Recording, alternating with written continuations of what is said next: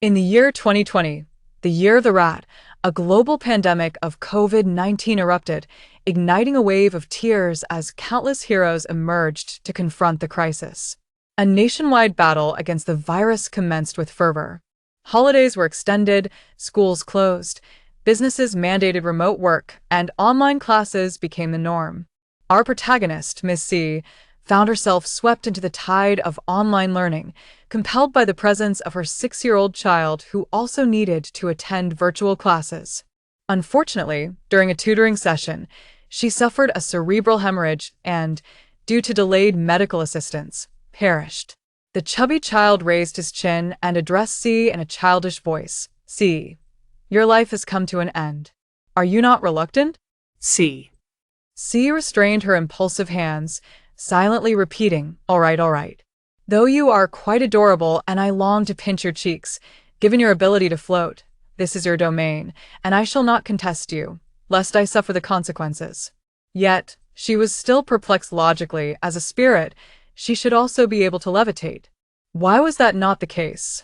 Despite her demise, she harbored no deep resentment after all. She could still open her eyes and had come to realize that death was merely a new beginning. This thought brought her a sense of relief, for the burden of tutoring her child would now fall upon her husband. Strangely, she felt a sense of vengeful delight at the prospect of distancing herself from worldly affairs. However, thoughts of her child remained in her heart. She was determined not to fall into the trap of the chubby child. Yes, she believed it was a trap. Reflecting on this, C sighed, life is a blend of sweet and sour. I have tasted it all. In my next life, I wish to be a tree, so I need not think too hard. Is that permissible? The chubby child beamed with delight, clapping his hands and nodding vigorously. I shall send you there immediately. C's heart sank, a foreboding sensation washing over her. Before she could react, darkness enveloped her, and she fainted dramatically. Upon regaining consciousness, she found herself in a bewildering new reality and felt an overwhelming urge to punish that little brat. Chapter 2. Is this a cycle of 3 lives? When C awoke, she discovered herself exposed to the harsh sunlight, surrounded by a vast expanse of yellow sand. No plants, no animals, and certainly no humans were in sight. Confused about her predicament, her immediate sensations were of heat and thirst. She felt as if she were on fire and dizzy from dehydration, with only her feet remaining cool. Although she had never traveled to a desert, she possessed the basic knowledge that daytime temperatures soared to extremes, making it unwise to venture outdoors. She needed to find a place to rest and endure the searing sun until evening. Attempting to turn her head, she realized she was unable to do so. What was happening? Looking down, she saw a tangle of withered branches intertwined with some still living ones. When she moved her hands, the dry branches trembled, resembling those of the haloxylon tree. Struggling to move her feet proved to be an arduous task. It dawned on her as she transformed into a dying haloxylon tree, uncertain of how much longer she could endure. A tree in the desert, holding human memories. C silently screamed within her mind. Under the relentless sun, she could only draw her remaining leaves and branches closer to reduce moisture evaporation, extending her roots to firmly grasp the damp sand beneath her. Inwardly, she complained, isn't it customary to drink mangpa soup before reincarnation? Why was I not given a bowl? At least I could have happily existed as a tree rather than endure this torment. This is a true test of will. Regrettably, C was powerless, left to wallow in her despair. Gradually, she discerned her surroundings. There was only her solitary tree, devoid of any other life forms, not even the scorpions typical of desert landscapes. Thus, C passed her days under the blazing sun, gazing at the yellow sand and enduring the frigid nights beneath the stars. As day turned to night, she lost track of time. Eventually, she noticed the damp sand beneath her feet dwindling, with some roots already shriveled. The number of dry branches on her body increased until, ultimately, she succumbed to extreme thirst and lost consciousness. As the pain of her crushed body faded, C found herself revived once more, surrounded by vibrant flowers and lush greenery.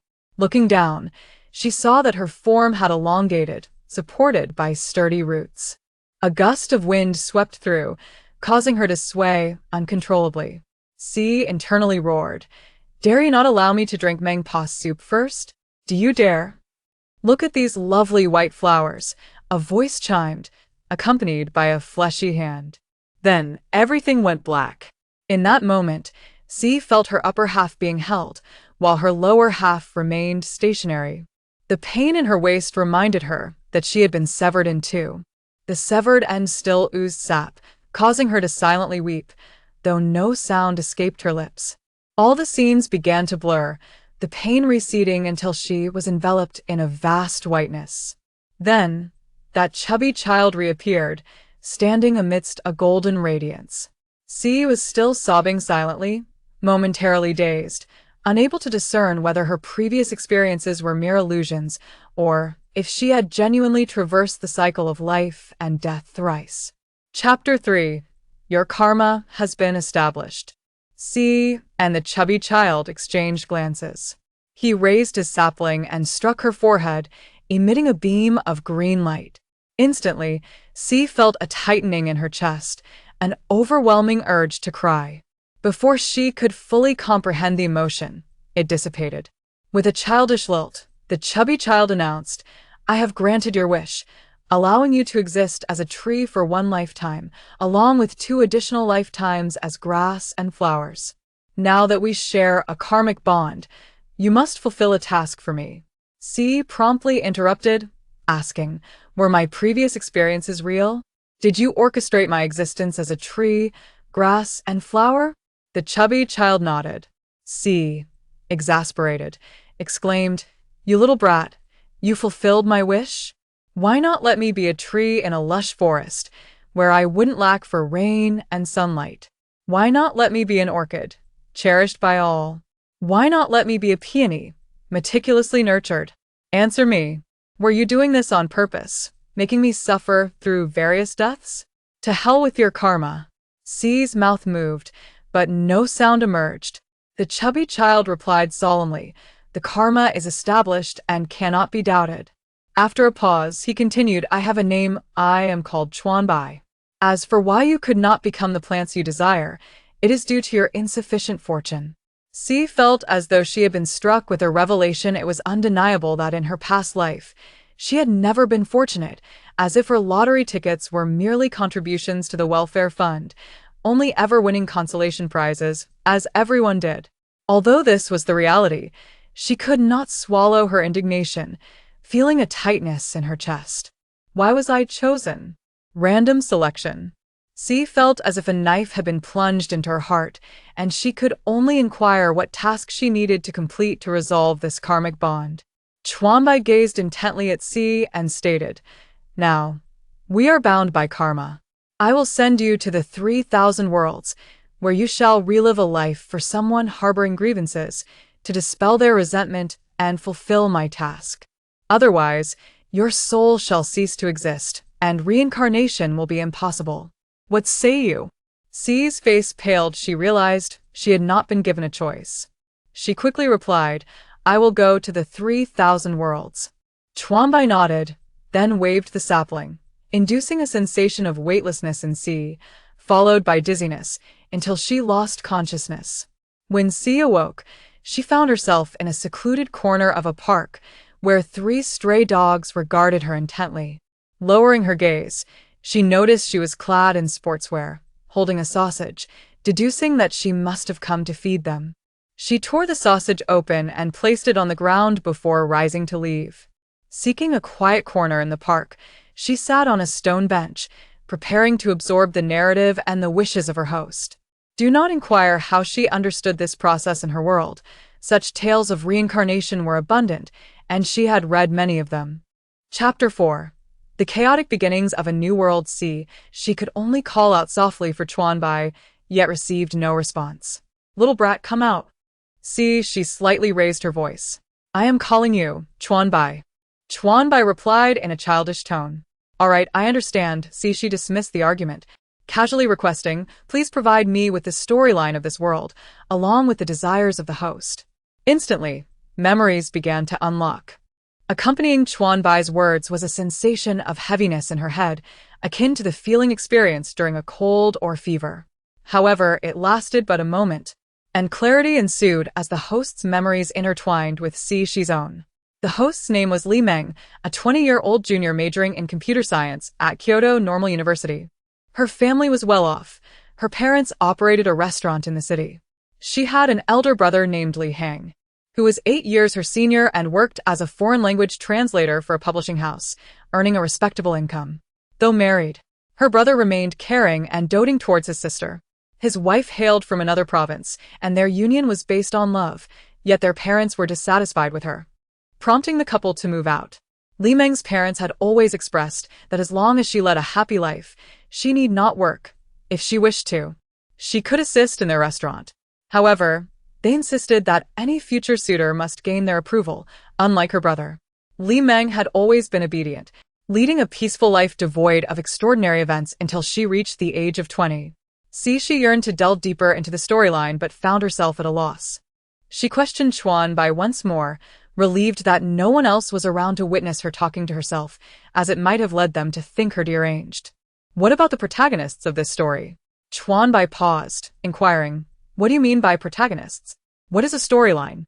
How does this world unfold? Which two remarkable characters are at its center, with all others merely existing to accentuate their emotions or careers?" Chuanbai's expression turned serious. "The evolution of the cosmic rules may not even reveal the conclusion. Do you truly expect me to provide you with an unknown development process? Have you been a tree for too long, rendering your mind dull? Protagonists? This world resembles your original one. Does your world have protagonists?" After a brief pause, he softened his tone. "Due to the restrictions of cosmic rules, I cannot divulge events beyond the present time. This oversight is mine. In the future, we shall first understand the host's desires before entering the world, so as to avoid rejection by the cosmic rules. All I can tell you is that Li Meng dies at the age of 25 in a car accident, yearning to marry her childhood friend, whose name she is reluctant to reveal. The rest is up to you." What Chuanbai refrained from mentioning was that Li Meng was unwilling for Shi to fulfill her task. She longed for the chance to live again and reclaim her own happiness, hence her hesitance to disclose the name of her childhood companion, hoping for their failure. Yet, that was an impossibility. Not only would the cosmic rules prevent it, but Chuanbai would never consent either. For reasons unknown, Chuanbai simply did not want Shi to learn these truths. "Shi, is this your first time as well?" Chuanbai fell silent. "Si undicesimo, undeterred." Pressed on. "Who is this childhood friend? Furthermore, in this world, will you grant me a golden finger to expedite my tasks?" Shi retorted, "So, once I embark on the task, you cannot assist me in any way, not even to communicate unless I speak aloud? Shi, you are quite formidable." After a moment, Chuanbai's voice returned. "However, this is your first experience. If you fail, I will bring you back, rest assured." "Si undicesimo nodded." Her mind swirling with confusion, needing to sort through the chaos. Chapter 5, World 1. Who is my childhood sweetheart? After all, having merely possessed the body of the original owner allows access to memories, yet it does not permit the experience of the owner's emotions. Today, being a weekend with no pressing matters at hand, Shi resolved to meticulously sift through her memories in the park, seeking to uncover the identity of her childhood sweetheart. According to these memories, the original owner had never engaged in a romantic relationship throughout her life, although she had received numerous love letters, all of which were disposed of by her elder brother. Even those that slipped through the cracks were promptly reported to her brother by their mutual neighbor, classmate, and desk mate, Shenzi Lin, who also ensured their removal. She quietly designated Shenzi Lin as the primary suspect for the role of childhood sweetheart. The reason for this designation lies in the revelation that as she delved deeper into the memories, 2 additional suspects emerged. The second suspect, Liu Xiao, was a year younger than the original owner and had grown up in the same neighborhood, although they were not in the same class. Nonetheless, he frequently sought the original owner's assistance with his studies. The original owner's academic performance was lackluster, at least not on par with Xin Zilin's. Yet he chose to pester her for tutoring instead of approaching Xin Zilin. Their paths diverged when the original owner faced the college entrance examinations, after which Liu Xiao, alongside his family, moved abroad, severing their connection. However, Cixi perceived Liu Xiao's intentions as somewhat pointed, thus categorizing him as the second suspect. The third suspect surfaced during the original owner's second year of high school, when she nearly got struck by a basketball while passing by the court. It was her classmate and sports committee member, Chun Li, who saved her, albeit colliding with him in the process. From that moment on, the original owner discreetly observed Chun Li. Whenever he played basketball, she feigned interest in the game, sneaking glances at him. During breaks, she would quietly watch him as well. As for whether she harbored any romantic feelings, she could not ascertain, only knowing from the memories that as the pressures of the impending college entrance exams mounted in their final year, the original owner's focus shifted predominantly towards her studies, leading to diminished attention towards Chun Li. At the farewell banquet after the exams, there was no indication of her confessing or behaving in an extraordinary manner. Logically, Chun Li would seem the most likely suspect. However, his family was not local, having transferred to the original owner's school in the 9th grade. They progressed together to high school and ended up in the same class, thus he might not qualify as a childhood sweetheart. Consequently, he was categorized as the third suspect. Currently, Chun-Li was studying exploration at a petroleum university and was rumored to have secured a job placement during his sophomore year at a marine oil company. A tinge of melancholy washed over Cixi as she pondered the three candidates. Who could truly be the one? Presently, she maintained contact with both the first and third suspects, yet the first suspect was in a relationship. And that girlfriend had previously met the original owner during her sophomore year, courtesy of Xin Zilin. It was uncertain whether they had since parted ways. If not, she had no intention of becoming a mistress, adhering to her fundamental principles. The status of the third suspect's relationship remained unknown for the time being. In Cixi's view, the original owner's aspirations were relatively simplistic. She merely wished to discern who her destined childhood sweetheart was. Simultaneously, Cixi comprehended why certain enterprises emphasize relevant experience in their recruitment processes. Experience yields efficiency, while inexperience often leads to missteps, much like her current situation. Returning to her bed, she opened her laptop to log into her high school class chat group. Having not accessed it for nearly a year, she was momentarily overwhelmed by the influx of messages. After a while, she managed to regain her composure and perused the recent discussions, which revolved around the latest gossip regarding campus crushes, family affairs, and school happenings.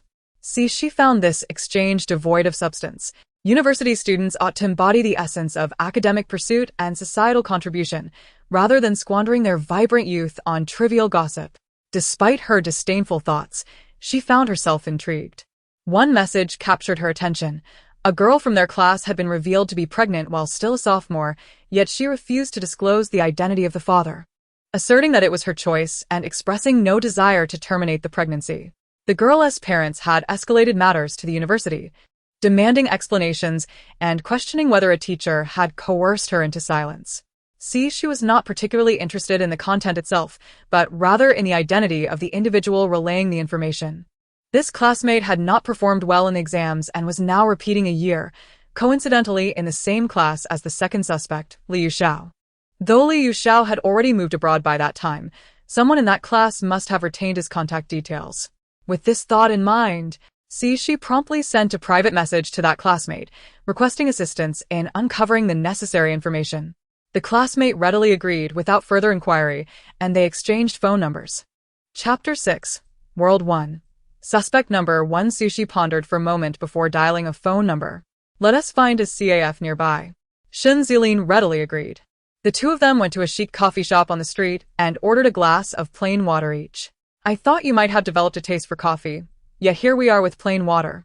Which CAF did you choose? Look at how awkward it is for us. Xin Zilin remarked with a hint of annoyance. Just so you know, I have a gaming session planned with some friends this afternoon. If you have any secrets to share, you'd better hurry. Sushi. Xin Zilin completely disregarded any chance for Sushi to speak. Let me guess, someone at school has confessed to you, and you're uncertain. So you came to ask me for advice. I know your brother is married and your parents are busy, so you turned to me, right? Tell me, Where is he from? What is his major? how tall is he? What does he look like? Do you have a photo? I'd like to take a look. Sipping his water without a care for the heat, Shen Zilin continued. Let me tell you, Li Meng, there are boys in college who are adept at deceiving girls. Some seek wealth, others desire affection. You seem to be caught in both traps, so keep your wits about you. Pure-hearted individuals like me are becoming rare. Sushi was left speechless, contemplating how to initiate her confession and gauge if there had been a breakup. Perhaps this neighborly brother truly was just that, an older brother. However, adhering to the principle of being cautious rather than missing an opportunity, she decided to treat it as if he were indeed available and said, Hold on a moment. I do have something important to discuss with you. The truth is, I believe I have developed feelings for you. After uttering those words, Sushi fixed her gaze on Shen Zilin, anxious not to miss his reaction. Unfortunately, her hopes were dashed as Shen Zilin, upon hearing her confession, was so startled that he toppled over, disregarding the curious glances from others nearby. Once he composed himself, he looked at her in sheer terror and exclaimed, Li Meng. My dear sister, I was mistaken. I shouldn't have jumped to conclusions. But you can't do this to me. I have a girlfriend, and my feelings for her are steadfast and unwavering. Anyone trying to disrupt that will only be met with my impenetrable resolve. Seeing Sushi's discontented expression, he quickly added, All right, I'm not joking anymore. Please go ahead and tell me what you need. Sushi felt utterly defeated and knew she had to concoct a more convincing reason, or he would never cease his prattling. Taking a deep breath, she said, Have you seen our high school group chat? It's buzzing with news about our junior, who is pregnant out of wedlock, causing quite a stir at school. Catching the disdainful look from Shen Zilin, Sushi hastily continued, I really do like you, do you believe me? Trying to scare me. Were you? It was fine before, but now. He deliberately elongated his words, clearly teasing her. Sushi felt a wave of exhaustion wash over her, further confirming that he was not the person she sought. Before parting ways, she asked Shen Zilin for assistance with her thesis. He immediately lamented, Sister, I'm also a junior. I have my own thesis to worry about. Please, cut me some slack. I promise I'll make it up to you with a grand gift for your birthday this year.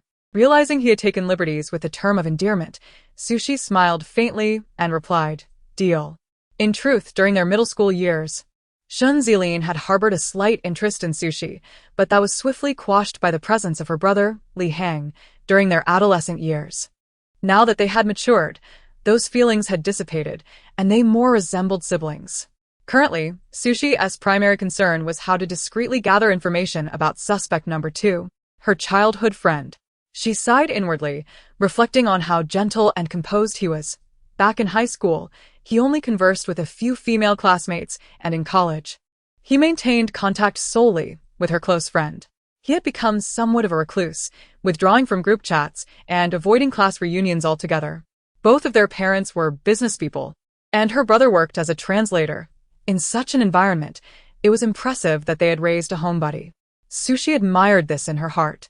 As for Chun-Li's recent activities, she could not be as direct as Shen Zilin. For one, they weren't that familiar, and secondly, they had barely exchanged words during high school. Sushi decided it was best to first ascertain whether Chun-Li had a girlfriend. If he did, she would abandon her feelings. For she could never play the role of a third party and disrupt a couple's romance. Such actions were bound to invite divine retribution. Nodding an affirmation to herself, she casually opened Chun-Li's social media page, hoping for some insights. Alas, aside from 2 photo albums, there was nothing of interest. The albums were password protected, and Sushi had no intention of asking Chun-Li for access. She resolved to take things slowly, as this was only the first day. Chapter 7. A gift delivered to your door on Tuesday evening. Upon returning from evening study, Sushi opened the class group chat. There was still about half an hour before the session began, yet the chat was already abuzz with excitement. Initially, the conversation revolved around current coursework, but it soon devolved into lamentations about the shortcomings of their major, eventually culminating in critiques of their professors, and finally, it even turned to mockery of a professor's hairstyle. The consensus seemed to be that the more prestigious the major, the greater the expanse of the professor's receding hairlines. She decided to freshen up before returning to the chat, leaving the group interface open as she went to wash up. Meng. Can you guess who this is from? She asked. In their dormitory, to express their familial bond, they had a rule against using full names. To signify their close relationships, they had adopted a convention of adding "a" to the last character of their names, resulting in monikers like Meng, Lin, Mei, and Fong. It's for my boyfriend. I don't need to flaunt it to you see it every week, she replied. This one is for you. Supposedly sent by your childhood friend, who had someone deliver it. I just happened to run into them downstairs. Meng, you've hidden this well. The blossoms of romance have bloomed. Do tell, which childhood friend is it? She was momentarily taken aback. A childhood friend? For me? She. I have been racking my brain trying to figure out who my childhood friend is, and now one appears at my door? How absurd. Why now? I have no idea who it could be. She looked innocent. How about you accompany me to inquire with the gatekeeper tomorrow? Lin was bewildered. You don't know? Don't you have a childhood friend? Or perhaps too many to keep track of? Please, stop guessing. I am more curious than you are, Lin. Could it be a prank? I'm so naive. I feel like there's a hidden hand reaching for me. She exclaimed, looking alarmed. Lin scoffed. You must be suffering from paranoia. Hidden hands? More like hands of romance. Tomorrow, let us check with the gatekeeper to see if we can review the surveillance footage, especially to see if he's handsome. Meng, if he's ugly, we'll just pretend we never received anything. If he's handsome, we'll dig 3 feet into the ground to find him. Lin quipped. Who are you planning to dig 3 feet for? Mei had just entered the room, her face alight with curiosity. Fong chimed in, it's dig 3 feet, not dig 3 feet into the ground. It's all the same. The essence of our expression remains unchanged. Don't be so pedantic, Fong. Affonsiged. Is that how you use pedantic? Quick, tell us who you're planning to dig up. 2 more inquisitive faces joined the fray, and she felt reluctant to speak. Lin smiled at the other 2, yet her words were teasingly infuriating. If you want to know, I want to tell you. Ha ha ha thus. The dormitory erupted into a scene of playful pursuit, with the other 2 chasing Lin, their laughter and pleas echoing in the room. Si side, resigned. And walked to her desk.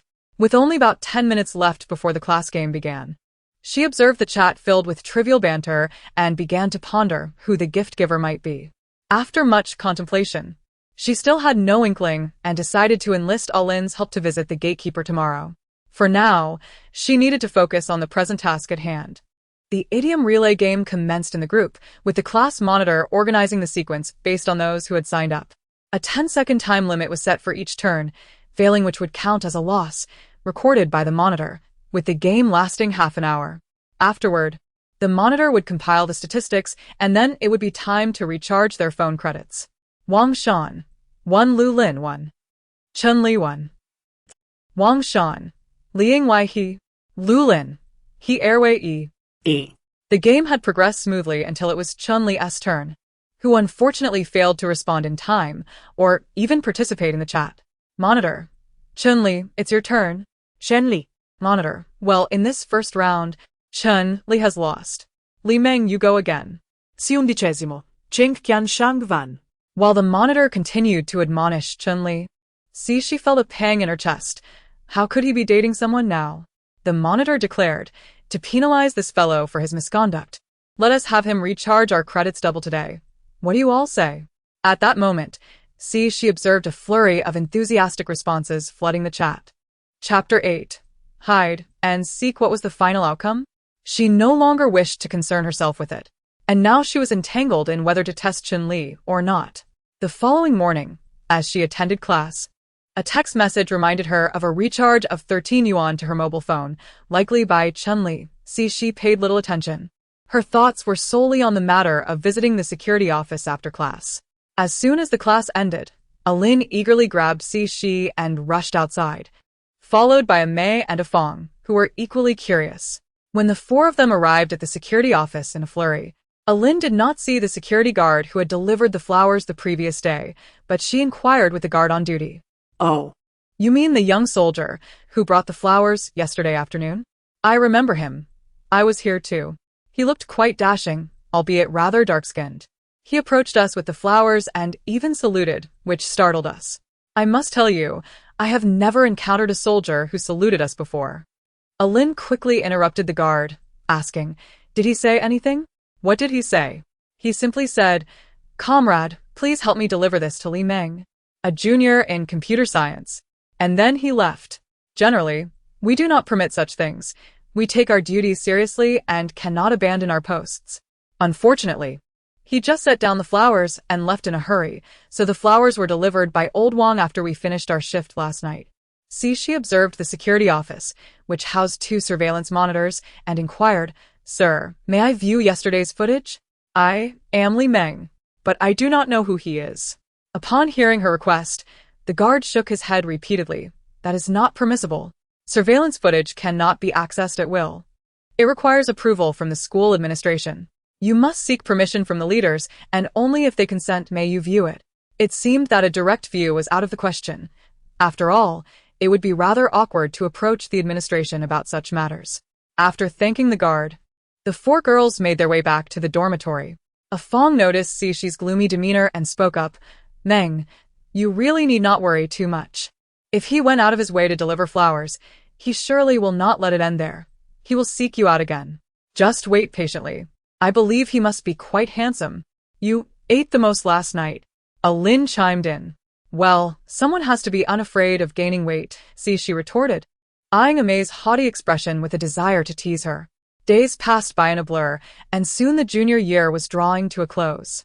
Li Yuxiao's contact information remained elusive, and the soldier who delivered the flowers had vanished without a trace.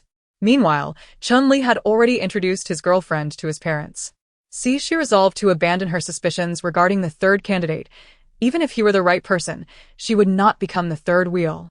Thus, the junior year slipped away, and the person she was meant to find seemed to be playing a game of hide and seek, evading her grasp. As the senior year commenced, new faces filled the campus, and everything appeared vibrant and full of life. After a languorous vacation, she found herself somewhat out of sorts upon returning to school. Regarding her task, she had grown somewhat apathetic, likely due to Chuanbai's promise to take her away even if she failed. The 4 friends did not dine out that evening. Instead, they lay in bed chatting, though the majority of their conversation revolved around work-related issues. Though graduation was still a year away, the atmosphere in the senior year felt quite tense. She was perhaps the least anxious, as her thoughts were not centered on her future career. A Fong asked, "Amei, will you continue your part-time job this semester?" Amei replied, "I will keep working this semester, but I plan to stop next semester. I need to save more money. I cannot dare to ask them for more once I graduate." Since the 2nd semester of her sophomore year, Amei had been working part-time at a food court near the school, where she either greeted guests or served tables during busy hours. She suggested, "Let's all aim to obtain some certifications this year. After all, having more qualifications can only benefit us, regardless of what we do." A Fawn joked, "Meng, if I study for an accounting certification, will you take me in to manage your household finances?" "Absolutely, I'll take care of all your internship issues."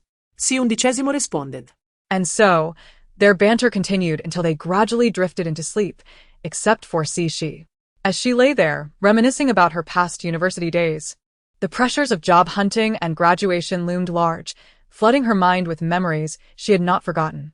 She reflected on the year that had passed, feeling as if it had been a game. It was only now that she realized she had never regarded this experience as genuine life. But what of the original owner of this life? She had grown up here and had paid a tremendous price for a second chance. Yet the one living her life treated it as a mere game. Was this fair to the original owner? She thought that if she were in that position, her resentment would only grow. How dare they treat her life as a game? Who gave them the right? And thus, the night passed, filled with restless thoughts. Chapter 9. A Colorful World. She resonated deeply with her teacher's words. Knowledge is a lifelong treasure, yet the time dedicated to learning diminishes as one ages. The moments of study before graduation are particularly invaluable. Regrettably, the individuals involved often take this time for granted, only to lament the squandered opportunities years later.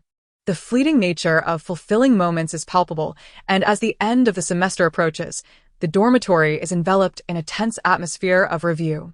Days are spent immersed in the library, study rooms, and computer labs. Although everyone possesses a personal computer, the focused environment of the lab proves more conducive to concentration.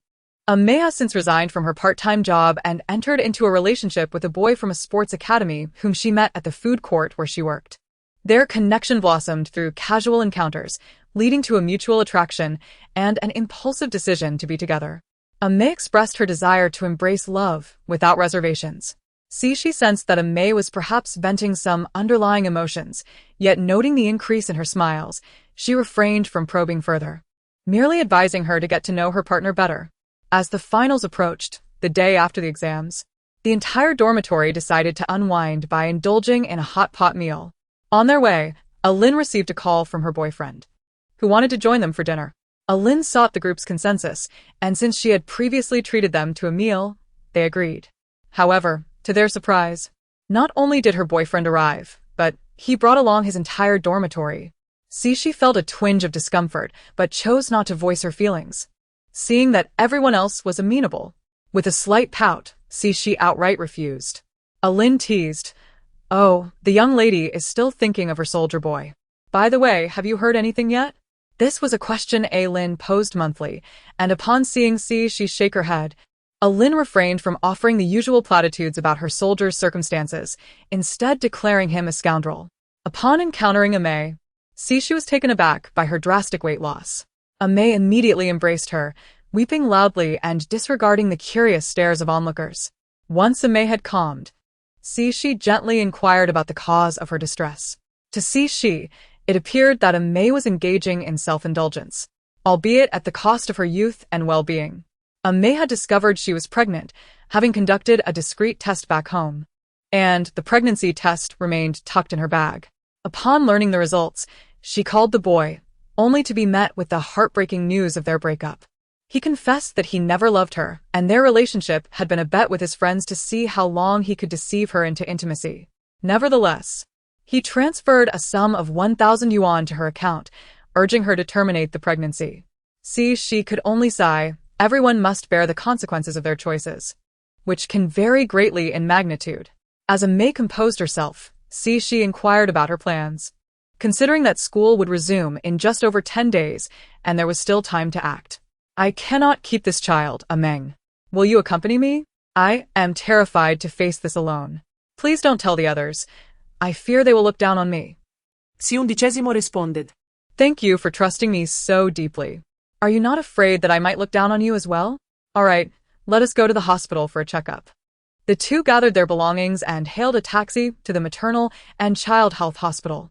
May followed quietly, observing as she registered her and guided her to the waiting room, where they sat side by side in silence. May broke the quiet. "Meng, thank you for helping me and for not trying to comfort me." She replied, "Are you implying that I have misunderstood your needs?" May continued, "I do not seek consolation. I merely desire companionship because I am scared. I anticipated this day while I was with him. I contemplated my options. Yet when the moment arrived, fear engulfed me. That's when I thought of you. Please do not mock me. You had warned me before, but in my restlessness, I chose to ignore the signs. Now, Meng." May's tears flowed anew. "I regret it all." Chapter 10. The world outside. She hastily grabbed a tissue and said to Ame, "There's no need to regret. We can change things. It's not a big deal. Our lives are long, and we must learn to love ourselves to live splendidly and make our parents proud. Don't cry. We are adults now." Please forgive Sishi for her clumsy attempts at comfort, lacking the warmth that might have made a difference. After a moment, Ame's soft voice emerged. "Ame, I actually envy you. Your family is good, and you seem so unfazed by everything. Last year, a senior confessed to you, and you turned him down. That soldier has been absent for so long, and you don't seem to mind. Alan and the others care more than you do. I have been an only child, raised in a unique environment where my parents dote on me and support my education. Now, as I approach graduation, I'm actually excited about having a little brother. What I can't understand is why they so readily cast me aside. Was all that love over the years a fade? Do they not respect my feelings at all?" Sishi turned to look at her, noticing Ame was crying again, and felt a jolt of realization, Was her indifference so conspicuous? Please, number 23, Zaya Junmiai, report to consultation room 15. Please, number 23, Zaya Junmiai, report to consultation room 15. The announcement echoed through the air. Cixi led Ame into the consultation room. Once Ame was seated, Cixi closed the door. The female doctor glanced at the two of them and inquired, "What seems to be the problem?" Ame, head down, remained silent until the doctor prompted her again, and she finally admitted, "I'm pregnant and I don't want to keep it."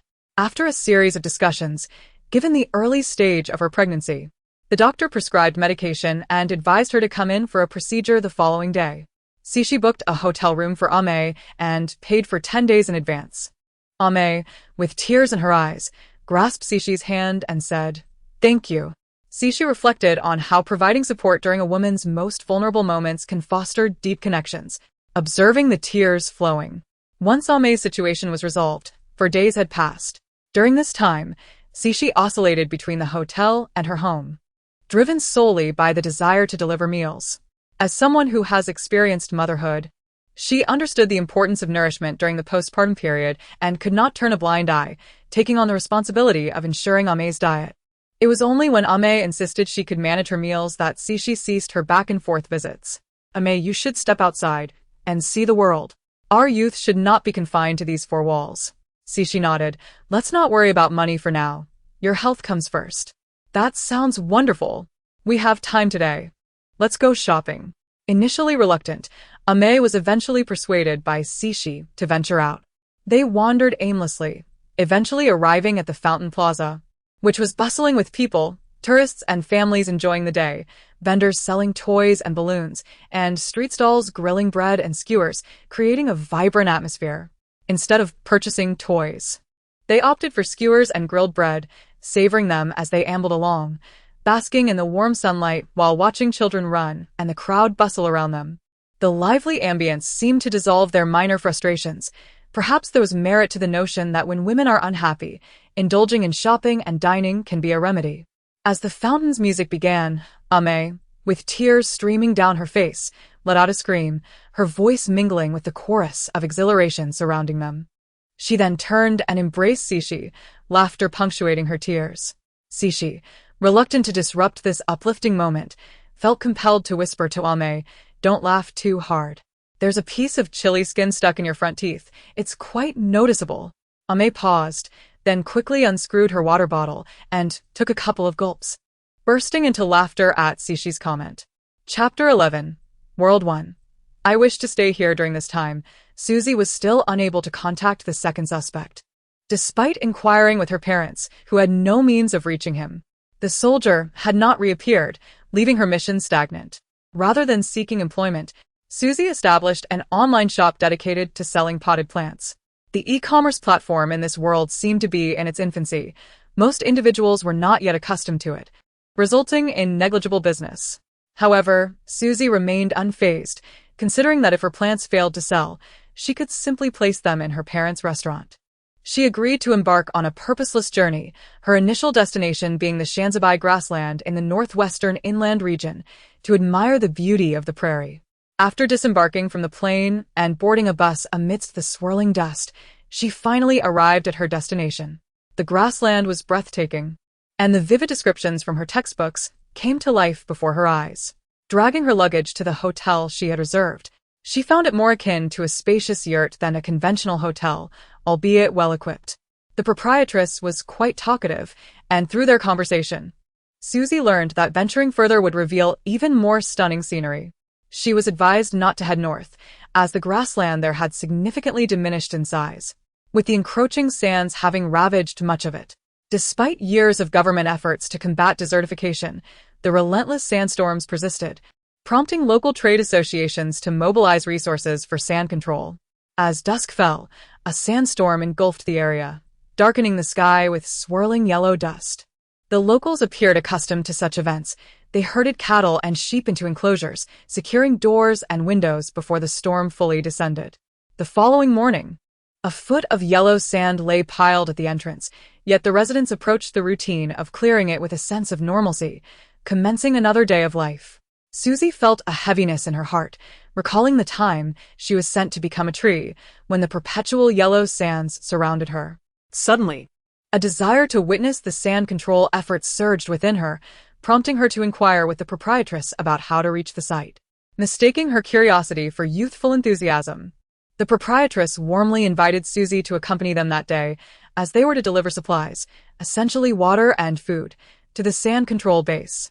During the journey, Susie learned that the local trade association was divided into northern and southern sectors.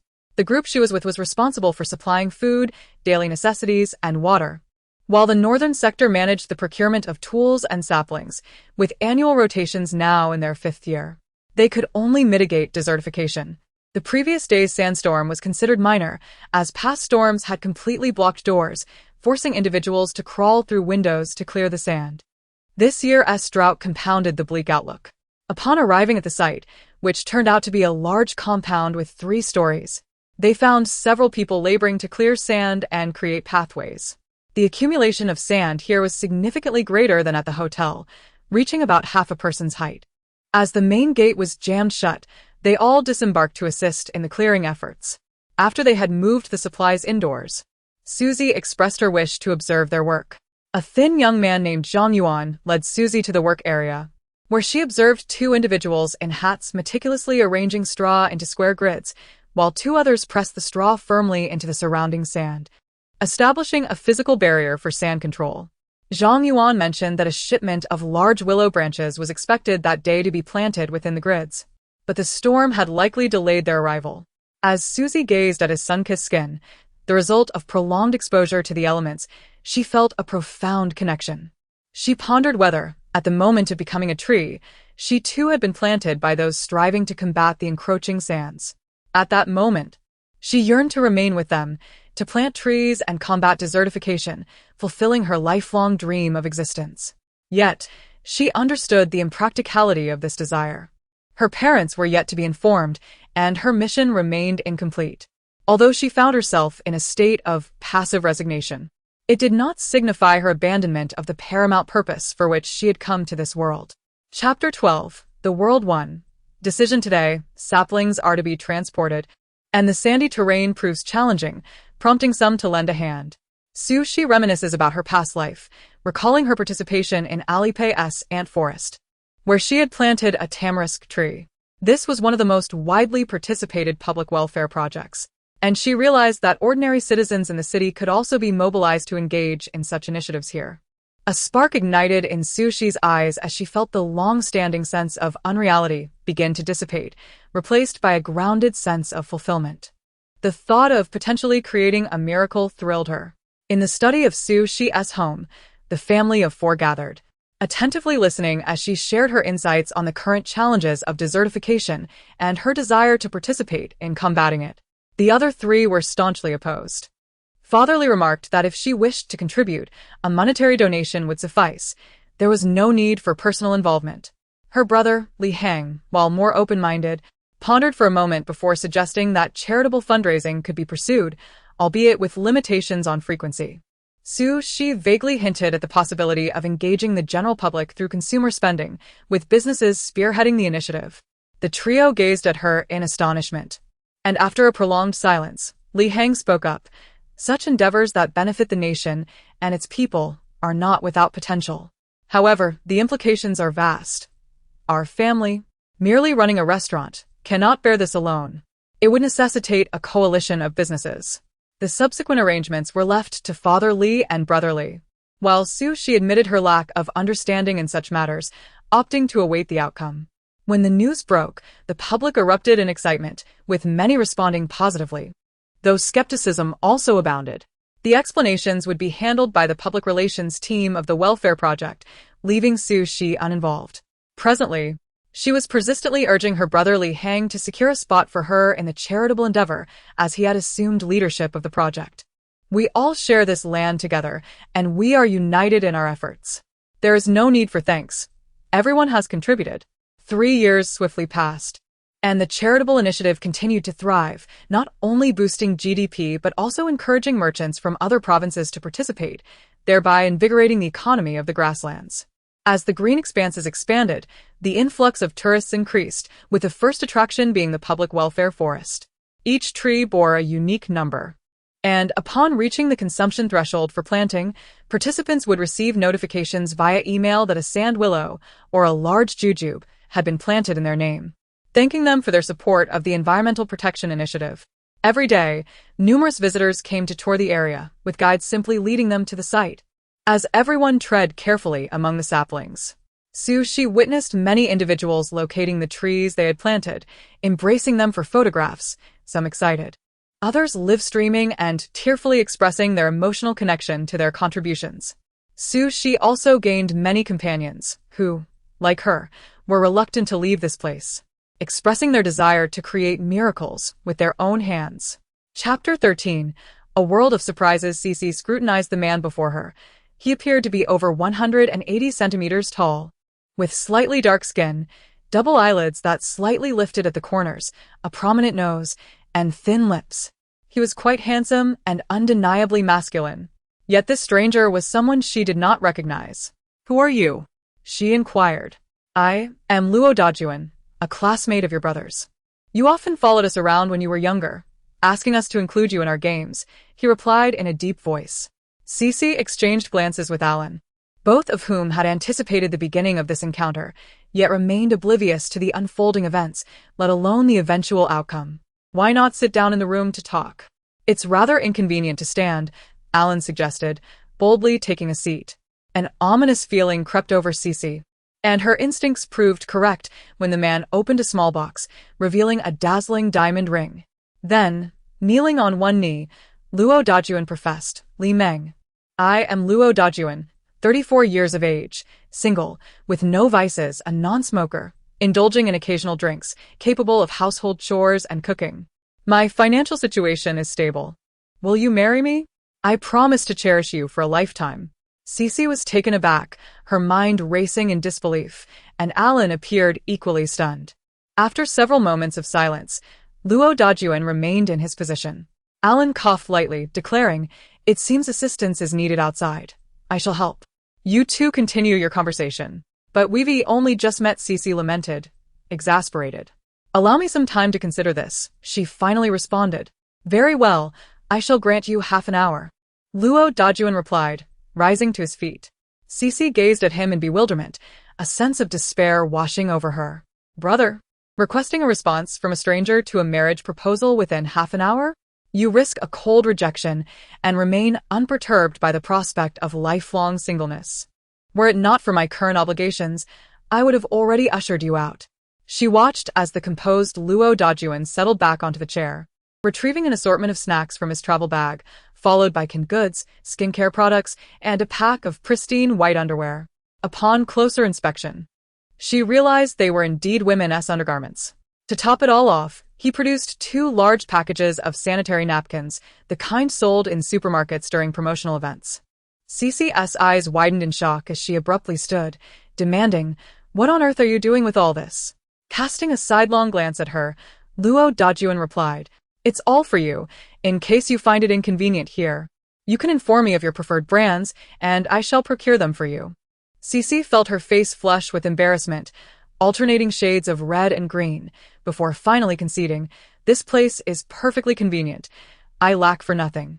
Chapter 14. The World One. Come back soon, Cece. "Brother, you're certain that I will agree and dare not refuse, right? Well, you have won. I will indeed comply."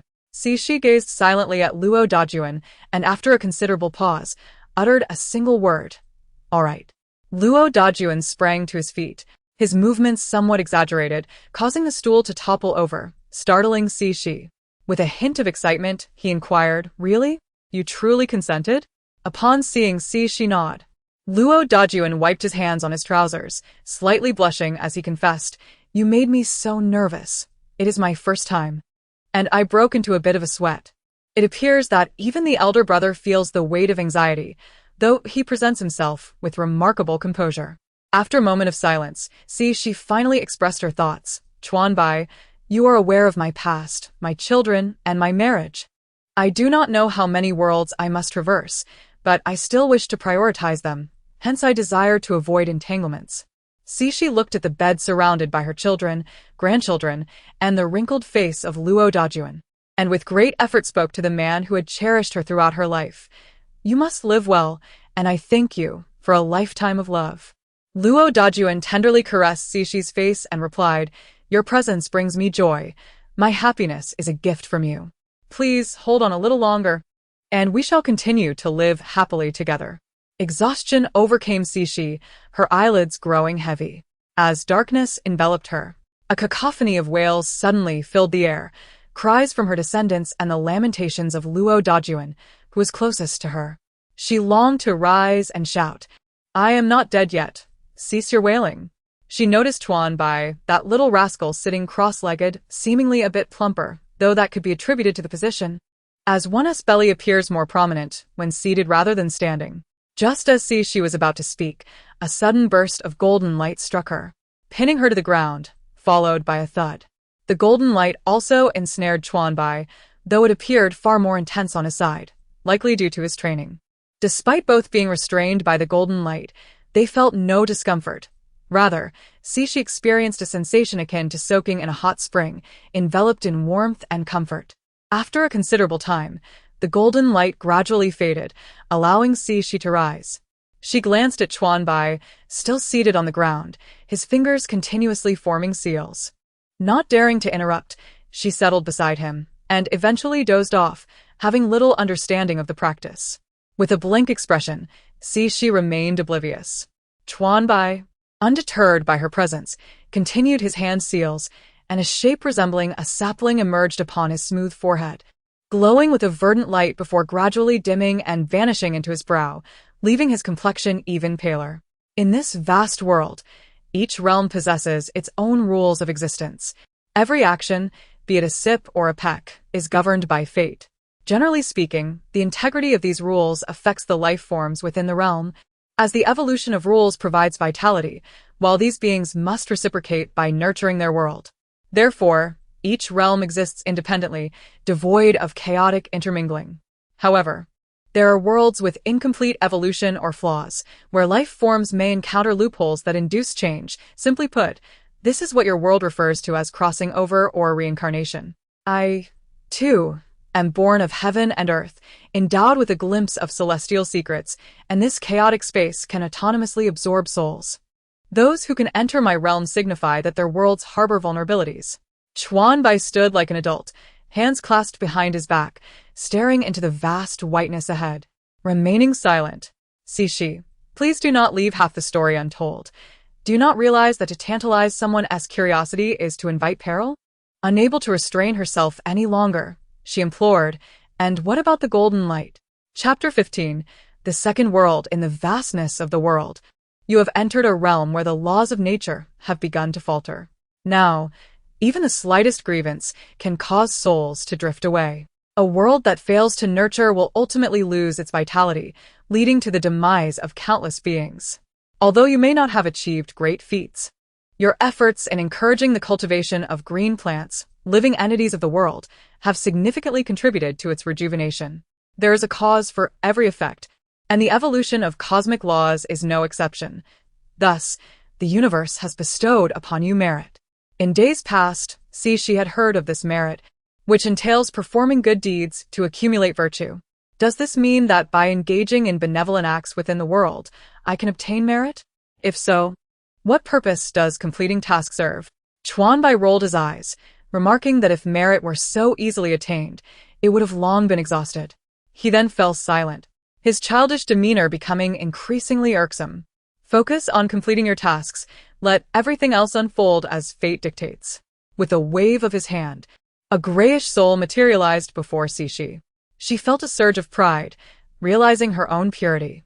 The soul commenced recounting its tale. I am an orphan, born at the border of two nations. Until the age of 12, though life was arduous, there was no war. This tranquility was shattered by a decree from the emperor of the southern Sang kingdom, leading to war.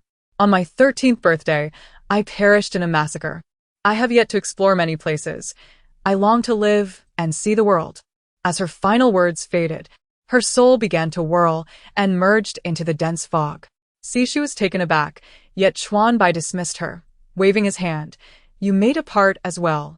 Before Xi, the scene twisted, transforming into a dilapidated earthen dwelling. Sunlight filtered through the thatched roof, casting rays upon her amidst a musty aroma. Inside, an elderly man lay asleep on a clay bed, the scent emanating from a dark, moldy blanket covering him. She lifted her empty water jug and ventured outside, circling around until she found the kitchen, a makeshift outdoor stove with a large iron pot atop it, still harboring a few embers. She added some dry leaves and blew gently, producing a thick smoke that stung her eyes, yet soon the fire blazed, allowing her to boil water while sorting through her memories. The main character, Lan Yo, was 12 years old, frail, and had been raised by the elderly man in Lan family village. This village was situated near the source of the Wan River, which originated from the rolling mountains, perpetually capped with snow and known as Moon Lian Mountain, a day's journey from the village. The Wan River, incorporated into the southern Sang Kingdom's territory, was regarded as the mother river, nurturing its countless citizens. From Xi's perspective, this was a world plagued by ancient warfare. The only nations Lan Yo knew were the northern Yu Kingdom and the southern Sang Kingdom, as her village lay at their border. The northern Yu Kingdom, characterized by its mountainous terrain, produced insufficient grain, compelling its inhabitants to trade in the border town of Qicheng. Due to increasing trade between the two nations over recent decades, many merchants from northern Yu had taken up residence in Qicheng or nearby villages, even intermarrying. Concerned that the northern Yu Kingdom might eventually occupy the land north of the Mother River, the Emperor of the Southern Sang Kingdom issued a decree last month, demanding that all northern Yu citizens withdraw from southern Sang and halting trade in Qicheng, while reinforcing military defenses. War was inevitable. By the time the news reached Lan family village, a month had already passed. The elderly man fell gravely ill upon hearing the news. To compound their woes, two groups of polite bandits had recently raided their home, stealing their provisions. Their polite demeanor was evident as they invited Lan Yo and the old man to sit in the yard, offering Lan Yo a small piece of cake before ransacking their home, leaving only half a bag of grain behind. In the dead of night, another group arrived and emptied their home, yet before departing, they knelt in the yard to bow 3 times to the old man. See, she thought to herself, what good is a bow when they have left us destitute, potentially starving us? Consequently, the old man's illness deepened. This morning, the village's sole physician, Dr. Kai, had not even provided medicine, merely patting Lan Yo's head and advising her to care for her grandfather. As for the existence of other nations, Lan Yo was oblivious. With more than half a year remaining until her 13th birthday, Lan Yo's wish was to live and explore the world, yet she had not mentioned the elderly man. And given the current circumstances, it seemed he would not be with her much longer. She felt a pang of sorrow. Her studies had not equipped her for medicine, rendering her nearly illiterate in this context. Once the water was boiled, she carried it inside, where the old man had awakened. Upon seeing her, he opened his mouth. She set down the water and hurried to kneel beside his bed. The old man's trembling hand rested on her head as he spoke haltingly. Nyo. Grandpa. Cannot endure. This place is very perilous. He took a deep breath. You must live. Live. On. Seek. The mountains. His hand slipped from her head, and though his lips moved, no sound emerged. He gradually fell silent. At that moment, tears streamed down Xi's face as she knelt there, frozen in her posture.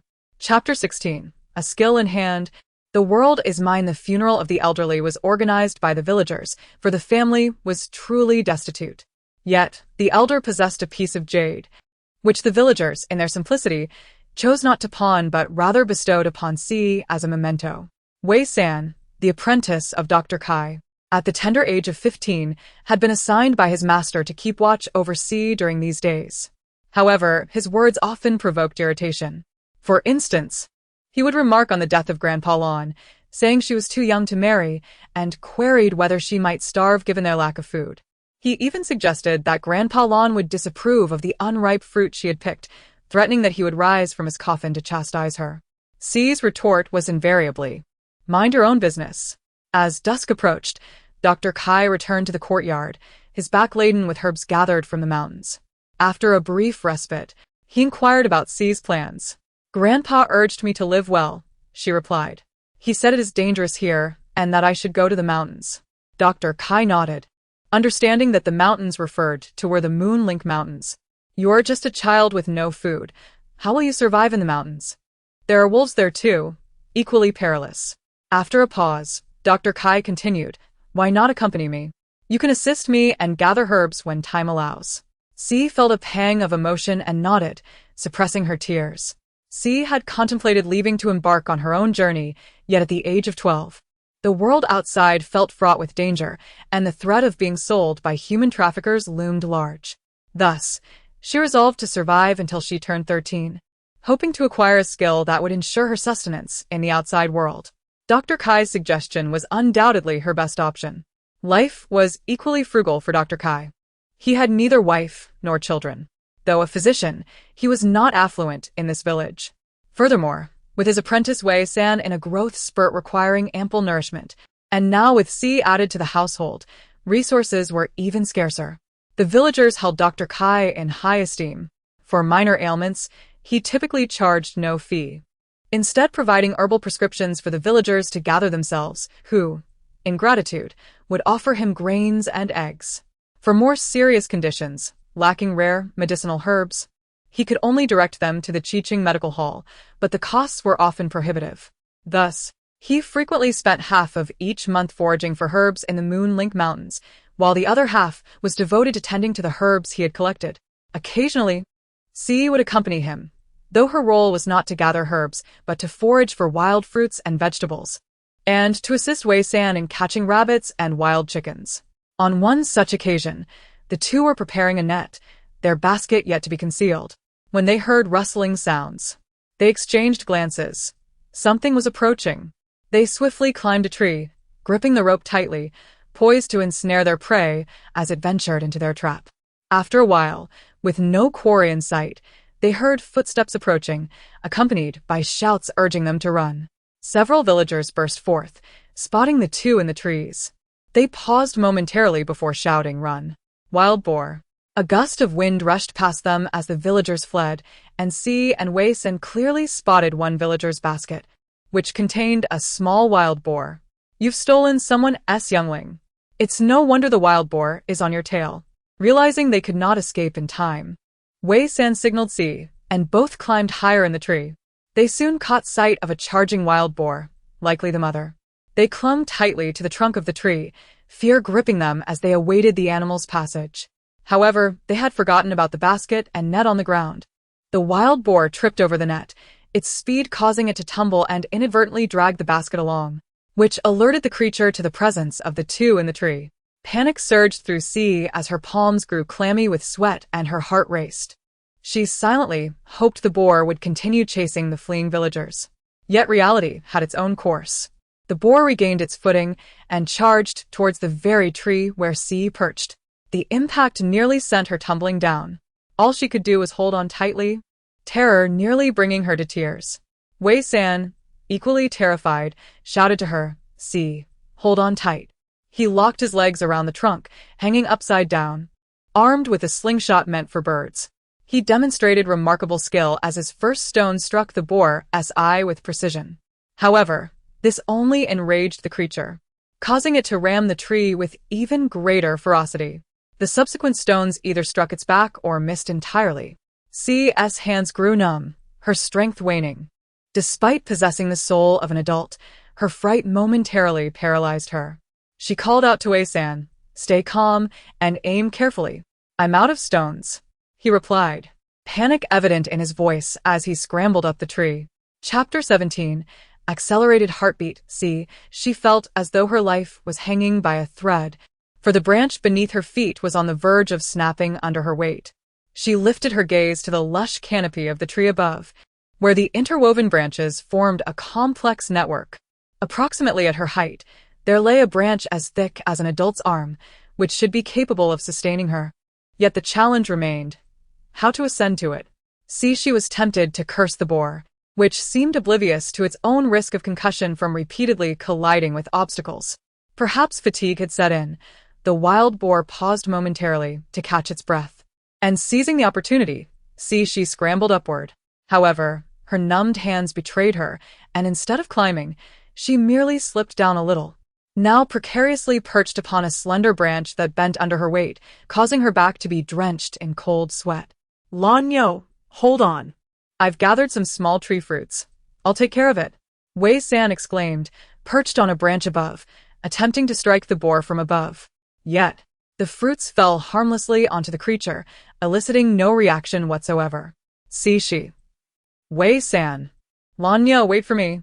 I'll find someone to rescue you, she called out, attempting to ascend once more. Then came the frantic cries, Master, there's a wild boar. Help! Help! Lan Nyo is in danger. The boar, perhaps understanding Wei San's words, grew increasingly agitated, resuming its relentless assault on the tree. See, she felt utterly despairing. After all, she had not stolen its piglet. Why was it fixated on her? The branch beneath her had grown cold, and she was sliding down slowly, consumed by hopelessness, contemplating whether playing dead might spare her from this fate. With a pained cry, the boar received another blow. One of its eyes struck, sending it into a complete frenzy as it thrashed about. Yet this chaos afforded she a fleeting moment of respite, and with an inexplicable surge of strength, she managed to climb up to the bifurcation she had previously eyed. It was then that she spotted Wei San not far away, crouched behind a thicket, diligently using a slingshot to hurl stones. The boar, with blood streaming from both eyes and perhaps disoriented, failed to locate she and instead charged at Wei San, who remained frozen in shock, watching the beast hurtle toward him. Wei San! She cried out, her limbs turning to jelly, feeling weaker than ever before. With a resounding thud accompanied by the boar's agonized wail, the thicket shook before the creature collapsed, gasping for air, blood foaming from its mouth. Wei San emerged unscathed from behind the bushes. He approached the fallen boar, kicked it lightly, and receiving no response, proceeded to cover its head with a basket and bind it with a net before making his way to she's tree. Lan Nyo, come down. It's safe now. My legs are weak. I can't ascend. Just jump, I'll catch you. Don't worry. I'm strong enough to prevent you from falling. Fearful of jumping, she clung to the trunk and slowly inched her way down. Unable to wait any longer, Wei San leapt up, grasped her calf, and pulled her down while enveloping her in his arms. She's nose collided with his shoulder, and tears immediately streamed down her face. Why are you still crying? It's all fine now, I've tied up the boar. Later, I'll take you to exchange it for some cakes. Okay, she replied, stifling her sobs and covering her nose. Why didn't you run earlier? You scare me half to death. Come and see this. Wei San pulled she behind the thicket, revealing that it was not merely a cluster of bushes but rather a massive rock, surrounded by vines and low shrubs that had deceived her into thinking it was a thicket. This boar must have been their target, otherwise, how could it have aligned itself with them? She sighed and swiftly pursued Wei San, unwilling to abandon her master in the dark, uncertain of the dangers that lurked ahead. As she caught up to Wei San, she suggested he take a moment to rest when he grew tired. While they awaited their master, they moved in a rhythm of stop and go. Wei San preferred not to handle the boar at their master's dwelling, fearing he might soil the herbs. By the time they reached she's former home, dawn had begun to break. Having traveled through the night, Wei San dropped the boar onto the ground and, still panting, grinned at she. Girl, you'll soon have cakes to eat, haha. Yes, you and the master can have some, she replied, offering him water to drink. She scrutinized the now somewhat grown boy, no longer just a child but in the throes of adolescence, taller than when they first met, easily standing at around 175 centimeters. His bronze skin, robust physique, and distinct face with large double-lidded eyes and a prominent nose were striking enough to rival any modern young man. Seeing she gaze at him, Wei San chuckled heartily. Girl, do you think I'm particularly heroic? Rest assured, all this heroism is for you and the master. I intend to protect you both for life. A weighty stone seemed to drop within her heart. Being told by a young boy that he would protect her felt oddly surreal. She momentarily forgot that she too was merely a child, yet she smiled and nodded. You're the bravest. The master will be very happy to hear that. And what about you? Are you happy? Yes, I'm happy too. Are you not afraid of death? And yet you still want to go? Chapter 18. Wei San's decision master and Wei San exchanged the wild boar for currency in Qicheng, while Shi remained at home to sun-dry herbs. However, she ultimately could not partake in the cake, for since the imperial decree was issued, Qicheng had intensified its defenses. The surrounding villages, unfortunately, bore the brunt of this turmoil, frequently beset by marauding horsemen. Thankfully, these brigands mostly stole without causing harm, yet there were instances of violence. In times of chaos, human life is often deemed the least valuable. Master and Wei San fell prey to one such bandit raid, losing their hard-earned money and having their cake crushed. A conflict ensued, nearly costing Wei San his life, until a troop of officials collecting grain came to his rescue. Consequently, Wei San languished in bed for over half a month before he could rise again. "Indeed, I trust you," she said, "but remember, wealth is but a fleeting possession. In such dire situations, it is better to relinquish it. I hope for your safety. Otherwise, I shall forego cake. Promise me you won't act so recklessly again. Do you understand?" "No, I cannot allow that," replied Wei San. "Master is right behind me. I must not falter." She felt a pang of sorrow. Confronted with danger, it was duty that urged him to disregard his own safety and fight valiantly. Thus, she devoted herself to caring for Wei San. Days passed in this manner, with the outside world descending into chaos and warfare. With half a month remaining until Lan Yo's birthday, signifying the impending massacre of the village, she pondered how to devise a plan to ensure both Master and Wei San could evade this calamity, preferably along with the villagers. However, given her youth and lack of influence, she feared her words would fall on deaf ears. In this era, people cherished their land more than their lives. Persuading them to abandon their fields and forsake their homeland seemed as difficult as scaling the heavens. As Wei San's injuries healed, he knelt before Master. "Master, please forgive your unfilial disciple. In this chaotic age, healing the few is insufficient. I wish to enlist and fight for a peaceful world. Moreover, my foremost duty is to protect you and Nyo. Yet, as long as the world remains in turmoil, I cannot adequately safeguard you. I cannot even protect our wealth or the cake meant for Nyo. Only by bringing an end to this chaos can I fulfill my promise. A day as your disciple is a lifetime as your son. I have chosen you as my mentor. Even if I no longer study medicine with you, I will carry your teachings wherever I go. Please permit me to join the army." With that, he bowed his head to the ground, refusing to rise. "You fool! What can you accomplish alone to restore peace? Will you wield the medical texts I gifted you? The world is in disarray. How can you single-handedly resolve such turmoil? Armies are composed of trained soldiers. What do you possess to contend with them? Relying solely on brute strength will lead to your demise and break our hearts. I forbid you from going. When your parents entrusted you to me at the tender age of 5, you were just beginning to learn. I have nurtured you. And as physicians, our duty is to heal and save lives. Do not lose sight of our purpose. I shall treat your words as if I never heard them. Once you recover, focus on mastering the pharmacological principles.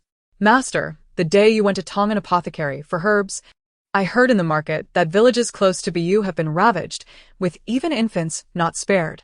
The Emperor's decree has sealed Qicheng. Yet we remain exposed to Bayu's blades. Healing the world is only feasible in times of peace. During this turmoil, Bayu's swords will not spare you for being a physician. My enlistment is not for the sake of Nansang, but for my family. I have you and Nyo. I refuse to see my family slaughtered. Master, should Bayu's forces encroach upon us, we will either be cast aside by Nansang or captured by Bayu, for this place is unfit for military strategies. The court will not station troops here. I dread the day such a scenario unfolds, yet if it does, I wish to possess the strength to provide you and Nyo with a semblance of peace in this world. On the return journey, she finally conceived a strategy to help the villagers avoid the impending massacre. Master, appearing significantly aged, knelt and solemnly presented a cup of tea to him. Master, not one to be rigid, replied, "Good child, I recognize your efforts. I see everything. Continue to learn alongside me." Now, she had taken on Wei San's learning responsibilities, adopting a boyish appearance. Each morning was spent familiarizing herself with various herbs and memorizing their medicinal properties. The task left her dizzy, especially during Master S afternoon examinations, where she often felt like a withered tree, prompting a deep sense of shame. It wasn't that she was lazy. The classical texts were profoundly obscure. Once, she had triumphed in the fierce competition of the college entrance examination, yet these antiquated writings were a formidable challenge. Thus, she shamelessly continued to seek Master S guidance. With only 2 days until the birthday, Cixi said to Master, "Master, we are running low on herbs. Let's venture into the mountains to gather more. I would also like to see if there are any fruits to pick." Master paused thoughtfully before consenting, likely reminded of Wei San. Chapter 19. An inescapable misfortune, Sister Nyo. What is the matter? Dan remained dazed and unmoving. Dan, given your ample physique, those bandits would surely cook you first. Why don't you hurry and warn everyone? See, she no longer cared if her words frightened the child. She merely sought to instill urgency. Upon hearing that he might be cooked, Dan dashed home in a fright. See, she took a moment to catch her breath before following him inside, only to hear, Dan, Nyo said she wants to cook you? See, she could only rush over, exclaiming, "Why are you still here? The murderous bandits are coming." Aunt Lon no longer inquired about Dan and urgently questioned what was happening. What shall we do? Indeed, in such tumultuous times, where can we escape to? Let us flee to Qicheng. There are soldiers there. Qicheng is entirely sealed off, fearing spies may infiltrate. See, she paid little heed to their deliberations, having already conveyed the warning. What transpired thereafter was beyond the control of a mere child, so she hastened back toward the mountains. By the time she caught up with her master, dusk was approaching. They found a small shelter at the foot of the mountain to spend the night, intending to forage for herbs the following morning. Her master nodded in agreement. "May I inquire your esteemed name, esteemed doctor?" "I dare not claim such a title. You may simply call me Dr. Kai." The man nodded and clasped his hands in greeting. "I kindly request that Dr. Kai accompany me." "Is there a problem?" Dr. Kai misunderstood. "We merely passed through Lan Village, but alas, it has been burned to the ground." "Did you not witness the great blaze the night before last?" Her master felt a surge of horror. Yet, given the current predicament, they could no longer afford to choose.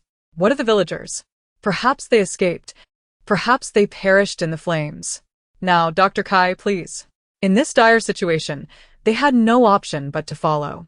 Upon arriving at the military camp, they discovered that conflict raged continuously. The accompanying doctors were overwhelmed with work, and Cixi and her master were effectively conscripted. Regardless, upon seeing the wounded, her master quickly immersed himself in providing care, while Cixi assisted in basic tasks such as lifting the injured and changing bandages. The camp was bustling with activity, and during brief moments of respite, Cixi sought news of Wei San, but to no avail. Despite encountering unfamiliar faces, she tirelessly inquired among various wounded soldiers. The camp maintained strict regulations. Straying was forbidden, lest one face the punishment of military discipline. The tales of those who stumbled into the main tent in dramas were mere fabrications. The guards were not to be trifled with. For years passed in this manner, and Cixi matured, no longer merely a girl but not quite a beauty. She could be described as a delicate maiden. To protect her identity and safeguard her from the dangers of the camp, her master insisted she dress as a boy, and to others, she appeared as a slender youth. The 4 years of field experience equipped Cixi with a solid understanding of herbal medicine and wound care. Barring severe injuries, she could swiftly manage most cases. Consequently, among the soldiers, particularly the injured, the young Dr. Lon was well regarded. The atmosphere had relaxed compared to 4 years ago. During occasional ceasefires, she could venture alone to Moonlink Mountain to gather herbs. Mounted on horseback, she swiftly made her way to Moonlink Mountain. Over the years, she had learned to ride and acquired some self-defense skills. With no news of Wei San, Cixi speculated he may have perished on the battlefield. In the evening, she found a secluded stream to wash briefly before continuing her journey. Before nightfall, she arrived at the small shelter at the foot of Moonlink Mountain. This area had remained deserted. It was said the villagers had fled south of the Wan River. With no inhabitants, the bandits would not frequent this place, so she only needed to guard against wild animals. After sprinkling a special powder around the shelter for protection, Cixi settled in for the night. Chapter 20. My dear brother, Please accept my condolences. Cixi did not dwell on the matter and proceeded directly into the mountains. She intended to collect a greater quantity of herbs, but given the dangers that lurked in the mountains at night, it was indeed wiser to venture during daylight. In the afternoon, she descended with a basket full of herbs, noticing that the plants flourished, perhaps due to the prolonged absence of visitors. As she approached the middle of the mountains, she spotted a figure seated by a grave. He appeared to be a tall man, clutching a flask of wine. Upon noticing Cixi's descent, he ceased drinking and fixed his gaze upon her, sending an unsettling chill down her spine. Could it be that I have encountered a lunatic? Cixi pondered silently. With no choice but to continue her descent, she steeled herself and moved closer to the grave. It was only then that she discerned the man's face, obscured by a thick beard, but his eyes shone like searchlights, making her exceedingly uncomfortable. Unable to contain herself, she offered a slight bow. To her astonishment, the man abruptly discarded his wine bottle and lunged towards her with long strides. Realizing the gravity of the situation, Cixi turned to flee into the mountains. But the man pursued with great speed. A sense of dread enveloped her. Had she truly encountered a madman? Without a moment's hesitation, she ran, her basket forgotten, and darted into the dense thicket. After weaving through several clusters of trees, she targeted a robust, leafy tree to climb. Unfortunately, before she could ascend, a powerful force struck her from behind, causing her to tumble backward into the man's chest. He grunted upon impact, and, in an instinctive reaction, she elbowed him while simultaneously propelling herself forward. However, the momentum of her advance caused an awkward fall, leaving her in an undignified position beneath him. Cixi thought to herself, I have a rather unspeakable sentiment brewing within me, though I am uncertain whether it is appropriate to voice it. The weight pressing down on her felt akin to being crushed by a stone slab. Her lips were bloodied, and the metallic taste of iron filled her mouth. Following this, the man rose and pulled her tightly into his embrace, her head resting beneath his chin. Cixi was baffled. Such fervor in a reunion with kin should not transpire in this manner. How had the atmosphere shifted so drastically? Once Wei San had regained his composure, he noticed her collar was torn, her lips swollen, and her eyes glistening with tears. He gently adjusted her clothing, then averted his gaze, seemingly shy. Cixi thought, why are you shy now? Where was your modesty a moment ago? Yet, the occasional glint in his eyes, akin to that of a wolf, sent shivers down her spine, prompting her to refrain from any reckless behavior, fearful of inviting calamity upon herself. We have been diligently inquiring about your whereabouts, yet no one seems to know where you have been all these years. I shall explain everything shortly. For now, follow me, but do so slowly. Wei San led Cixi to the graves, and upon scrutinizing the second one, she turned to him with astonishment. He then uprooted both tombstones, smashing them with a single punch, before taking the offerings meant for the deceased and guiding Cixi down the mountain. The inscription on the gravestone read, "The grave of Master Kai Wenqi," who was indeed their mentor. Upon returning to the modest shelter, they quickly tidied up and shared a meal. Wei San, having shaved, appeared quite handsome, particularly with the fierce intensity in his eyes born from battles fought. As he offered her the sacrificial pastries, he recounted the events of the past few years. However, Cixi's expression darkened as she declined the offering. Although she recognized it was a false grave, the sentiment was too unsettling to digest. Originally, after leaving the village, Wei San had intended to head towards Qicheng. However, midway, he encountered a group of refugees beset by bandits. Just as he contemplated intervening, he recognized one of the bandits as a former grain collector who had once saved them. Wei San was left in shock. How had a grain collector become a bandit? Chapter 21. The plot twist. In the brief moment of his bewilderment, the group of unarmed refugees met their tragic fate. Wei San quickly concealed himself in the grass by the roadside, too fearful to even breathe, as he overheard the horsemen passing by, their words piercing the silence. "Luga, why does the general want us to kill these villagers? They aren't even from Beiyu. I can't bring myself to do it." An elderly voice retorted sharply. "Stop your nonsense. They are the enemy. The elders say that north of the Wanli River originally belonged to Beiyu. 50 years ago, the Beiyu princess was married off, and this land became her dowry, which is why it now falls within the territory of our Nansang kingdom. His Majesty has commanded the general to reclaim this land for Nansang, and therefore, all the people here are our enemies. You should know how to deal with enemies." The voice faded into the distance. At that moment, the weight of those words struck Wei San with a force comparable to the shock experienced by Shi now. Goodness. Such a plot could hardly be scripted even in a drama. A princess married off with cities as her dowry. Was the Emperor of Beiyu truly so foolish? Wei San hastily fabricated a tale about fearing bandits, which only served to incite the anger of the man. "You think you can fool me? I was a scout. Much like the reconnaissance soldiers of today. How dare you try to play tricks before me?" With that, he drew his blade and glared at Wei San. Yet fate intervened, as a band of genuine bandits arrived, inadvertently rescuing Wei San. However, amidst the chaos, Wei San was injured and fell into unconsciousness, only to be taken away by the bandits. Poor lad, just as his wounds began to heal, he succumbed to another. Shi briefly recounted her situation with her master. Wei San paused for a moment before declaring, "You cannot remain in the Nansang military camp any longer. Come with me." He furrowed his brows, fixating on Shi, who felt that unsettling sensation returning. Just as she attempted to rise, Wei San pulled her into his embrace and onto the bed. Si undicesimo. This madman. She struggled in vain against his hold as he gazed into her eyes. "Do you see what I inscribed on your gravestone? It reads, 'Beloved wife, I long to see you smile, so I took the liberty of naming you Lan Xiao, to crown you with my surname. I never realized I had feelings for you until Xiao Lu told me that the person I cherish the most is you, and I only wish to spend my life with you. Upon reflection, I see the truth in this. I thought I would remain a bachelor for life. But fate has smiled upon me and allowed me to see you again. It dawned on me that I have never regarded you as a sister. From now on, you shall be my only wife. Let me hold you close." Shi's heart raced wildly at his candid confession, leaving her feeling flustered. "But Wei San, you must let me go. Are you serious? I have always considered you family, and will continue to do so. I never contemplated marrying you, nor will I. We are not suited for each other, do you understand?" Si undicesimo. Help. Has this man killed too many and become deranged?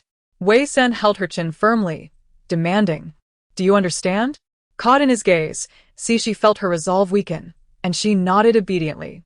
In that instant, Wei San felt a sense of completeness, planting a gentle kiss on her cheek before settling in for sleep.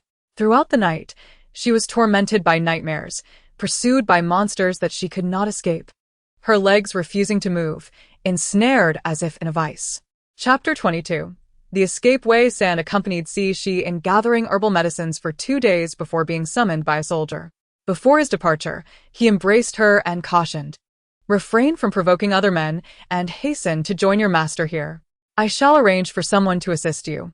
Upon returning to the military camp, Shi dutifully reported to her master about the herbs she had collected, allowing him to inspect their quality.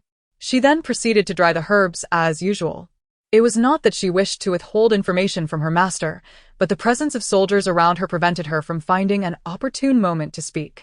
On the 4th day, a severely injured soldier was brought in, and Shi rushed to assist. In a fleeting moment, as she handed her master the medicine, she discreetly pressed her finger into his palm. Her master, maintaining a stoic expression, wasted no time in applying the medicine and bandaging the wound. Shi felt an unsettling anxiety, wondering if her master could grasp the urgency of her situation. She had not perceived it before, but it now dawned on her that Nansang had been vigilant regarding their master-student duo. Following her master as he examined the herbs, she remained silent while 2 soldiers stood at the entrance of the drying area. As her master bent down to scrutinize the herbs, she quickly whispered, "Master, Wei San is in Beiyu. Let us escape." Yet her master showed no sign of acknowledgement, continuing his task without pause. Doubt crept in. Perhaps she had spoken too softly for him to hear. It was not until her master picked up a dried herb and addressed her. "Ah, Xiao Lanzi, this herb is suitable for use. Tonight, ensure you grind all of these and prepare them for tomorrow's delivery at Chen time. I need them for the concoction. Pack them well.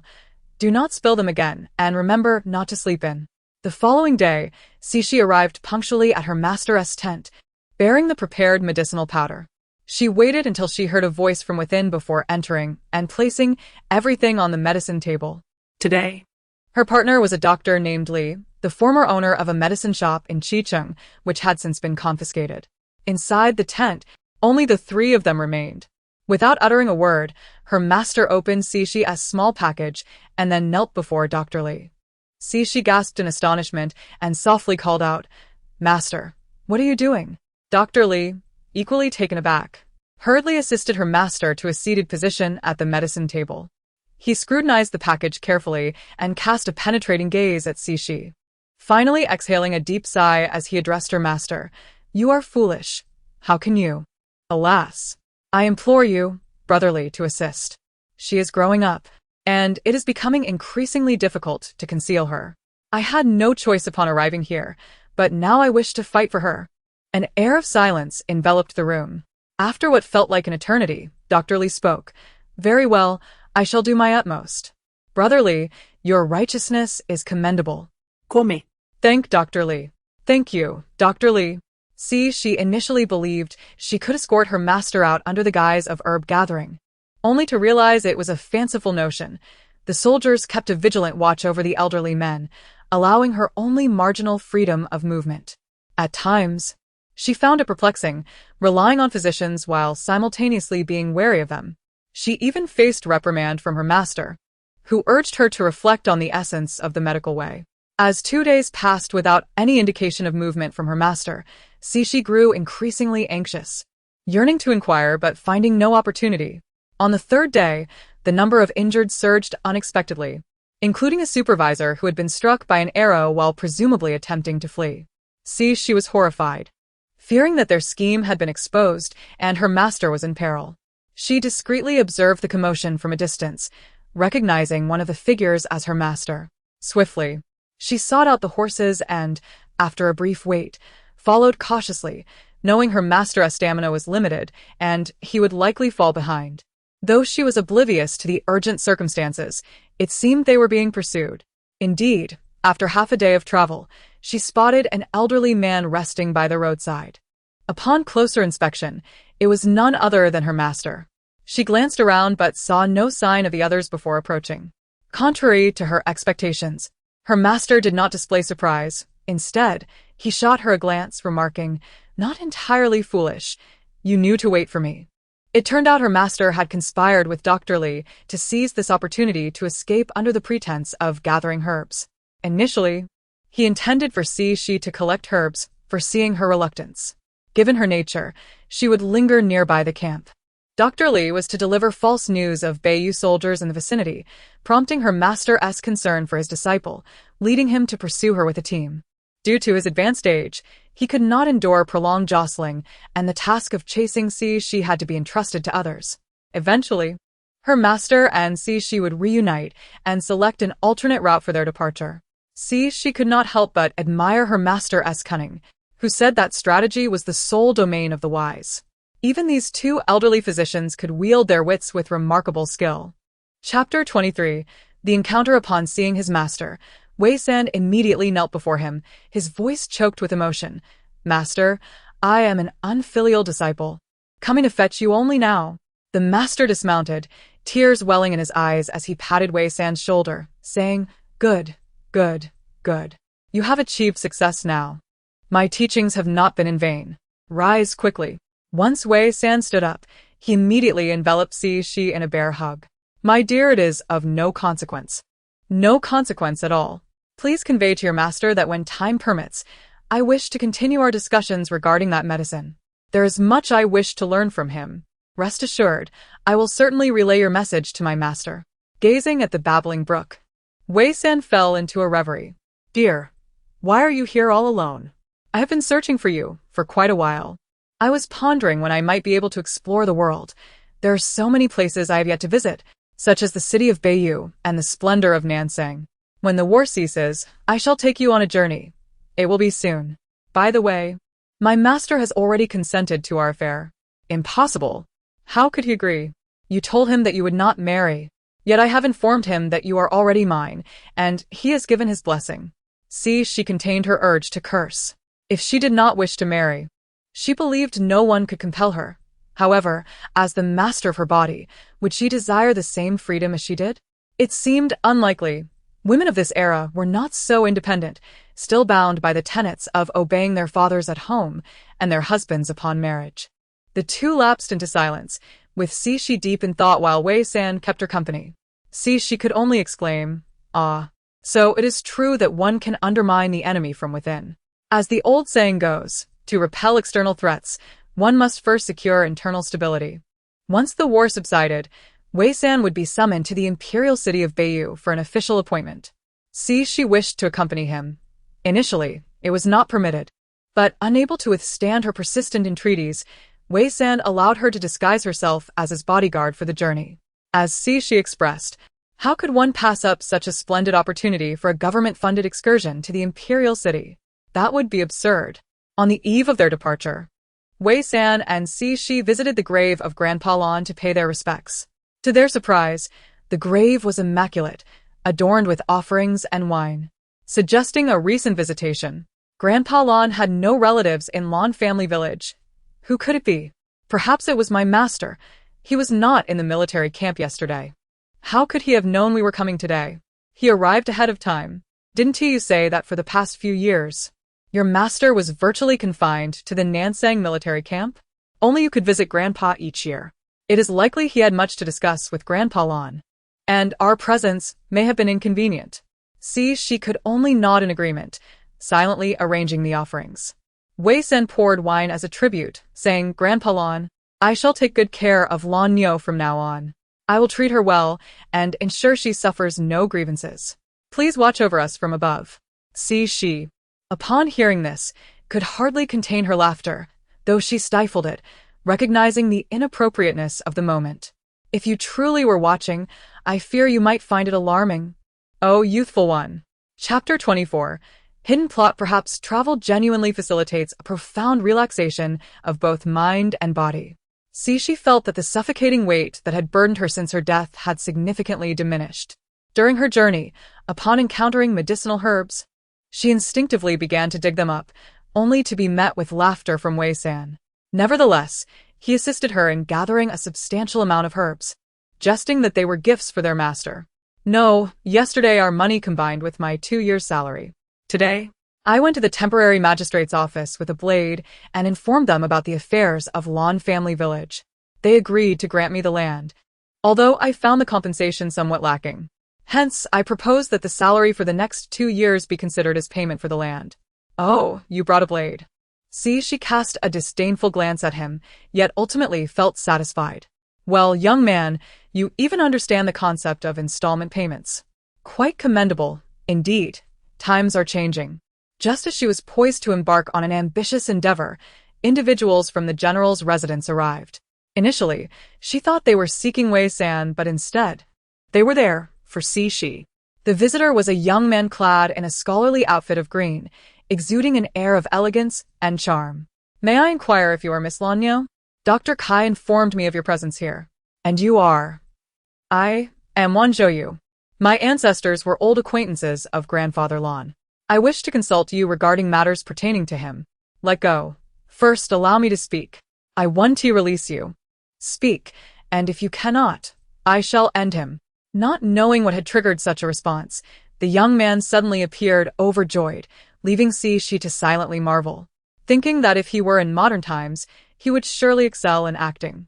Upon learning of the emperor's decree from Nansang, he realized that his beloved princess might be gone, and in his sorrow, he fell ill, culminating in the scene she had witnessed earlier. "You haven't gifted me anything, yet you've already given something to another." A low, eerie voice startled Cixi. It was Wei San. She declared her disinterest in conversing with someone she deemed foolish. On their return journey, although each initially rode their own horse, Wei San insisted on carrying Cixi in front of him, incessantly murmuring in her ear. His litany consisted of her failure to present him with a gift, lamenting her lack of conscience, and shamelessly demanding that she create something for him, threatening immediate marriage otherwise. Frustrated, Cixi retorted, "You're insufferable." Ultimately, she succumbed to the pressure and agreed to prepare a gift. Thus, the following day, She ventured into the wilderness to gather a bouquet of wildflowers, particularly plucking a handful of foxtail grass, which she wrapped in bandages before sending it to Wei San. It was said that he had not ceased smiling all day, even while reprimanding the soldiers, who were thoroughly intimidated by his demeanor.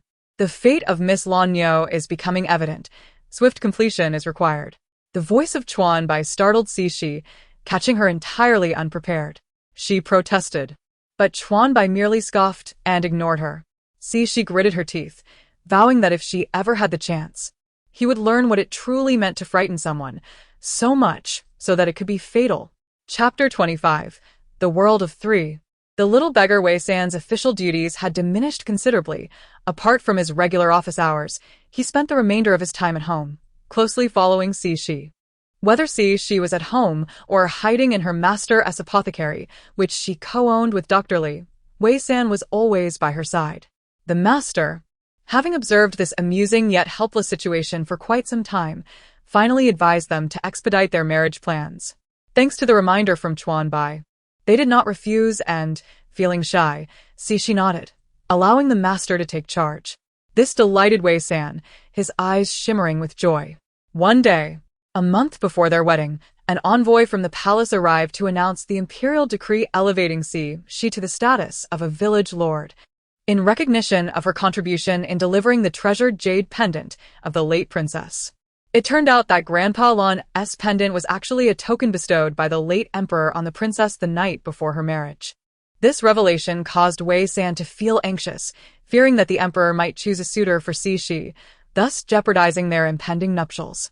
The following day, as Shi opened her eyes, she was greeted by a familiar scene, a circle of people surrounding her, with an elderly Wei San holding her hand, his eyes glistening with tears. Upon noticing she had awakened, he quickly inquired, "You've slept for so long. Do you feel unwell? Would you like some porridge?" Shi shook her head and replied, "Just a glass of water, and you should go rest. There's no need to stay by my side." "I wish to be with you," he insisted. After drinking the water, Shi took a moment to collect her memories. She and Wei San had married, leading a blissful life together. He doted on her endlessly, never taking other concubines. She was his sole beloved. They had raised 4 children, 2 sons and 2 daughters, who had grown up to marry, resulting in a harmonious 4-generation household. However, this idyllic picture was only a fleeting illusion. Due to her advancing age, a mere cold had confined her to bed, yet she recognized it as a signal from Chuan Bai that her time was nearing its end. She gazed at Wei San, realizing that he was indeed a wonderful man. Had she been the master, she would have felt immensely fortunate. "Speak quickly, for I am preparing to leave," came Chuan Bai's voice. Suddenly, a young boy dressed in ancient attire appeared before her, his lips red and teeth white. Strikingly beautiful, though the word beautiful seemed inadequate to describe him. Adorned with a hairpin shaped like green branches, he exuded an ethereal presence. Was it possible that she was meant to fulfill his wishes? Before she could contemplate further, the boy spoke. "Your mission has been accomplished well. The master is quite pleased. Here is the bestowed soul power." He produced a porcelain vial and handed it to Shi. "Is that you, Chuan Bai? You've grown so much. Can't you directly possess a body? Didn't your body get burned? It's supposed to be before I die? If that were the case, wouldn't it shorten your lifespan? Would you be willing to accept that? Moreover, the bond tying you to your husband has been severed. However, the connection to your children remains intact, indicating that you and your husband no longer share a bond. You should focus on refining your soul body first." "Ah, the bond is severed? So be it. He is still alive, which is as it should be," Shi murmured, but a heaviness settled in her heart. "I do not know who my parents are. In my memories, I survived solely through the charity of an old man. I have fought with wild dogs for scraps and have been bullied by other beggars, driven from the marketplace. I have eaten leaves and tree bark, yet still faced death. I harbor no resentment. However, when those beggars discovered I was a girl, she felt an overwhelming hatred for them. We are all beggars. Why must they? I want to be the leader of the beggars. I want to eat my fill, to enjoy good food, to never be bullied again. I will make them fear me. I will not allow anyone to be bullied." Having declared her intentions, without waiting for Shi's consent, He vanished into the mist like a whirlwind. See, she sighed, reflecting on her daughter's innocence. Even her wishes seemed so childlike. Go now, she uttered. And for the first time, Chuanbai did not reveal himself, leaving her to be thrust into a new world. This is our territory. You'd best get lost. If I see you here again, don't blame us for beating you. Along with this harsh proclamation came the pain of being surrounded and beaten. Instinctively, she attempted to defend herself, but her weakened body was too feeble to respond. The effort made her dizzy and nauseous, revealing the extent of her hunger. She curled up, trying to minimize her injuries, and muttered, "Just wait. If you dare to strike my lady, I will not let you off lightly."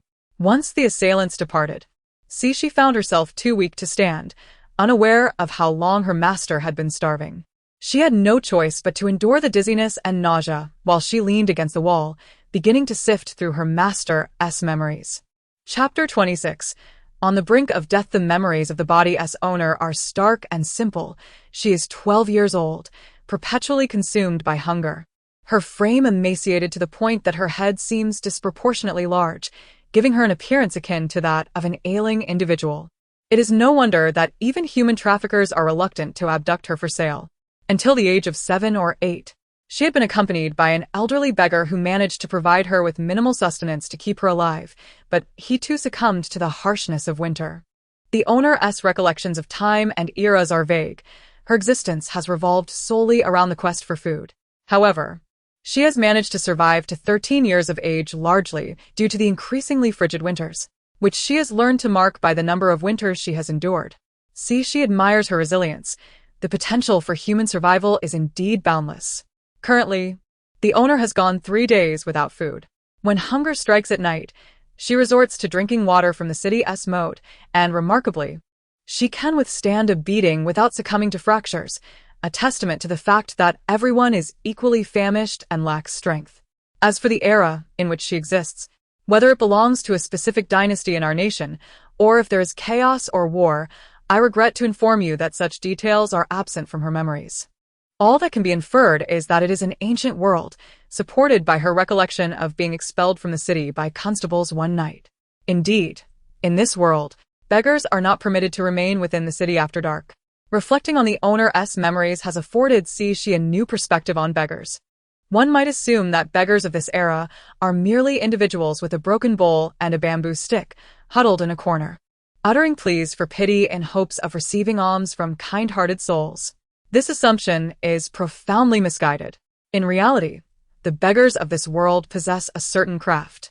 They are organized and managed, with designated areas for their activities. Beggars are primarily classified into 2 categories: literary beggars and martial beggars. The literary beggars, equipped with bowls and bamboo sticks, also carry clappers. Yes, you heard it right, clappers.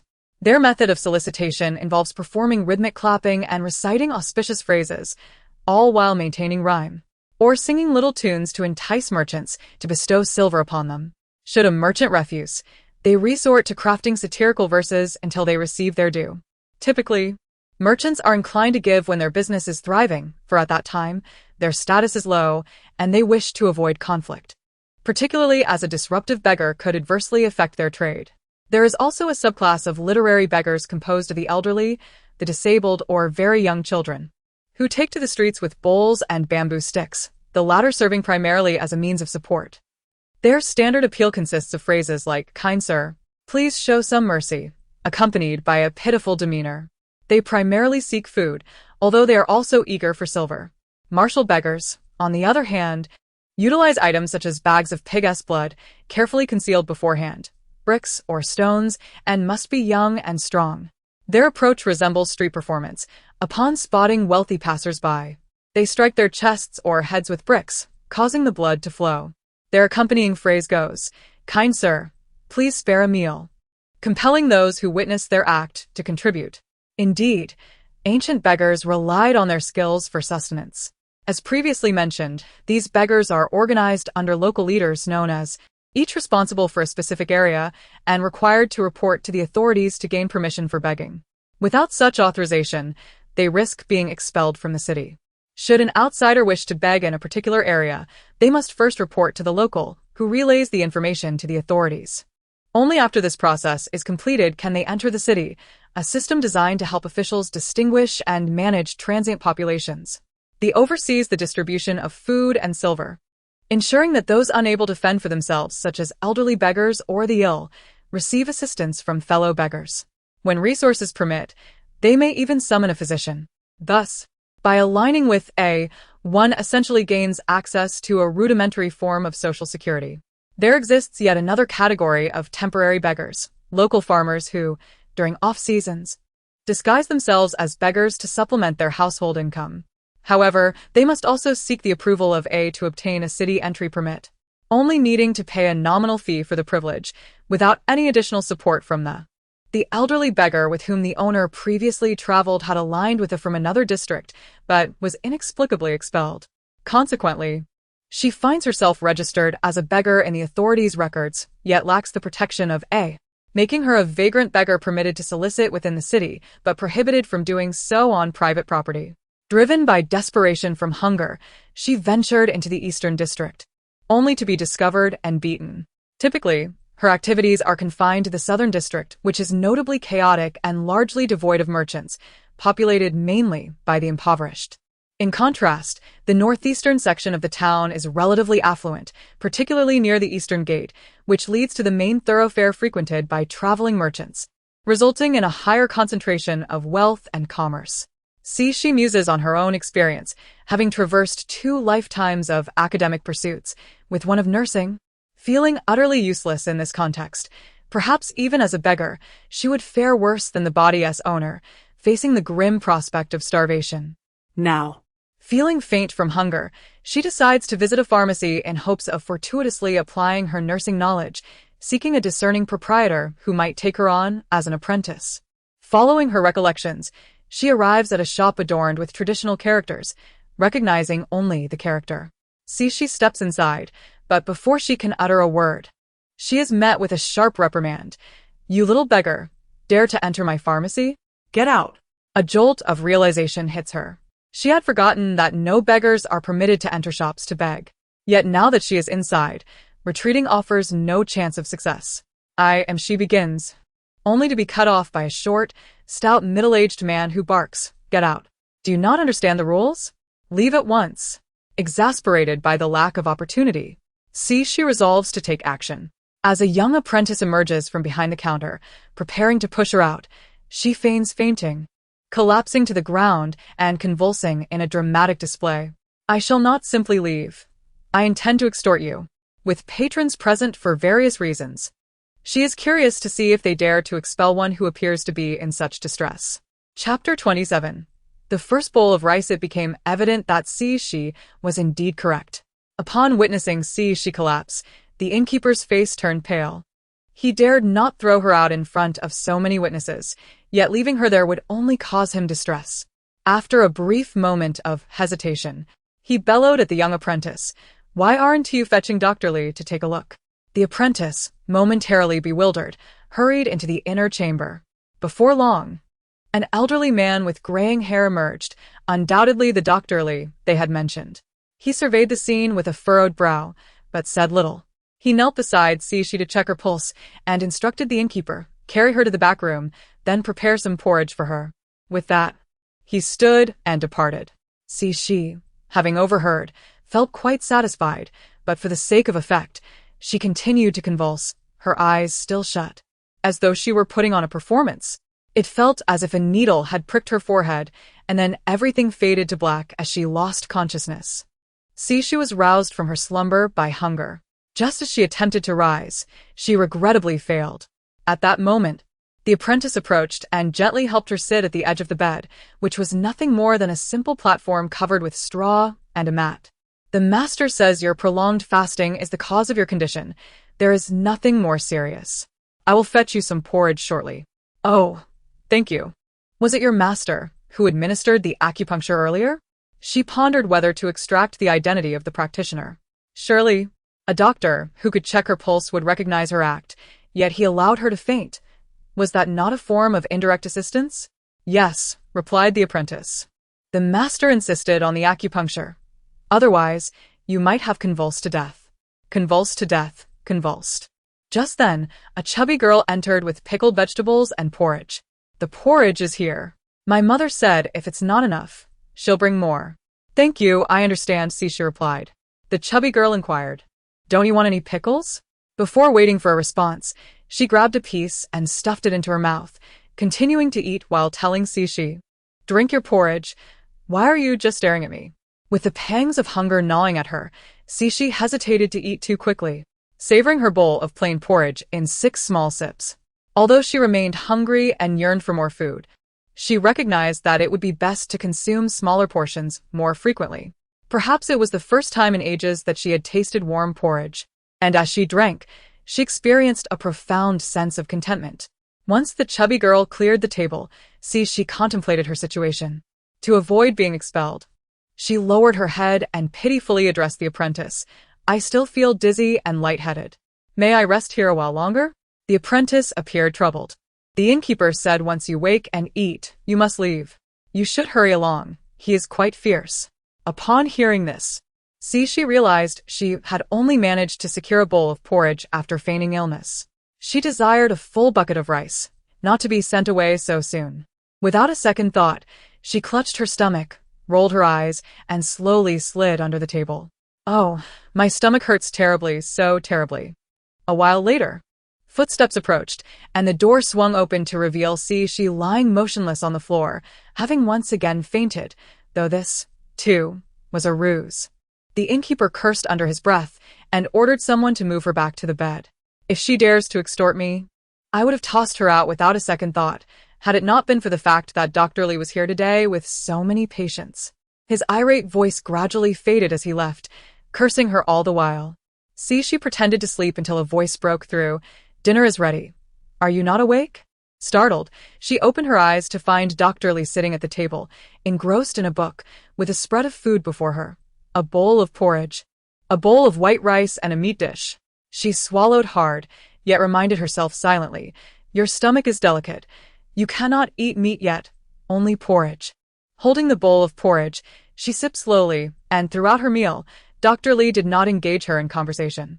She remained quiet. He was well aware of her condition and refrained from unnecessary chatter.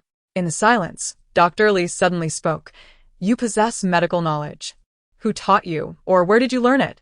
His unexpected inquiry startled her. Ah, an opportunity.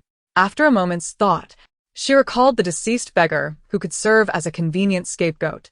I merely acquainted myself with herbs through my grandfather. It hardly qualifies as medical knowledge. Then, how did you find yourself in such a predicament? My grandfather passed away several years ago, and I. As she spoke, tears streamed down her face. Being a child, crying was only natural, and it often garnered sympathy and benefits. After all, there is a saying that a crying child is fed. She was cautious not to weave too many lies, knowing that one falsehood could lead to a web of deceit. Thus, she resorted to the innocent tears of a child to divert the conversation. From that point on, whenever her grandfather's name arose, she would become teary-eyed, rendering Dr. Lee unable to pursue the topic further. He sighed deeply and said, I shall be here again tomorrow. Rest well tonight. Once the day has passed, you must leave and refrain from such behavior in the future. I will remember. Would you consider taking me on as your apprentice? I possess a foundational knowledge of pharmacology and can perform bandaging. I do not accept female apprentices. Further discussion is futile. Rest now. With that, he picked up his medical tome and exited. The chubby girl peeked in, glancing at the table and then fixing her gaze on Cece. Why aren't you eating the meat? It's delicious. As she spoke, she lifted the bowl of white rice and devoured the remaining dish. She contemplated the situation but ultimately replied, my master said I can only eat meat tomorrow, not today. That's no problem. My mother will cook you some meat tomorrow, the chubby girl declared as she exited with her bowl and chopsticks. Chapter 28. A taste of retribution. Regardless of how reluctant she was ultimately expelled from the city as dusk approached. She needed to hurry out, lest she be thrown out unceremoniously. Following her memories, she made her way to a small, windswept grass hut near the ancestral hall, a makeshift shelter that had somehow withstood the test of time. It was a place where she had once shared a meager existence with an old beggar, And despite the years, it remained standing, a testament to the sturdiness of its construction. During inclement weather, they would seek refuge in the ancestral hall, where an elderly caretaker named Miao generally kept to himself, save for a strict rule against overnight stays. As for dilapidated temples and homes, those were private properties, and individuals like she had no right to intrude, lest they face a beating. Upon nearing the city gate, she observed a few beggars making their way outside. She hesitated momentarily before slowly advancing, striving to avoid any encounters. While they would not dare to cause harm at the city gates, once outside, she could not predict their actions. At her petite stature, even her training in grappling would be of little use. Suddenly, someone lunged at her, and before she could evade, they collided, both tumbling to the ground in pain. Tears welled in Cix's eyes, and as she sat up, she beheld a scrawny child, perhaps 5 or 6 years old, clad in tattered garments, clinging to her pant leg with tearful, innocent eyes. Another little beggar. Given their shared plight, she had no desire to argue and turned to leave, but the child, despite their size, clung tightly, nearly yanking her only pair of trousers off. "Let go. I won't. You knocked me over, and now my leg is broken. You must pay." She was taken aback. Had she truly been swindled so easily? "Release me. You've chosen the wrong person to extort. I have neither money nor food." She was a beggar herself, and this child had no reason to fear her. Incredibly, despite having eaten 2 hearty meals, she was still unable to extricate her leg from the child's grasp. What strength this little one possessed! "I refuse to let go." The child began to wail loudly, drawing the attention of patrolling guards who approached with furrowed brows, as if they had caught a whiff of something foul. "Officer, my brother is going to abandon me. He scorns me for not bringing in any food today. Woe is me." The child then wrapped their arms around Cix's leg, pleading, "Brother, please don't leave me. I promise to try harder tomorrow." "Who is your brother? Release me." Cixi realized she could not clarify her situation. Could this be the consequence of her actions? "You two better get out of here, or we shall escort you out," the lead constable commanded. Instantly, the 2 children shrank back, unwilling to endure being cast out again.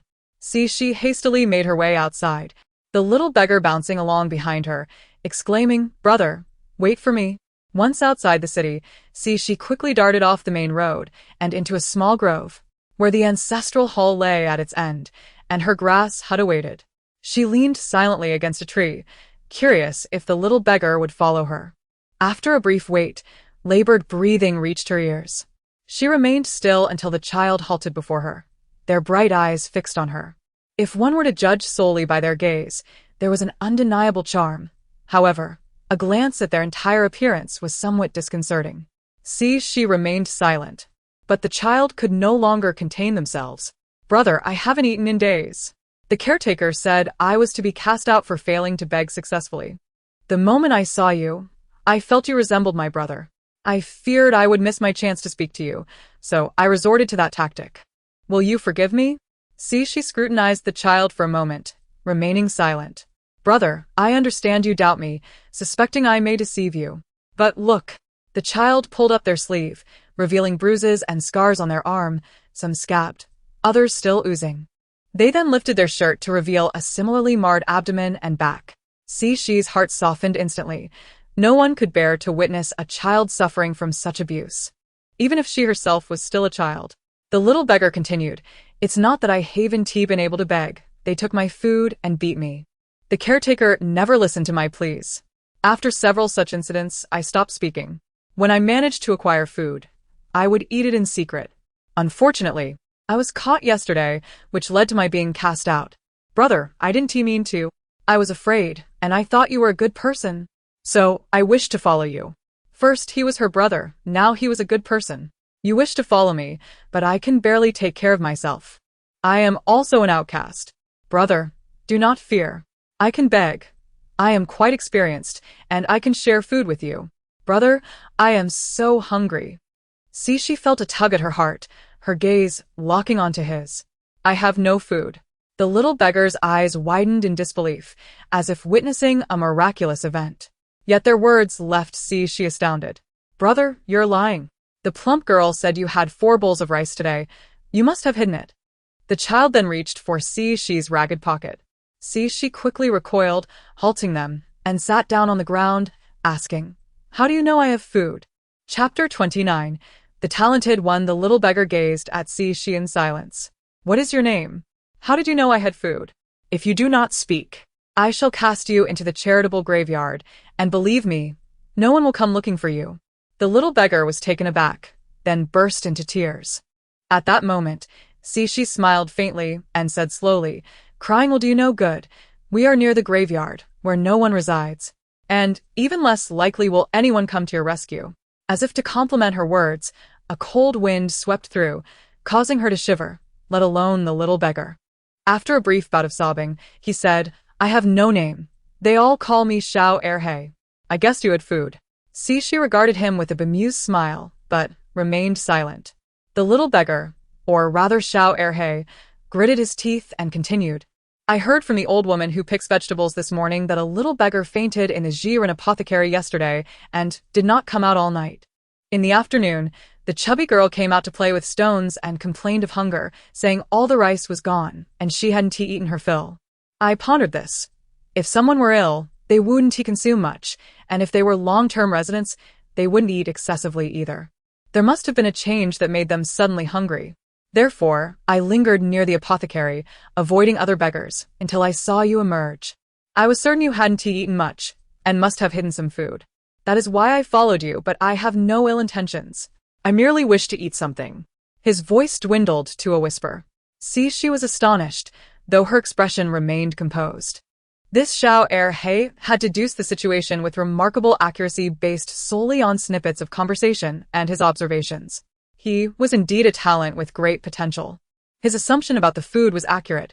She was aware that she would be leaving the apothecary that day.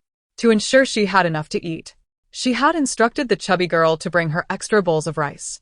The girl, thinking she would not eat much like the previous day, did not mind bringing her 2 additional bowls. She then shaped the rice into several rice balls. Wrapping them in a cloth that the girl used for cleaning tables, though it had been washed, it was still cleaner than the clothes she wore. She presented one of the wrapped rice balls to him, and upon receiving it, Xiao Erhe immediately began to cry, choked with emotion as he said, "Thank you, brother. Thank you. I haven't eaten rice balls in ages. Quickly eat. Without a fire, it must be cold." "Brother, I have a fire," he exclaimed, pulling out a fire starter from his trousers. Shi's eyes widened in disbelief. "You aren't afraid of that being from there?" Xiao Erhe replied. "I stole it from the pole." "Well, you are quite resourceful. This fire starter shall be your own. I have no use for it." "No, brother. I wish to stay with you. I am willing to give it to you." Xiao Erhe was anxious, fearing she would dismiss him. She reassured him, "No need to give it to me. I mean for you to handle the fire from now on, so keep it safe, understood?" Upon hearing that he wasn't being sent away, Xiao Erhe eagerly nodded and set about making a fire. When they returned to the straw hut, both had washed off the dirt and were not as grimy as one might expect. It was merely prolonged hunger that rendered their faces pale and their bodies small. She contemplated their future path. Initially, she had planned to sell herbs, but due to Xiao Erhe's insights, she began to entertain a different idea. His ability to assimilate and analyze information was commendable, and it seemed feasible to venture into the trade of information. However, the viability of this plan would depend on observing his capabilities tomorrow and exploring potential opportunities in that domain. Resolute in her decision, she turned to Xiao Erhe and said, "Xiao Erhe is not a pleasant name. Allow me to give you a new one. Let us call you Wen Yuan. And refrain from calling me brother. Simply refer to me as Siga." "All right, CGA. Wen Yuan is a beautiful name. Siga, have you studied?" Xiao Erhe." Now Wen Yuan nodded vigorously. She smiled silently. One must maintain a semblance of authority as the elder. As for the name, Wen Yuan is a term for a type of ginseng, which had suddenly come to her mind. Naming him after a medicinal herb felt fitting, a tribute to her newfound knowledge of various herbs. The following day, upon entering the city, they dared not linger in the eastern district and swiftly made their way to the southern area, which, though populated by the impoverished, still hosted small vendors. Prices were low, but the quality of goods was correspondingly lacking. They crouched beside a bun shop and Cixi assigned Wen Yuan the task of eavesdropping on conversations, instructing him to remember as much as he could. She left him with a bamboo pole and a bowl before departing, while Wen Yuan set about his task. Cixi wandered through the southern district, which was not expansive. It primarily consisted of low housing. The area was bustling, resembling a temporary market. She then made her way to the western district, where several gambling houses and 2 brothels were located. Those who frequented this area tended to be more affluent, leading to a regulated division of territory. Cixi knew she would likely be driven out if she approached in her current guise. Fortunately, she spotted some cloth hanging out to dry and, with a swift motion, snatched a small piece of green fabric to fashion a shawl. She tore 3 strips from the cloth to use as a belt, wrapping one around her arm from the armpit to the wrist, tying a knot, and doing the same with the other arm. Finally, she secured all the fabric at her waist. Thus, her attire suitable for traversing the world was complete. And Cixi nodded in satisfaction. She merely needed to gather her hair into a bun atop her head. With newfound confidence, she strode boldly toward the western district, though the situation she observed there seemed rather dire. Chapter 30. A tangle of news. The streets here were not particularly crowded, but the constables patrolled diligently. It made sense. Given the presence of gambling dens and brothels, disturbances likely occurred frequently. As I continued forward, I overheard snippets of conversation. Passerby, have you seen? Captain Jiang is there now. No one is allowed in. I heard the deceased is Lord Qian. His face was crushed, and his tongue was grotesquely elongated. It's terrifying. Passerby, indeed. Those who went in earlier said not only was his tongue drawn out, but his back was slashed open, with his intestines spilling out. It's dreadful. Passerby, I peeked through the crack in the door. His body was covered in dark purple bruises. The coroner claimed he was poisoned, then had his tongue ripped out. Such a deep-seated vendetta. Passerby, you're all mistaken. I heard he was killed by the Rui gambling house. A few days ago, he lost everything while gambling, and in a fit of regret, he went to smash the place and ended up dead. I mused to myself. The innate talent for gossiping seemed to be ingrained in human nature, especially when chaos was afoot. Regardless of the outlandishness of the rumors, one undeniable fact remained.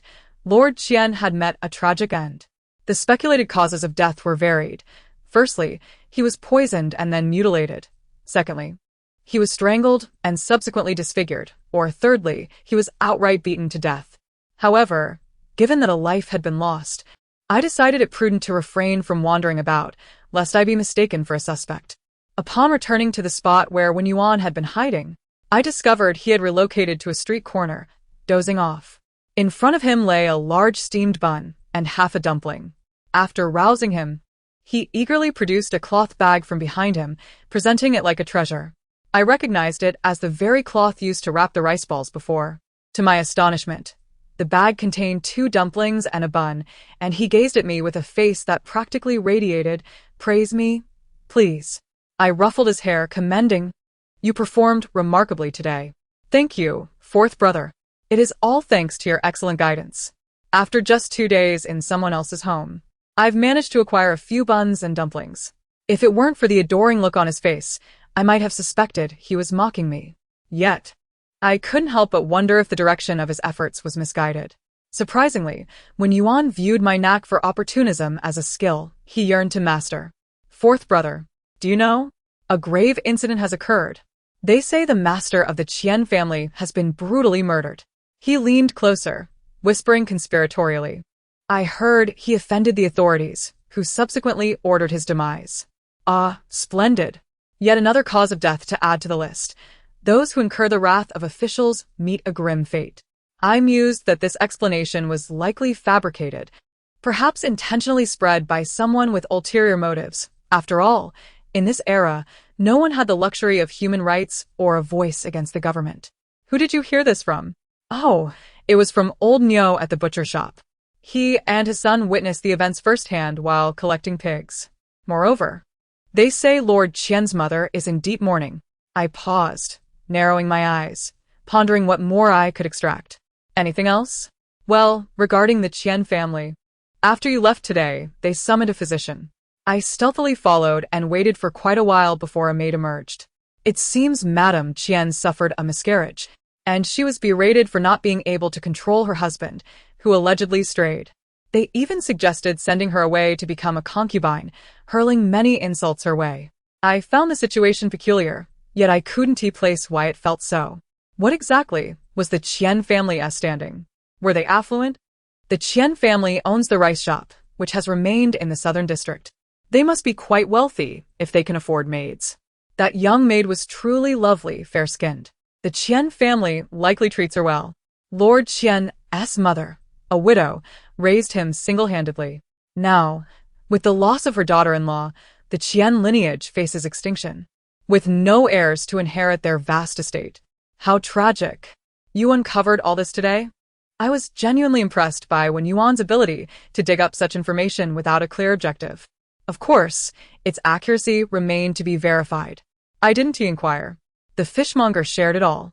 He lamented how pitiful Lord Qian's mother is, losing her son so young while still mourning her husband. That daughter-in-law of the Qian family was a disappointment, leaving no legacy behind.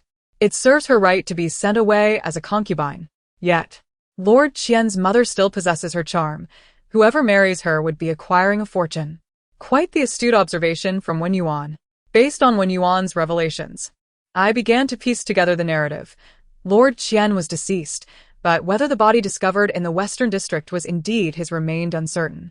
Witnesses claimed to have seen him being pursued and attacked. His household comprised a grieving mother and a wife who had suffered a miscarriage. The legitimacy of the child was dubious, given the accusations of infidelity from his mother. It was also possible that he had fallen victim to gambling debts. I wondered if there were bounties for providing information to the authorities. Yet, how would I know without trying? I removed the homemade short blade from my waist and tossed it to Wen Yuan. The boy's eyes sparkled with admiration, startling me with his fervent gaze. Before he could act, I interjected, "My lord, I have a lead to report." Chapter 31. The customer who was stopped as soon as the words fell. The constable who had drawn his knife cast a glance at the stout figure in the middle.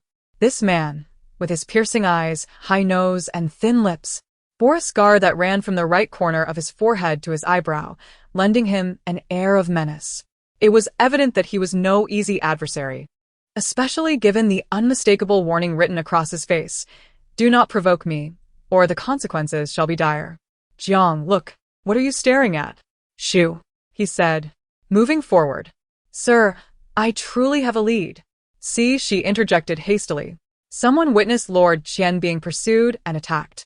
The constable Jiang, known as Jiang Putu in this town, had a reputation for being just and impartial, harboring a deep loathing for evil. Even the county magistrate and the scribe showed him deference. It wasn't merely due to his talents or powerful connections. He simply despised unnecessary quarrels. Indeed, Constable Jiang halted his steps and scrutinized Shi closely, who felt as though a fierce beast had fixed its gaze upon her, rendering her immobile. "Speak clearly." Though she felt intimidated, she summoned her courage and weakly asked, "Is there a reward?" The air fell silent before erupting in laughter. Jiang's lips curled slightly, only to quickly regain their composure, leaving Shi to wonder if she had imagined it. He raised his fist and pressed it against his chin. "If your information proves valuable, I shall consider reporting it to my superior for a reward." Shi, undeterred by the laughter surrounding her, focused solely on the prospect of a reward. "Sir, at the pig stall on Nanji Market, Nyoda and Nyo Air witnessed someone chasing and attacking Lord Qian." She felt no guilt about drawing an innocent bystander into this matter. In the face of a homicide, every citizen bore an obligation to provide leads. She silently commended herself for her boldness. "When did this happen?" "I'm not certain. They said they saw it while collecting pigs." "Anything else?" Lady Qian was crying bitterly and scolding Lady Qian for being unfaithful. Today, they summoned a doctor, as it seems she had a miscarriage. Constable Jiang nodded and then walked past Shi, leaving her in despair. "Sir, how do I claim my reward?" Today, "I overheard at the gambling den that Lord Qian met his end there. Some say he was poisoned, others that he was hacked to death, and some claim he was beaten to death in the gambling house. Wen Yuan, care to guess?" Shi was curious to see how Wen Yuan would analyze the information. Perhaps they could gather intelligence and escape their current predicament of hunger. Of course, she resolutely denied any desire to learn from him. Fourth brother, you've heard the news too? It spread so quickly. Just after you left, I heard Nyoto whispering about it, and then the commotion at the Qian household began. This is puzzling. Normally, one would expect Lady Qian to be too grief-stricken to view the body after the tragedy, but it seems Lady Qian did not go either. Furthermore, being accused of infidelity at such a time raises questions. Could it be that the Qian family discovered her affair, leading to Lord Qian's demise at the hands of her lover? Fearing for her life, Lady Qian could have made a scene to divert attention, causing others to perceive her as a cruel matriarch mistreating her daughter-in-law just as her son perished. Unfounded conjectures are mere fabrications, which can lead to preconceived notions regarding subsequent events and ultimately distort the overall judgment of the incident. Thus, it is crucial to avoid premature assumptions and base conclusions on facts. While Shi strongly agreed with Wen Yuan's reasoning, she recognized that these were mere speculations without factual basis, and as an elder brother, he should refrain from such rash conclusions. Consequently, she sternly reminded him. Unbeknownst to her, this seemingly simple reminder would lead Wen Yuan to develop a methodical reasoning process, enhancing the accuracy of their information and elevating their reputation. Though that would be a tale for another time. Wen Yuan, with starry eyes, expressed gratitude. Thank you, fourth brother. I will remember your teachings. Typically, homicides arise from motives of passion, revenge, or irreconcilable conflicts over interests. The scenario you described aligns well with passion-driven motives, where a wife conspires with her lover to eliminate her husband, thereby seeking to live in harmony with him.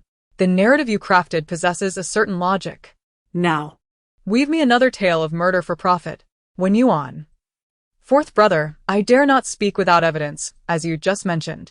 The following day, upon their arrival at Nanji Market, they learned that the Qian family was in mourning. It was said that the lover had visited Lady Qian the previous night, only to be seen by a maid. Lady Qian urgently dispatched the maid to report to the authorities. By the time the officers arrived, they found Lady Qian unconscious at her daughter-in-law's door, blood streaming from her head.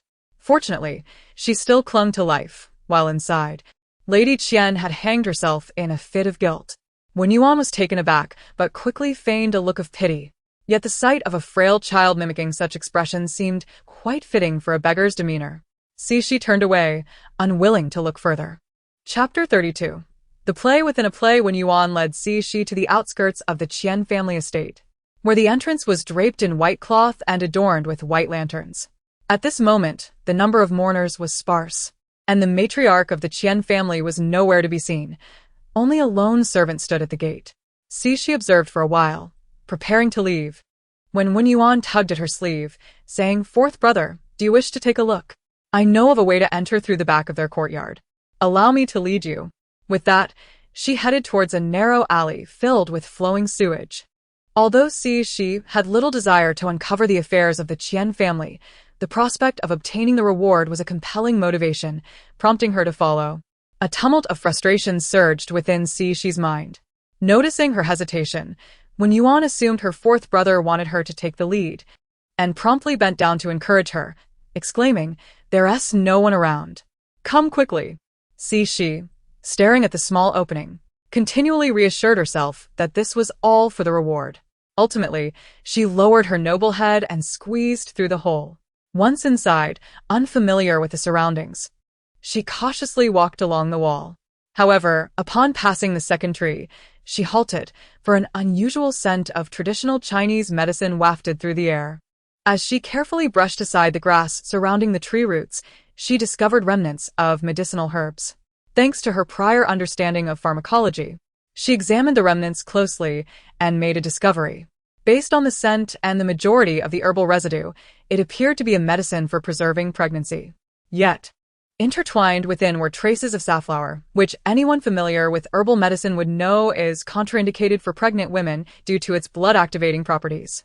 A sudden flutter of alarm gripped Shi's heart. Without a moment's thought, she snatched the cloth Wen Yuan had tied around her waist for carrying food and wrapped the herbal remains and dirt together, whispering urgently to Wen Yuan, "We must leave. This is unsafe." Wen Yuan, taken aback yet silent, followed Cixi as they crawled out through the small opening and hurried towards the county office. Upon arriving at the entrance, they were nearly beaten back as the guard dismissed them, stating that if they sought Captain Jiang, they should go knock on the drum for grievances. When they refused to leave, they were threatened with 20 lashes, compelling them to depart reluctantly. The pair resolved to wait nearby for a chance encounter, yet the day passed without sight of Captain Jiang. Strangely enough, they were offered a few steamed buns. As the onlookers, with vivid imaginations, perceived Cixi and her companion as victims of great injustice. Lacking funds to hire a lawyer, and clad in tattered clothing, they speculated that their presence was meant to intercept the county magistrate during his rounds to plead their case.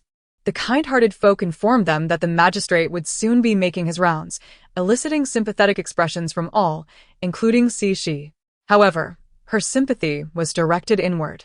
The storytelling prowess of her companion was remarkable, and it was indeed a pity he did not pursue a career in storytelling. She silently resolved to be more discerning of his tales in the future. After 2 days of waiting at the office, they finally encountered Captain Jiang returning from an outing. Upon seeing Cixi, he barked, "You dare return? Leave."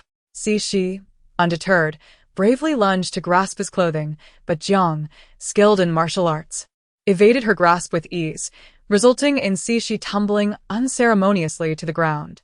When Yuan was left astonished, it was uncommon for a commoner to confront an official, yet Cixi's audacity both startled and intrigued him. As Captain Jiang turned to leave, Cixi summoned her courage and exclaimed, "Lord Jiang, please wait. I have a grievance to present. Seek redress by knocking on the drum.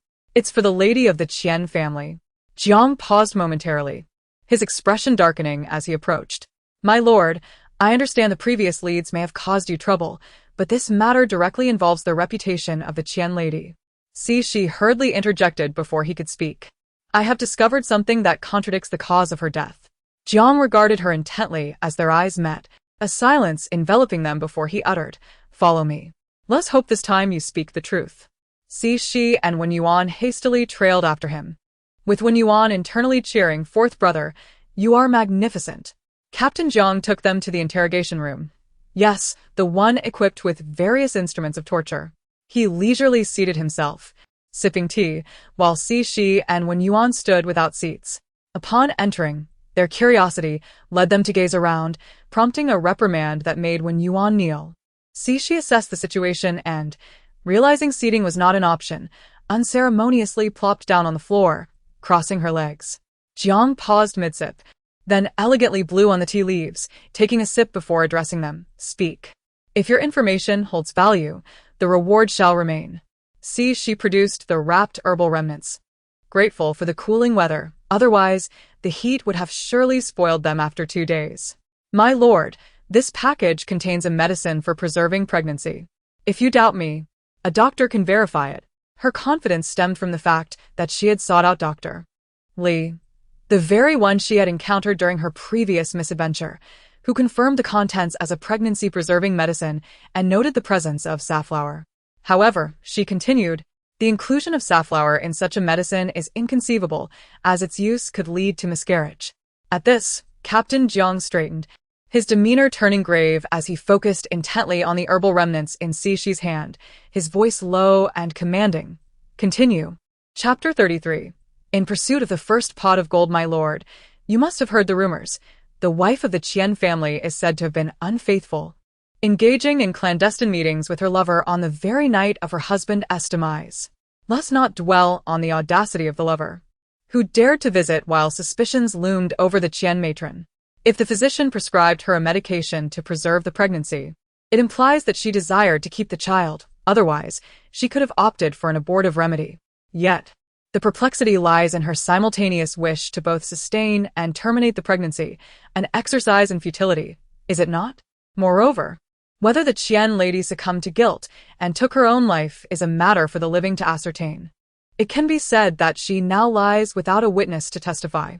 The specifics of the investigation and any potential injustice rest upon your capable hands, my lord. Captain Jiang's fingers tapped rhythmically on the table, and after a considerable pause, he inquired, "What is your purpose?" Cixi was taken aback and quickly replied, "Oh, my lord, if there is indeed a grievance, Might my reward be somewhat greater? Preferably, you are motivated by monetary gain. Depart now. I shall summon you should the need arise. By your leave, my lord. Surely you do not suspect me? The thought of leaving at this juncture left her feeling somewhat unsatisfied, so she addressed Captain Jiang once more, my lord. We have gone without sustenance these past few days while awaiting your return. Might we procure some food? We are terribly famished. Before Captain Jiang could respond, a constable nearby interjected, I saw several people delivering buns to you yesterday. How could you possibly be hungry? Two individuals behind him chuckled at this, prompting Captain Jiang to cast a glance in their direction and casually command, fetch them something to eat. She hastily added, my lord, let it be generously filled with meat. We are in a period of growth and require ample sustenance. The constable departed with increased urgency. She muttered to herself. Let us see if you still find amusement after a few days of hunger. She maneuvered herself and went on to the side, clearing space for the three newcomers. All three were clad in morning attire, 2 women and 1 man. The central figure was a strikingly beautiful woman in her 30s, her forehead wrapped in white cloth, exuding an air of fragile elegance. Beside her stood a young girl of about 10, offering her support, while a tall, slender man with a handsome visage, albeit with a dubious glint in his eye, projected an air of frivolity. Captain Jiang, the guests have arrived. Captain Jiang nodded and turned to Shi, inquiring, do you know them? Provide a seat for Madame Chen, he stated coolly. Immediately, a chair was brought forth, and the exquisite woman seated herself, without hesitation. Thank you, my lord. Might I inquire as to why you have summoned us? Given the turmoil at home, there are numerous matters that remain unresolved. Shi noted the woman's composure. In an era where merchants were held in low regard, her demeanor within the confines of a law office, filled with instruments of torture, was remarkably poised, unlike the trembling girl at her side. What emboldened her and the man beside her? Madame Chen, I must clarify that the summons pertain to your maid and this gentleman named Zhao Qianming. Were you not to accompany them? Captain Jiang. These two are my closest confidants, my personal maid and a cousin from my maternal family. I cannot stand idly by, unaware of what they may have done. The young maid, clearly terrified, fell to her knees, her voice quivering. My lord, I am innocent. I know nothing of any wrongdoing. You are aware that no one knows better than you. Speak candidly about the events of the day your master passed. My lord, please spare me. I was merely attending to the old mistress that morning when the household attendants rushed in with the news of my master's death. I swear I know nothing else. My lord, please have mercy. Her words were punctuated by tears and snot. She internally applauded the girl's performance. Her eyes spoke volumes. If only they did not dart about so erratically, her sincerity would be more convincing. Can you brew medicine? Did you prepare any medication to secure the pregnancy in recent days? I have never prepared such remedies, she replied with surprising alacrity, a denial that only drew further suspicion. Do you know that the preservative contains safflower? It has been witnessed that you added it yourself. My lord, I am wronged. I am innocent. I implore you to discern the truth and restore my reputation. It has been reported that Zhao Qianming provided you with safflower to add to the pregnancy-preserving potion, promising you a place in his household upon its success. But what is the reality? Captain Jiang continued, unhurriedly, as he concluded his inquiry. Chapter 34. The beautiful misunderstanding. The young girl, who had previously knelt on the ground, was now nearly prostrate, offering no defense as she lamented, My lord, please see clearly. I am wronged. I have harmed no one. I am indeed innocent. Beside her, a gentleman by the surname Zhao hastily stepped forward to assert his innocence. My lord, I am currently residing at my cousin's home solely to prepare for the imperial examination. How could I engage in such actions that would ruin my future? I beseech you, restore my reputation. Madame Chen also chimed in, My lord, my cousin is a scholar with a bright future ahead. You must not heed the slander of lowly individuals and tarnish his name. Please clear his name swiftly, otherwise, even if the county magistrate were to arrive, we shall argue our case. Suddenly, Captain Jiang rose and approached Shi, yanking her up from the ground and grasping her chin to turn her towards the 3 individuals, declaring, She is a habitual thief. I witnessed your transaction with my own eyes. She has been hiding in the kitchen for days, observing your nefarious deeds, including how you poisoned your young master and lady. She has disclosed every detail without omission, and the remnants of the poison are here. Furthermore, she has stolen a portion of the very poison you used. What further excuses can you offer? See, she was momentarily speechless, fervently shaking her head in her heart. It's not true. I didn't do it. Please don't believe them. Hearing this, when Yuan buried his head deep, trembling without uttering a word, see, she suddenly realized that preserving her dignity was paramount. Why had she chosen to look up and watch? When Yuan hadn't raised his head even once throughout the ordeal, the faces of the three grew pale, though Madame Qian maintained her composure, albeit with a quiver in her voice as she said, Captain Jiang, one must not speak recklessly. You cannot simply take the word of two lowly servants and determine the truth of this matter. As the saying goes, one must catch a thief red-handed. Where is the evidence you speak of? Evidence? Do you truly believe I would show you evidence? What power do you possess? Is it merely because your cousin is a concubine in the scholar's residence? Do you think the scholar will defend you? What a delusion. Captain Jiang scoffed. Just as she was about to inquire whether they could take leftovers, Captain Jiang's deep voice interrupted. Indeed, this will suffice to fill you. Do not waste time. Eat and prepare to depart. Before she could react, the three collapsed to the ground, especially the young girl, who was now trembling and soaked. Madame Qian cried out in despair. Zhang Yizhi, you overstep your authority. I have not even undergone a formal trial. So, on what grounds do you pronounce my death sentence? If you wish for my demise, I refuse. Take it away. I shall not eat. Call the county magistrate. I want to file a complaint. She mused. So Captain Zhang's name is Zhang Yizhi. What a delightful misunderstanding this bun presents. A mere merchant dares to challenge me? It is a universal truth that one must pay for murder with their life. However, if you are merely acting under orders, I may show leniency. Whether you seize this final opportunity rests upon your own choices. Decide wisely and confess. At that moment, Shi's stomach audibly grumbled, prompting a piercing glare from Jiang Yizhi, causing her to lower her head in submission. This sound seemed to serve as a death knell for the three. The first to crack was the young girl, who, in tears, recounted the entire story. The young girl, trembling with fear, continued to speak. Shi and Wen Yuan, sensing a connection, drew closer together, realizing they had unearthed another life. And the fact that the trio had even dug through the herbal refuse beneath the tree was eerily frightening. Chapter 35. The truth revealed. The young girl steadied her agitated heart and continued her account. Shi. Does this girl possess any conscience? Having the dosage still renders it poisonous for pregnant women. Merely claiming that I dare not defy orders for fear of death does not absolve one of their moral responsibility. Should others consume your medication, resulting in the death of their child while they themselves survive, must they then express gratitude for your supposed mercy? That evening, the young master entered the room, stating he had witnessed the illicit lover entering the young mistress's quarters. The old matron promptly commanded me to report to the authorities, and they proceeded to the young mistress's room. The subsequent events are known to you all. My lord, I am guilty. I am guilty. However, I am merely a pawn under others' commands. Please spare my life. Jiang Yizhi nodded at the young girl. I shall report your circumstances. Immediately, a document was presented, detailing her offenses, which she was compelled to sign. Shi and Wen Yuan cowered in the corner, too fearful to speak. Suddenly, Jiang Yizhi remarked, Take 2 buns to eat.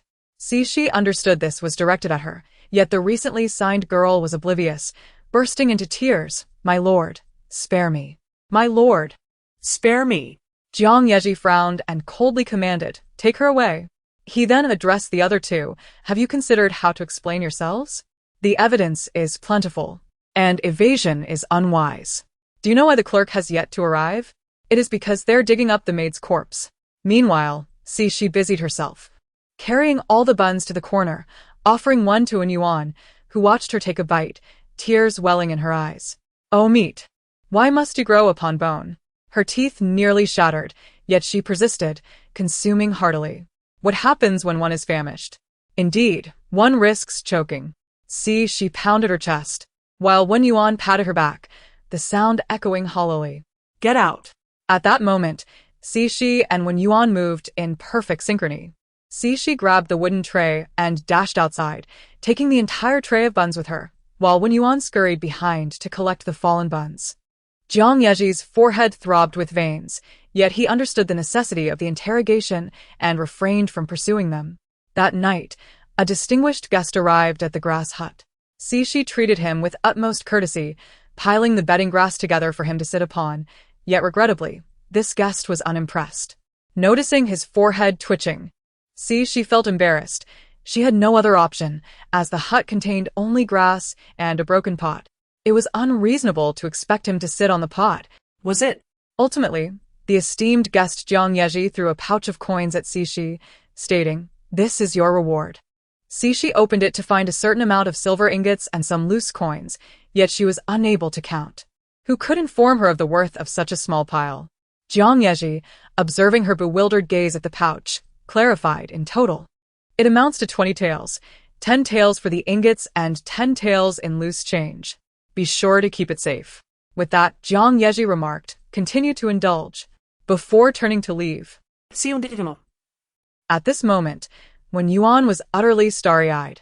Just before sleep, Wen Yuan suddenly said to Cixi, "Fourth brother, if you wish to uncover the truth, you need only go to the market tomorrow.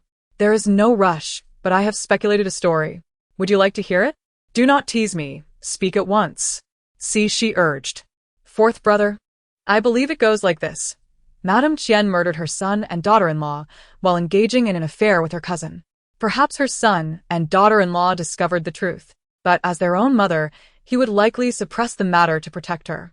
However, the young maid did not mention this, suggesting the son and daughter-in-law remained oblivious. Eliminating the possibilities of a crime of passion or revenge, we are left with the motive of financial gain, as you previously stated. With both the son and daughter-in-law deceased, all their assets would revert to her. It is highly probable that Madame Qian intends to remarry. She is young and beautiful, unwilling to endure a life of hardship. Hence, she orchestrated this scheme, leaving herself as the sole inheritor of all wealth. What do you think, fourth brother? Do exercise some intellect. Clearly, there are flaws in your theory. Under what circumstances would a mother kill her own son? Is she a stepmother? Moreover, she has nurtured him for many years. Such a trivial sum of wealth could not possibly incite her murderous intent. There must be deeper secrets at play that we are yet to uncover. Chapter 36. Acquired a companion on the following day. Cixi draped a piece of azure cloth over herself, adopting a more masculine appearance, and hurried with Wen Yuan to the tailor shop. She feared that her shabby attire might lead to her being turned away at the door. Boss. "Please make 2 sets of clothing for my younger brother and 2 more that fit him now," she instructed. Wen Yuan tugged at Cixi's sleeve and whispered, "Fourth brother, I can't wear that many. 1 set will suffice." "I understand. I shall wear the other 2, Cixi replied. They strolled through the streets, but gleaned no new information, only learning that the county magistrate was set to review the case involving the Qian family. Cixi had no intention of attending. Her pursuit of bounty had delayed her plans to explore medicinal herbs. After all, bounties were not a constant source of income, while medicinal herbs could provide sustenance over time. Thus, she took Wen Yuan to Jiantang. Since they entered together, Wen Yuan was spared the fate of being shooed away. Cixi inquired about the prices of herbs, only to discover that common varieties were plentiful, often brought in by surrounding farmers. However, rare herbs like ginseng were elusive treasures. Feeling somewhat disheartened, Cixi decided to wander the market with Wen Yuan. They had been preoccupied with food concerns since their arrival and had yet to truly explore the marketplace. They encountered farmers selling fresh fruits and mountain goods, along with various trinkets and cosmetics, evoking a vibrant sense of life. They even witnessed a real-life beggar, disheveled, standing in the street with a brick tied to his chest. As affluent individuals passed by, he struck his chest with the brick, leaving a bloody mark, and cried out, "Kind sir, could you spare a meal?" A wealthy gentleman merely waved his hand, prompting an attendant to toss him a small piece of silver. Cixi glanced at Wen Yuan and thought it best to move on, fearing that Wen Yuan might be overwhelmed. Around a corner, they spotted several beggars seemingly bullying another individual. The obscured figure revealed only a pair of legs, one of which appeared to be grotesquely twisted outward. Not wishing to provoke trouble in such tumultuous times, Cixi decided to lead Wen Yuan elsewhere. However, Wen Yuan, fixated on the scene, suddenly knelt and pleaded, "Fourth brother, please save him. He shall I go. I recognize his legs. He was taken by the rodent crew and has been cruelly treated." Cixi felt a twinge of compassion and inquired, "What is your connection to him?" "Please, just save him first. I will explain everything afterward," Wen Yuan insisted. With a resigned sigh, Cixi leaned against an unseen wall and called out, "Sir, what an unexpected visit. This is my humble offering for you today." Muminjlate. Chaos erupted from within, and they heard shouts of "Get lost," as they were urged to leave. After waiting outside for a while, and suspecting the individuals had fled through another route, Cixi knew she could not let Wen Yuan rush in alone. Upon entering, Wen Yuan rushed to the injured individual, exclaiming, "Shall I go? What happened to you?" The young man slowly lowered his arms from his head, revealing a face marred by deep scars, indicative of deliberate cruelty. His countenance was severely disfigured, yet his eyes retained a glimmer of brightness, suggesting he was slightly older than both of them. Recognizing him, Wen Yuan stammered, "Shall I go?" "It's me, Xiao Erhe. I've washed up, I'm not dirty anymore." As Wen Yuan realized the gravity of the situation, he became flustered and could not articulate a coherent explanation. Cixi raised her hand to silence him, saying, "No need to explain. I see it all. Go fetch some clean water to boil." Once Wen Yuan departed, Cixi turned her attention to Xiao Ligo, reflecting on the unspeakable torment he must have endured. Stepping outside, she allowed him the space to gather his thoughts. Upon her return, she observed Xiao Ligo gesticulating towards his back and thigh in distress. Nodding in understanding, she instructed Wen Yuan to assist in removing his clothing. She then unfolded the azure cloth, laying it atop the hay for him to rest upon, and began to assess his injuries. The more she examined, the more her heart sank with rage. What deep-seated enmity could provoke such violence against a mere child? His torso and back were riddled with lacerations from sharp instruments. Some had scabbed over while others oozed with pus. The most grievous injury was to his lower regions, where the front remained, but the back was horrifically mutilated, a foul odor emanating from the source. Chapter 37. The malevolent beggar Xiao Ligo nodded slightly. The process of handling the situation was both smooth and cruel. There was no anesthetic, only strong liquor. He whimpered in pain, ultimately succumbing to unconsciousness midway through. This brought a sigh of relief to Cixi, as the sounds were truly harrowing. Once the ordeal was over, Wen Yuan retrieved a chipped jar, reportedly found by the riverbank, and began to brew a thin porridge. Despite his youth, he was meticulous with their food supplies, guarding the buns they had received from the government office, while Cixi managed the finances.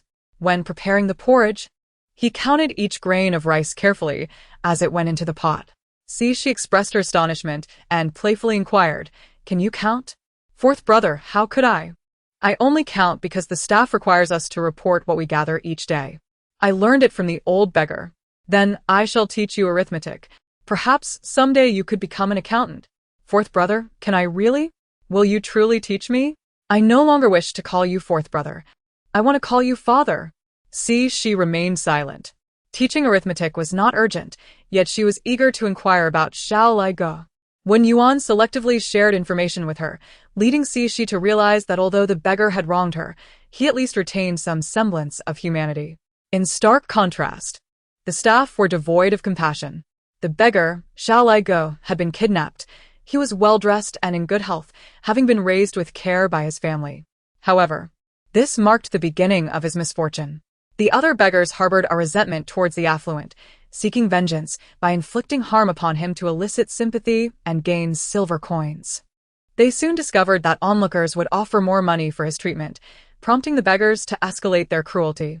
Initially, they merely cut his back, but as the crowd thinned, they began to slice his chest. Eventually, when there were fewer spectators, they would shout and change locations to inflict further injuries, slashing his face and cutting his tongue. Their intent was to render him a eunuch, but the crowd intervened, resulting in them resorting to castration instead.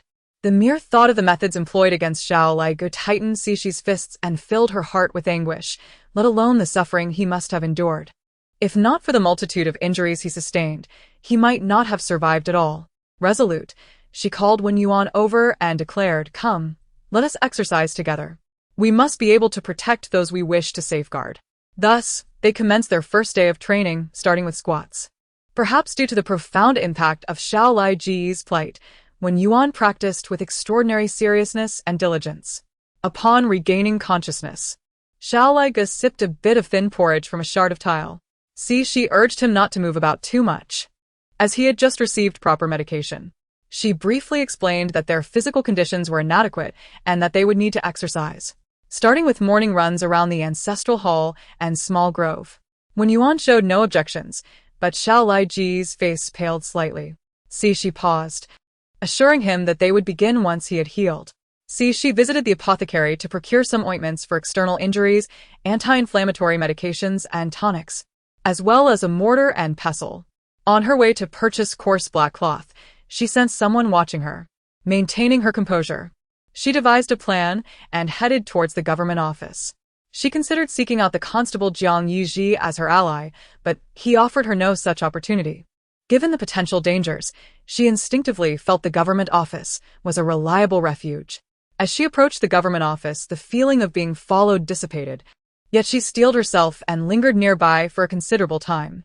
The officer at the entrance eyed her warily, apprehensive of yet another case of injustice, especially after the recent resolution of the Qian family's incident. Xiao Laiga silently grasped the pestle and began to grind medicine. She observed him and asked, "I've always heard Wen Yuan call you Xiao Laiga. Is your surname Lai?" He shook his head, contemplated for a moment, and then drew the characters Zhongqi in the dirt with a small stick, pointing to himself. Zhongqi nodded and wrote no, then added that he had been cast aside by a woman, crafting yet another sorrowful tale. She glanced at him and then at the characters inscribed in the earth. With her free hand, she gently patted his shoulder and reassured him, "It's all right, Zhongqi. From now on, we are family. We shall surely lead a good life, and when the time comes, we will help you seek revenge." Zhongqi lowered his head, but when he raised it again, his eyes were brimming with tears, and he nodded emphatically. Chapter 38. What is the truth? She was also quite elated, taking a bite of steamed bun and unabashedly proclaiming, "I hereby announce the official establishment of the Huai Group, with its headquarters located at the Ancestral Hall. You shall be the esteemed founding members of this group. Ha ha ha." Thus, the Huai Group, which brings hope to the impoverished, began to take shape. Wen Yuan inquired, "Fourth brother, what does Huai Group signify?" "It embodies the hope and potential for the people of Huaxia," replied Shi. "A group signifies a large number of people. Surely we shall not remain just the three of us."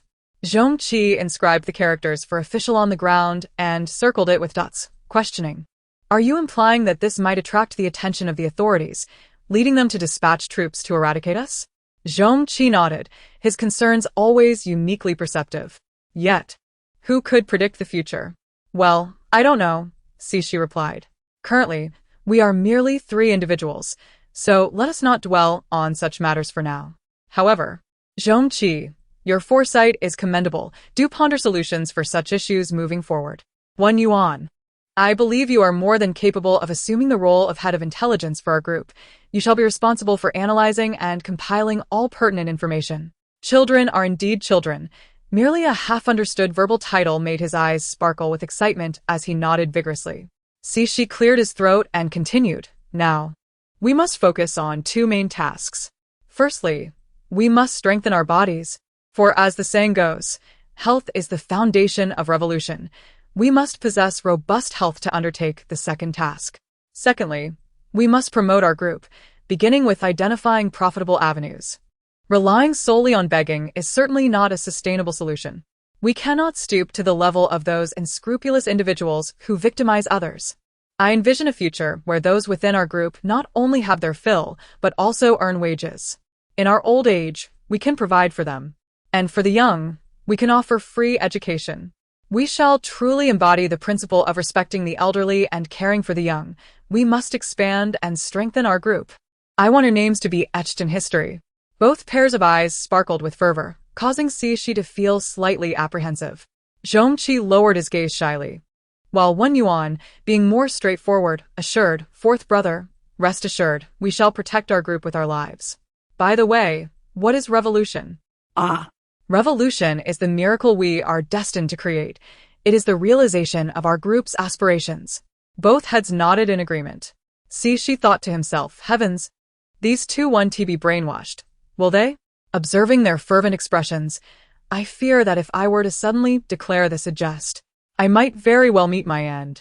Fortunately, both were not dim-witted and managed to memorize the essentials before bedtime. Is there truly a reward? Is it genuine? si undicesimo. Who had been listless all day, suddenly perked up upon hearing this and hurriedly asked, Indeed, it is true. I even went to the county office to investigate this matter. Fourth brother, do you have a plan? Ha ha ha. When you on, you are indeed my lucky charm. I cannot speak for other matters, but I possess a secret remedy for this ailment. This is no boast. Having spent years in the military, my master devoted considerable effort to researching medicinal concoctions and pill-making to restore my health. Just before my marriage, he imparted the formula and the process to me. Truthfully, I owe my gratitude to him for this knowledge before my marriage. Had it been post-marriage, I might have forgotten it entirely. With a plan now in mind, when Yuan began to discuss the situation concerning the Qian family, it appeared that during the court proceedings, Zhao Qianming had turned against the Qian matriarch, accusing her of seducing him and compelling him to commit murder, claiming that it was all her fault and that he was merely a pawn in the scheme. Following her initial shock and fury, the Qian matriarch first wept, then laughed maniacally. Just when everyone thought she had lost her sanity, she disclosed the entire plot. Zhao Qianming had come to reside with the Qian family to pursue academic success and discovered their relationship. Rather than inhibit her, he shamelessly threatened her and took advantage of the situation. Driven to madness, the Qian matriarch sought to end this life and ensure all would pay the price. Every subsequent event was meticulously orchestrated by her. Fearing for his life, she compelled Zhao Qianming to commit murder directly. Indeed, a mere trivial scheme led to a massacre. For she had convinced him that once the Qian family was annihilated, all their wealth would be hers, and she could then marry him, content to become a concubine as a widow. Believing her words, Zhao Qianming became the executioner of this horrific family tragedy. They first poisoned the young master of the Qian family, then Zhao Qianming bore his body to the gambling den, disfiguring his face. They spread rumors that the daughter-in-law had been unfaithful, lacing her pregnancy medicine with poison to cause a miscarriage. When things went awry, they resorted to staging a scene of infidelity. They sent a maid to report to the authorities while Zhao Qianming entered the room to murder the Qian daughter-in-law, hanging her from the rafters to fabricate a suicide scene. The Qian matriarch herself struck her forehead with a brick, feigning the role of the victim. Regrettably, their scheme ultimately unraveled. In the end, during the proceedings, the Qian matriarch pointed an accusing finger at Zhao Qianming, vowing that even if the truth had not come to light, she would have found a way to eliminate him. See, she sighed, reflecting that the truth we seek is often not what we assume. Nevertheless, a woman must remain resilient in the face of adversity. Chapter 39. A meeting with acquaintances on the following day. See, she commenced her performance. First visiting the yamen to declare her ability to cure infertility and awaiting the magistrate's summons. The esteemed physician waited for a considerable time before the magistrate arrived. His voice echoed through the hall, and in walked a slender, young boy, dressed quite neatly. See, she pondered. What is a divine physician? Where is the one capable of healing? The magistrate inquired about the guiding servant. The commoner comes as the representative of my master. See, she stated with utmost seriousness. May I ask for your master's name and where he resides? If this official's second wife is fortunate enough to conceive, I shall extend my gratitude. See, she recognized this as an attempt to ascertain her credentials, yet remained unfazed. My master hails from the capital, and it is inconvenient to disclose his name. I am here solely out of compassion to heal. If you harbor any doubts, consider that I did not come today. She feigned a readiness to depart. Stay, please. Do not leave, young physician. Might I inquire where the esteemed healer is residing? I would like to summon him to treat my wife, the magistrate urged. There is no need for concern. After I assess her pulse, I shall report to my master. He will provide a prescription, which I will bring tomorrow. You need only send someone to procure the medicine, and I will detail the necessary precautions then. See, she continued her earnest charade. Then please, partake in some tea. Bring the tea quickly, and you, summon the second wife, the magistrate commanded. It appeared he held considerable affection for this secondary consort, even referring to her as the second wife. She leisurely sipped her tea, suppressing her desire to gulp it down, maintaining an air of sophistication. Before long, a young and beautiful woman entered, her attire modest yet elegant, adorned with a couple of pearl flowers, exuding an unpretentious grace that justified the magistrate's fondness. "May I borrow your handkerchief?" she asked. The lady hesitated, and the magistrate stood, ready to express his anger. But the lady intervened and handed the handkerchief to she. "Madam, please take a seat," she said, placing the handkerchief on her hand as she began to check the pulse, deliberately furrowing her brow in contemplation, as if confronting a perplexing dilemma. Leaving the magistrate and his wife in a state of anxious anticipation, "I have discerned the pulse condition. I shall inform my master today and return tomorrow with the prescription. I take my leave now." "Very well, come, attendants. See off the young physician. Where did he go?" "He seemed to have entered a pastry shop," the magistrate mused, waving his hand. "Wait, summon Dr. Li to come here." Wen Yuan directly asked fourth brother, "What did you do? Was it at that same dumpling place again? You still remember where to get dumplings?" "Today, I visited the magistrate and checked on his wife's pulse. Otherwise, we wouldn't be enjoying pastries today. Tomorrow, I will treat her, and all of you shall become my disciples." After finishing their meal, they planned to wash by the river, ensuring not to soil their new garments. On the second day, the three arrived at the county office as scheduled, led inside by the doorkeeper.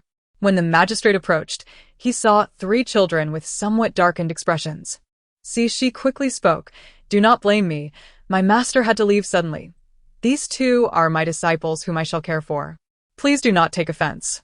My master has imparted the treatment plan and prescription to me, so let me write the prescription for the lady now." The magistrate pondered and replied, "Very well. Then I shall trouble you, young physician. Attendants, take the young physician to write the prescription." "Sir, please just call me fourth brother. There is no need for such formalities." The magistrate nodded. "Then let us call you fourth brother to write the prescription, and also bring some pastries." "Thank you, sir." Dr. Li examined the prescription closely, increasingly astonished, repeatedly affirming to the magistrate, "This prescription is remarkable, combining internal and external treatments harmoniously. Your wife will be saved. Quickly, take me to see this physician." The attendant took the prescription to gather the medicine, while the magistrate led Dr. Li to meet she and the others. "Oh, it is you?" Dr. Li exclaimed upon seeing she, astonished. She thought, "How could you recognize me after I have cleaned up? Please do not expose my identity." "Dr. Li, do you know this young fourth brother?" the magistrate inquired. Dr. Li nodded and remarked to she, "Your skills in medicine are commendable. I am certain your master would be pleased." She, fearing Dr. Li might mention her master's spirit, quickly interjected, "Thank you, Dr. Li. I still have much to learn, and my master is not present. May I consult you with some questions?" Dr. Li, feeling gratified, nodded and said to the magistrate, "I will remain here for a while. You may continue with your duties." She mused, their relationship is rather extraordinary." She fell silent, as did Dr. Li. Eventually, Dr. Li expressed his intention to prepare a new prescription for Jiang Chen, and when the magistrate invited him to dine, he bowed deeply before she in front of the magistrate. "You possess the true spirit of a healer, earning the respect of us humble folk. If needed, do not hesitate to summon me. I shall offer my utmost assistance." This left she astonished, hastily supporting him, exclaiming, "That is too much. I cannot accept such honor." When Yuan, Jiang Chen, and the magistrate were equally taken aback, particularly the magistrate, whose face twitched in disbelief. Chapter 40. Seeking support due to the arrival of Dr. Li. The treatment of Shi and his companions improved significantly, allowing them to reside comfortably at the county office for 2 months. During this time, when Yuan and Jiang Chen enjoyed better meals, gaining weight and a fairer complexion, while also mastering the multiplication table and assisting the second lady in her recuperation. After examining her pulse, Shi informed her that her health was improving well. He advised her to continue with the external medication and prepared pills for her internal use. providing a month's supply to be replenished later. Upon learning of Xi intention to leave, the county magistrate hurriedly brought along Xiayin, observing 2 trays of silver. Xi devised a plan and took only 1 ingot, but the magistrate insisted on giving him the entire amount. Pretending to refuse, Xi expressed his dilemma. Your Excellency is too kind.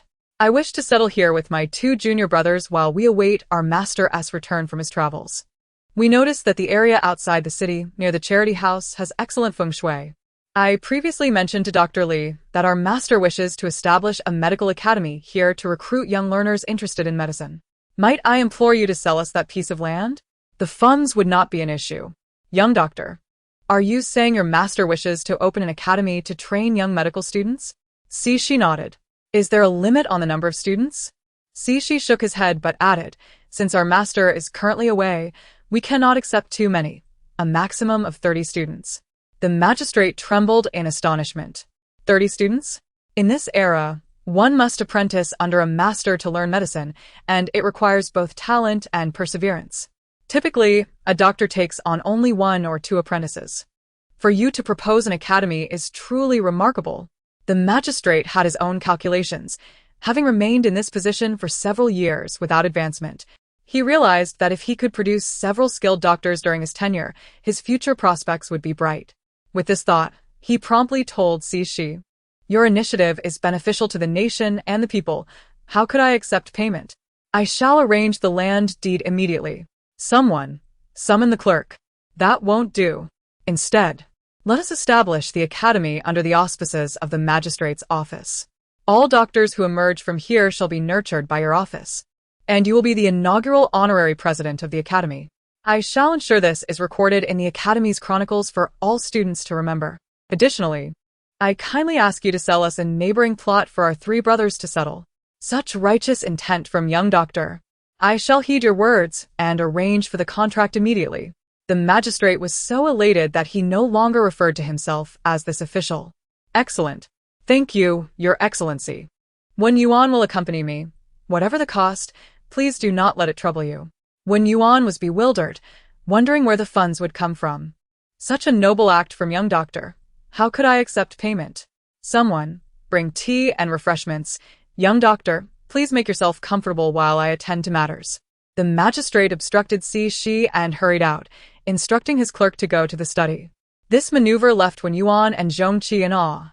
While Wen Yuan had become accustomed to such events over time, Zhongqi was still bewildered, feeling as if they were engaging in empty talk and pulling a fast one. After a while, the magistrate returned with the land deed and contract. Xi invited the clerk to draft a permit for the academy, which stated that the magistrate's office would spearhead the initiative, with Xi and Dr. Li collaborating to establish the medical academy. The magistrate was delighted to learn that Xi and the others intended to inspect the site for planning, and he decreed that their residence would be constructed by the magistrate's office. Xi, ever modest, feigned reluctance but ultimately accepted, adept at maintaining appearances. At this moment, Zhongqi had wholly transformed into a devoted follower, an ardent admirer, and in the future, he would lead Huaji to the forefront of progress, contributing significantly to the welfare of the realm, though that is a tale for another time. The ensuing 6 months were filled with preparations. During this period, Xi, Dr. Li, and a feng shui expert visited the vicinity of the charity house to survey the terrain and outline the prospective location for the academy. The magistrate, concerned for their safety, specifically assigned Jiang Yi to protect them, assuring that he would oversee the academy's security henceforth. With everything in place, only funds remained, a substantial expenditure that one could not bear alone. After a long silence, Xi proposed a solution, which the magistrate pondered overnight before consenting. Subsequently, they calculated the contributions, discovering that the brothels and casinos were indeed the most significant benefactors. Xi bore no disdain for them, recognizing that excellence can emerge from any profession. They also realized that securing the government's support is indeed advantageous for accomplishing their goals. Thus, a year passed, and Xi and his companions diligently maintained their daily exercise routine and basic martial arts training. With ample food and clothing, they thrived, especially Zhongqi and Wen Yuan, who had grown taller and more presentable. Occasionally, Captain Jiang Yi would take the time to instruct them in their martial arts, and she enjoyed a remarkably pleasant life. Almost forgetting her original mission, the academy's construction took shape, divided into three main areas: the medicinal garden, the charity house, and the academy, for which the magistrate himself had inscribed a title, hoping to cultivate individuals of high moral character. Notably, the charity house remained unchanged, and during this period, the county's forensic expert visited and expressed interest in taking on 2 students if they were willing to learn, Si undicesimo disagreed. but acknowledged that aspiring doctors should possess some knowledge of forensic science. She invited him to come and teach the students whenever convenient, leading the only forensic expert to visit even more frequently, despite the absence of students. She promptly pointed him out to Wen Yuan, saying, "Once we establish operations, you must keep a close watch on the students. We cannot allow them to be led astray." Wen Yuan. Chapter 41. Guardians of Hope. On the day the academy was inaugurated, the atmosphere was vibrant, as nearly every resident of the county gathered to celebrate. The name of the academy, conceived by the county magistrate, was to be unveiled at an auspicious hour. Joy radiated from every face, including that of the magistrate's second wife, who, thanks to the nurturing care of Shi, was now expecting. The previous night, the young lads, Wen Yuan and Zhong Qi, had wept copiously over Shi.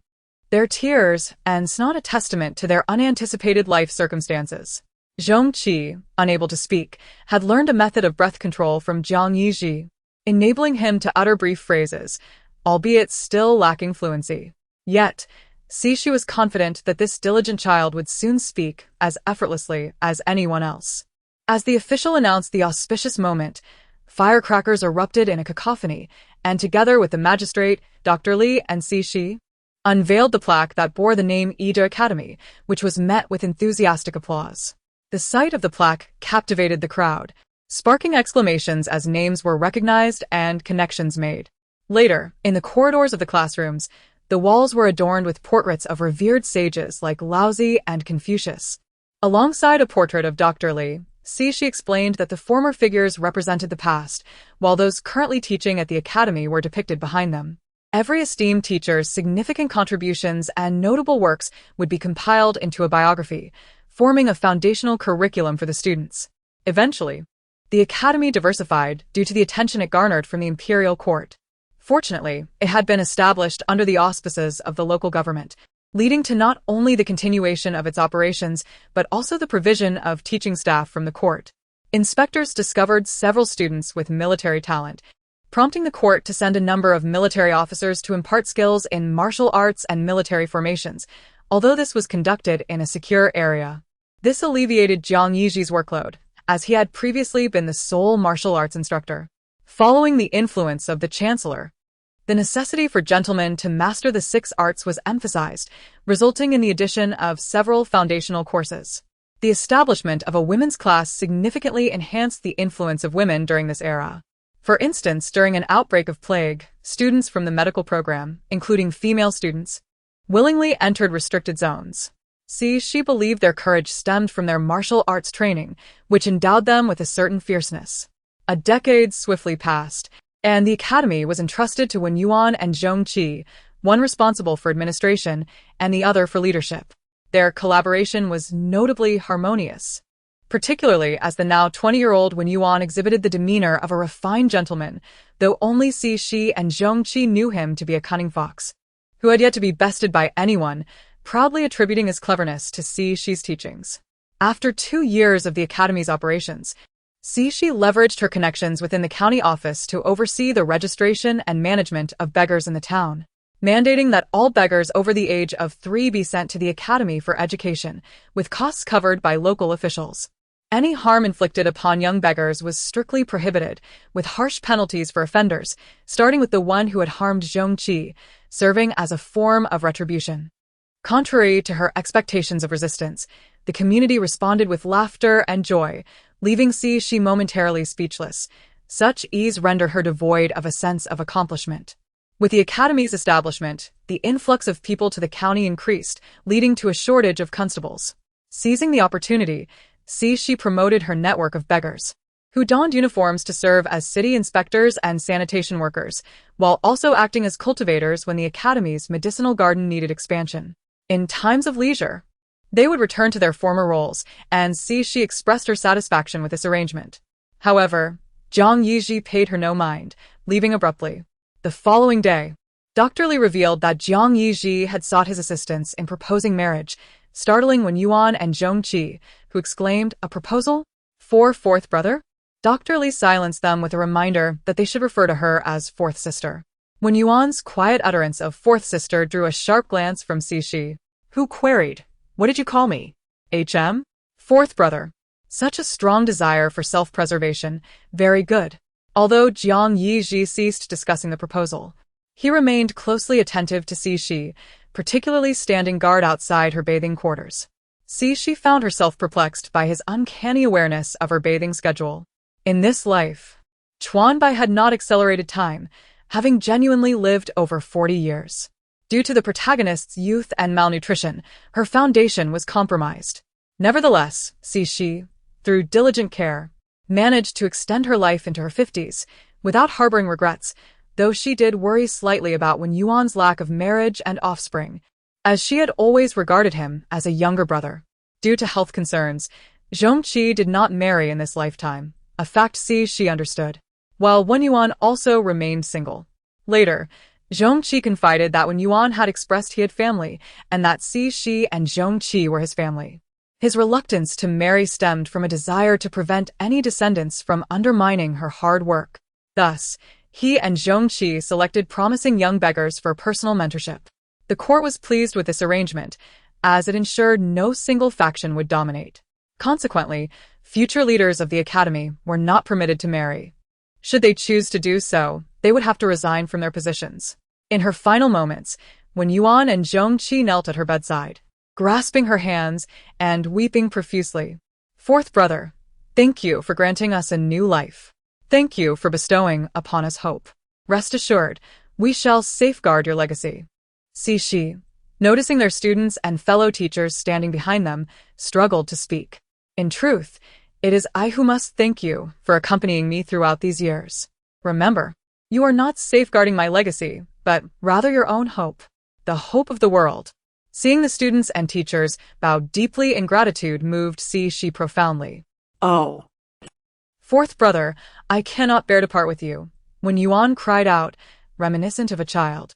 Cixi longed to stroke his head once more and utter a few more words, but exhaustion overtook her, and her eyelids grew heavy. Chapter 42. The Four Worlds, a special realm. Not having seen Chuanbai, Cixi softly called out to him. A man clad in blue appeared before her, exuding an exquisite beauty. His elegantly arched eyebrows were like swords in flight, and his eyes, initially clear and bright, revealed unfathomable depths upon closer inspection.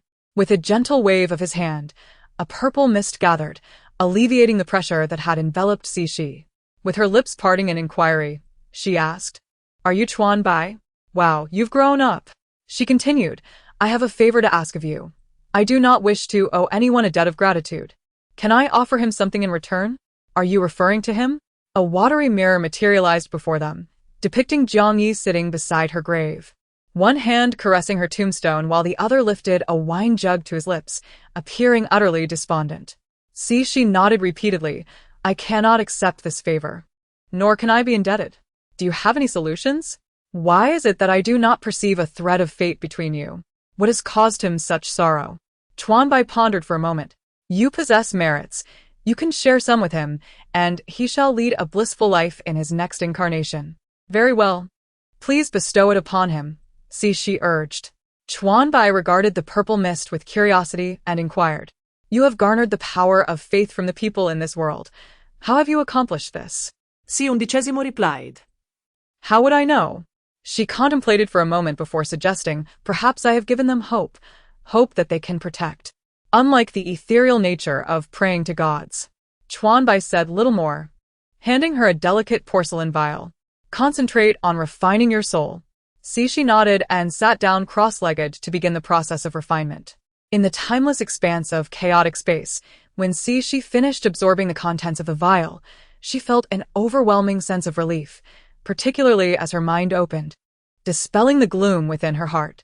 Now, even the vast whiteness surrounding her seemed immensely endearing. She found herself eager to embark on a mission, yet after waiting an eternity. No soul materialized. Chuan Bai reappeared, holding a dark golden tome with a serious demeanor. I will transport you to a unique world, a realm born of literature. However, during the evolution of its rules, external souls have intruded, causing unforeseen complications. Your task is to adhere to the original storyline and complete this narrative, allowing the rules to evolve smoothly. Should you fail, this newly formed world will collapse. Due to its fragility, I cannot assist you within. You must proceed with caution.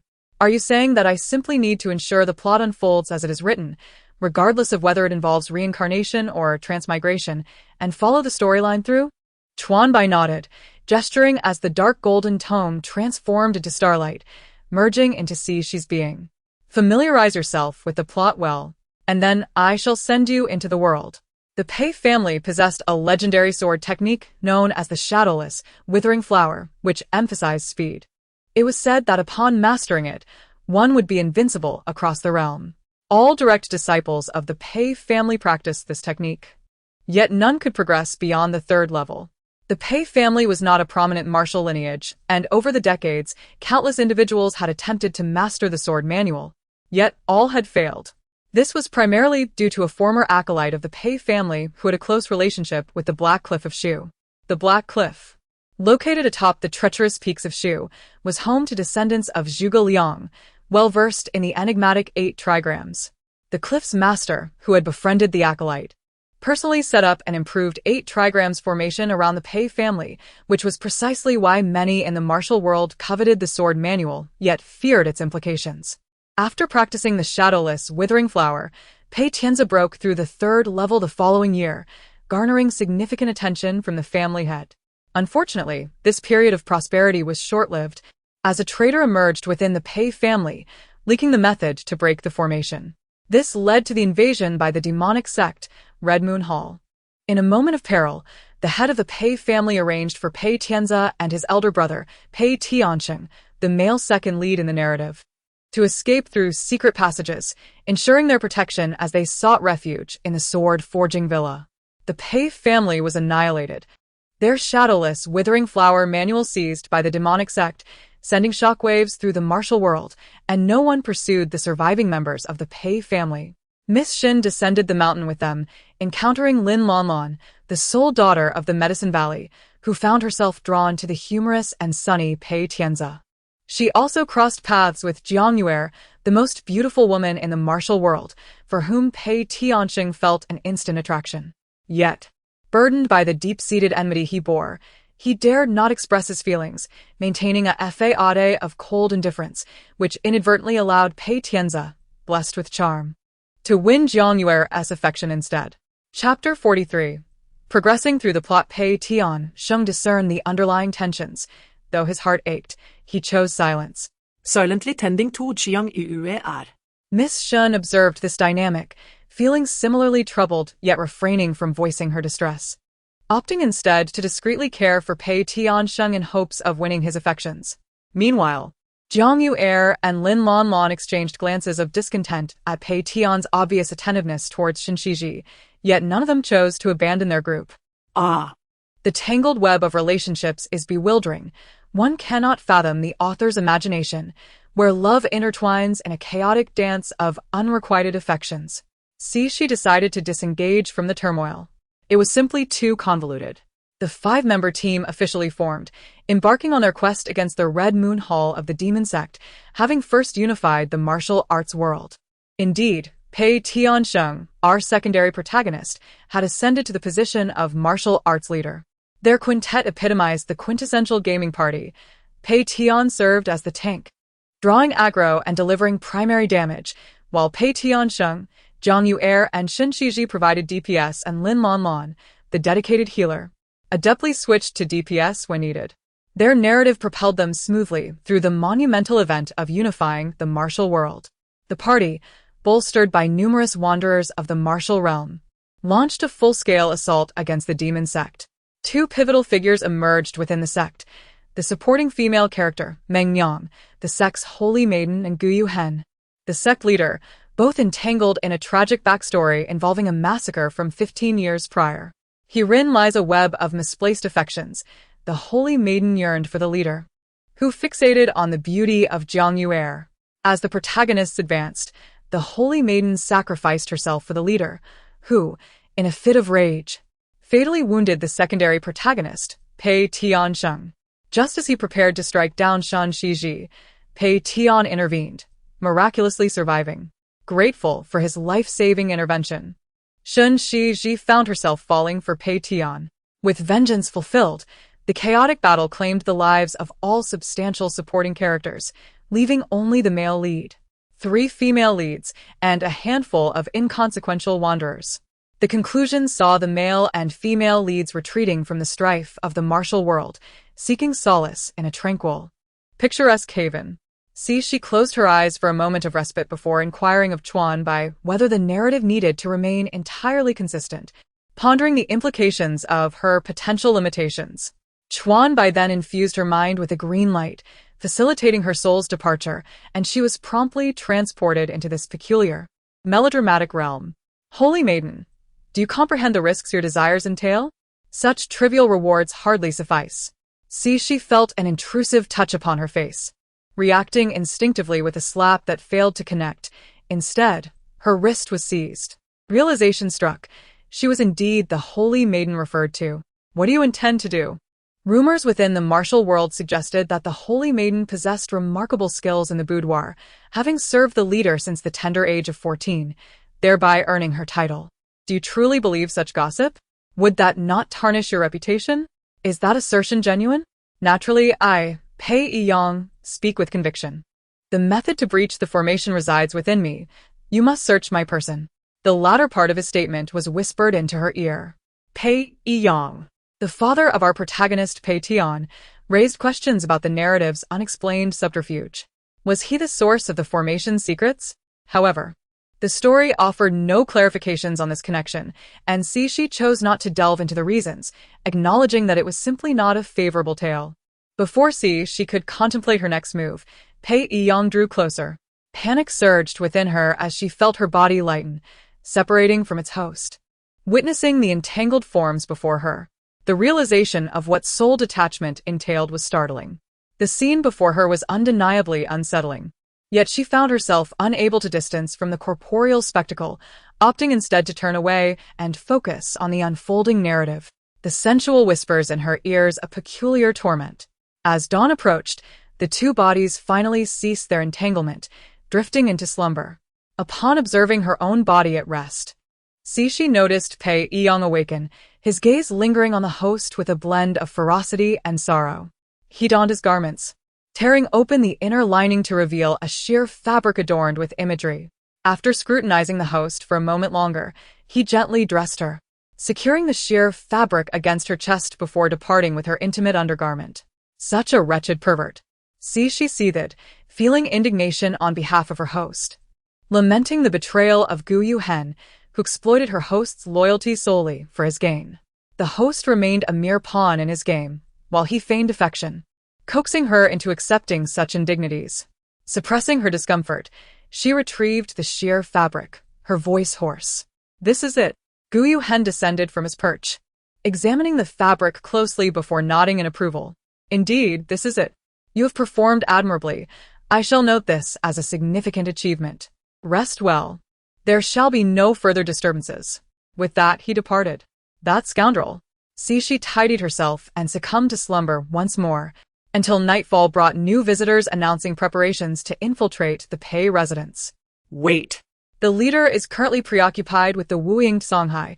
This intelligence cannot remain concealed for long. Soon, those self-righteous fools will come rushing in. We shall handle them with a couple of our own, prioritizing the greater picture. Chapter 44. Waiting for the protagonists to mature. As Gu Yuhen recognized the urgency of locating the sword manual, he gestured for everyone to commence their search. Remarkably, they did uncover it, albeit only the first 3 levels. The remaining pages had been torn away. She was aware that the male lead and the secondary male character were likely hiding in some obscure corner, watching the raging flames. It was certain that their fists were clenched tightly, tears streaming down their faces as they vowed, in a dramatic fashion, to avenge their deep-seated enmity. The initial pivotal event had been successfully navigated. Oh yes, Cixi silently commended herself for achieving this first milestone. Just one day later, she received word that the two boys had been rescued by the people from the sword-casting manor. Their attempt had failed, and those dispatched by the Lord had all faced punishment. Cixi waved her hand, signaling for the messenger to withdraw while internally scoffing at the situation. Of course, they would be rescued. After all, they bore the protagonist's halo, and before they matured, benevolent figures would naturally come to their aid. Now, Cixi's task was to wait. Wait for the protagonists to grow, to wait for 15 years to propel the narrative forward. Additionally, she needed to guard against outsiders or reincarnators altering the storyline. Thus, she dispatched a maid, Hong Yao, who had been administered a potion, to monitor the male and female leads, providing monthly updates to Cixi. However, she soon dismissed this idea, primarily fearing it would provoke greater narrative upheaval. What if someone took decisive action before the plot even unfolded? She would have nowhere to weep. After much contemplation, Cixi ultimately issued a command for Hong Yao to find a way to prevent the engagement, ensuring no harm came to anyone and ideally avoiding retaliation. Hong Yao. Thank you for your high regard, my master. Over the years, Gui Wehen intermittently secluded himself to study the sword manual. It seemed that the mental techniques within clashed with his current martial arts, preventing him from mastering them. Cixi had thought he would stubbornly persist in his struggle against the manual, yet astonishingly, he emerged from his retreat and summoned Cixi at once. When Cixi arrived at the Grand Hall, she discovered Gui Wehen alone, seated regally upon his throne. After exchanging formalities, she noticed his gaze fixed intently upon her. A flicker of intensity that sent a chill down her spine, making her wonder if he had uncovered her surveillance of the male lead and his companions, and whether he intended to confront her about it. Dream Maiden, he began, are you aware that the sword-casting manor has recently received joyous news? It is said that the eldest daughter of the Shin family is to be betrothed, and her fiancé is none other than the young man from the Pei family who escaped years ago. Cixi maintained an impassive exterior, while internally she pondered the implications of his words. What was his intent?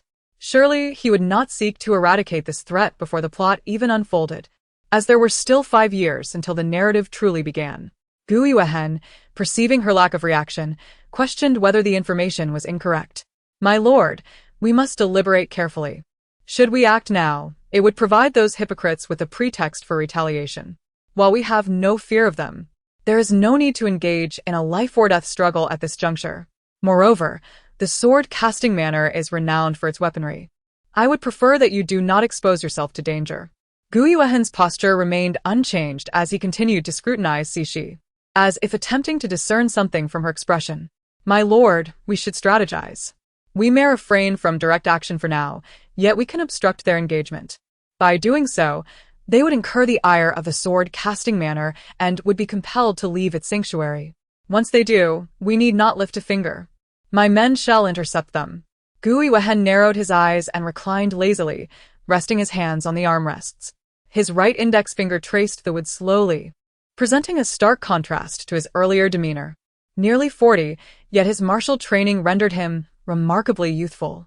His well-proportioned, tall figure, combined with his striking features, exuded a captivating charm that made Cixi realize why so many were enamored with him. Indeed, he embodied the archetype of a man whom women find irresistible, particularly given his striking appearance. Gui Wehen languidly inquired, Dream Maiden, is this truly your perspective? Yes, she affirmed. You may proceed with your considerations. As Cixi stepped through the door, Gui Wehen crumbled the note in his hand, murmuring, I hope this is true. Otherwise, you shall not wish to witness the consequences of betrayal. 2 days later, Gui Wehen commanded Cixi to intervene in the impending engagement. Seizing the opportunity, Cixi requested to venture out and assess the situation, as news transmission required time, and missing the optimal moment would be detrimental. Gui Wehen acquiesced, understanding her reasoning, and informed her that he would accompany her. After assuming disguises, they entered the territory of the sword-casting manor. With 3 days remaining until the date specified in the announcement, they had yet to hear any news of changes. Gu Yuehen revealed a dark jade token, which facilitated their accommodation with a humble hunter's family. Following their introduction, Cixi learned that this was a pawn placed by the former lord, who had strategically embedded his trusted confidants across various influential families, living among them to await the perfect opportunity to act as insiders. Simultaneously, they monitored the activities of the Crimson Moon Palace, ready to report any overly close interactions with the powerful families and to deal with any traitors accordingly. Chapter 45. The clandestine operations of this chess organization were executed with remarkable finesse. Surprisingly, her son held a position overseeing procurement at the sword forging manor. It was this connection that facilitated the smooth entry of Hong Yao into the manor, though she remained blissfully unaware, believing herself exceedingly clever for infiltrating their ranks with such ease. She couldn't help but marvel at the thoroughness of the brainwashing conducted by the Crimson Moon Palace. Even the younger generation remained steadfastly loyal to their tasks. It was likely that every move made by Hong Yao along with the orders she issued were closely monitored by Gu Yuehen. No wonder Gu Yuehen had regarded her so intently that day. Surely, he didn't perceive her as a spy. The thought startled Cixi. Gu Yuehen glanced at Cixi and quietly inquired, "What troubles you?" Shaking her head, Cixi replied, "It's nothing. Just a bit concerned about Hong Yao." "There's no need for concern. We shall summon her shortly, for clarification." Indeed, just after dinner, Hong Yao arrived, bowing respectfully and retreating to the side.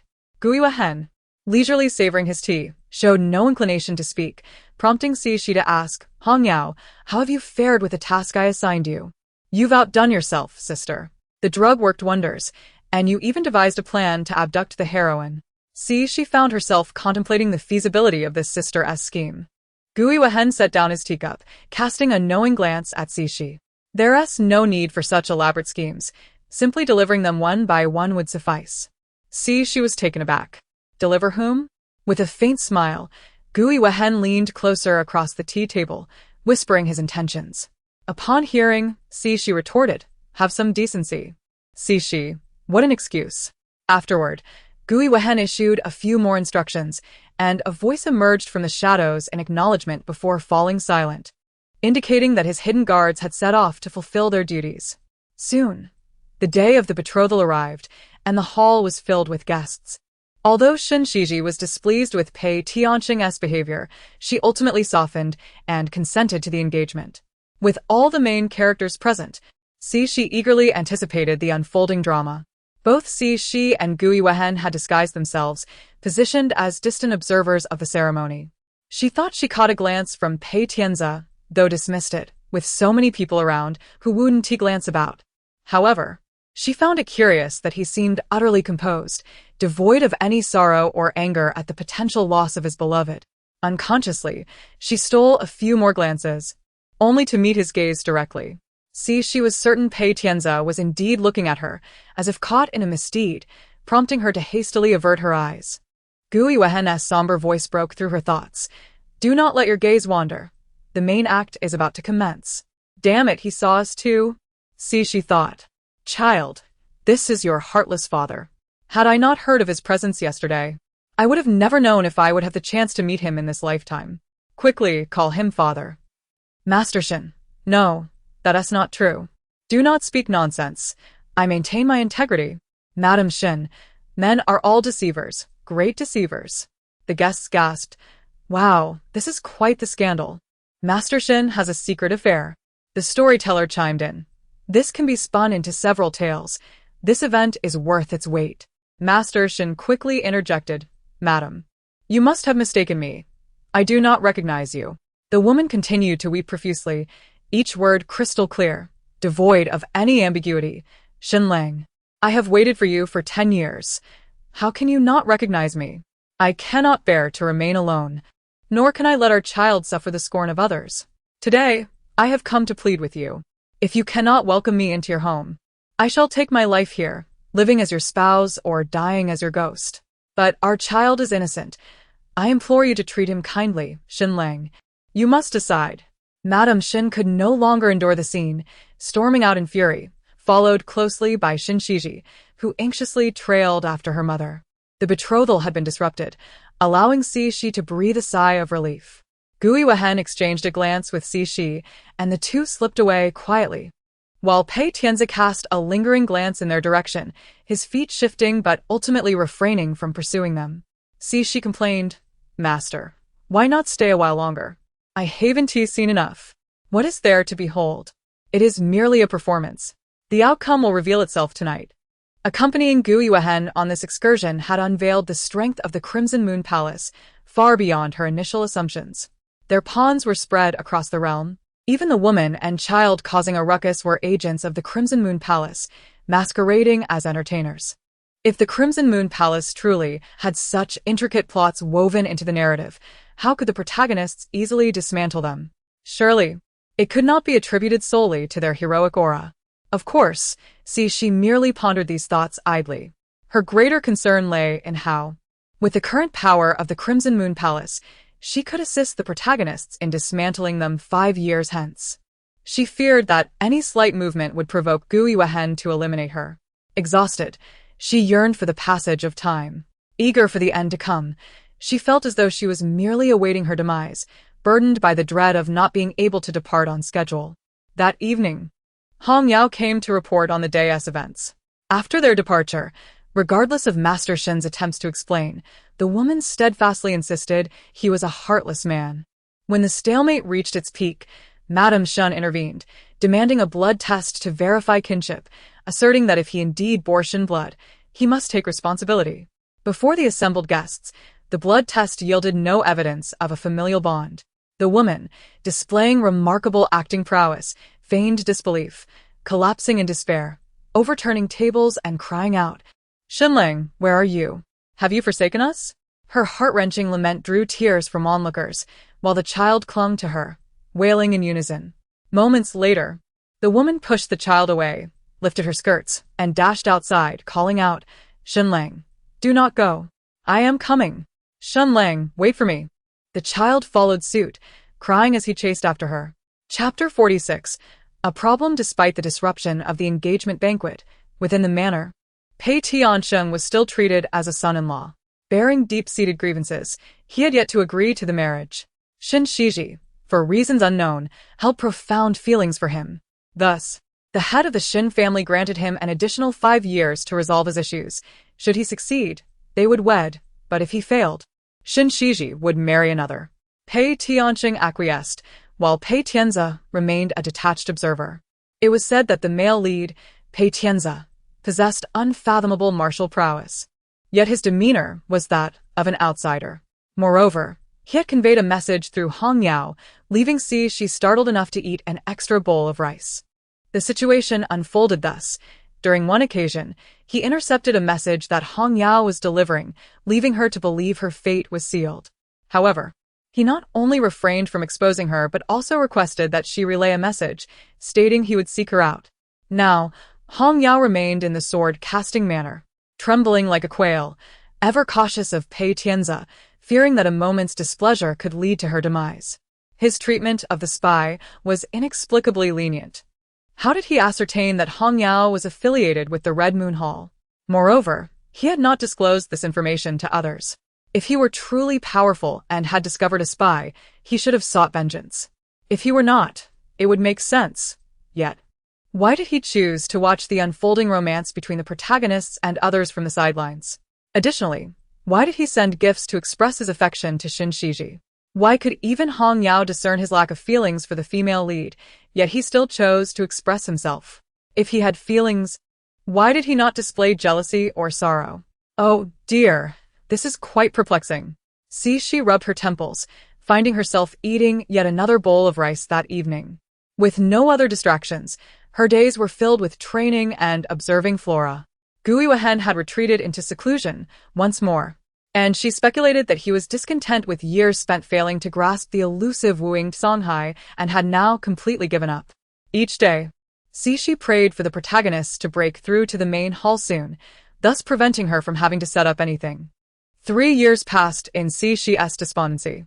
It was now time for the protagonists to descend the mountain and unite to dominate the martial world. Boredom had set in, and since Gui Wehen was still in seclusion, she decided to prepare to descend the mountain and follow the protagonists into the storyline. With excitement, Cixi rubbed her hands together, vowing that this time, she would not allow any mistakes to occur. She would quash any signs of trouble immediately. Following the timeline of events, she arrived at Donglin Town, where Lin Lanlan, the only daughter of the Medicinal Valley, would soon make her appearance. It was here that Pei Tianzi would save the startled Lin Lanlan, who would secretly harbor feelings for him. Cixi secured a room at the largest inn in town and then meandered about, indulging in the local delicacies, perhaps due to the knowledge that she was merely biding her time in this world. As she approached a stall selling freshly made flatbreads, a sudden commotion caught her attention, and sensing impending danger, she instinctively sidestepped. However, a powerful force collided with her, sending her crashing into someone's embrace. When she looked up, she saw a steed frothing at the mouth lying beside the flatbread stall, with a woman in white sprawled nearby. Lo and behold, the unfolding narrative. She found herself gazing into a pair of dark, penetrating eyes. The man holding her was none other than the male lead, Pei Tianzi, while the woman on the ground was the female lead. What was happening? Instead of rescuing the female lead, he had saved her. What should she do? Hastily, she attempted to push him away, but to no avail.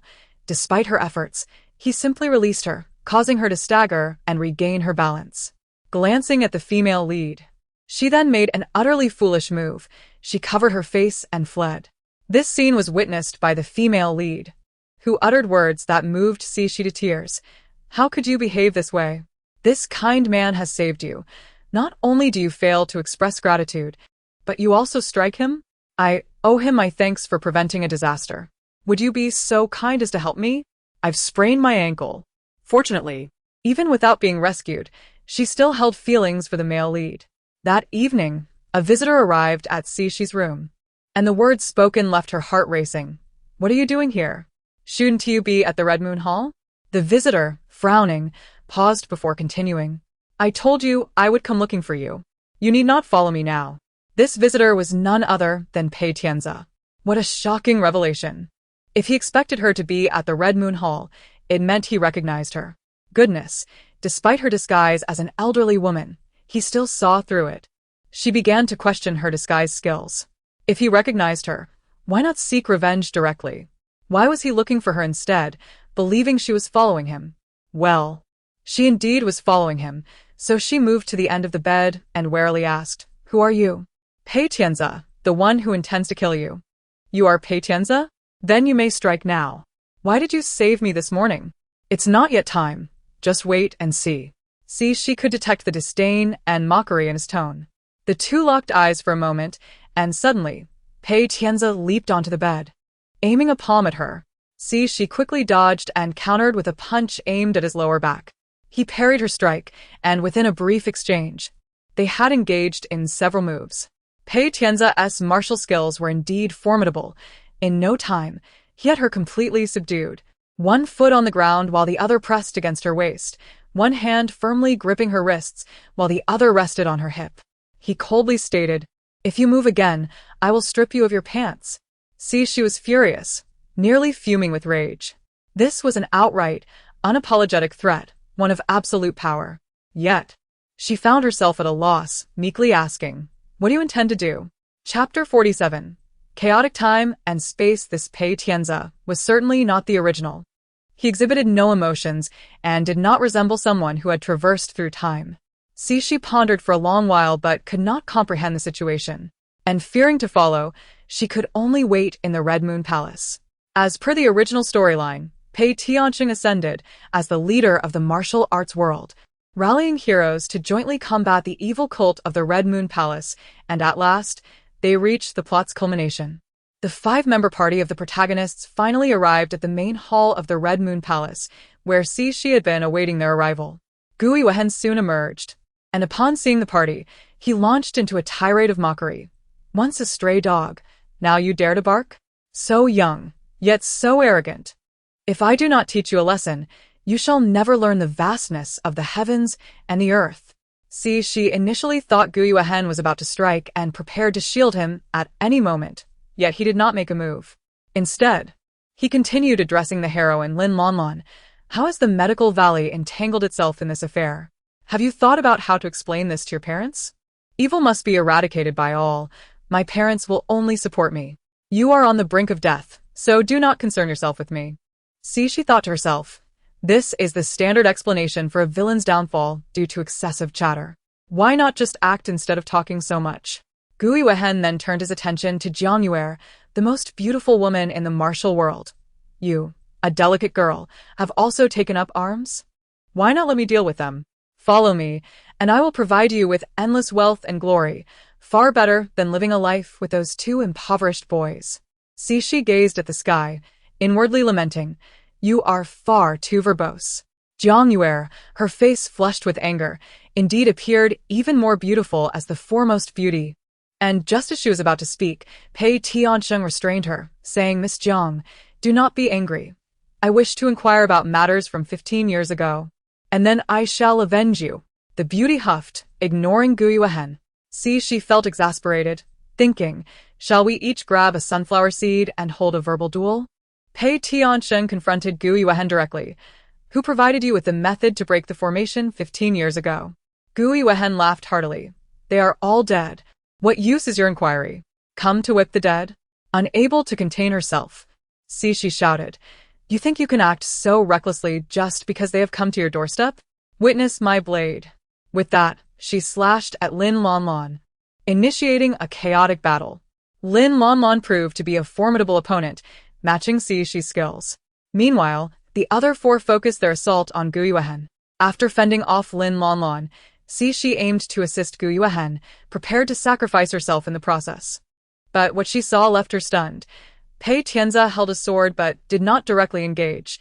Instead, when Gui Wehen attempted to retreat, he forced him back into the encirclement of three. What was happening? See, she was momentarily perplexed. Yet, she had no time for contemplation as she clashed with Lin Lanlan again, pushing her back, only to discover Gui Wehen was at a disadvantage against the four. Pei Tianxing thrust his sword towards Gui Wehen's heart, and Xixi's heart leaped with joy, thinking she could finally meet her end. She did not push Lin Lanlan back this time, but charged into the encirclement, and Pei Tianza did not hinder her. As she lunged at Gui Wehen, a sharp pain pierced her chest. Gui Wehen, eyes reddening, embraced her, but there was no time for further actions. He could only utter, hold on, before rejoining the fray. Meanwhile, Pei Tianze approached Xixi, kicking her gently. She glared at him. What are you doing? Pei Tianze, now wielding a precious sword, positioned himself beside the gravely injured Xixi. Gui Wehen, seeing the changes in his moves, was struck by a sword to the abdomen. Yet he still aimed to plunge his sword into Pei Tianqing's chest. Shin Shiji attempted to push Pei Tianqing aside, but as he leaned to evade her, a tragic collision ensued, resulting in Gui Wehen's sword piercing Pei Tianqing's chest. Xixi, despite the blood pouring from her wound and her body growing weak, nearly burst into laughter. Even though Pei Tianqing was reborn, he met his demise in such a manner. Shin Shiji was stunned, and Gui Wehen was poised to kill her when Pei Tianze sprang into action, swiftly rescuing her, only to be slashed by Gui Wehen's sword across the abdomen. In turn, he severed Gui Wehen's throat, completing his mission. However, Xixi felt a chill wash over her. She understood clearly that he had intentionally received that blow. Waiting for it before striking Gui Wehen, Pei Tianze turned to glance at her, then closed his eyes and collapsed. See, she was now engulfed in terror. Had she been able to control her body, she would have trembled uncontrollably. That fleeting glance from Pei Tianze held a smile. Then, she succumbed to darkness. Saintess. Do you realize the risks I must take for your request? Is this meager reward sufficient? The words felt eerily familiar as Xixi sensed someone touching her face, prompting her to swiftly turn away. Upon recognizing the figure, she was taken aback. Was that not Pei Yang, the male protagonist's father? An important thought flickered through her mind, but she could not grasp it, furrowing her brow. Are you stunned? Do not be afraid. You understand my intentions, do you not? The method to break the formation is not as you imagine. Simply spend one night with me, and I shall teach you how. See, she pondered. Have I been contemplating for so long? Returning to her body, she felt the familiar discomfort, her hand brushing against her chest, confirming the thin gauze was indeed there. Just as she contemplated lifting it to see, Gu Yuehen descended from the beams above. Dream daughter, you have done well. Here, rest well. Sionchissimo. The familiar plot unfolded, and so she settled into slumber with ease. This time, all events transpired smoothly, perfectly mirroring the original storyline without deviation, including the successful entrance of the male protagonist Pei Tianzi and the second male lead Pei Tiancheng into the sword-casting manner. She similarly dispatched Hong Yao to monitor the situation, and the news relayed was that the two sons of the Pei family were fervently practicing in hopes of avenging their grievances. Especially Pei Tiancheng, who was cold and indifferent, outright rejecting Shen Shiji's affections.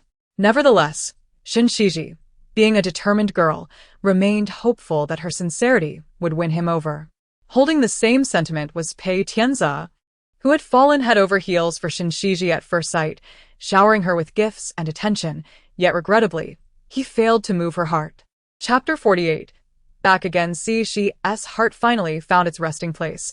The male lead, female lead, and the second male lead had finally normalized their relationships. A melodramatic tale unfolded, reminiscent of soap operas. I love you, you love him, he loves her, while she harbors feelings for me, and she envies you.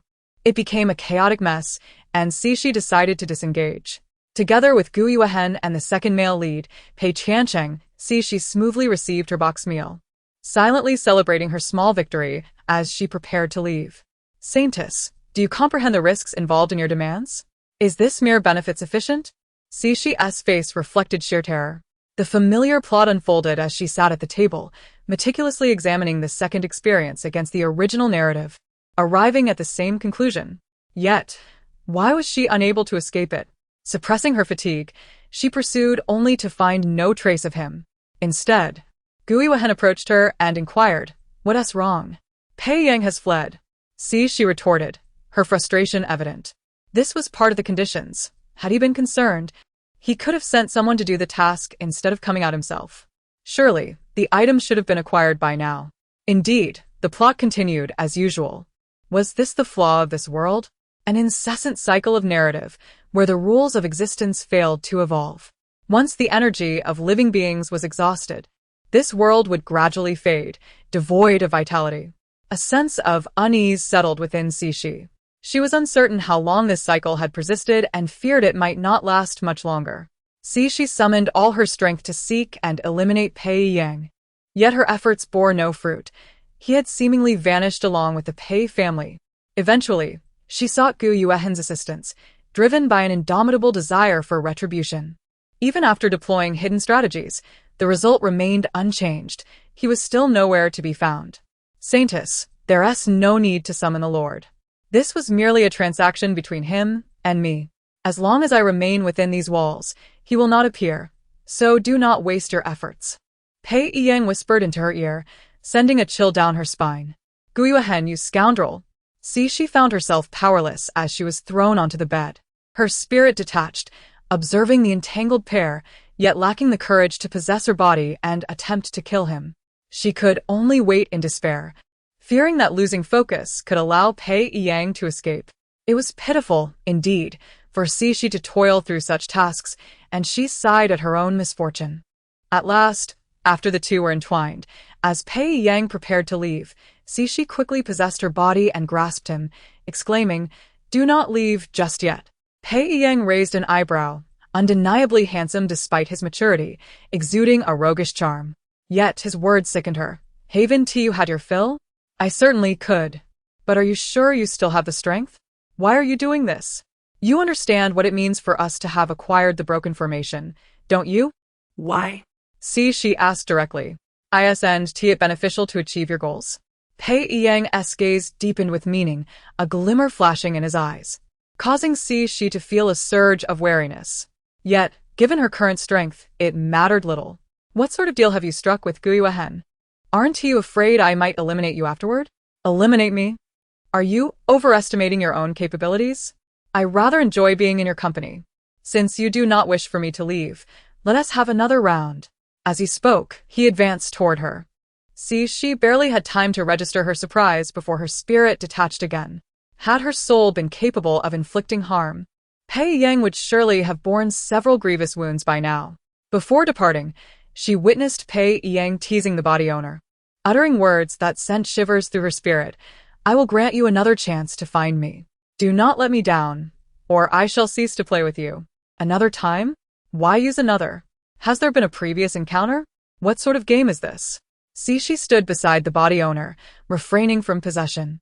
After Pei Yang had left, Gu Yuehen entered, asking, "Dream Lady, have you acquired the items?"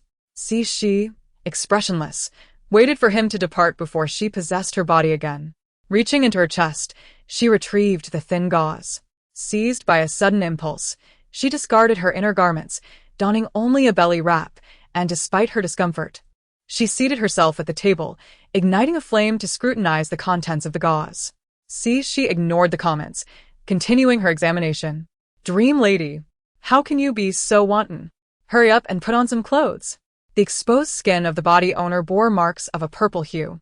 Yet Gu Yuehen would not dare to seize her directly. Even in clothed states, it was distasteful, let alone now. She remained unfazed, continuing to read. "Dream Lady, have you truly fallen? That item you acquired is useless. If you had any sense of propriety, you would cover yourself.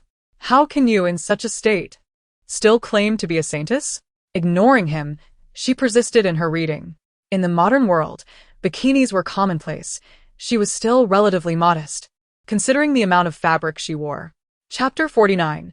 The Secret Passage. Upon seeing she remain unmoved, Gu Yuehen directly stood at the door and unleashed a palm strike, sending the table toppling over. She, caught in the ensuing gust, instinctively rolled to the side, narrowly avoiding the splintered leg of the table, which had left a painful gash on her back. She hastily donned a garment from the bed and seated herself at its edge.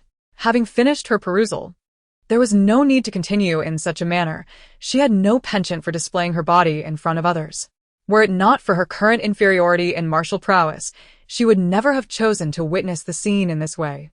Reflecting on past events, she realized that during the previous 3 encounters, she had not actually seen the contents within. Gu Yuehen had always appeared just in time to take them away. His urgency moments ago was palpable. The silk veil contained merely the method to break the formation, nothing else. At least she could not discern any anomalies. What secrets lay hidden within? "Do you desire this? It is in my possession now. Come and take it if you dare." Feeling disgusted, are we? "You are fully aware of my affections for you, yet still insist that I undertake this task. Since I have bartered my body for this item, what harm is there in taking a look? Or do you harbor secrets of your own? Dream Maiden, hand over the item at once. For the sake of our past camaraderie, I shall overlook this transgression. Otherwise, you shall not leave this door today." Gu Yuehen's voice dripped with menace. "Prepare to annihilate the Pei family." Yes. In Gu Yuehen's study, she found nothing amiss, yet an unsettling sensation lingered. She continued to search the surroundings, but to no avail. Unwilling to abandon her quest, she felt along the walls for concealed doors or mechanisms. Yet her efforts were in vain. Standing in the corner, she surveyed her surroundings. 3 walls, 1 entrance, devoid of windows, each wall adorned with 2 sconces, and further sconces flanking the entrance. However, beneath the left sconce appeared to be a small ring. It was only when standing in the corner that she noticed it, as she had failed to see it while adjusting the lamp to inspect the wall. With utmost caution, she tugged at the circular ring, but it yielded no response. No stone door or staircase emerged as she had envisioned. There was not even the sound of a mechanism activating. She pushed the ring in and pulled it again. Yet still, there was no reaction. Had she miscalculated? Reluctantly, she resolved to inspect all the sconces once more. And fortune smiled upon her as she discovered a small protrusion the size of a mung bean beneath the second sconce on the wall facing the door. Tentatively, she pressed it, and to her surprise, a series of clicking sounds echoed as a stone slab by the entrance shifted, revealing a set of steps. Peering down, she felt a wave of trepidation at the darkness below. Nevertheless, she retrieved a candle and descended. The presence of footprints confirmed that someone had been there. Glancing into the distance, she spotted a thatched cottage beneath a crimson tree and approached it directly. Just as she was about to retreat in alarm, a sword was leveled at her. She instinctively stepped back, the sword tipped swiftly following her, aiming to pierce her. Unarmed due to her intent to gather intelligence, She had no choice but to evade. Unfortunately, the swordplay was exquisite, and she found herself struggling. Grabbing a water jug from a nearby table, she hurled it at the assailant. A gust of wind rushed past as she bent backward to dodge.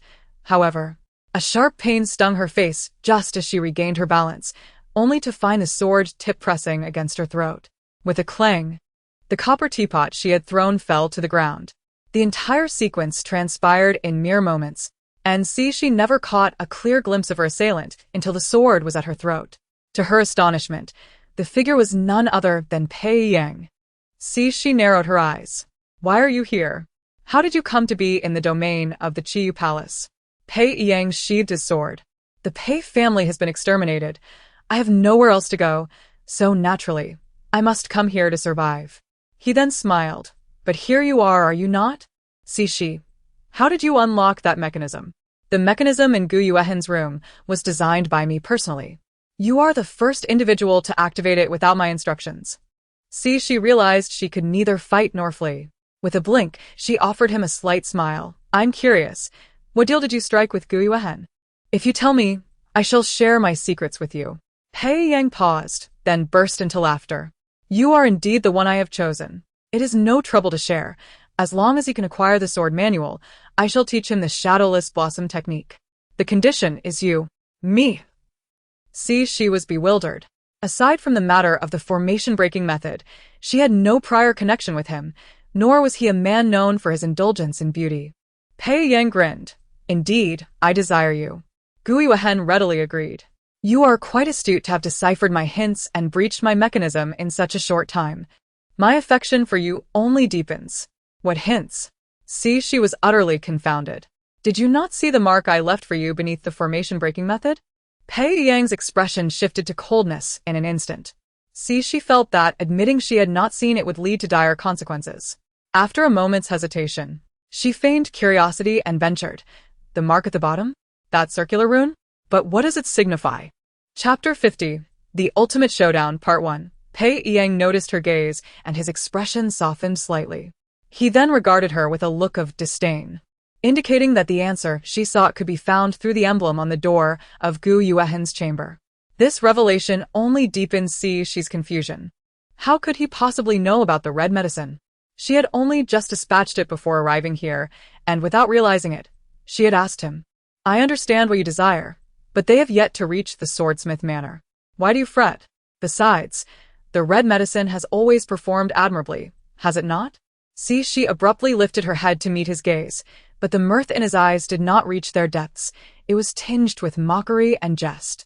A sense of unease washed over her. Who exactly are you? What do you know? What a clever girl you are. It is not yet time for answers to be revealed.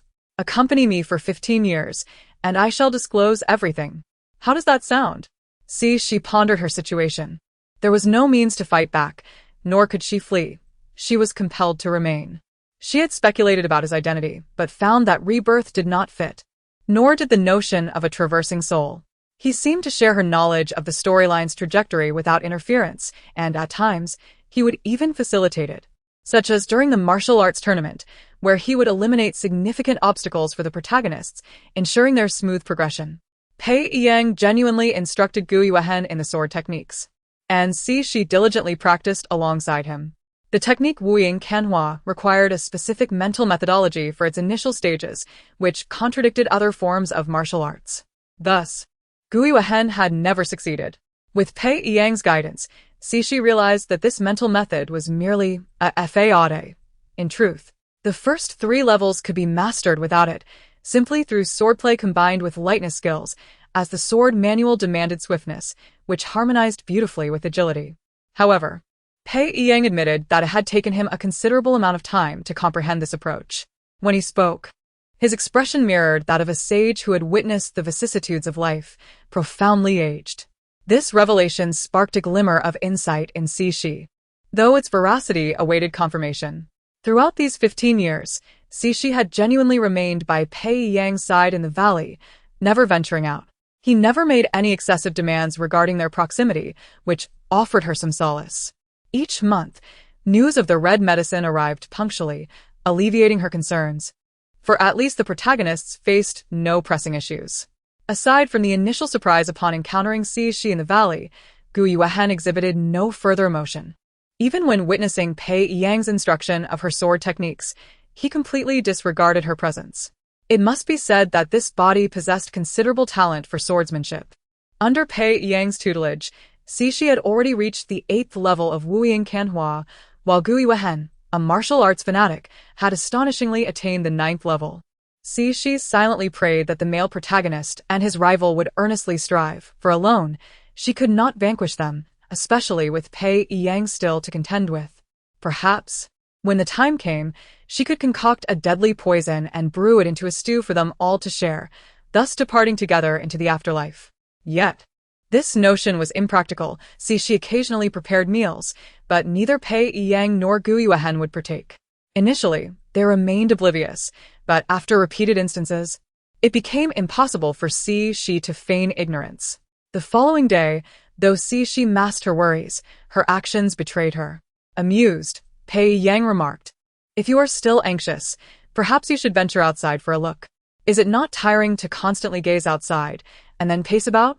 Shi considered his words and tilted her head with a smile, moving closer to Pei Yang, who was engrossed in a book. "Then accompany me to see. I wish to discover the outcome." Upon arriving in the main hall, they were met with a gruesome sight. Pei Tiancheng and Gu Yuehen lay lifeless, blood pooling around them, while Lin Lanlan supported the gravely injured Pei Tianzi, who was preparing to exit. Upon seeing Pei Yang and Shi appear before them, Pei Tianzi's pupils constricted. "You, how are you alive? Why are you with those from the Crimson Moon Palace?" Pei Yang released Shi's hand, standing with a casual demeanor, and replied coolly, "I have come to witness the extent of heaven's favor upon you. I wonder if you will escape my grasp this time." Shi's fingers twitched. "You intend to kill me?" Why?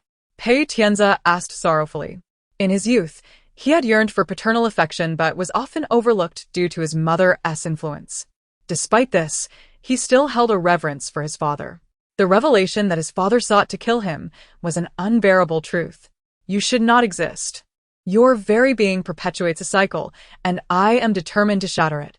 Unbeknownst to her, Shi had retrieved Gu Yuehen's sword and handed it to Pei Yang. He accepted it without drawing it, merely stating, "In your childhood, I attempted to eliminate you, but regardless of whether I sent others or acted myself, you always managed to evade. Others suffered in your stead." Shi interjected, "Ah, that is the protagonist's halo. You cannot contend with it. As you matured, I was astonished by your rapid development. Though I took the life of your beloved, I too paid a price. Yet now, I have found the one who can break the cycle and wish to test whether you still enjoy heaven's favor." Pei Tianzi and his companions were left in a state of bewilderment. "What women do you refer to?" Pei Tianzi inquired. His companions echoed in confusion. "Does Tianzi have other women? Or have they been killed?" Shi, having grasped the situation to a degree, sought clarity on a pressing question. "Why do you wish to annihilate the Pei family?" Chapter 51, The Ultimate Showdown, Part 2, Words are futile. There is no need for further elaboration. This cycle must come to an end. With sword in hand, one charged towards Pei Tianzi. Despite his exquisite swordsmanship, the already gravely injured Pei Tianzi soon found himself physically exhausted, succumbing to several wounds inflicted by Pei Yang. One of the heroines, Lin Lanlan, could not bear to watch and rushed forward with her sword, soon joined by Jiang Chen. Shi, however, remained still, patiently awaiting an opportunity. They could not perish. It was the death of you and me that would serve as the key to breaking the cycle. I regret to inform you. Pei Yang's eyes widened slightly as he murmured, "So, it is my demise you seek. No wonder I have been trapped in this cycle for countless lifetimes. I have been searching for a way to escape, only to realize it was because I had not died." She felt a pang of sorrow within, tears streaming down her cheeks. Pei Yang continued to speak in fragmented phrases when I became aware of this strange loop. I began to observe everyone around me. After multiple validations, I discovered that he was the only one who survived while all others perished. No matter how I attempted to kill him, I could not succeed. I initially believed he held the key. Later, I sought collaboration with Gu Yuehen, and yet he remained resiliently alive. You were my hope. I watched you sacrifice yourself for Gu Yuehen time and again, and with each instance, I grew envious of Gu Yuehen, prompting my request for an exchange. Please do not harbor hatred towards me. Cough, cough. As he coughed, more blood spilled from his mouth. See, she could no longer endure it. Do not speak any further. I understand, I do not hate you. As for the main soul, whether she harbored resentment remained uncertain. It seemed she would not only resent him, but also Gu Yuehen. No, you are different. You are different, Pei Yang struggled to express. In previous dreams, the lady had refused. I did not force her. But when you did not refuse me that time, I knew you were exceptional. Please do not hate me, all right? Do not hate. His voice dwindled until it faded away. See, she stood frozen, recalling that the main soul had not been coerced in the past, while her own reactions to his closeness had merely been instinctual, lacking any overt resistance. See, she now felt a profound sense of injustice. How grateful she had once been for her soul's departure, and now she loathed it with equal fervor. A fate that could have been avoided. Glancing down at Pei Yang, whom she held, her fingers gently probed his neck, only to discover he had already passed. His eyes still wide open, a testament to his unwillingness to close them even in death. With a soft sigh, she tenderly closed his eyes. She withdrew the sword from his chest and glanced at Pei Tianzi and the others, who instantly became tense. See, she, feeling speechless, could only nod at Pei Tianzi, urging him to take good care of his women. Pei Tianzi, indeed worthy of being the male lead, remarkably held on, despite his severe injuries, without succumbing to unconsciousness. After a moment of silence, he nodded. See, she raised the sword and drew it across her own neck. The instant she severed her trachea and carotid artery, regret washed over her. This method of dying was excruciating. Yet, regardless of her remorse, she could only collapse limply to the ground, her body twitching slightly as consciousness began to fade.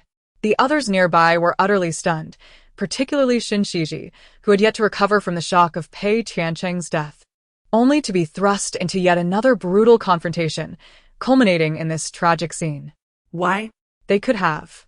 The words remained unspoken. Lin Lanlin's expression was equally complex and conflicted. Tianzi, do you understand why this is happening? I too feel something amiss, Tianzi. Do you know them? Jiang Yue inquired as she supported Pei Tianzi on the ground. Truly, extraordinary courage. Even amidst a pile of corpses, they could still engage in conversation. See, she thought with admiration. Pei Yang is my father. I had always believed him dead, devoting my years to vengeance, not only for the massacre of my clan, but also for him. Though he never came to see me, I was convinced he distanced himself due to my mother. Alas, I was mistaken. He always intended to kill me. As for her, if I am not mistaken, she should be the saintess of the Crimson Moon Palace. I do not know why she aided me, but I can tell she harbored no intent to kill us. After a brief pause, she continued, I believe she was the one who had been assisting us all along. Silence enveloped them. Their journey had been inexplicably bewildering, especially during the power struggle for the title of Wulin leader. Pei Tianzi and Pei Tiancheng had prepared for a bloody battle, as this was the swiftest route to vengeance. Yet, overnight, several competitive martial artists went missing or withdrew, allowing Pei Tiancheng to ascend to the coveted position of Wulin leader. They had speculated that some elder must have been secretly assisting them, which led to their cautiousness in every action. In retrospect, it was likely the saintess who had been aiding them, yet she had now taken her own life, leaving her motives shrouded in mystery. Leader, we have discovered a hidden passage. Thus, the valley's depths were uncovered. Pei Tianzi took charge, arranging for Pei Yang, Pei Tiancheng, and Meng Yang to be buried there. While Gu Yuehen's body had been stolen, presumably by his subordinates during his lifetime. True to the narrative, he declined the position of Wulin leader, retreating with his women to the valley's depths, which had since transformed into his private domain, renamed the Valley of Forgetfulness. Chapter 52. The Five Realms of the World. Campus bullying the appearance of Chuan Bai alleviated Xishi's current predicament, allowing her to at least straighten her back. Xishi stretched her body and then inquired of Chuan Bai, completely devoid of emotion. Chuan Bai turned to her, his dark eyes revealing not a hint of emotion, causing Xishi's heart to skip a beat.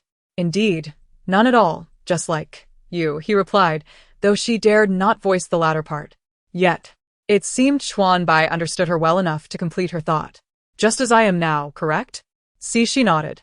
I was born from chaos, cultivating for an indeterminate number of years, and at the moment when my cultivation stagnated, opportunities manifested in the 3,000 worlds. Even my consciousness, having entered, could not fathom it.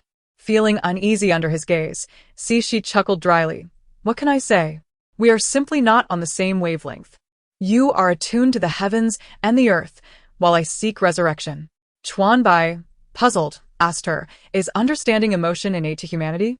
Isn't there a saying that humans are inherently good? Emotions are significantly influenced by the environment, she replied awkwardly. A timid young soul stood before her, hands twisting the hem of his clothes. Upon meeting Shi's gaze, he knelt and bowed, exclaiming, Great Immortal, please save my brother. She was taken aback. Please, rise first and tell me what has happened. He was bullied in high school during his freshman year. He feared I would worry, so he didn't tell me. Later, those classmates drowned him in the water. Their parents hold considerable influence in the town, and they merely compensated my grandparents, allowing the matter to fade away. By the time I learned of it, my brother had been dead for 6 months, while those bullies continued their lives as if nothing had happened. I was filled with rage and despair. In the dead of night, I took a chopping knife to one of their homes, but their large black dog discovered me, and I was subsequently killed by their family and neighbors who came to help. Honestly, I do not resent the unfairness of life. I only resent myself. It was I who caused my brother's demise. While I worked, he was still in elementary school, and my grandparents, following my uncle, did not care for him. All I could do was tell him to study hard and to be strong. He was afraid of causing trouble and enduring bullying at school, so he kept silent, bearing it alone. My brother was a sensible and obedient child. I wished for him to grow up safely, attend university, and escape the mountains. I could not confront those people, but surely someone would. All I wanted was for my brother to be well. As her words faded, her soul melded into a sea of white. She felt a weight in her heart. This was a quintessential case of campus bullying. It is often said that a child's upbringing reflects that of their parents. The absence of any consequences for such a heinous act, and the brazen continuation of life after murder, speaks volumes about the intricate web of relationships at play. The children in school were akin to bullies, and their parents likely held significant sway in the town. The desire of the soul was simple, the safety and educational success of her brother. Yet, having encountered such a grievous incident of bullying, she could not turn a blind eye to it as someone who had once been a child. She resolved to be the one to confront them. With her determination solidified, she was ushered by Chuan Bai into the world. Upon her arrival, she beheld an elderly woman with a somewhat harsh visage, who in the recesses of her memory was the protagonist's own grandmother. Typically, she would come at the beginning of each month to demand living expenses, but would not visit otherwise. She arrived just as the protagonist was preparing to drop out of school to work and support her brother. There was still time to act. The protagonist, Zhang Hong, was 17 years old, while Jiang Chen was 12, poised to transition from 6th grade to junior high. In her memories, the grandmother had once proposed a marriage for the protagonist, offering a bride price of 2,000 yuan, a substantial sum in this era, especially considering rice was merely 3 jiao per pound. There was only one household in the town that was affluent, earning the respect of the villagers. The suitor proposed that the protagonist marry at 18, but she, having completed only middle school, was too proud to accept such an early union. This brings to light the protagonist's parents. Though Zhang Fu and Zhang Mu lacked formal education, they possessed foresight. In such harsh mountainous conditions, they still opted to allow their children to pursue their studies, hoping to alter the fate of their family. Otherwise, why would someone deemed worthless as a girl continue her education until the tragic events befell her parents? Chapter 53. No longer departing due to the frequent counsel of their father, Zhang, the siblings were reminded to not solely gaze upon the towering mountains behind them, but to also envision the world beyond. However, constrained by their parents' limited means, they were left to rely on their own endeavors to escape the mountains and alter their fates. At present, education was their only opportunity. Observing her younger brother's sorrowful and fearful expression, she grasped his hand and reassured him, "Sister will not leave. I shall stay with you for now. She then turned to Aunt Lu, who was preparing to take her away for work, and said, Aunt, I truly cannot bear to leave my brother. May I join you in 2 months instead? You have witnessed our family situation. My brother is still so young. And my grandmother. Aunt, you are so kind. Could you assist me once more? I know I have caused you much trouble these past few days. But Jiang Chen, and I will certainly remember your kindness. You child, staying with your brother won't provide you with sustenance. When you next return home, your brother will be all that remains. Your grandmother has stated that she will watch over him. What do you still worry about? Aunt Lu looked at Jiang Chen and Cixi, her eyes filled with sympathy. Cixi, donning a pained expression, whispered, Aunt, I will forever cherish your kindness in my heart. It is precisely because my grandmother is willing to look after him that I wish to teach Jiang Chen more skills. After all, there are several older brothers and younger siblings at my grandmother's side. I cannot let Jiang Chen become a burden to her or uncle. If he can fend for himself when alone at home, then I shall feel at ease. Zhang Hong, what nonsense are you speaking? Hurry and accompany Aunt Lu. Your brother's living expenses and tuition depend solely on you. Their grandmother, unable to hear their conversation, hastily interrupted. Aunt Lu glanced at Grandmother Zhang and sighed. Recalling the circumstances of Uncle Zhang, before addressing Cixi, you must first arrange your own affairs. You are now of an age to take responsibility. When you are ready to leave, please inform me in advance, so I can arrange for you to enter the factory. Cixi nodded in agreement. Aunt Lu, Zhang Hong will not be going this time. I shall arrange for another opportunity in the future. Farewell. With that, Aunt Lu departed. What do you mean not going? Cixi noticed the displeasure on Grandmother Zhang's face, sensing her frustration. Simultaneously, she felt a pang of confusion. Why would Grandmother be upset if Jiang Chen no longer required her care? Grandmother's expression darkened. If they were closer in proximity, she believed she might have been struck with a cane. Zhang Hong, how can you be so ungrateful? Your uncle has exerted tremendous effort to secure your place in the factory, and you simply refuse to go? How will you manage your brother's tuition in the future? After a moment, she continued, I am old now, and I rely on your uncle for sustenance. I have no money to give you. Although your parents have passed, you are now capable of earning. You must not neglect to send me and your grandfather 10 yuan each month. I will not collect from you this month, but beginning next month, I shall expect it. Grandmother, the last of our money has gone towards my mother's medical expenses and funeral arrangements. Next month, there will be nothing left for you and grandfather. Once I earn a substantial amount, I promise to repay you. What a misfortune it is when troubles rain down like a torrential storm. Such is the plight of kin. No money. How could that be? Your mother left you with valuable belongings, allowing you to attend school for so many years. If you cannot provide for me next month, then you must part with your mother's possessions. I shall no longer ask you for anything in the future. Grandmother's countenance was cold. Grandmother, you are forcing me and Jiang Chen into a corner. Even if my mother left something behind, it was meant for Jiang Chen. I am to be married one day. I cannot take it with me. Standing beside Cixi, Jiang Chen tugged at her sleeve, his fearful gaze directed at Grandmother Zhang. Cixi gently patted his head and whispered, Do not be afraid. Sister will protect you. Though a trace of fear lingered on his face. His eyes sparkled with hope as he nodded softly. Cixi led Jiang Chen to her side and addressed their grandmother. You are our dearest grandmother. Previously, you showed favor to Uncle's family. Now, considering our parents have passed, could we not defer payment for a while? I, Zhang Hong, vow that when I next earn money, I shall repay you and grandfather double. Grandmother. She felt powerless. At this juncture, everyone held filial piety in high regard. She dared not refuse outright. So she sought to delay. Grandmother Zhang remained silent. Grandmother, you treated me with such kindness before. I promise to study diligently and honor you when I grow up. Jiang Chen's small voice chimed in. Grandmother Zhang's expression softened momentarily, but then, as if recalling something, her demeanor turned cold once more. You too must not speak of the future. Who knows how long I and your grandfather shall live? Perhaps we shall not see tomorrow. If you truly cannot produce the money, I remember your mother brought a jade fan when she married. You must give that to me, and I shall no longer demand money from you. Grandmother, We have never seen that. Jiang Chen, have you? Jiang Chen shook his head in denial. And see, she too had never heard of such a thing. How could that be?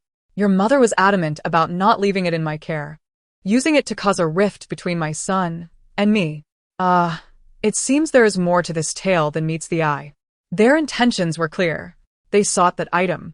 Previously, they refrained from claiming it, instead sending Shi away to work under the guise of caring for Jiang Qing. Now that they saw Shi would not leave immediately, they openly demanded it. Did they take her for a fool?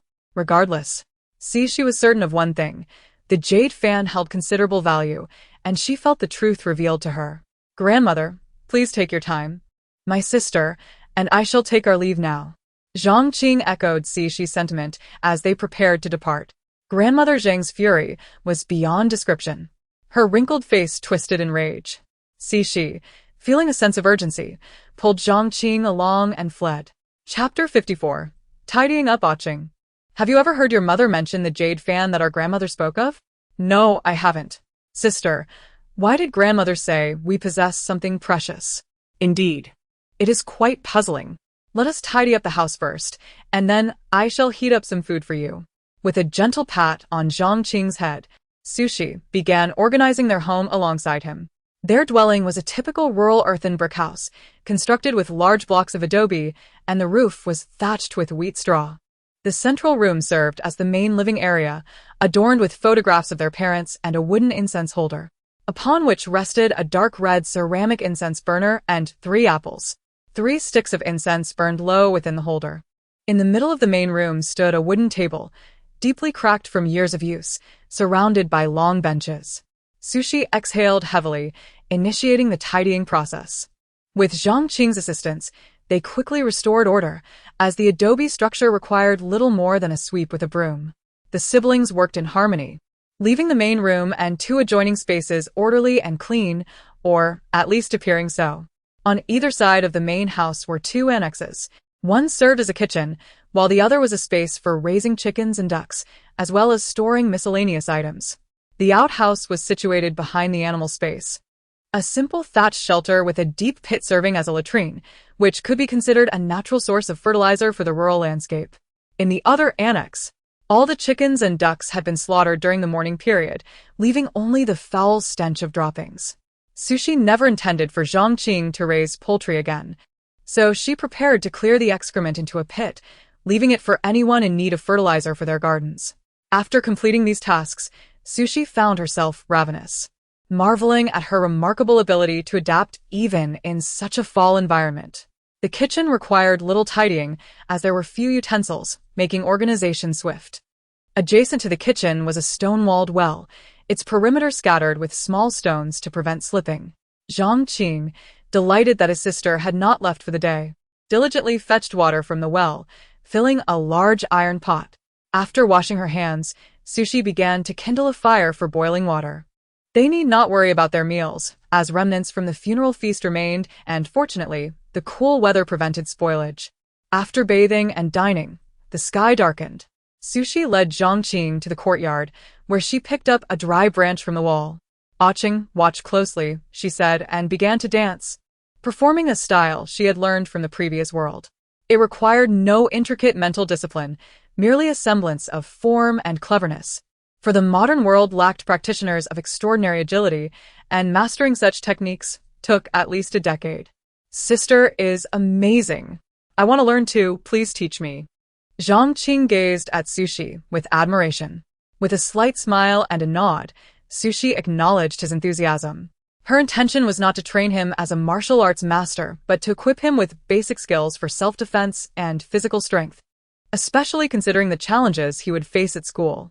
Oching, since you know nothing of this, we must begin with the fundamentals.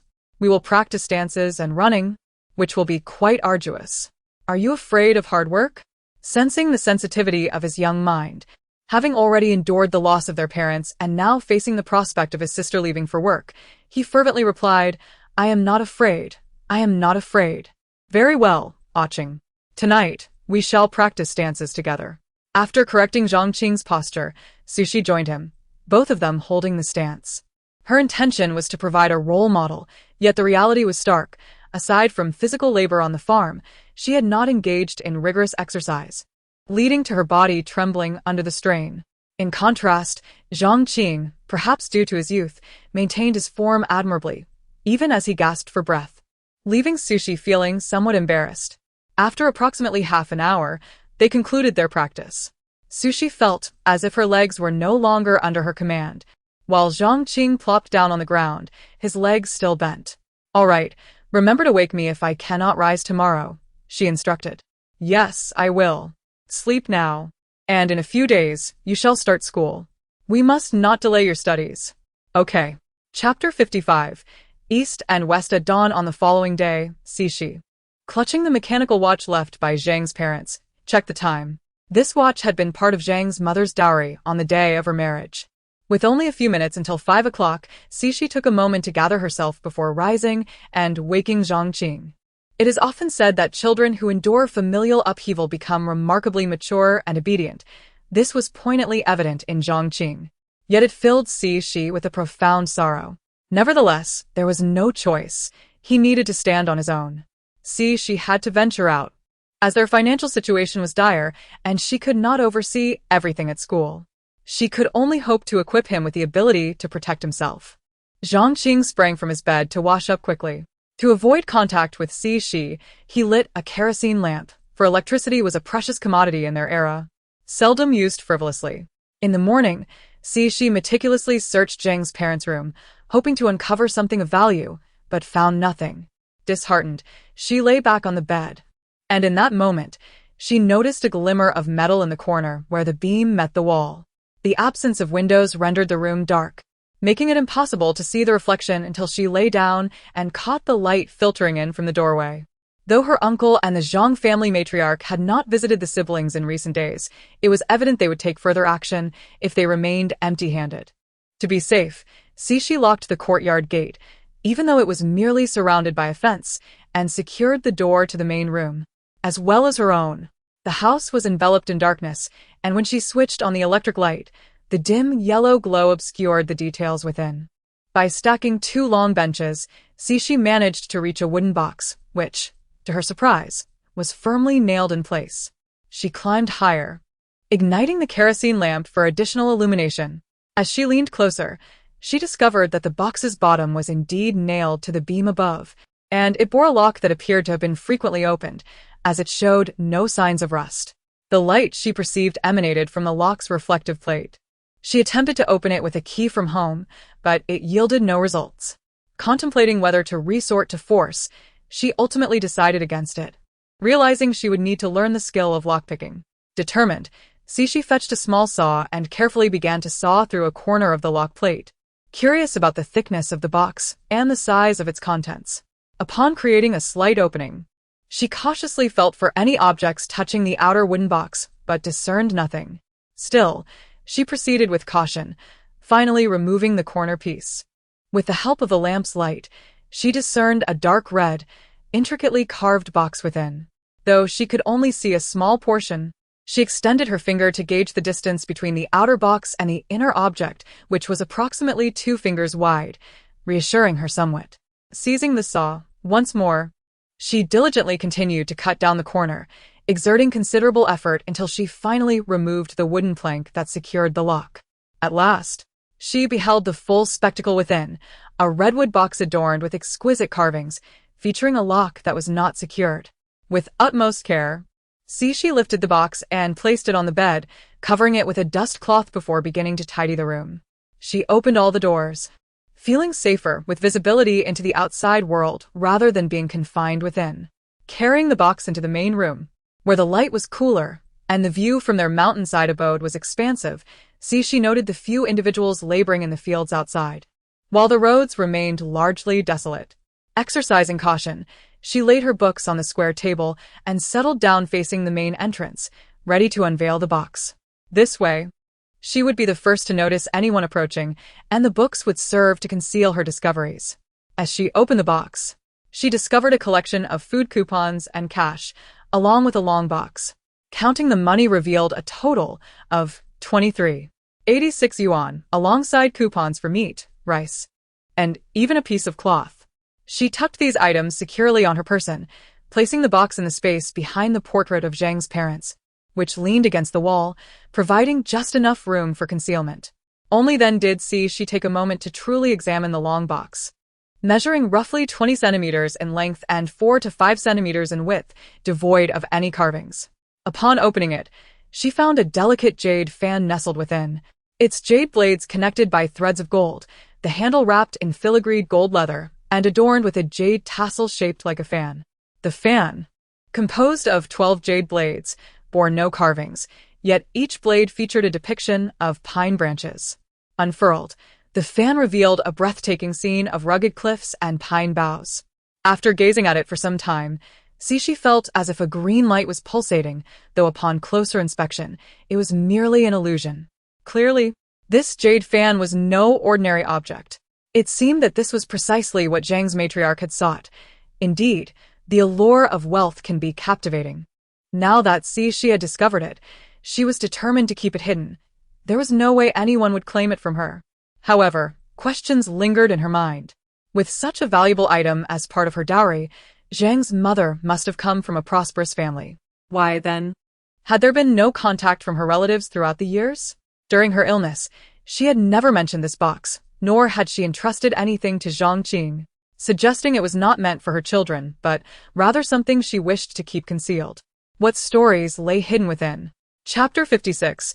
The eve of departure, remarkably. So much progress has been made in just a few days. However, perseverance is essential. One must not become complacent. Quickly, attend to your homework, for there is also practice to be done shortly. With that, Jiang Chen fetched a long bench from the main room and settled on it to complete his assignments. Meanwhile, she began preparing dinner. The rice supply was dwindling, and there were few vegetables from their own garden. She had no intention of cultivating a garden either. She needed to resolve Jiang Chen's meals before she could contemplate leaving. After securing the doors for the night, she presented her provisions to Jiang Chen. He displayed little emotion, simply pushing everything back to her. "Sister, just keep it. I trust you completely."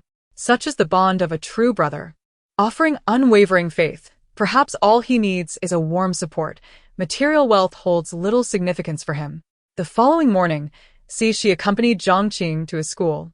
Seeking out his homeroom teacher, Mr. Liu, she explained their circumstances and inquired whether the school could assist with providing 3 meals a day. Mr. Liu, showing commendable responsibility, took the time to understand their situation and even asked about Xi's future plans. Ultimately, he assured her that he would discuss this matter with the administration and strive to secure assistance for Jiang Chen. On her way home, she purchased some rice and flour, as sustenance was still necessary. Life unfolded in a tranquil yet fulfilling manner. Each day, she ran and practiced martial arts alongside Jiang Chen, imparting nearly all of her self-defense techniques to him. While he might not yet be capable of taking on 4 opponents, he could certainly manage 2. Jiang Chen had the potential to improve further, being a young boy with inherent advantages in this regard. As she silently counted the days, she realized that approximately 10 days remained until her planned departure. She approached Aunt Lu, who readily agreed to make the necessary arrangements. That evening, she informed Jiang Chen of her impending leave. He fell into a profound silence, and the siblings spent the night without a word. The next morning, she once again accompanied Jiang Chen to school. She sought out Mr. Liu, who informed her that the school had approved their request but would require 30 jin of grain stamps and 11 yuan for the meals. She nodded in agreement and handed over all the grain stamps and 15 yuan she had on her person. Mr. Liu declined any excess, but she insisted, "Mr. Liu, this is for Jiang Chen's meals, not an overpayment. He is in a growth phase, requiring substantial nourishment. If the cafeteria has any objections, I kindly ask for your support. Moreover, I hope he can also dine at school on weekends when classes are not in session. This amount may not suffice, but it is all we have, so please accept it. I am also contributing these 5 jin of meat stamps towards his meal expenses. As for these fabric stamps, Jiang Chen and I have no use for them. I entrust them to you as well. I hope you can look after him, and I will ensure that his future meal expenses are sent to the school." Mr. Liu sighed, accepting her offerings. He reassured her that all the stamps and money would indeed be allocated to the school, while he would temporarily hold onto the fabric stamps for Jiang Chen. He couldn't help but ponder the irony. Others often complain about the school's fees, yet here was someone insisting on contributing more. How much could a child truly eat? Later, on a certain day, Mr. Liu would understand the meaning of substantial appetite when he witnessed Jiang Chen consuming 3 large bowls of rice. It was notable that while the entire cafeteria used stainless steel containers for their meals, Jiang Chen alone was served in a bowl slightly smaller than a wash basin. Yet that is a tale for another time. Pay close attention to my hand position and footwork. See, she instructed, demonstrating the first tier of the shadowless flower sword technique. Jiang Chen picked up a stick from the ground, mimicking her movements with commendable earnestness. Sister, I lack strength in my arms. The thrust feels weak. Am I doing it wrong? You are indeed mistaken. Your left footwork is incorrect, causing your center of gravity to shift. Naturally, a thrust executed this way will lack force. Observe my left foot placement, see, she explained as she practiced. By the time Aunt Lu's letter arrived, Jiang Chen had progressed to the 3rd tier of the shadowless flower technique. Although he lacked the accompanying mental discipline, his moves were sufficient to subdue 1 or 2 adults, and she felt a deep sense of satisfaction. Chapter 57. Business. When Shi informed Jiang Chen of her impending departure, Jiang Chen wept, embracing her tightly and refusing to let go. After much coaxing, Shi finally managed to soothe her, eventually leading Jiang Chen to the main hall. She directed Jiang Chen's gaze to the beam resting against the wall. Jiang Chen stared for a long time, unable to discern anything. Shi, exasperated, pointed to the wall-facing end of the beam and informed him that the jade fan and box left by Zhang's mother were hidden behind the vertical beam, an exceedingly discreet location. Even with Shi's guidance, it would be challenging for anyone searching for them to discover this hiding place, especially the elderly matriarch of the Zhang family, who would undoubtedly come looking for items after Shi's departure. The rooms of Zhang's parents were likely to be thoroughly searched, and thus, it was safer to conceal the items above the ancestral shrine in the hall, as it was unlikely anyone would dare to clamber atop the beams to rummage around. Shi had considered taking the items with her, but as she had to work, carrying them would be impractical and unsafe, leading her to abandon that thought. On the eve of her departure, the long-absent Zhang matriarch and her uncle's family arrived. Shi and Jiang Chen were practicing martial arts in the courtyard when they spotted them approaching from afar and ceased their movements. Grandmother, uncle, aunt, what brings you here? Please come in and sit. Aunt spoke first. We came to see you since you're leaving tomorrow. From now on, Jiang Chen will have his meals at my house. Thank you, aunt, uncle. You have already gone to great lengths to assist with my mother's affairs. I dare not trouble you further. Jiang Chen and I have sorted through the belongings left by my mother and found some food coupons and 20 yuan, which we have given to the school for meal expenses, Shi said cheerfully, noticing aunt's displeasure. The matriarch interjected sharply, why forego a home-cooked meal to eat at school? How could that possibly be better?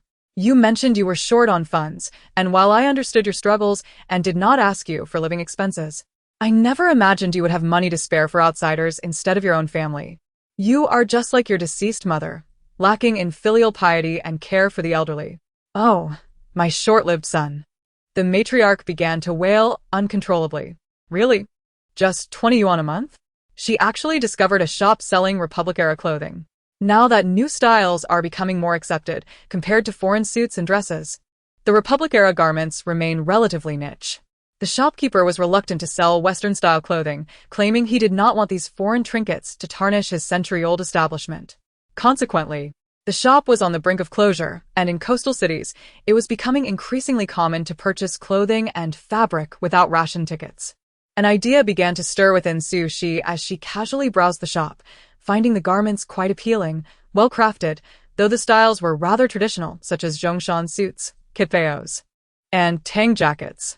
Upon noticing Shi's entrance, the shopkeeper, seeing her clad in a coarse blue work uniform, remarked, "Young lady, do take a look at these garments. They are much cheaper than kitpeos." He pointed to a selection of student uniforms featuring traditional frog buttons, adorned with embroidery, which were indeed quite lovely. The shopkeeper was straightforward, not attempting to upsell her. "Shopkeeper, these clothes would hardly be fashionable outside. They are outdated. There are many beautiful shirts, dresses, and blazers available," Shi countered. Unperturbed, the shopkeeper replied, "Young lady, People are merely enamored with new trends. Once the novelty wears off, they will recognize the enduring charm of traditional attire. You have a delicate appearance and fair skin. This outfit would suit you well. He gestured towards a light pink student uniform with a slightly cinched waist. While I trust your judgment, I shall not try it on. How much does it cost? If it is too expensive, I cannot afford it, she inquired. This is quite reasonable. The more expensive items are over there. The shopkeeper indicated a row of kipeos on the other side. After completing her purchase, Su-shi did not leave immediately, but engaged the shopkeeper in conversation. She discovered that his surname was Wang, and that he was a tailor by trade, having inherited the shop from his grandfather. However, he was not inclined to embrace certain foreign ideologies, which was why the shop lacked fashionable attire. Su-shi contemplated for a moment and asked if he could help her create a custom garment, specifying that the fabric needed to be absorbent. She described a hoodie and sweatpants to the shopkeeper, ordering 2 sets and providing a 20 yuan deposit, agreeing to return in a week. When the time arrived, Su-shi returned to collect her order, at which point shopkeeper Wan informed her that pure fabric could not achieve the desired effect. He had traveled to numerous places and ultimately procured elastic cotton fabric from a garment factory to fulfill her request. Su-shi smiled and asked, "Would you be interested in creating your own designs? This style is entirely our own concept. It does not count as foreign," and thus began her enthusiastic persuasion. Chapter 58. Wholesaling school uniforms. In the end, Mr. Wang was left utterly bewildered but ultimately acquiesced. Shi, as a technical investor, held an 8 stake, considering that Mr. Wang would be responsible for procuring the production machinery and managing various business formalities.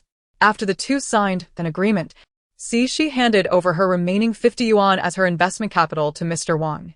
Additionally, she sketched several clothing designs, featuring both zippered and pullover styles.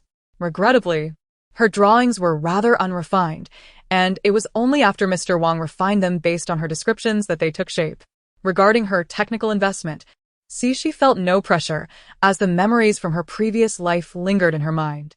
After all, had she not seen an abundance of clothing styles on an online marketplace? Simply selecting a few sets in this era constituted a significant innovation. Upon returning to her hometown, she rented a shop in the town to officially embark on her retail clothing venture, specializing exclusively in sweatshirts. The business thrived remarkably, particularly since Jiang Chen had worn the style for 2 years, developing his own unique flair. Although other sellers in the town offered similar garments, their prices were considerably higher. After all, she was a genuine manufacturer selling directly, devoid of any intermediaries profiting from the price variance. Jiang Chen, possibly due to his martial arts training, had grown considerably taller and his skin had become notably fairer. As she was generous with her spending, the school had grown accustomed to Jiang Chen's substantial appetite, providing him with extra meals that were not mixed with those of other students. This left she both astonished and gratified, and she also gifted 2 sets of clothes to her class teacher's child. "Are you the parent of Jiang Chen from Class 1, Year 3? Hello. I am Principal He from Mingsing Middle School." "Greetings, Principal. Please come in and have a seat." She served tea to the principal and the 2 accompanying teachers. "Here's the situation. Jiang Chen is an exceptionally diligent and hardworking student at school, and his attire is also in full compliance with the school's requirements." The principal extolled Jiang Chen's virtues before finally getting to the crux of the matter. "I hear you know the owner of a clothing factory. We're planning to order a batch of sports uniforms for our students, akin to the outfit Jiang Chen wears. Could you inquire about the pricing?" With this turn of events, Jiang Chen became even more popular in class. Although a few mischievous boys remained unfazed, these were the very children she had been intending to seek out but lacked the time to attend to. Chapter 59. The fault of negligent parenting. Shi, under the pretext of caring for Jiang Chen, had inquired with the homeroom teacher about several children. It turned out they had transferred from the city, with their parents now residing in the town. Among them, 2 children's fathers worked at the local police station. One child's mother was in charge of procurement at the supply and marketing cooperative, while the parents of the other 2 seemed to be engaged in business, often traveling. These families once lived in the same courtyard, but for reasons unknown, they had all relocated to the town. She pondered, if it were merely a work transfer, it would be improbable for all these families to relocate, especially since 2 were in business. Perhaps something untoward had transpired. drawing them all into its web. A thorough investigation was warranted. The saying the fault of a parent lies in their failure to educate resonated with her. The children's characters had not yet deteriorated to a significant extent, and Cixi found herself reluctant to intervene, though their parents bore no such qualms. That evening, Cixi asked Jiang Chen if there were children at school who were targeting him. "Sister, you already know. There are indeed a few, but I prefer to ignore them," he replied. "Are you going to let them continue to bother you? Won't that affect your studies?" she questioned. "Don't worry, they wouldn't dare," Jiang Chen scoffed, surprising her with his audacity. "During recess today, I taught them a lesson targeting their sensitive spots. They wouldn't suspect a thing." She was taken aback. Indeed. Personal strength surpassed all else. The following day, Jiang Chen was asked to bring a parent to school. She attended, and the homeroom teacher led her to the principal's office, where Principal he warmly welcomed her, leaving her quite bewildered. It later became clear that the school had learned of Jiang Chen's altercation, and the parents of the beaten children had approached both the homeroom teacher and the principal, particularly the families connected to the police station, who were the most vocal. The principal managed to quell the situation, seizing the opportunity to discuss school uniforms with Cixi. Understanding the circumstances, Cixi expressed her gratitude for the principal's intervention and offered to provide a complimentary set of sportswear for the teachers. She also emphasized Jiang Chen's typically low-key demeanor, assuring the principal that he wouldn't instigate trouble, and offered polite requests for his continued support. Perhaps due to the lingering discontent of those families over the principal's suppression of the matter, Cixi noticed people loitering in front of her shop in the ensuing days. She observed quietly, unperturbed by the lack of business, indifferent to the retail losses. That evening, she shared her thoughts with Jiang Chen, who surprisingly agreed wholeheartedly, asserting that the experience of travel far surpassed mere reading. He expressed admiration for his sister's worldly exposure and desired to explore more himself, which brought Cixi great comfort. On one particular day, Cixi closed her shop early to wait for Jiang Chen at the school entrance, only to witness a shocking scene. The very children he had fought were surrounding him, calling him boss. When Jiang Chen spotted Cixi at the gate, he appeared embarrassed, took the backpack from a chubby boy, slung it over his shoulder, and approached Cixi, greeting her with sister. To her astonishment, the other children lined up and bowed, exclaiming, "Hello, big sister." As a result of this incident, the children's attitude towards Jiang Chen shifted from hostility to admiration. They insisted on having him as their leader, forming a gang named the Qinglong Gang in his honor. Although Jiang Chen initially ignored their advances, they grew increasingly emboldened, taking it upon themselves to handle tasks like fetching meals and cleaning, leaving Jiang Chen largely uninvolved. She furrowed her brow. "Sister, I will handle this matter myself. Please do not interfere. I know how to manage it. They are not inherently bad. They simply want to showcase their wealth. They targeted me solely because I overshadowed them," Jiang Chen explained. "Yet they have resorted to designating you as the target, even striking you with a rolling pin. Do you truly believe they are not inherently ill-natured? Chen, have you considered the consequences if you lack the ability to protect yourself?" Si 11 prest. After a moment of silence, Jiang Chen replied, "Sister, I understand you have my best interests at heart. I recognize they respect me because I am strong, and if I were weak, they would bully me. Still, this also serves as motivation for me to continue learning and growing stronger. They have taken an interest in a girl from class 2, and if I do not keep an eye on them, she will likely become another victim, as she lacks the power to resist. Previously, I was unable to intervene, but now I possess the capability and wish to take action. Little brother, you have not yet turned 15. Has the restlessness of adolescence already gripped you? You speak of protecting your female classmates. Chen, I am not trying to stop you. But these children are of a similar age and are already aware of right and wrong. They can no longer be classified as mere children. Can you guarantee they will not misuse your name to bully others? They have already acted recklessly, using their own strength to intimidate classmates. With your strength as their backing, what might they do? Have you truly considered this?" Chapter 60. The past. I once believed that I could awaken Jiang Chen from his delusions of grandeur, to disabuse him of the notion that he might play the role of a savior. However, dear sister, you are indeed correct. I shall impose restrictions on them tomorrow. And rest assured, the calamities you foresaw shall not come to pass. His gaze was resolute and obstinate. See, she pondered. The failure to educate is the fault of the father. The decisions made by those children are also a reflection of paternal shortcomings. Yet, their roots remain untainted, and thus I comfort myself, refraining from intervening in this matter. In this lifetime, school bullying did not transpire, nor did it afflict other classmates. It was as if those children were paragons of virtue. Nevertheless, she felt a persistent thorn in her heart, remaining ever vigilant. Jiang Chen gained admission to a prestigious high school in the city, prompting she to relocate to the garment wholesale district. 3 years later, Jiang Chen enrolled in the clinical medicine program at the Imperial Capital Medical University, pursuing both his bachelor's and master's degrees in tandem. She was overjoyed. Yet the other children, due to familial circumstances, did not proceed to the city for high school, opting instead to continue their studies at Mingsing Middle School.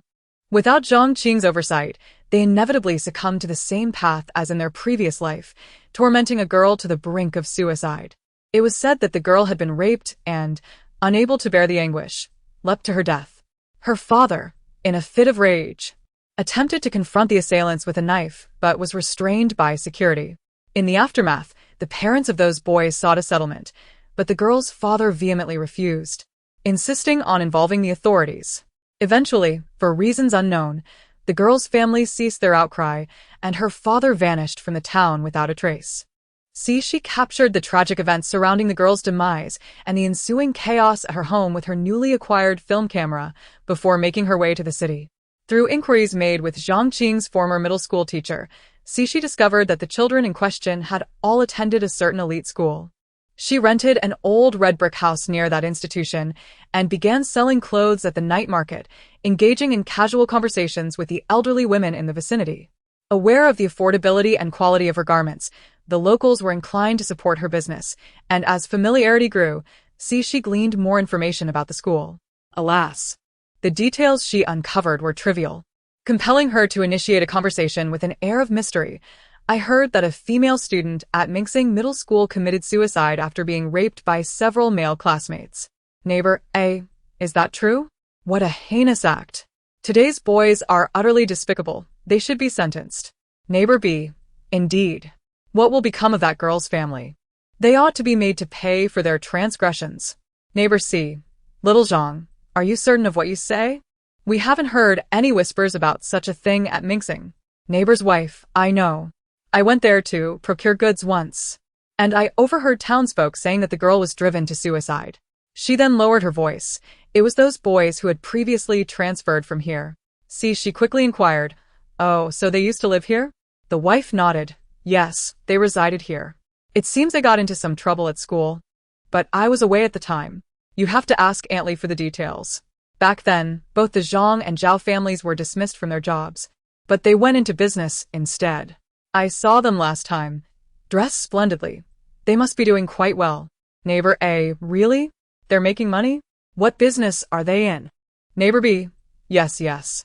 What kind of business? Oh dear, let's not stray from the topic, urged Aunt Lee. Please tell us what those boys did. I am so curious.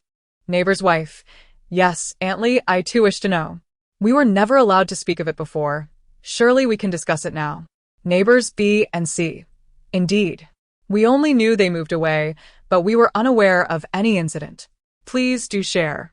Now, do not spread rumors, Aunt Lee began. But there was a boy in middle school whose father had passed. Those boys mercilessly bullied him, pouring water on him in the dead of winter, and surrounding him for beatings.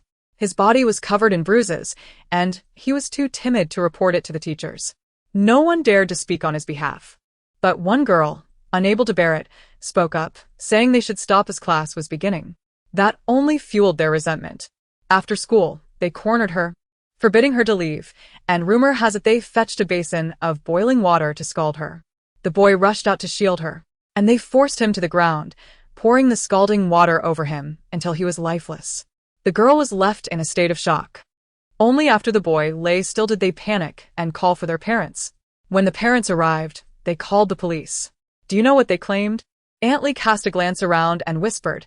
They said the boy attempted to assault the girl, and when they saw him trying to report it to the teacher, they feared he would retaliate. So, The boys from the Zhang and Zhao families brought the boiling water to pour on him, and that was how it ended.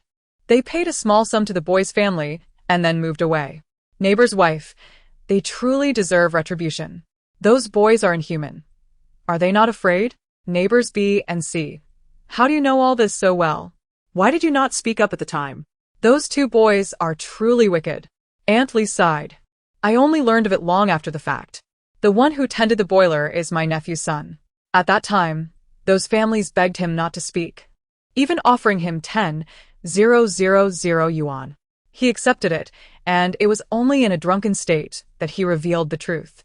Sadly, he accepted dirty money, and his life was cut short. Neighbor's wife. The one who tended the boiler?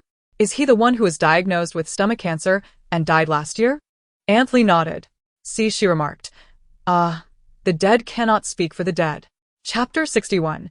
The severest punishment of the law, however, no wall is impenetrable. A thorough investigation can indeed unveil the truth. These families appear to be irreparably flawed at their core. Previously, they merely could not contend with Jiang Chen. See, she penned several anonymous letters detailing her revelations, accompanied by photographs, and sent them to the city broadcasting station, the newspaper, the municipal police department, the education bureau, as well as the principals of the two involved schools and the family of the disturbed girl. Within a week, she observed several groups of investigators entering the schools. However, neither the major newspapers nor the broadcasting stations reported on the matter. She remained unperturbed, patiently awaiting developments. On New Year's Eve, Jiang Chen unexpectedly inquired if she would consider marrying him. Every year, her aunt had attempted to introduce her to relatives from her maternal family, but she had always declined. This year, however, it was Jiang Chen who posed the question. He looked up at she for a moment before lowering his gaze again, stating, Sister, I will take care of you from now on. We shall live together always. There were no words of persuasion, no confusion, only understanding and agreement. She nodded contentedly, affirming, yes. Before the school year commenced, after the new year, the newspaper reported a significant story, an appalling case of a student causing another's death at a certain primary school 8 years prior. Alongside a female student's suicide at Mingsing Middle School, both orchestrated by the same group. She realized that evidence had been uncovered regarding the school bullying case, resulting in the arrest of the students responsible for the fatalities along with their parents. Among them, 2 were law enforcement officers who had committed crimes against the law, facing even graver consequences. The law's stern retribution awaited them. Thus, she completed her task, yet Chuan Bai did not indicate that she should leave. Hence, she would continue her life here. In recent years, the garment factories she co-founded with boss Wang thrived remarkably, and the innovative designs mitigated the impact of foreign styles on the domestic market. She confidently purchased 3 substantial storefronts in the city solely for garment wholesale, employing 4 assistants to oversee operations, allowing her to enjoy a more leisurely life. She's success spurred many in her vicinity to pursue business, resulting in a palpable phenomenon. The meager salaries of rural teachers compelled young educators to seek additional work. Now, only 2 elderly teachers remained at the school. Whenever she had no pressing matters, she spent her time assisting there, her heart softening in the presence of the children. Meanwhile, Jiang Qing's admission to university influenced the local community. In this era, university students were a rarity, with jobs typically assigned directly. In the eyes of the villagers, Jiang Qing would become a person of privilege, a beneficiary of state provisions. Thus, the community was inclined to invest in education, though limited family resources often meant that children could only attend village schools rather than those in town. Yet, it was unheard of for any family to refuse their children the opportunity to receive an education. Chapter 62. Another one? Oh, it's not a change of person. I feel a bit disappointed. In the evening, the young lady, wanting to gaze at she yet hesitating, found herself amused, while Jiang Qing, oblivious, continued to eat. Zian, don't be shy. Treat this place as your own home. What is your major? Sister, I am not being shy. I am studying nursing. My senior is quite the prominent figure at our school. I first met him when I visited my father in my sophomore year, and since then, I aspired to enter medical school. Unfortunately, I was assigned to the nursing program. As she spoke, The young girl's cheeks flushed, and Jiang Chen nervously glanced at Cixi. Humph. I want to let you pretend to be indifferent. That is quite impressive. No worries. Aren't you all working at the same hospital now? Please help take care of Jiang Chen. He is capable, but doesn't he tend to himself well? I was worried, but it seems my concerns were unfounded. Sister, it's not that. The young lady stammered, unable to articulate her thoughts. Jiang Chen, however, turned pale, fists clenched tightly. Cixi frowned. I haven't bullied her. What else with that expression? Are you going to hit me? Sister, don't say foolish things. She is the daughter of my teacher. Now it was the young lady's turn to turn pale. Cixi followed Jiang Chen into the courtyard, where Jiang Chen threw a punch, prompting Cixi to hastily retreat. Undeterred, Jiang Chen continued his assault, and soon, Cixi, unable to withstand the onslaught, picked up a branch from the wall and fought back. In the exchange, Cixi suffered a crushing defeat. Her student was simply too formidable. Sister, I was slacking. I didn't even use my full strength. Cixi reflected on how her peaceful, mundane life had dulled her vigilance, and she hadn't practiced her skills in some time. Jiang Chen gazed intently at Cixi and asked, Sister, will you get married? Will there be other men living in this household in the future? Jiang Chen himself was unsure why he posed such a question to his sister. But the mere thought of another man residing in their home unsettled him. He knew it was irrational, understood that his sister should lead her own life, establish a family, and seek a partner whom she loves and who loves her in return, yet he harbored a reluctance that compelled him to voice the question. Sister, what are you thinking? There's nothing of the sort. I simply haven't considered marriage, nor have I thought about you getting married. You wouldn't hold that against me, would you? That is good to hear. You need not worry about me. I have no intention of marrying. As for you, this Wang Xian seems to have a genuine affection for you. I believe she surpasses that Lu Lingling. Following that, Cixi launched into a lecture about lifelong companionship, the importance of good character, and other such matters. Jiang Chen, instead of showing impatience, listened earnestly, though he remained noncommittal. In the end, he encouraged Cixi to go inside and hydrate her throat. Cixi opened the door, inviting, Come in. Guests should not linger at the entrance. In truth, Cixi was quite puzzled. Jiang Chen had never broached the topic of marriage, so why had this young lady arrived with her parents to discuss wedding matters? Was it customary for the woman's family to propose? Once seated, Cixi got straight to the point. Uncle, Auntie, I won't beat around the bush. When it comes to your daughter marrying Jiang Chen, I hold no authority. Although I am his sister, the significant decisions in his life are ultimately his own. As long as Jiang Chen consents to the marriage, I have no objections. The Lu parents smiled, particularly Lu's mother, who seemed quite astute. As a sister, you are quite open-minded, not interfering with your brother's marital affairs. Zhang Hong, right? I heard from Lingling that you teach in the village. Are you still there? Chapter 63. Forced marriage indeed. I hold a deep affection for my profession. Jiang Chen is truly remarkable. Both I and Lingling's father greatly admire him. Your residence is exquisitely renovated. I presume it required a substantial investment? Cixi smiled quietly. Zhang Hong, allow me to express our intentions. As Lingling's father and I are engaged in business, we often find ourselves preoccupied, though our financial circumstances are quite comfortable. Since Lingling harbors feelings for Jiang Chen, we wish for their happiness. Lingling's father and I have decided to purchase a marital home for them in the city. During their busy work hours, you, as an elder sister, could provide them with additional support. We shall forego the customary bride price, and will also provide you with an extra 10,000, acknowledging the sacrifices you have made to support Jiang Chen's education over the years. Consequently, you need not toil so hard in your role as a rural teacher. We are all reasonable individuals who comprehend this situation. Cixi chuckled softly, remarking, You truly adore your precious daughter, don't you? Lu Mu's expression shifted, while Lu Fu interjected, After all, she is our only child. A certain favoritism is to be expected. Perhaps there is a misunderstanding regarding my position. I have already stated that I cannot dictate Jiang Chen's decisions. If Lingling and Jiang Chen wish to marry, I shall not impede their union. Therefore, your words hold little weight with me. Lu Lingling, flustered, exclaimed, Sister, How can it be of no use? Jiang Chen respects your opinion above all. If you suggest he marry someone, he will undoubtedly comply. Lu Mu frowned at this, tugging at Lu Lingling, yet she continued to gaze imploringly at Cixi. One cannot dismiss it so lightly. You are, after all, an elder to Jiang Chen. It is said that an elder sister is like a mother. Thus, it is only natural for you to oversee such significant matters. Furthermore, their relationship blossomed from free will, not arranged circumstances, which is precisely why we sought your counsel. Due to Cixi's repeated refusals, Lu Fu felt a loss of face.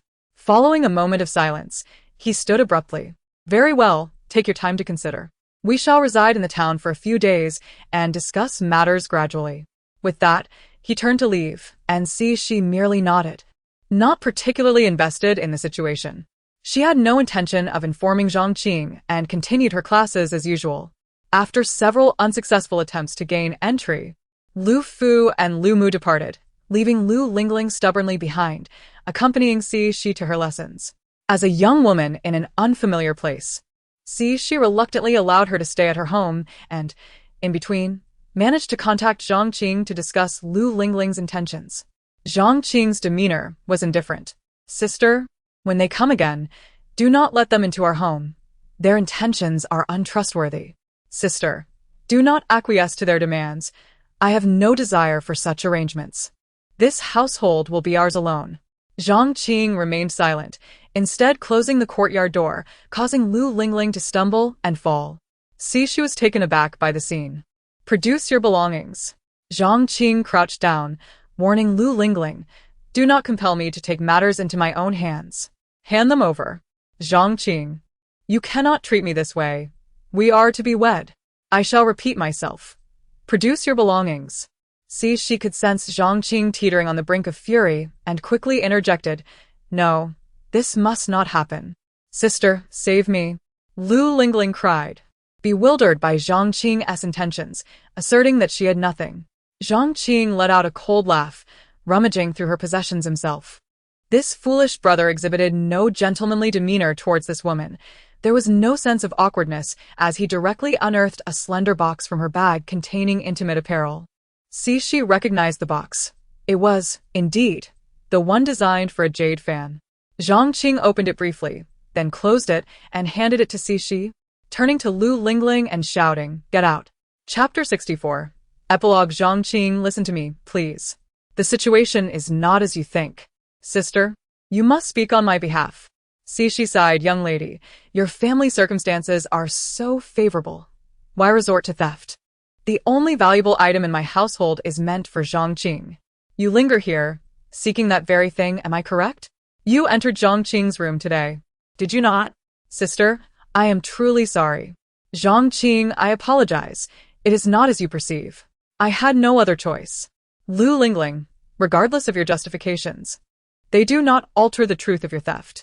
If you do not depart, I shall call the authorities and report you for robbery. She interrupted her firmly, showing no interest in hearing about her supposed hardships. After Lu Lingling left in tears, Cixi turned to Jiang Chen and inquired, how did you discover this? Did you allow her into your room? Sister, how could that be? She must have slipped in while I was distracted. I had kept that large box in the cabinet, and it was only when I went to change clothes that I noticed it had been moved. Upon opening it, I realized the jade fan was missing, and thus, the incident faded into the past. At the age of 36, she was diagnosed with cervical cancer, and the surgery took place in the very hospital where Jiang Chen worked. Jiang Chen, now not so young and already the head of his department, regrettably remained unmarried. She had initially resolved not to pressure him regarding marriage, yet after the surgery, with uncertainty about potential recurrence, she felt he should not remain single for a lifetime. During her illness, Jiang Chen took care of Cixi, and on the rare occasions he had other commitments, Wang Xian would come to assist. Cixi grew increasingly fond of this girl, unconsciously viewing her through the lens of a sister-in-law. This made Wang Xian blush deeply. Cixi discreetly inquired about Wang Xian's feelings, and though shy, she boldly confessed her interest in Jiang Chen. In such a conservative era, Wang Xian's patience in waiting for Jiang Chen was truly commendable. One could only wonder how fortunate Jiang Chen was to encounter such a remarkable young woman. As time passed, When Jiang Chen came to care for Cixi, she initiated a campaign for marriage, incessantly nagging and educating him while fervently promoting Wang Ziyan. On one occasion, Wang Ziyan unexpectedly caught them in a moment of awkwardness, as Cixi perceived their shared glance to be uncomfortable, whereas Jiang Chen remained entirely oblivious. He lingered in the hospital room, prompting Cixi to suggest, "I shall step out for a moment. You two need not follow." It was unclear what the two discussed, but Wang Ziyan began visiting less frequently. When she did appear, it was often accompanied by other nurses, while Jiang Chen remained a constant presence. On the eve of her discharge, Cixi playfully twisted Jiang Chen's ear. "Did you not say something that Wang Ziyan found displeasing? She hasn't come to see me in ages. Sister, let go." Quickly. "I am here. What need have I for anyone else?" Throughout the 6 months of her recovery, Cixi resided with Jiang Chen, who took charge of her daily needs. Cixi often mused that any woman fortunate enough to marry him would indeed be blissful. He possessed no vices, had a car, a home, a steady job, and was adept in both intellect and household tasks, with only an older sister to contend with. Any bride would be stepping directly into a life of ease. Each time Jiang Chen listened to her musings, he would chuckle, "Sister, do you find happiness in this? You're already enjoying all that you describe." Cixi would boastfully reply, "Of course. I am partaking in the care of my dear younger brother, alongside our parents' share." Then came a dashing man who claimed to be Cixi and Jiang Chen's uncle, seeking to reconnect. He explained that due to his grandparents' family being affected by tumultuous times, he had been abroad and was only able to bring Cixi's mother back to the home of a servant, with no time to make any arrangements before calamity struck. He had recently spent a significant sum to acquire information regarding a jade fan, which led him to this place. Cixi surmised that the information had been sold by Lu Lingling's family, and to her dismay, they had not only failed to obtain the fan but had also profited from the information. She felt discontented. Chapter 65. The 6 Calamities of the World subsequently. Upon learning of Lu's parents' intentions regarding the jade fan, this uncle schemed against Lu Lingling's family and business, causing them considerable financial loss, which he then relayed as a jest to Cixi and Jiang Chen. Cixi remarked that this was indeed the fate such nefarious individuals deserved. It was unjust for those with wicked intentions to traverse the path of prosperity unscathed. Ultimately, this uncle did not arrange any matchmaking for Cixi and, due to work commitments, departed abroad, severing all ties. Perhaps the distance was a factor, compounded by the fact that the two families had never shared a close relationship. Zhang's mother never spoke of her own family, even in life or at death, which rendered any potential reunion devoid of emotional resonance. Thus, their silence was perhaps a mutual comfort. Cixi lived only until the age of 46. In her final moments, she refused emergency resuscitation from Jiang Chen, preferring to avoid suffering since death was imminent. Jiang Chen, with a complex expression, grasped her hand and whispered his gratitude. "Thank you for allowing me to experience love, for ensuring I did not feel alone, and for granting me the warmth I had never known. I am also sorry, please wait for me." Upon returning to her realm, Cixi felt dazed, still pondering Jiang Chen's words. At that moment, Chuanbai appeared, gesturing with his hand, enveloping her in warmth as he spoke in a deep voice. "Meditate and absorb." Chuanbai regarded Cixi with profound eyes, but soon reverted to his usual aloof demeanor. When Cixi awakened, she found herself beside Chuanbai and a charming little girl, her appearance as pure as snow. The girl inquired, "I hear you can help me fulfill my wish?" Cixi smiled and nodded, almost mistaking her for Chuanbai's child, relieved she had not asked outright. The little girl was utterly adorable, and Cixi wished for her to have a safe and smooth life in her next incarnation. Crouching to meet her gaze, Cixi gently patted the girl's twin buns and promised, "All right, sister, I vow to avenge you." The little girl beamed. "Sister, I believe in you." Before dissolving into the misty, white haze, this world operates under elevated rules of existence, yet it harbors considerable dangers. However, for you, it presents an opportunity. Proceed with caution. With that, Cixi was transported into the realm of her mission. As her eyes opened, she was met with a sea of crimson. Bound tightly, she struggled to breathe. In her haste to free herself, she discovered a woman clutching her. The woman's face charred and teeth bared, while her clothing remained intact, starkly contrasting with her burnt skin. Even Shi, accustomed to the bizarre, found the sight terrifying. The red she beheld was a piece of red gauze, the reason for her survival, beside a charred corpse, likely that of a male. If Shi's deductions were correct, these two individuals were the parents of the body she now inhabited. She had arrived at the unfortunate moment of their demise. Frantically scanning the bodies, she found only a fish-shaped jade pendant on the woman's chest. Pressing deeper into the woods, her clothing became tattered from the branches and thorns, and her face bore cuts, yet she paid them no mind. Exhausted from running, Shi surveyed her surroundings. Dense with trees and thick foliage, sunlight filtering through the leaves to create a mosaic of light on the forest floor. Where trees thinned, there were large bushes which, when compared to the towering trees, were still impressively tall, easily reaching 2 stories. Chapter 66. Peril with all her might. Shi chose a tree and climbed onto its branches. She surveyed her surroundings, finding no snakes or other creatures. Even the birds were silent, rendering the area eerily quiet.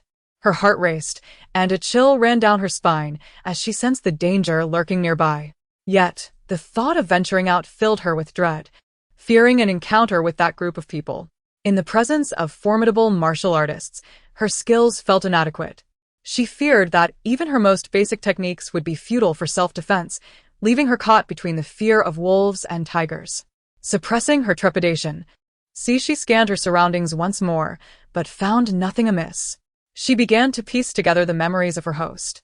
The host was named Meng Yi, a mere 5 years of age, who had lived in the countryside, leading a life of agriculture with her parents. However, her mother harbored hopes for her to embark on the path of cultivation. Today, they had ventured to register for the triannual disciple selection at the Xianhong sect. Before they could sign up, 2 individuals donned in the garb of a major sect deceived them under the pretense of recruiting disciples, leading them out of the city. By the time they realized something was amiss, they had already reached the edge of the forest. Meng Yi's mother held her tightly, hastily draping a scarlet veil over her. The host only heard 2 brief gasps before silence enveloped them, and then she was swept into unconsciousness, only to awaken as Shi. Being so young, the host's understanding of the world was limited to stories told by her parents. She could only glean a general understanding of her surroundings based on these memories. They resided in a realm of cultivation, consisting of 2 continents. One was the mundane world they inhabited, known as Xianshang continent, populated by ordinary folk, while the other was the realm of cultivation, Xianzhen continent. These 2 lands were separated by an endless sea rumored to be boundless and bottomless. Even those skilled in cultivation would find it impossible to traverse, let alone ordinary people.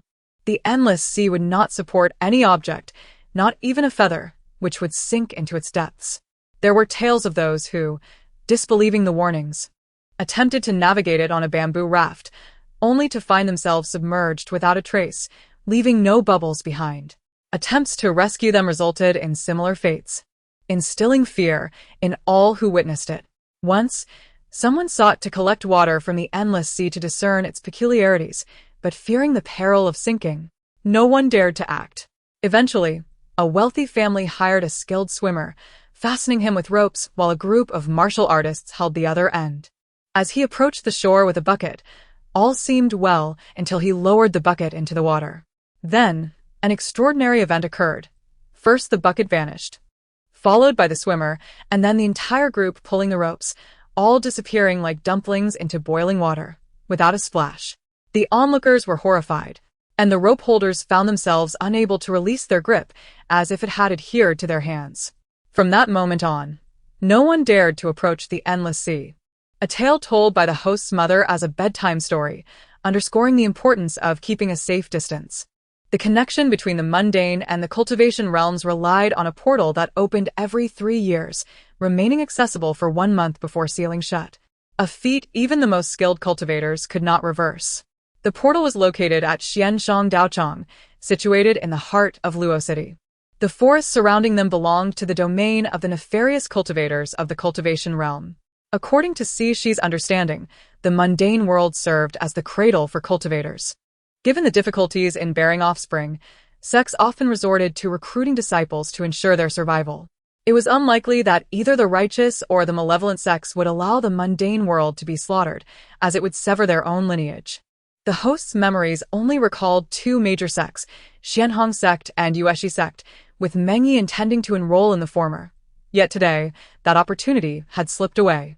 As she calmed her mind and reflected on the host's memories, Cixi speculated that the likelihood of vendetta was greater. They were unlikely to encounter a random murderer. The deceitful ruse of recruiting disciples followed by murder suggested a clear motive, devoid of greed. It was evident that the assailants were cultivators with a vendetta against the host's parents. Meaning she must venture into the realm of cultivation and acquire sufficient strength for self-defense.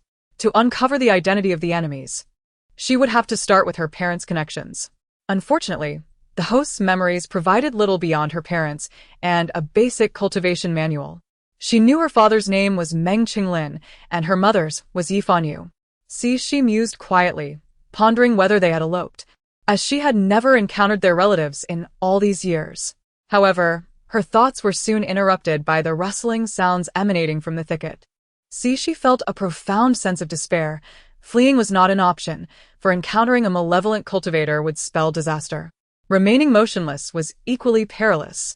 Should this be their path? All she could do was hope it was merely an animal. Chapter 67. Peril 2. At this moment, the sound abruptly ceased, causing Cixi to tremble, her unease intensifying. She decisively nestled herself within a tree fork, pulling out a piece of red gauze to cover her head. This exquisite fabric, no larger than a handkerchief when held, began to expand and drape around her, enveloping her entirely. With this, Cixi felt a slight sense of security. The world around her was shrouded in a crimson haze, obscuring her view of the outside. Yet, she dared not reveal herself for fear of exposure. Are you imagining things? There are no living beings here, and those old Taoists with their bovine noses would never come. How could mere mortals enter? A voice scoffed. They've enjoyed too much peace. They are far more suited to demonic cultivation. If it weren't for the prolonged absence of the Lord of the Abyss, we would not have to hide away. It is imperative we teach them a lesson. You only recognize it as sorcery, yet remain unaware that the residual magic contains a soul-burning inferno. Had I not previously witnessed the power and essence of that flame, it would have been concealed by the sorcery. The only one capable of unleashing such a fire in the entire realm of cultivation is that person. To have compelled him to unleash the inferno, he must possess an extraordinary identity. The earlier speaker expressed frustration, pausing momentarily before continuing. Regrettably, we cannot ascertain who perished. Otherwise, we could have utilized their demise to our advantage. Indeed, there is no one nearby. Let us depart. It is said that Yi Jichen from the Moonstream sect has personally come to select disciples, which has made the Yi family insufferably arrogant. Humph. They shall meet their end sooner or later. Very well. Yi Jichen is now in the late stage of the Golden Core, and this grudge must be avenged. Though not at this moment. Let us go. Following this, the forest fell into silence. She found the body cultivation technique strangely familiar. Yet she could not recall when she had encountered it, attributing her proficiency to her innate talent. Suddenly, a sound emerged from beneath her feet, startling her and causing her heart to race. She bit her lip tightly, immensely relieved by her earlier decision to remain still. 3 hours had passed without disturbance. Perhaps Xiao Yao had misjudged. Do you think it is hungry? Does it smell like a human? You may be right. Perhaps it has not fed in a while. I previously detected a nearby village that has been free of Taoist presence. Shall we take Xiao Yao there for nourishment? Let us go. Now the forest was utterly tranquil. Yet she remained frozen in her position, her limbs numb and stiff. While she had mentally prepared for the brutal nature of the cultivation world, she now felt the stark reality that humans could be reduced to mere sustenance. Survival was arduous, and only strength could safeguard her. Otherwise, she might become the very prey meant to nourish Xiao Yao. She tucked the red gauze close to her and hurried towards the distant crowd. Suddenly, a melodious male voice resonated near her ear, sending a chill of terror through Cixi.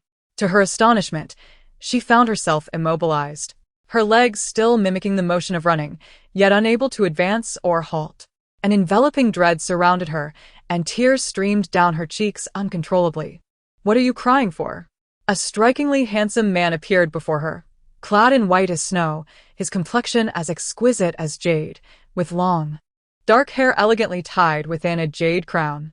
His slender fingers brushed away her tears, which only flowed more freely. Wasn't there a saying that encountering beauty on the road meant it was either a demon or a ghost?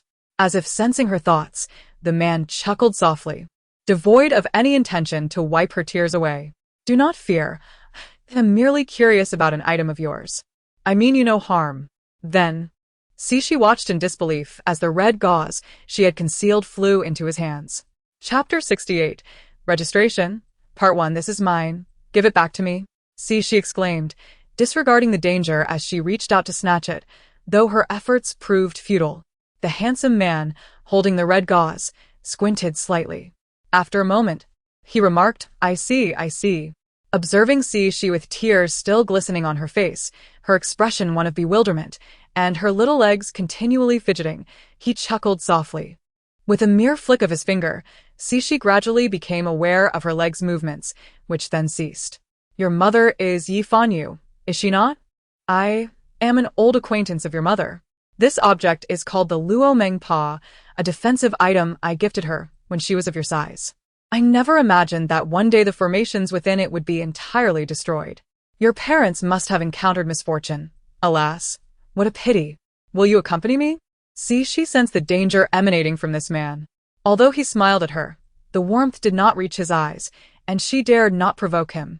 In a small voice, she replied, Please return this to me first. The man, not greedy, handed the red gauze back to her.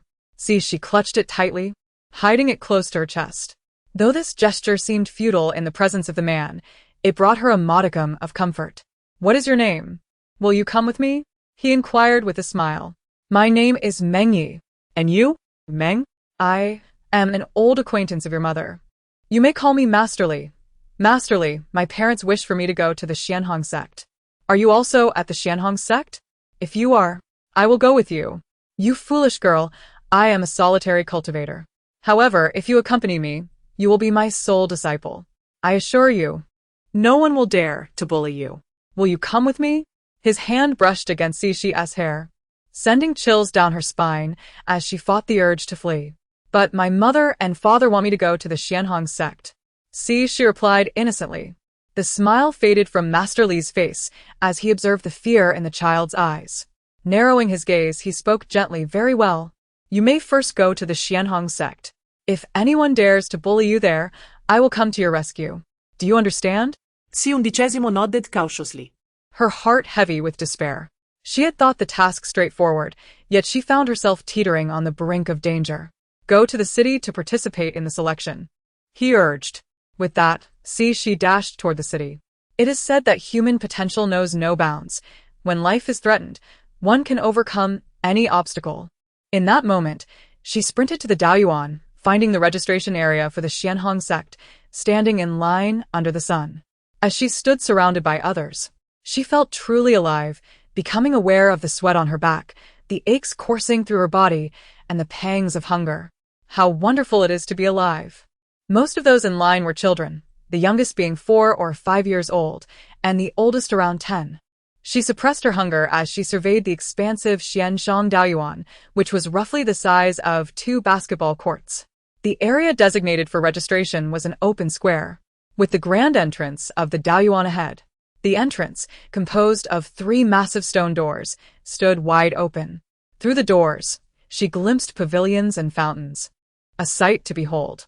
Even from the square, the ethereal sounds of the Tao could be felt. Before each stone door stood 2 young disciples holding registration books, tasked with recording names and the sect to which they wished to apply.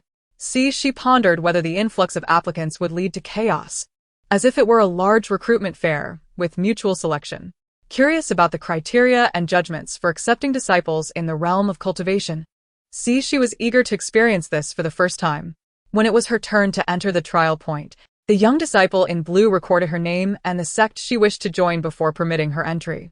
As she stepped through the stone door, the scene before her transformed. Instead of the previously seen pavilions and fountains, she found herself in a training arena surrounded by others in line. In the center, an elderly Taoist sat cross-legged on a mat, flanked by 2 disciples holding incense burners, from which colorful smoke wafted beautifully. 10 individuals were called at a time, aligning themselves as if in a synchronized exercise. The disciple shouted, "Initiate the breath guidance technique." And the 10 began to perform the movements in unison. These movements were reminiscent of the body refinement techniques she had seen in her memories. The actions felt strikingly familiar, yet she could not recall where she had encountered them before. As the body refinement technique commenced, she watched as the colorful smoke from the incense burners enveloped the 10 participants. There were 3 distinct outcomes. Some had their smoke swirling with their movements, others had it spiraling above their heads, and a few saw the smoke dissipate upon contact, only for more to continuously emerge behind them. When the disciple called for a halt, those in the third situation received a jade token from the disciples at the arena's exit, while those in the second situation received wooden tokens, all being led away. The first group was taken directly by the disciples. She observed for a while, a fleeting thought crossing her mind, yet she could not grasp it. Taking a deep breath, she seized the opportunity while waiting in line to mentally rehearse the body refinement technique, for since entering this body, she had yet to practice it firsthand. Chapter 69, Registration, Part 2. As she stood upon the martial arts stage alongside 9 other children, she noticed that the incense burner emitted no colorful smoke. Was the principle of light refraction at play? Before she could ponder this, a young Taoist shouted, "Commence the guiding technique." The practitioners on stage began to assume their stances. Although it felt rather brief from the audience's perspective, standing on the stage made she acutely aware of the passage of time. With each unfolding movement, she found her mind becoming increasingly clear, gradually closing her eyelids as she danced in rhythm with the motions from her memories. After an indeterminate amount of time, she heard the Taoist call out "Stop." She opened her eyes and, following the crowd, slowly ceased her movements. To her surprise, the elderly Taoist who had been seated on the mat was now standing, his beard trembling with delight as he gazed intently in her direction. She felt a mix of astonishment and joy. Could it be that her master was an exceptionally rare talent? The old Taoist's expression suggested he had encountered a prodigy worthy of significant cultivation. She thought to herself, "Oh my." It dawned on her that they were arranged in groups of 3 and 4, with her positioned in the second row. A young boy in the third row happened to stand directly behind her, and the sideways glance from the elderly Taoist had indeed created the illusion that he was observing her. "What is your name?" the Taoist boomed, unabashedly inquiring. The child, despite their tender age, exhibited remarkable respect for elders, neither servile nor arrogant.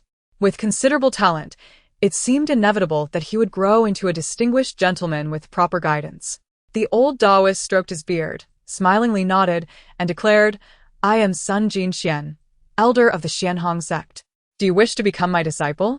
Around them, the other children, including those still in line, gasped in awe. Whispers spread, "Is this really the legendary Sun Jian? He has come personally to select disciples this year. My ancestor said Sun Jian is now a figure of the spirit separation stage. Sun Jian has only 2 disciples. I too wish to be his disciple." Various expressions of envy and resentment permeated the air. She observed the Taoist boy holding the incense burner, his face a mask of envy. Upon hearing the hushed conversations, she gleaned that this old Taoist was indeed a formidable figure. A twinge of disappointment struck her. Why was it that her master's memories contained none of this information? The boy named Yu, after folding his hands and bowing deeply, knelt once more to pay his respects, exclaiming, "Disciple Yu greets the master." His voice trembled slightly, revealing just how thrilled he was. The old Taoist, "No, Master Zhang," chuckled heartily, "Good disciple, good disciple. Henceforth, you shall be my 3rd disciple, with the title Xianqing." "Thank you, master." Master Zhang, brimming with joy at having taken on a disciple, turned to the Taoist boy holding the incense burner and said, "I shall take Xianqing with me now." "Yes, Master." "Farewell, master." Apart from the 2 Taoist boys, the others echoed their goodbyes as Master Zhang departed with Xianqing, soaring away on his flying sword amid the envious gazes of the onlookers. Next came the distribution of tokens. In their group, aside from the one who had directly joined, only 2 received jade tokens, while she received a wooden token. for others were led away by designated individuals. Once the two with jade tokens had left, only 3 remained on stage, including Shi, the other 2 being boys. After a brief wait, a Taoist boy hurried over and whispered a few words to the one holding the incense burner. The boy glanced at Shi and the others, nodded, and instructed, "You 3 shall follow this senior brother Jiang." The 3 of them obediently followed, winding through a labyrinth until they arrived at a pavilion adjacent to a pond, where senior brother Jiang amiably said, "Please wait here for a moment. I shall report to the master." After receiving their nods, senior brother Jiang left. The remaining trio exchanged glances. Shi felt no awkwardness. Observing the clean stone bench, she opted to sit on the ground, examining the wooden token in her hand. One side bore the inscription Xianhong, surrounded by intricate carvings, while the other showcased a vividly sculpted bird in flight. The more she gazed at it, the more peculiar the bird appeared. The carving depicted the bird from a slightly angled perspective, allowing a clear view of its wings and tail, resembling a crane. However, only one foot was sculpted. If the other was obscured by perspective, it might indeed represent a celestial crane. If not, well, that would be intriguing, as its likeness closely resembled the legendary creature, Bai Fong, described in the Shan Hai Jing. In the ancient texts, Bai Fong was not a benign entity.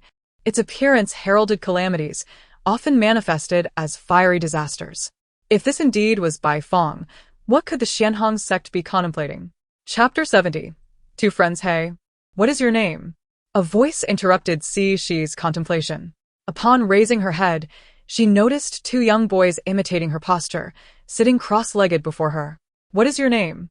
I am Wang Hong, and this is my elder brother, Wang Xian. You are truly beautiful, but a bit dirty.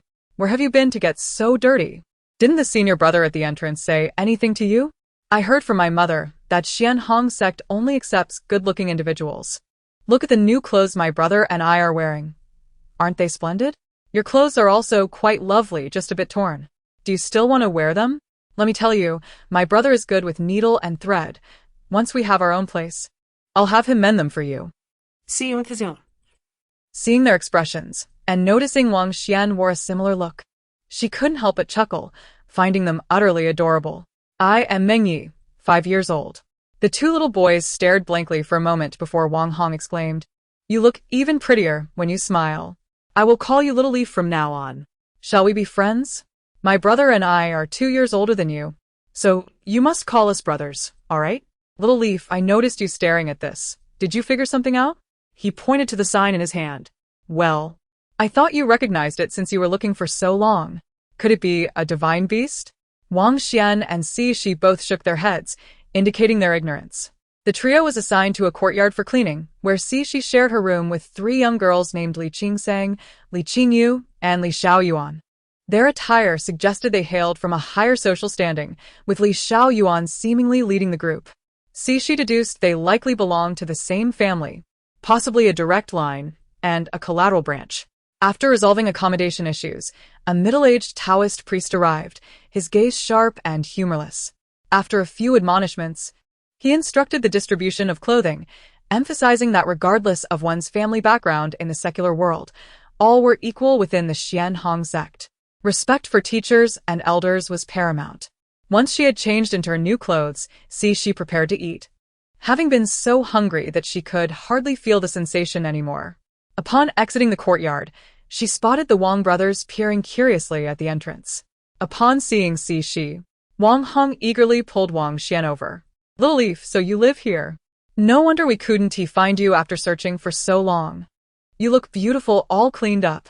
Shi smiled but said nothing. It was amusing, having encountered the lovely master of jade and snow in the chaotic space. She knew she would grow into a breathtaking beauty.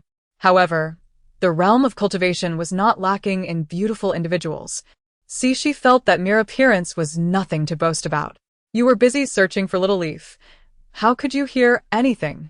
Wang Xian shot him a glance. "Wang Hong, let us go eat. I've been starving for ages. Little Leaf, you must be hungry too.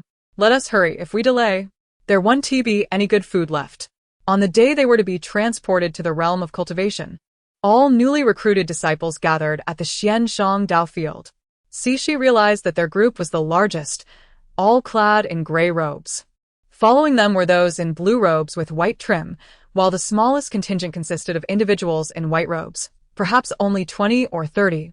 Unlike their group of at least 100, with the blue-robed individuals numbering around 50 or 60. She scoffed at the notion of a gaggle of children in white robes. Was it to keep them busy with laundry? It was only upon entering the gates of Xianhong sect that she understood the hierarchical distinction among the new disciples was based on their garments.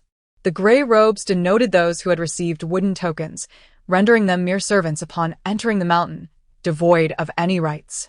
The blue-robed individuals, who had received jade tokens, were considered outer disciples, permitted to cultivate.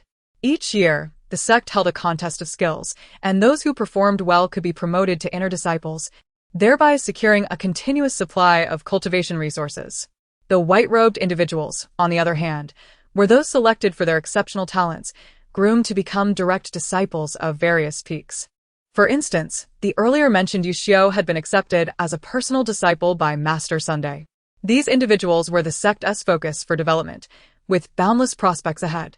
In contrast, the newly initiated gray-robed servants were tasked with serving the two aforementioned categories.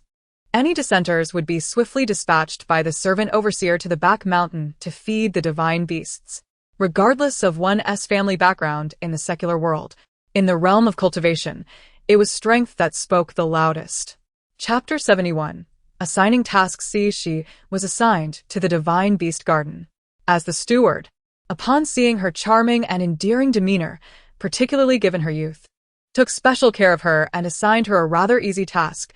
She merely needed to deliver the spiritual beast meat designated for feeding the divine beasts. The only downside was that on her first visit, she had to walk there alone. She's complexion paled at the thought. For someone whose only means of transportation was walking, it felt incredibly far. The Xianhong sect didn't even provide a horse for the junior workers. Beyond the main peak where the sect leader's grand hall resided, the Xianhong sect boasted 7 principal peaks, arranged in alignment with the positions of the Big Dipper stars. Amusingly, these peaks were directly named after those stars: Tianshu, Tianxian, Tianji, Tianquan, Yuheng, Kaiyang, and Yaoguang. Previously, the esteemed Sun Jin Xian was the master of the 6th peak, known as Kaiyang Peak. Surrounding these principal peaks were a series of undulating mountains, and the divine beast garden was nestled within the mountains near Tianxian Peak. The steward affectionately ruffled her hair, generously bestowing upon her 2 additional buns, and said, "For others heading to the divine beast garden, we typically allow 3 days. However, you want to go directly there. Instead, you will head to the foot of Tianxian Peak. I have already sent word to Steward Liu at the divine beast garden. He will meet you at the foot of the mountain. You must take good care of yourself over there and not neglect your cultivation." Although the junior workers lack cultivation resources, the annual technique sparring is open to you, so you may witness it and perhaps gain some insights. After bidding farewell to the steward, she set out with her small package filled with food. At this time, the junior workers were being assigned their destinations, and most had already donned their bundles, some accompanied, while others, like her, ventured forth alone. During the assignment, she learned that the brothers Wang Hong and Wang Xian had parted ways. Wang Hong had gone to the Spirit Value Garden, while Wang Xian had proceeded to Tianshu Peak.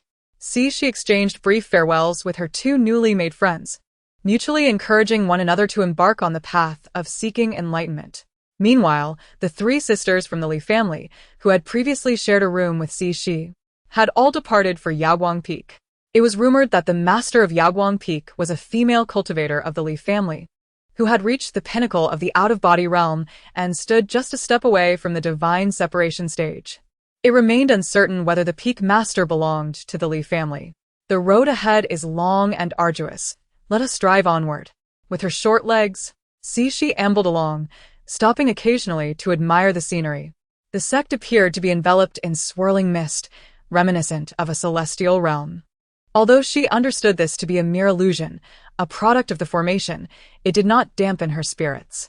Whenever she strayed too far off the path, she would take out the jade tablet given to her by Steward Chen, grasp it in her hand, and focus momentarily. The tablet would emit a luminous screen, displaying its contents.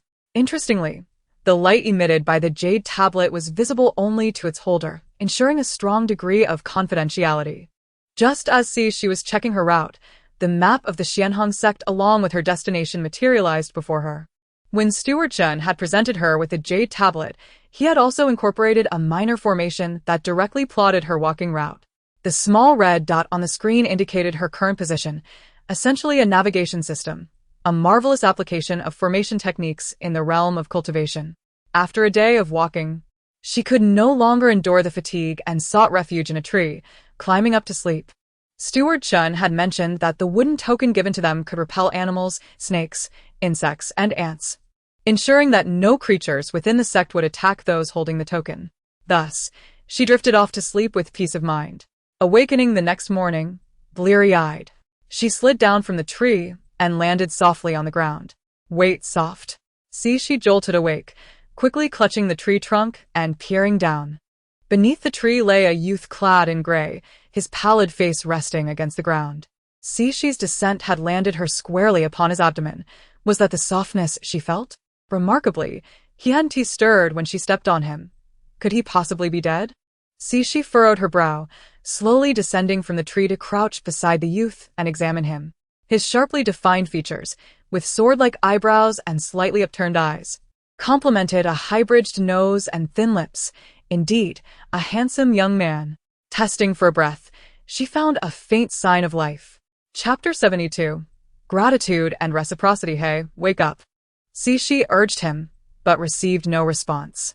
She then propped him against the tree trunk, only to be met with a foul, dark purple blood oozing from his mouth and nose. She was taken aback. Was he poisoned? Upon returning to the base of the tree, the young man remained there, his pale chest and exposed skin crawling with insects. Perhaps due to the effect of she's wooden amulet, the insects swiftly retreated. Observing the young man's skin, the previously inflamed and bitten areas were gradually healing, transforming under her gaze into a flawless, jade-like complexion. As the young man opened his eyes, he beheld a little girl with 2 bun hairstyles performing a guiding technique. Her porcelain-white face bore a serious expression, making her particularly endearing. Clad in gray and accompanied by the wooden amulet, it was evident she was a newly recruited servant, her eyes flashing with a quick glint. After a moment of observation, the young man sat up, covering his mouth with his fist to suppress a cough. Noticing that the girl continued her practice without acknowledging him, he chuckled softly, and eventually, he laughed heartily when she showed no signs of stopping. "Little one, have you been watching over me all this time?" the young man teased, deliberately lowering his voice to mask the awkwardness of his changing tone. She rolled her eyes. "Indeed, are you not grateful to me?" The young man paused for a moment before bursting into another fit of laughter. She retorted, "What did I say? Shouldn't a life-saving grace warrant some gratitude?" "What is your name, little one?" the young man asked with a smile. "Adorably, I am Meng Yi, and I am heading to the Divine Beast Garden." "Who might you be?" she inquired, pausing to ask, "Where is your amulet?" The young man ceased his laughter, his narrow eyes fixated on She. She sensed a chilling aura emanating from him as his demeanor shifted. Panic surged within her. What kind of unpredictable individual was this? Without hesitation, she turned on her short legs and dashed away, calling out, "My time is up, young sir. I must take my leave." The young man watched She retreat without pursuing her, chuckling softly to himself. "She runs quite swiftly," he mused, Meng Yi Meng.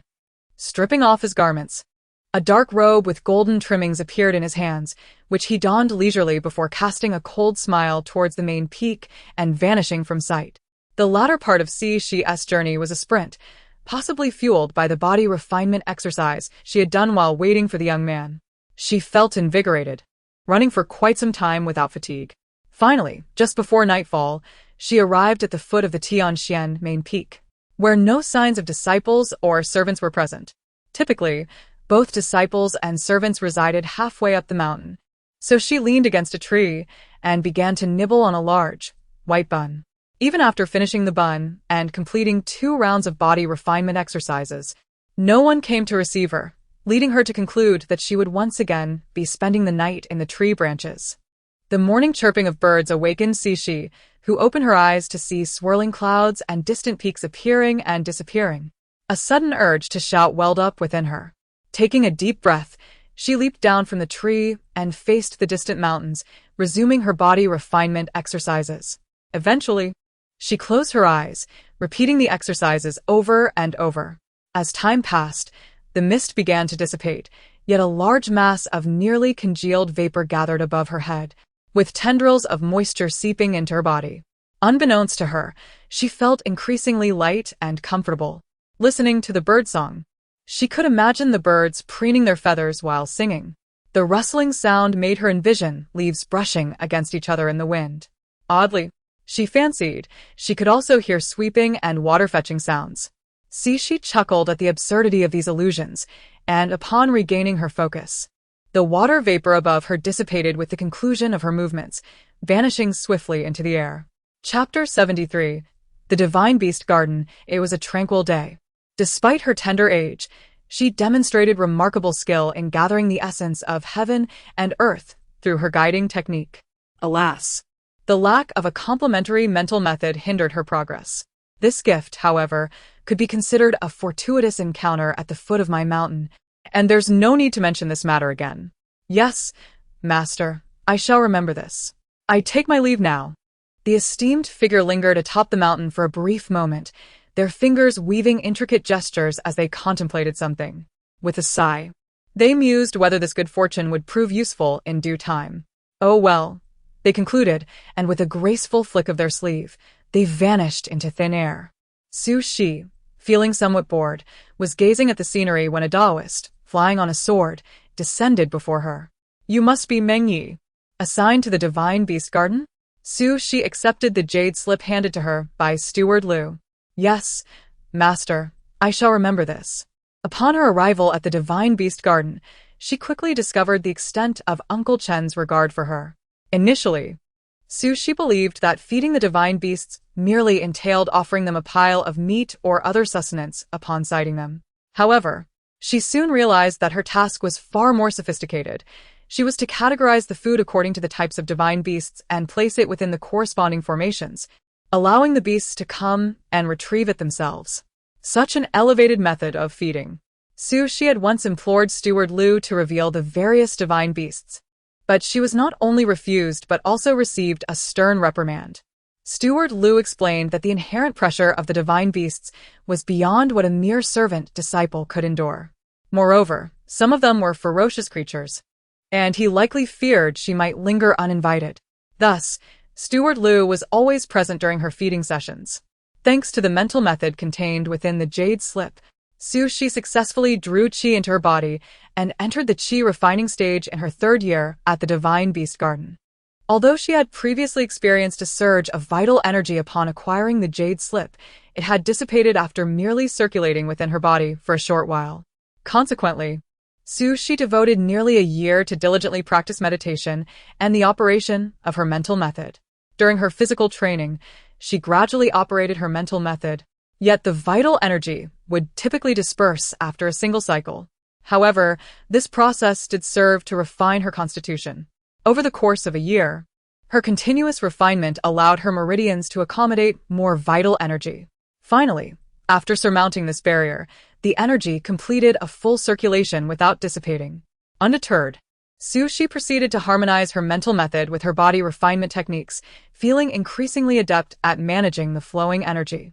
Gradually, she sensed a subtle connection with this vital energy, and she settled into a cross-legged position, palms upward, closing her eyes to attune herself to the trajectory of the energy's movement. Her consciousness seemed to follow the footsteps of the vital energy, circulating in endless loops. Upon opening her eyes, she found Steward Liu gazing at her with a look of concern, his expression complex. Little Yezi, he said, you have been meditating for 3 days now. You are already a qi refining practitioner. However, I have been watching over you these past 3 days, and I have fed the divine beasts on your behalf. How do you intend to express your gratitude? What he refrained from saying was that the commotion caused by her drawing in qi had been astonishing. The energy had thickened to the point of nearly condensing into liquid, swirling above her head. He had never witnessed such a commotion from anyone entering the qi refining stage.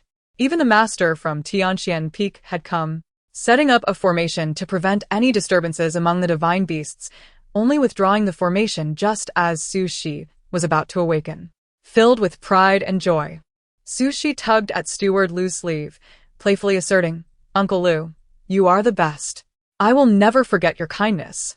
Should there be any future errands involving feeding, I will gladly take them on. Do not wear yourself out, Uncle Lu." Her endearments warmed Steward Lu's heart, leading him to resolve to nurture her further, as her path in cultivation might one day be pivotal for his own. After all, who does not aspire to attain longevity and eternal youth on the path of cultivation?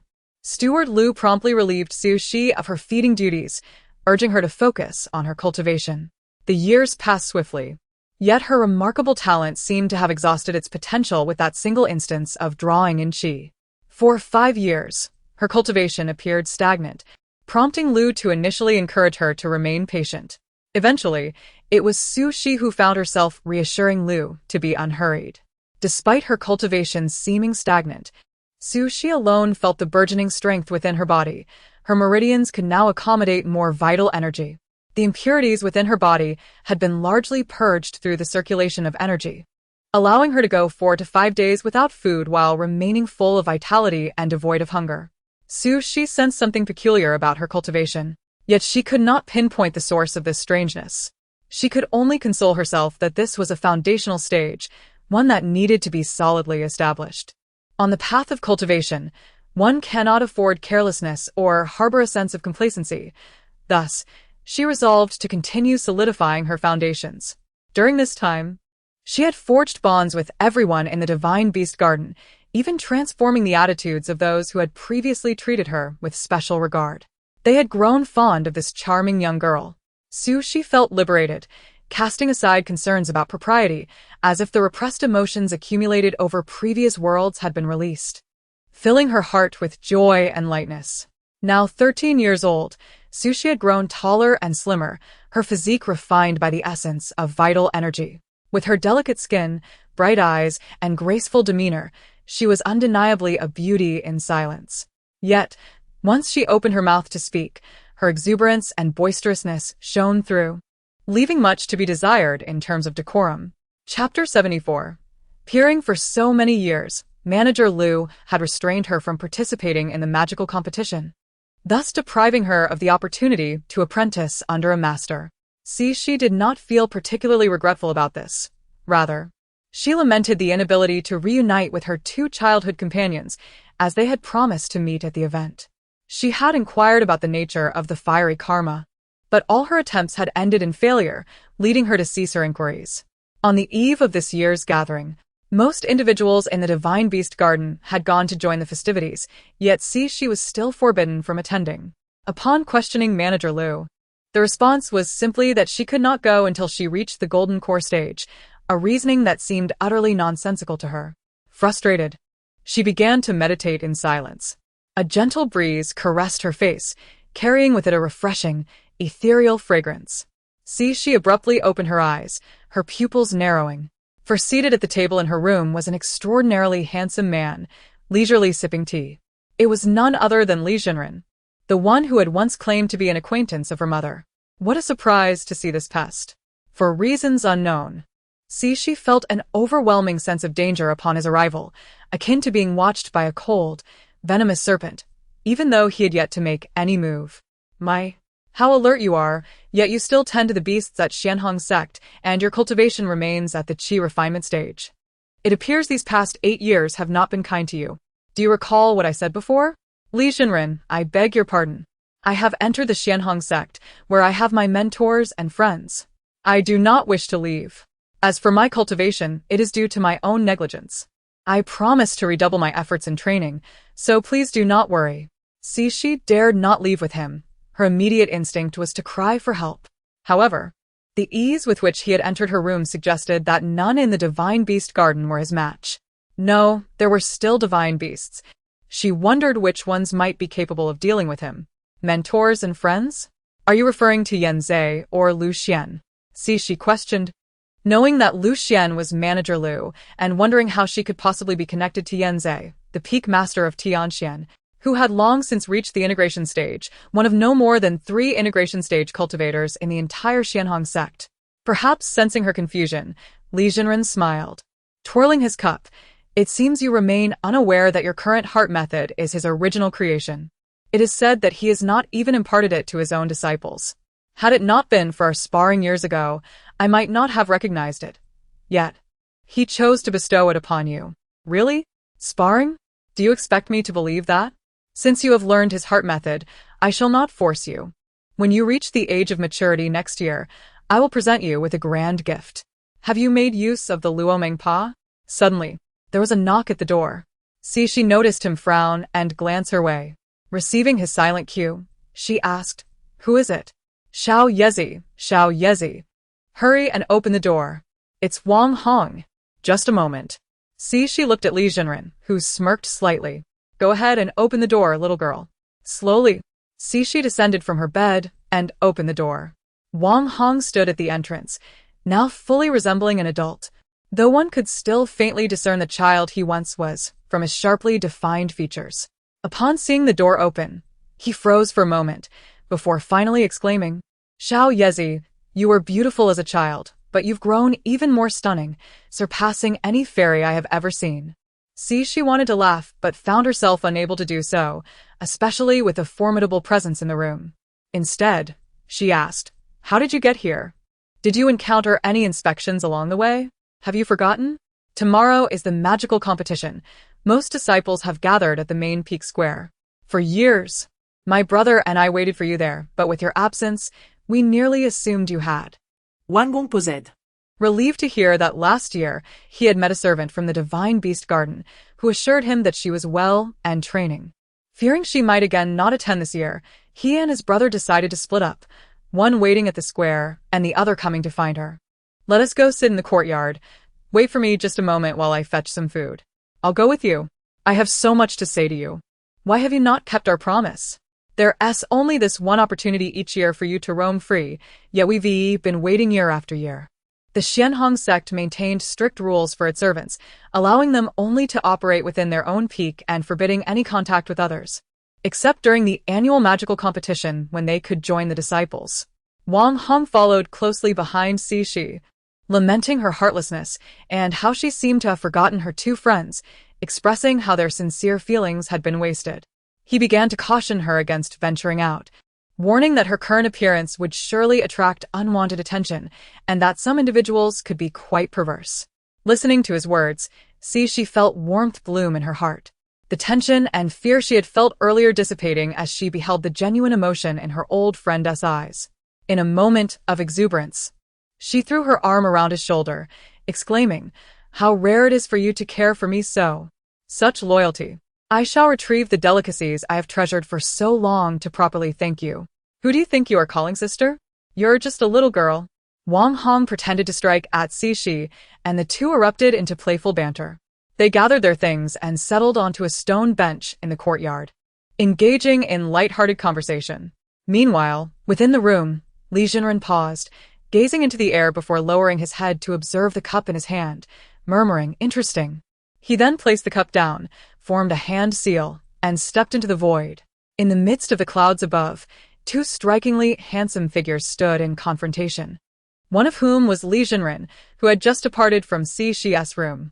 With a hint of sarcasm in his voice, he remarked, It is said that Dao Jun Yanzai is one of pure heart and singular focus on the Dao. Who would have thought he harbored a penchant for prying into the privacy of others? If you wish to cultivate good relations while peering into fiery karma, it depends on my willingness to cooperate. As he spoke, his demeanor turned increasingly fierce. Chapter 75. Childhood Bonds. The other figure in azure robes was none other than Yanzai, the master of Tianqian Peak. His impassive visage revealed no hint of emotion, exuding an air of detachment that only served to further infuriate the man opposite him. Despite his feigned aloofness and haughty demeanor, it was clear that his mind was rife with schemes. Yanzai, I long to expose the hypocrite that you truly are, Li Chunling, reflecting on the past 2 decades, remarked, It seems I made a grievous error in letting you go. Yanzai retorted, We both know it was you who released me, so spare me your condescending airs. They are utterly nauseating. Li's demeanor shifted slightly as he regained his composure, adopting a roguish facade. Demons and karmic burdens, I too carry them. Let us see who seizes the opportunity first, he scoffed, Then, with a flourish of his sleeve, he vanished into the horizon. Yen Zhe maintained his serene countenance, yet the tightly clenched fist hidden within his voluminous sleeve betrayed his inner turmoil. Casting a glance at the two jovial figures in the courtyard below, a surge of indignation welled up within him, prompting him to turn and depart into the void. Unbeknownst to the two formidable cultivators, a slender black thread, finer than a hair, twisted and flowed with the wind, drifting into the distance. Below, Xi and Wang Hong shivered inexplicably. A sense of unease surged within Xi, yet its source eluded her, causing her brow to furrow. Observing her sudden shift in demeanor, Wang Hong mistakenly assumed her distress stemmed from concerns about her cultivation. He reassured her, "Little leaf, you have achieved so much already. If you have reached the qi refinement stage, then establishing your foundation is certainly within your grasp. In cultivation, one must avoid impatience." Touched by his words, Xi pondered momentarily before inquiring, "Do you cultivate regularly?"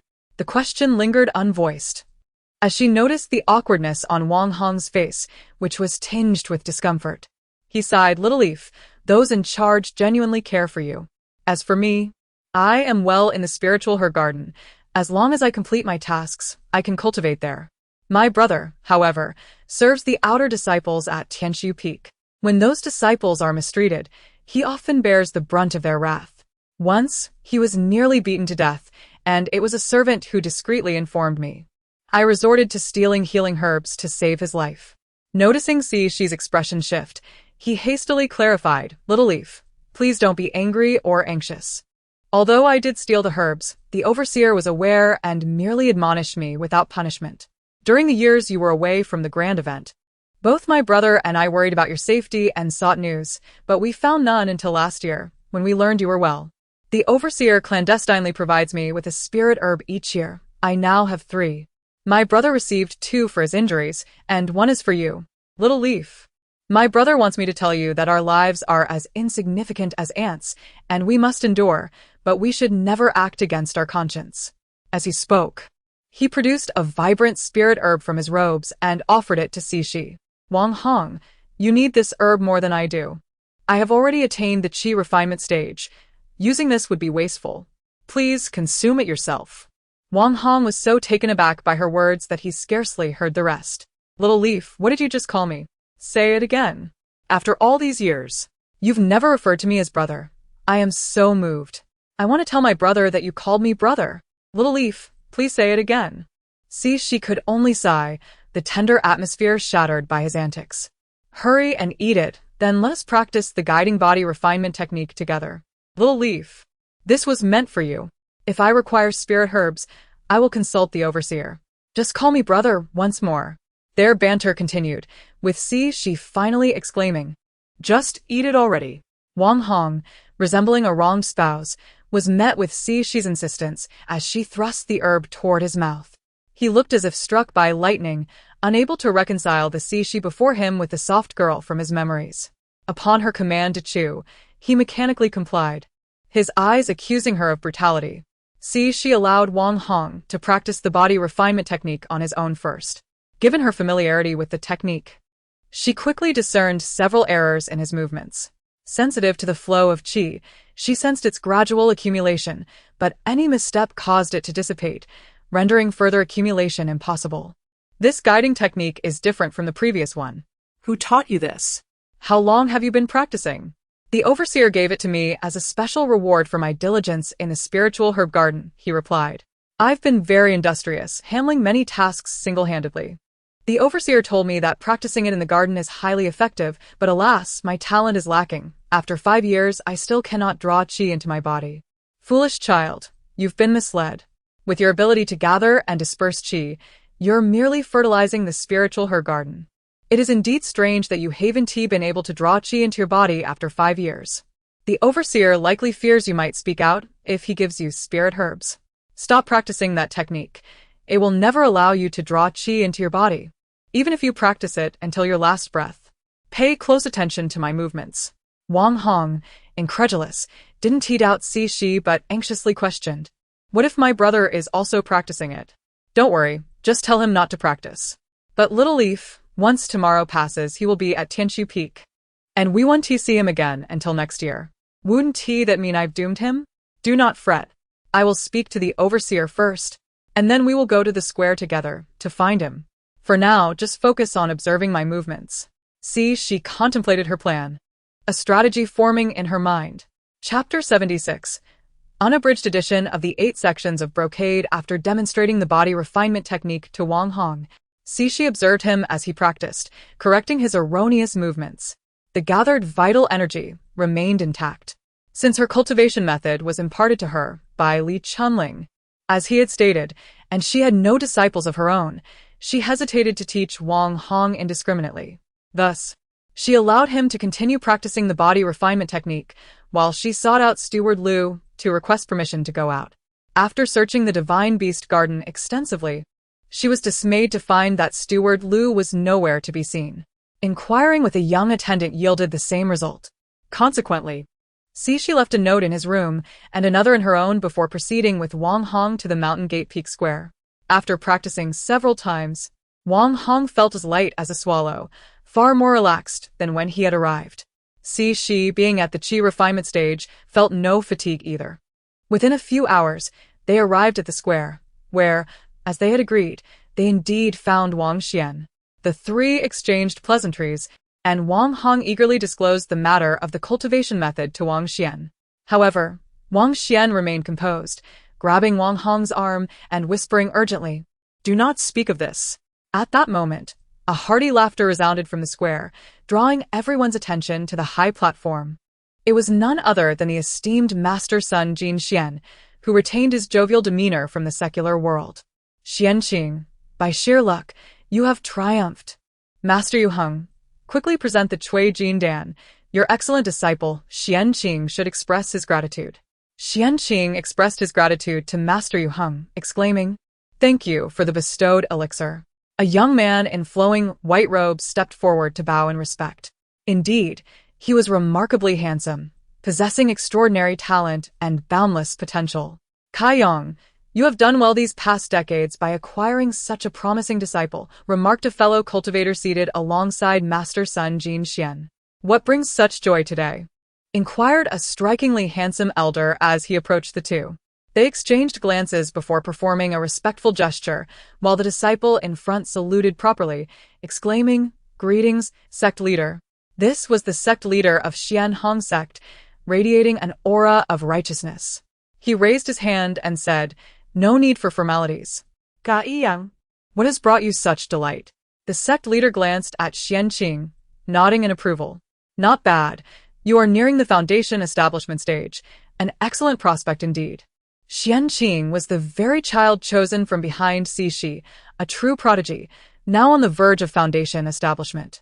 As was customary, the sect leader intended to assess the overall strength of the disciples, beginning with the inner disciples. He instructed an elder in charge accordingly. Soon, the square was filled with inner disciples clad in white robes, numbering at least several hundred. At the elder's command, the entire assembly began the guiding technique in perfect unison. She observed in confusion, wondering why they were not assessing the results of their cultivation, but instead performing this. Wang Xian explained, "This is how the sect leader and the peak masters evaluate the cultivation levels of the inner disciples, supposedly based on the speed of vital energy accumulation." Chapter 77. The emergence of opportunity. Wang Hong spoke directly. "Little Leaf, I have inquired about this matter long ago. Even the most inferior variety requires 3 stalks of stone immortal grass. My brother once sought it but found none, and one cannot stray too far from the main peak. I have been occupied at the spiritual herb garden." She understood. He could not leave for an extended period. With Wang Hong practicing the body refining technique given by the steward, he had even less time to venture out. The stone immortal grass is a commonly used auxiliary herb in alchemy, typically growing on steep cliffs. As it is an ordinary auxiliary herb, it lacks any protective beasts, making it relatively common. Yet, for the servant disciples, scaling the cliffs poses a significant challenge, and many have lost their lives due to mishaps while harvesting. "Do not worry. I shall seek it out. I am now in the Qi refinement stage, and I will not face any danger." The Wang brothers did not hesitate. It was a crucial moment for everyone to enhance their strength. After a moment of contemplation, they nodded in agreement. However, Wang Xian still cautioned, "Do not neglect your cultivation. If time is insufficient, do not push yourself. We are currently revising the guiding technique and body refining art, which require familiarity and foundational strengthening. It will be more convenient for me to seek it on the Tianqiu main peak once your physique is enhanced." At present, she was overwhelmed with pain. Her body covered in beads of blood, her gray robe drenched, gradually darkening to black. The Wang brothers were alarmed. Wang Xian was about to call out loudly to attract the attention of the several peak masters on the high platform to rescue Shi, not considering the potential consequences. Before he could utter a word, a figure appeared in the distance, gliding through the air. It was the master of Tianqian Peak. He gently pressed his finger to Shi's brow and murmured, "Guiding technique, activate." In the midst of her intense pain, Shi, unaware of her surroundings, felt a sudden coolness at her brow, alleviating her suffering. A gentle male voice echoed in her ears, urging the guiding technique to commence. Without any resistance, she began to move, concentrate, and perceive the gathering of qi. The soothing voice continued to guide her. Meanwhile, chaos erupted in the square below. The demonstration by the inner disciples had already attracted surrounding qi, and Shi's rapid absorption of qi had captured the attention of the sect leader and several peak masters above. No one could match the speed of Tianqian Peak's master, Yanzhe, especially as the master of Yuheng Peak complained about how this obstinate Tianqian had seized the lead. What a promising talent. The sect leader clapped his hands in amusement, saying, "If your speed cannot compare to his, who can you blame? Let this year's conference proceed in this manner. For now, let the disciples of each peak disperse. Tianqian will not finish in a moment. Once he is done, have him bring that child to see me." Yes, we bid farewell to the sect leader. Farewell, sect leader. At this moment, she remained oblivious to the fact that she had become the center of attention at the conference. Later hailed as the foremost prodigy of Xiankong's sect, not merely a genius, but a marvel. Concurrently, she garnered admiration from the servant disciples, inspiring many to diligently cultivate despite scarce resources, leading to a batch of remarkable individuals. Yet, there were also those with narrow minds who felt resentment, among them Xianqing, though even his master, the peak master of Kaiyang, failed to notice. She cleared her thoughts, feeling the previously turbulent qi now intertwining with the qi flowing through her meridians, spiraling within her body. As the influx of qi increased, the energy began to clash subtly. She wished to avoid further pain, so she envisioned a movement to guide the colliding qi in circular patterns. For such forceful collisions, providing curvature could significantly alleviate the intensity. Influenced by the chaotic trajectory of the turbulent qi, the originally tranquil energy began to spiral, resulting in two streams of qi within Shi's body that spun independently yet coexisted. A sense of panic surged within her. Would these energies not burst forth? "Do not be distracted. Focus." The voice resonated in her ears, and a stream of cool qi penetrated her brow, swiftly entwining with the more aggressive energy, guiding both streams to her dantian, where they swirled and compressed continuously. Chapter 78. Forming the golden core, an ever-increasing flow of vital energy surged into the dantian, transforming the once clear and frigid essence into a translucent azure orb. This orb guided the compressed energy in a spiraling dance as Shi's consciousness pursued its path, gradually merging into a singular entity. The azure orb's hue lightened progressively, fading towards transparency. At last, within Shi's dantian, a colorless and transparent orb spun gracefully, while the surrounding vital energy continued to flow unceasingly into it. The orb began to swell, filling the dantian, until it suddenly erupted, stirring the vital energy into a vortex. Within this vortex, a minuscule white orb, no larger than a sesame seed, emerged, growing steadily. Once it filled the dantian, it burst forth again, reforming anew.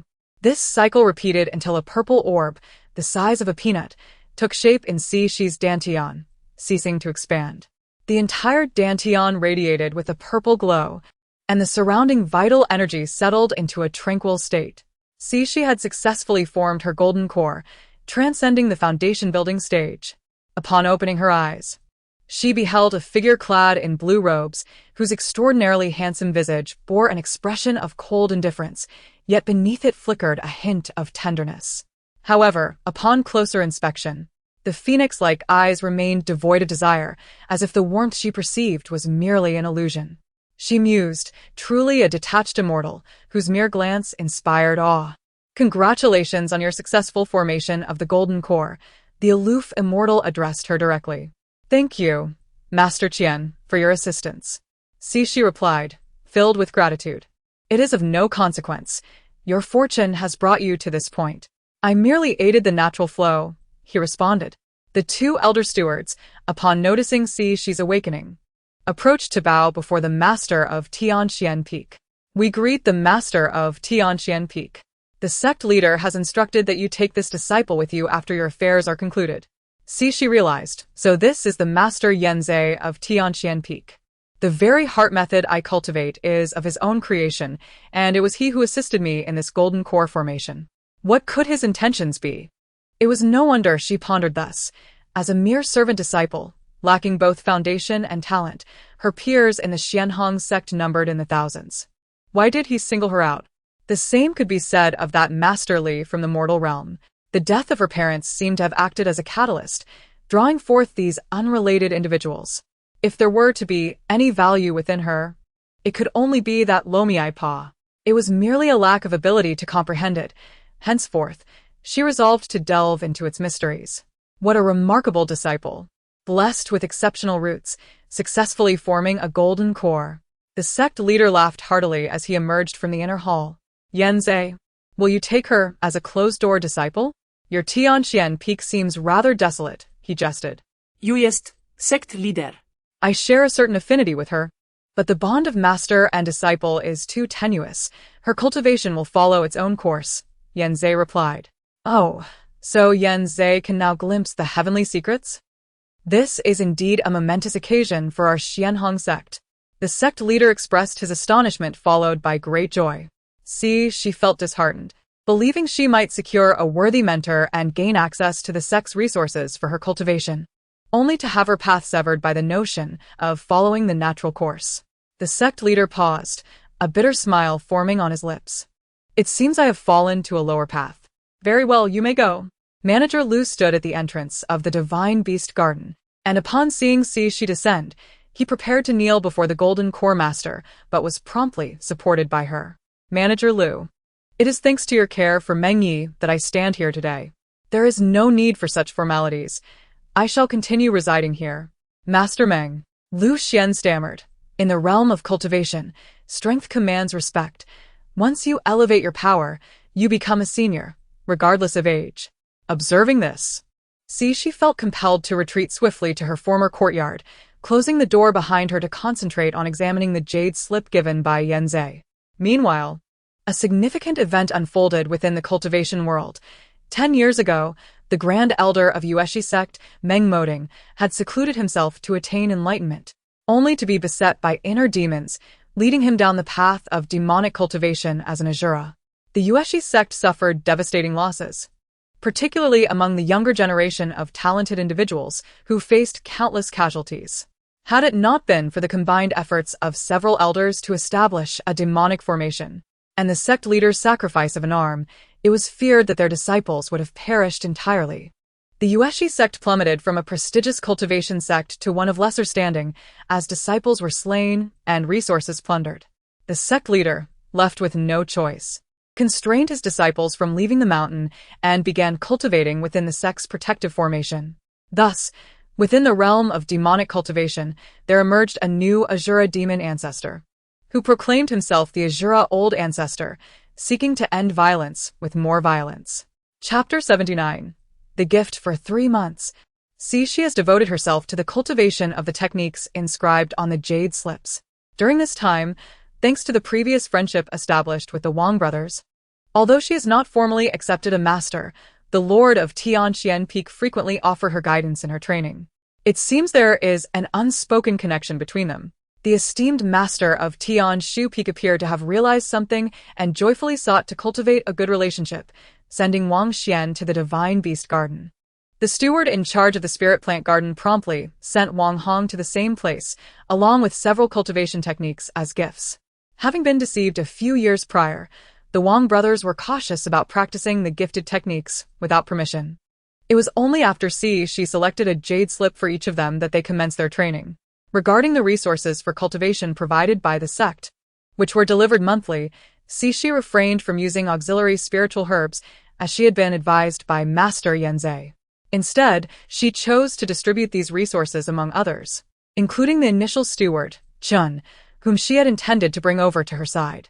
However, Chun expressed his preference to remain where he was, and she did not press the matter, instead ensuring that he received the cultivation resources regularly. In a month's time, she would celebrate her coming of age. On the night preceding this significant day, Master Yanzei paid her a visit.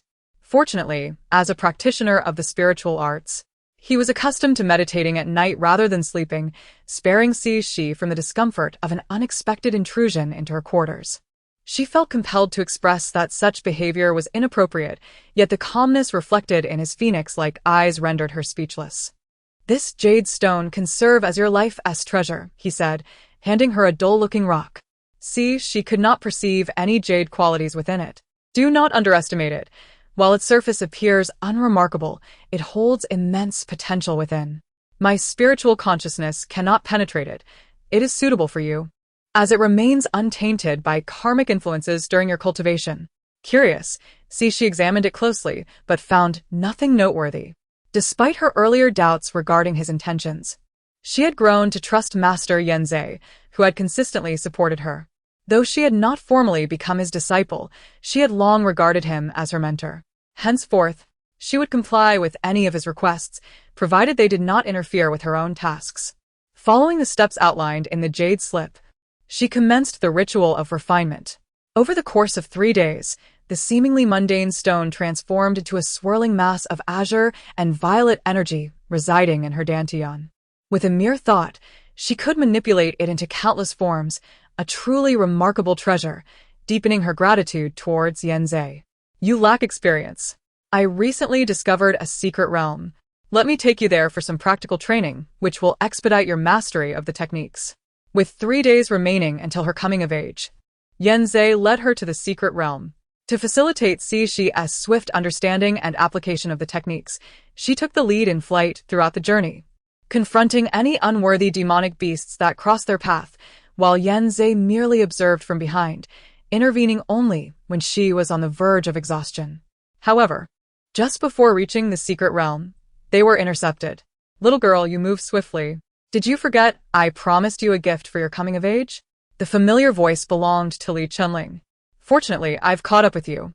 Li Zhenren, we share no familial ties nor master-disciple relationship. I cannot accept your gift." She replied, her confidence buoyed by her current golden core stage, even if she still fell short of his prowess. With Yanzei by her side, she no longer spoke with hesitation. Yanzei remained silent, seemingly oblivious to Li Chunling's presence. "You cannot claim there is no connection. I am an old acquaintance of your mother," Li Chunling retorted with a scoff, then turned to Yanzei. "Your life's treasure was once sought by me, only to be seized by another.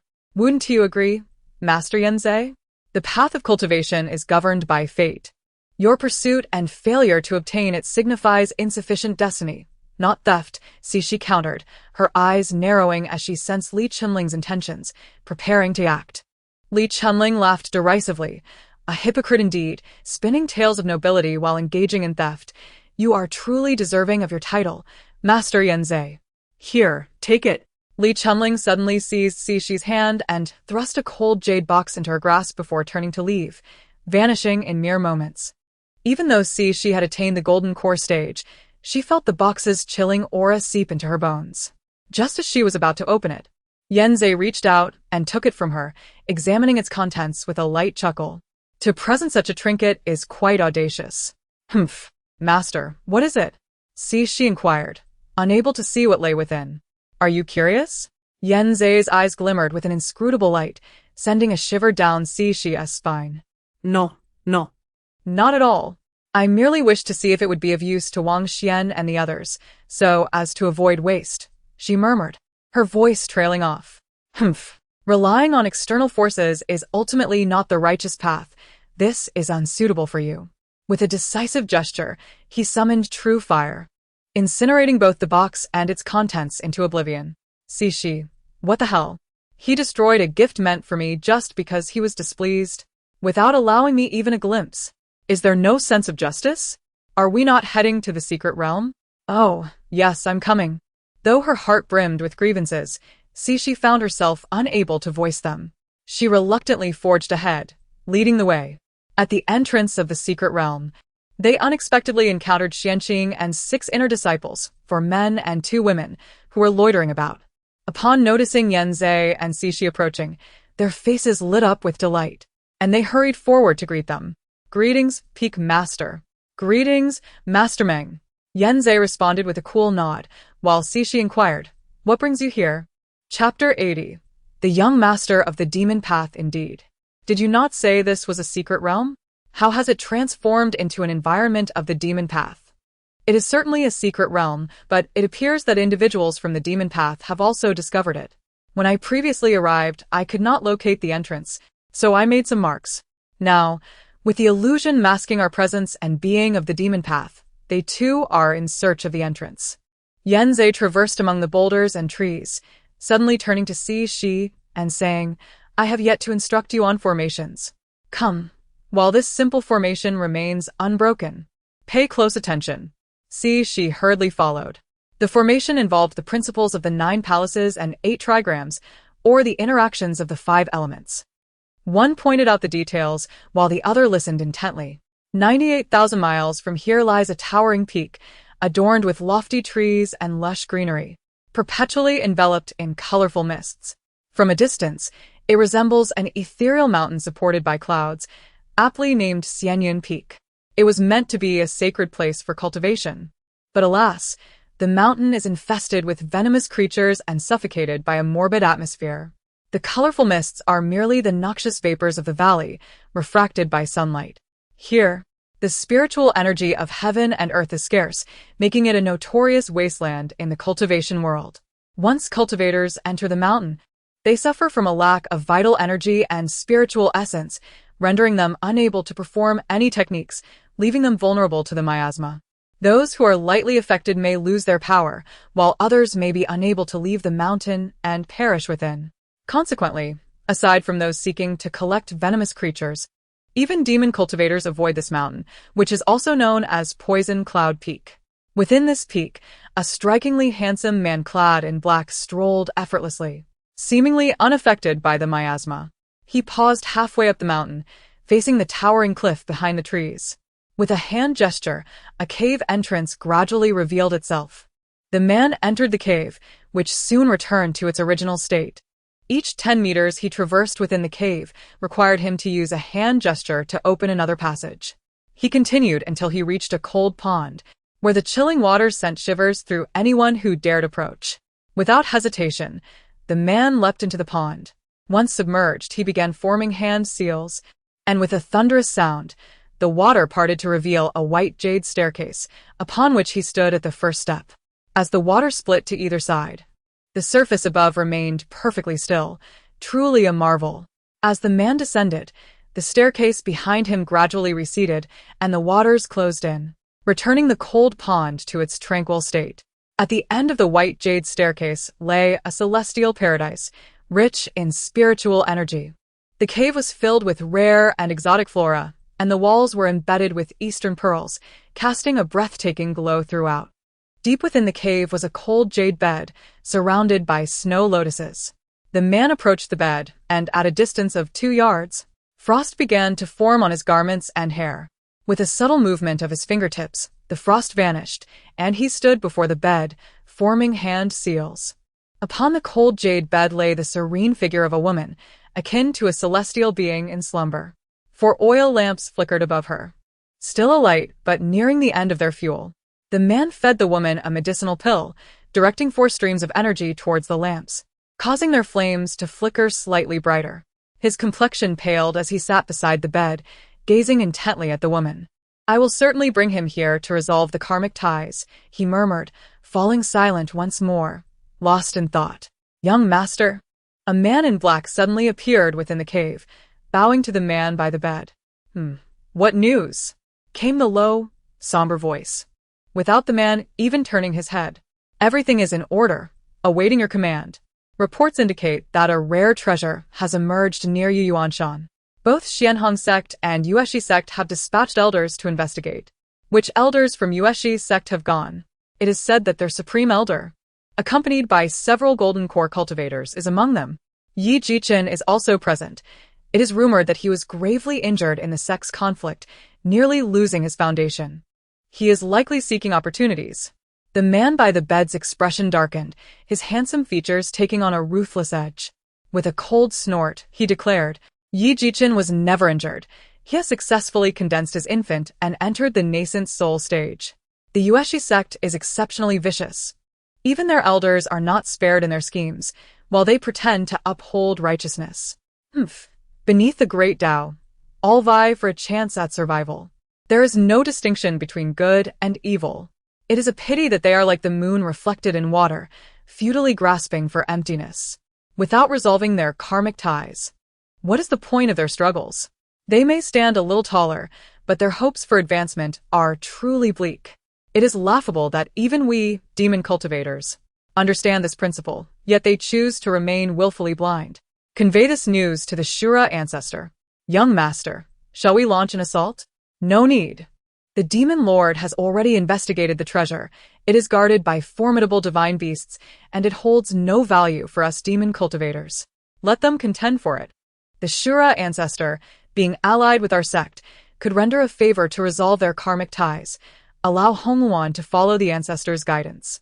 Understood, young master. With a wave of his hand, the man in black withdrew to make arrangements. This man was none other than Xiao Yuanhan, the nephew of the demon lord. His eyes now filled with a savage gleam, gradually turning a crimson hue. Your karmic ties are with him. I will surely bring him to you to atone. As for Yanzei and Cixi, they had yet to enter the secret realm, remaining instead within the illusion set at the periphery. Master Yanzei elucidated the intricacies of formations to Cixi, and the two meandered within the formation for an extended period, making no attempts to break it, as Yanzei utilized it as a practical teaching tool.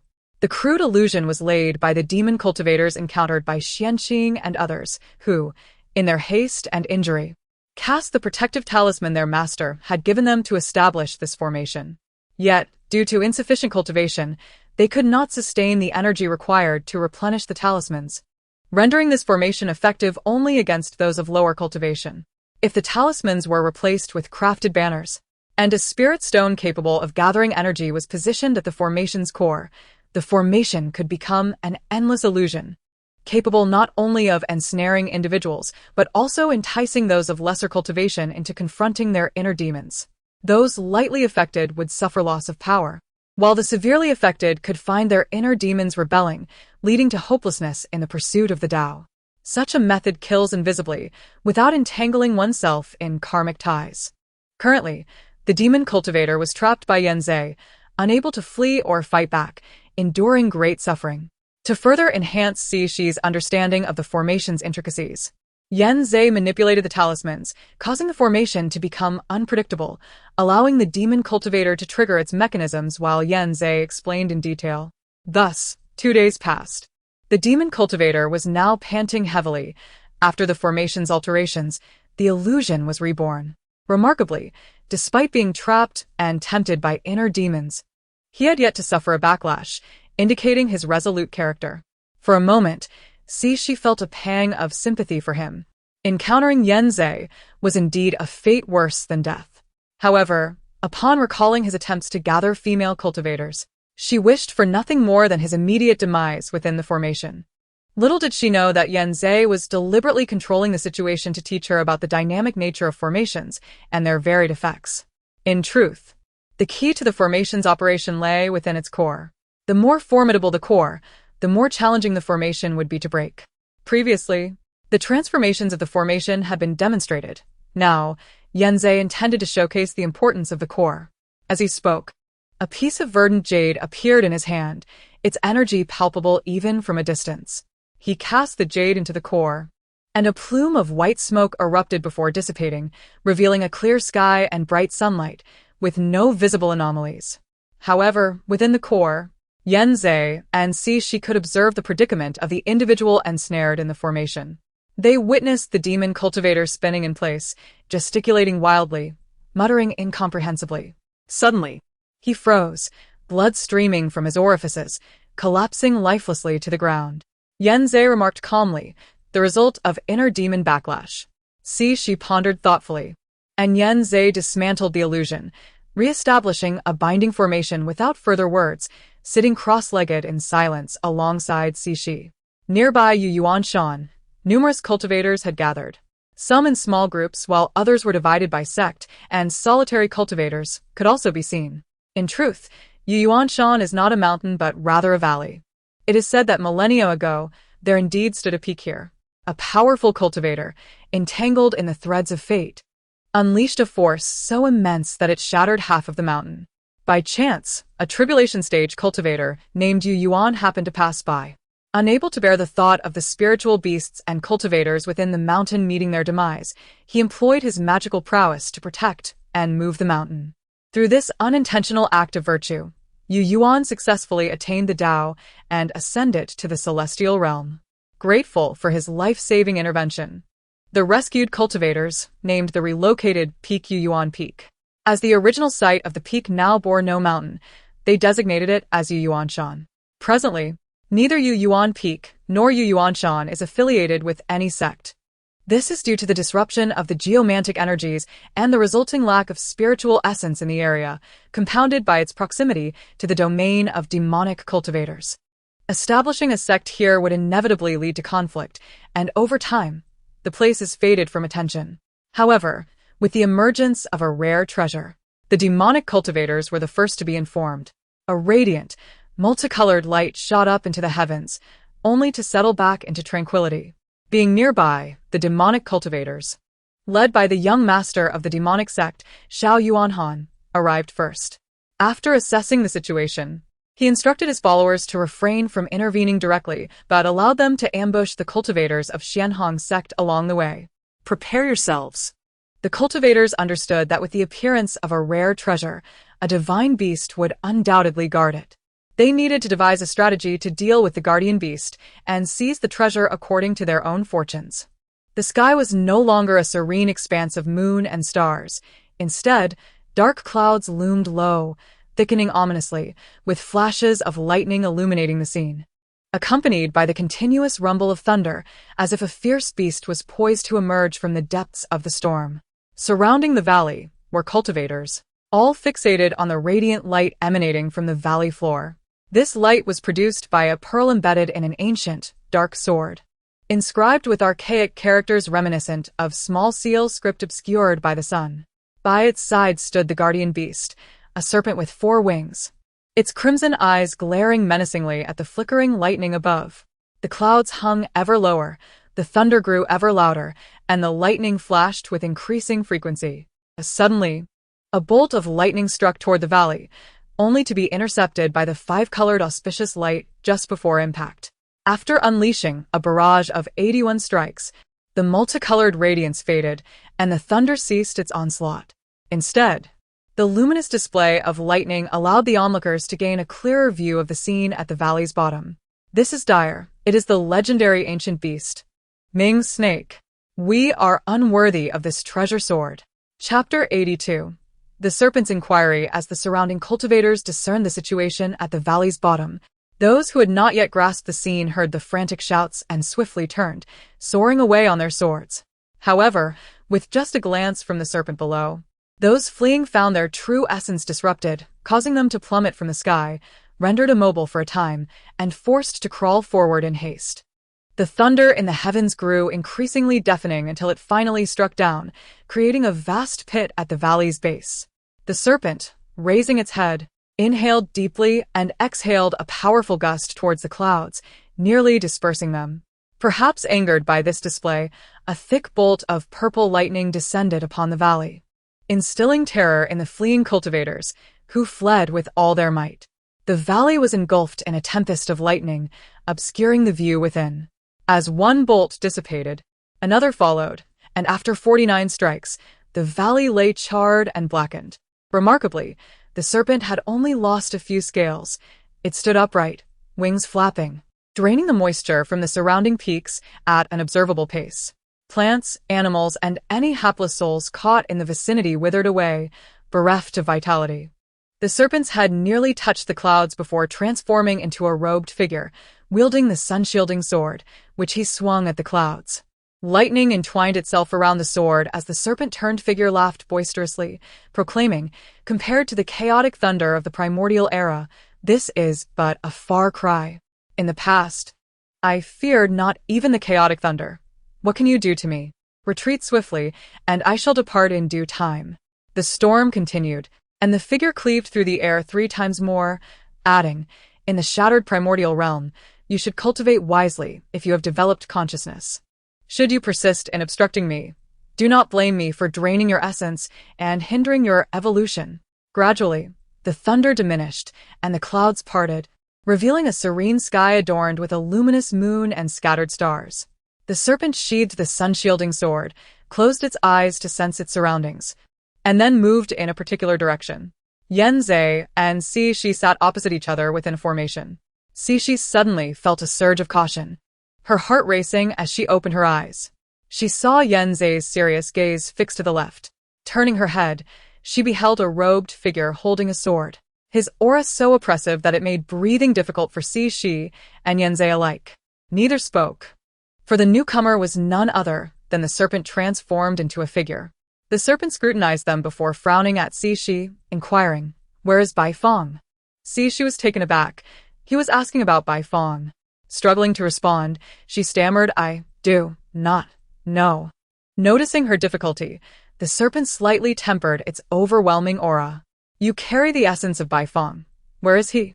Xi pondered for a moment, then retrieved a wooden token from her sleeve, the very one she had received upon entering the Xian Hong sect. With a flick of his hand, the serpent summoned the token into his grasp, examining it with a smirk. "I did not expect it to become so ostentatious." Turning to Xi, he remarked, "This is made from the charred wood where Bai Fong once resided. Where did you obtain it?" Xi glanced at Yanzei, who nodded in affirmation. "It was issued by my sect." "Senior, do you recognize the beast depicted on the token?" Perhaps due to the millennia of solitude, the serpent displayed a surprising patience. Upon hearing she referred to the creature as a divine beast, he burst into laughter. "You dare call him a divine beast?" Ha! Youthful ignorance indeed. He is a ferocious beast of the primordial era, notorious for slaughter and arson, merely fortunate to have survived the shattering of the primordial realm. Humph. What ability do you possess? Take me to your sect. I wish to visit an old acquaintance. She was still reeling from the implications of his words. Bai Fong was indeed mentioned in the Shan Hai Jing, and his description aligned closely with the serpent's claims. Could this figure also be a remnant of the ancient primordial world? If so, who was he?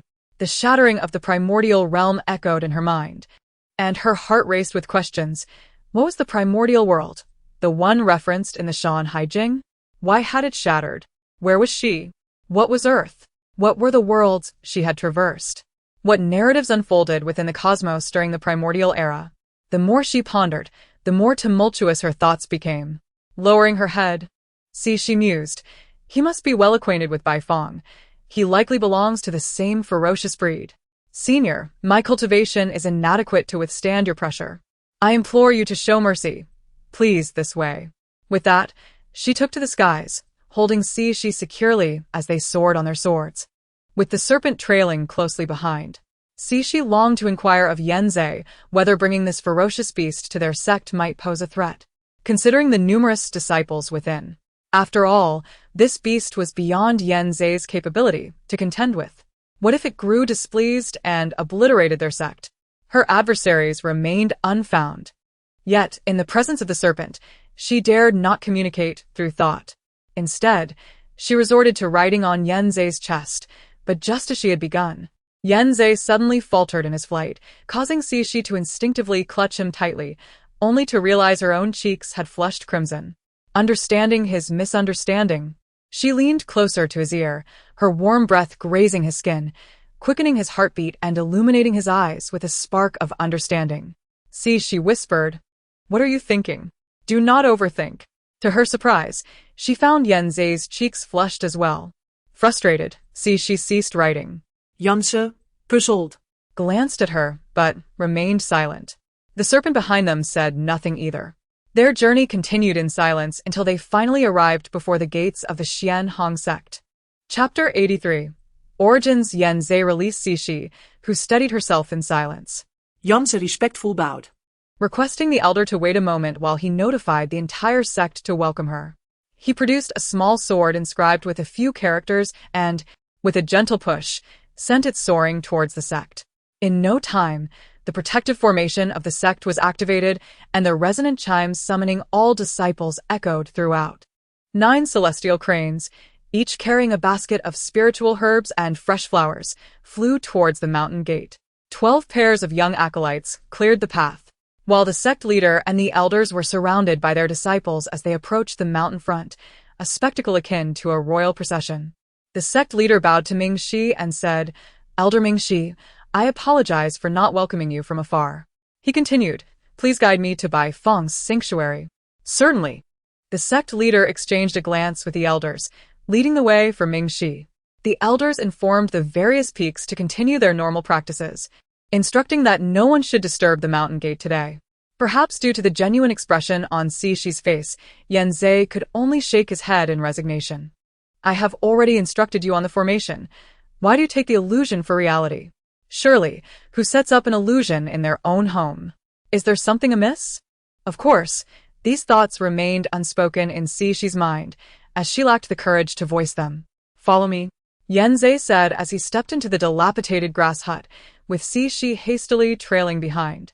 As she stepped forward, the scene before her transformed.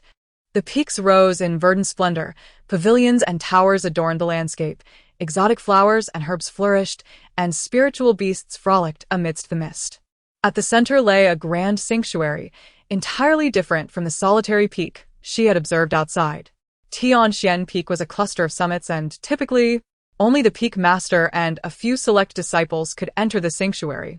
The remaining inner and outer disciples, along with the miscellaneous workers, were confined to the mountainside. "From now on, you shall cultivate here. This jade slip contains knowledge on formations. Please keep it safe. Should you have any questions, do not hesitate to inquire." "Why are you so considerate of me?" She asked, perplexed. "Is there truly some secret about me? Why does everyone expend such effort on me? I am hardly narcissistic enough to believe my appearance could captivate them, and my cultivation level is far beneath theirs." Yen Zhe regarded her with a gaze of complex emotions. "It is destiny, and we shall speak of other matters later." Who is that person? Why does his aura exude such ferocity? Why does even the sect leader show him such deference? She paused, yet before she could respond, Yen Zhe continued, "That is Bai Feng, a legendary divine beast known for its mastery over fire. Many assume he is our sect's guardian beast, but in truth, he is the progenitor of our sect. The entirety of Xian Hong sect is his sanctuary. We are but insignificant ants in his presence. He once bestowed the jade slip containing the guiding technique upon the acolytes, which is what you are currently practicing. Occasionally, he would offer insights into the acolytes' cultivation and reveal other methods. The potential within mankind is boundless. By integrating his teachings with the foundational cultivation practices, numerous variations of cultivation techniques have been created. However, before he departed, he unleashed fire upon the sect, leaving only a few acolytes to survive. They felt both gratitude and resentment towards him, grateful for leading the people of this world onto the path of cultivation, thereby avoiding a fleeting, ignorant existence, yet resentful of his ruthless destruction of all they had painstakingly built.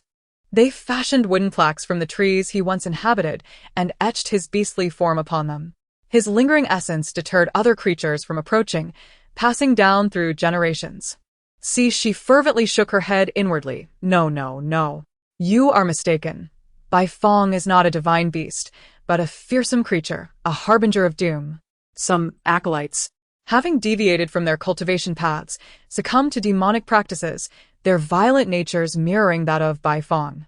The other acolytes expelled them, leading to the current sect of demonic cultivators. Among the acolytes, rivalry ensued, each believing their cultivation method superior, gradually fracturing their unity and establishing their own powers and territories, resulting in the present state of affairs. Within the jade slips left by Fong, there are records concerning Ming-Shi, resembling a serpent but possessing 4 wings, producing a resonant sound and absorbing the essence of heaven and earth.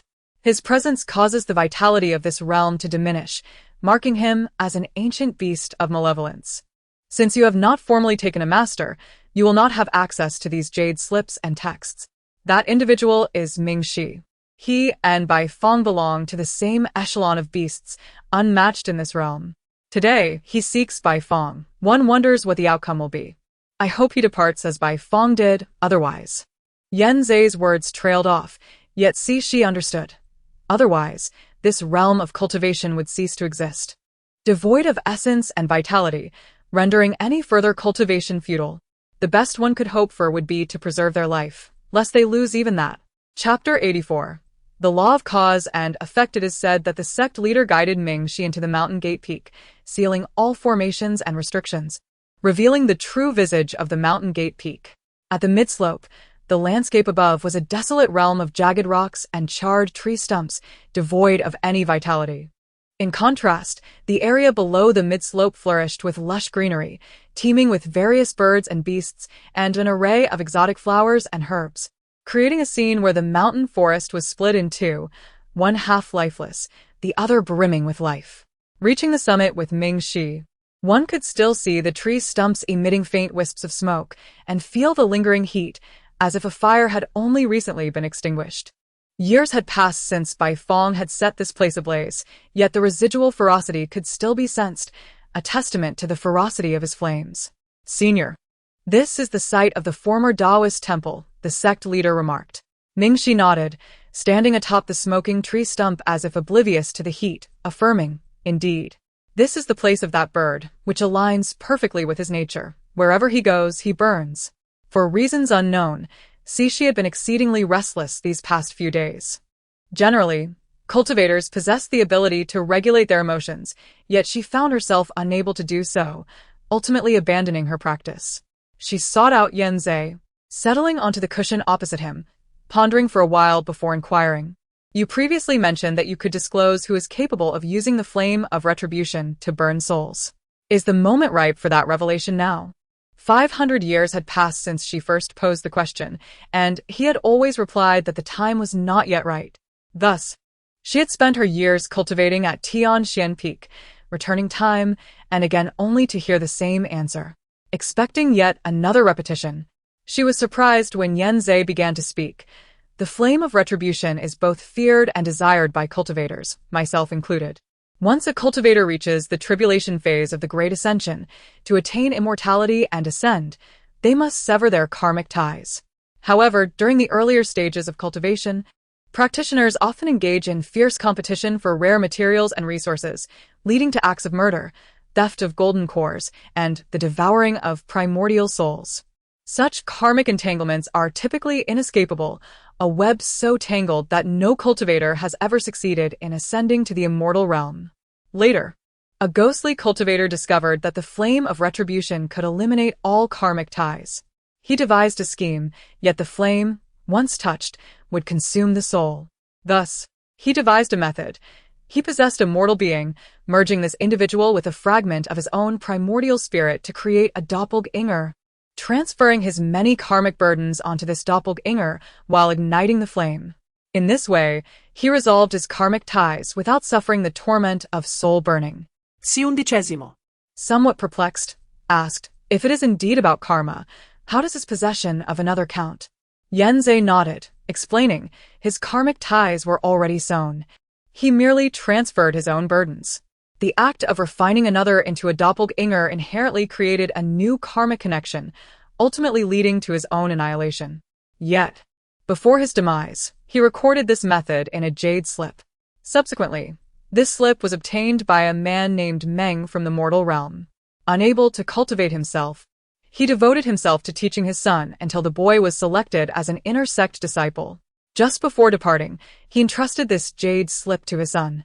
instructing him to only read it during the nascent soul stage and never to share it with others. Regrettably, after becoming a disciple, the boy disregarded his father's counsel and, upon reaching the golden core stage, presented the jade slip to his master, seeking assistance to ascertain its viability. The master, after reviewing it, convened several elders from the sect to devise a strategy. They aided the disciple in crafting a doppelganger, using a recently deceased individual as a vessel. This way, they would avoid karma, and the refinement would be more manageable. Ultimately, they succeeded, and the doppelganger resided in the mortal realm for a millennium under various identities. It was not until the disciple's cultivation reached the Great Ascension stage that he sought to resolve his karmic ties. Until the triennial disciple selection examination commenced, the portals between the mundane realm and the world of cultivation were activated. He sensed the location of his avatar and, in order to avoid drawing the attention of other factions, instructed several young acolytes to escort the avatar outside the city, igniting the flames of calamity. However, to his astonishment, this avatar, having resided in the mundane realm for an extended period and maintaining minimal communication with the original self, developed its own consciousness and unexpectedly married, and had children in the secular world. The flames of calamity spread too swiftly, aside from the daughter, who narrowly escaped. Both the avatar and his wife perished in the inferno. Consequently, the disciple, burdened with this bloodshed, faced failure in his quest for enlightenment, leading him to succumb to the demons of his own making. Do you comprehend this? She gazed at him in shock, her desire to inquire stifled. Yanzei cast a glance at her, sighed, and resolved to disclose the entirety of the matter. That disciple was named Meng Mo Ting, and the avatar was called Meng Qinglin. Chapter 85. Cause and Effect. She absorbed the information, confirming that her task was to eliminate Meng Mo Ting, whose deceased father was, in fact, his avatar. In theory, he could also be considered the father of the true master. Thus, her mission was to avenge her late father by taking down the father figure who had fallen into the demonic path. It was utterly chaotic. Never mind avenging her father. She would focus solely on avenging her mother, as there was only one enemy, which made things remarkably simpler. Delighted, si undicesimo commended herself. Yanzei paused momentarily before continuing. The fire within your dantian is the fire of karma. What? Are you joking? That is the fire of karma. Wouldn't I have perished long ago? She sprang to her feet, astonished, gazing at Yanzei. Indeed, it is the fire of karma. Yet why it has no effect on you remains a mystery to me. Perhaps it is due to your lack of karmic ties. Your Luo Meng Pa is a defensive artifact, but it cannot obstruct the fire of karma. Ultimately, you were not consumed by the flames. Instead, you absorbed the fire of karma, which is perplexing. This has been the reason for Li Chunling's ongoing interest in you. His early entanglements with karma were extensive. Without the fire of karma to counteract it, achieving enlightenment would be nearly impossible. I share a similar fate, though I refrain from voicing that thought.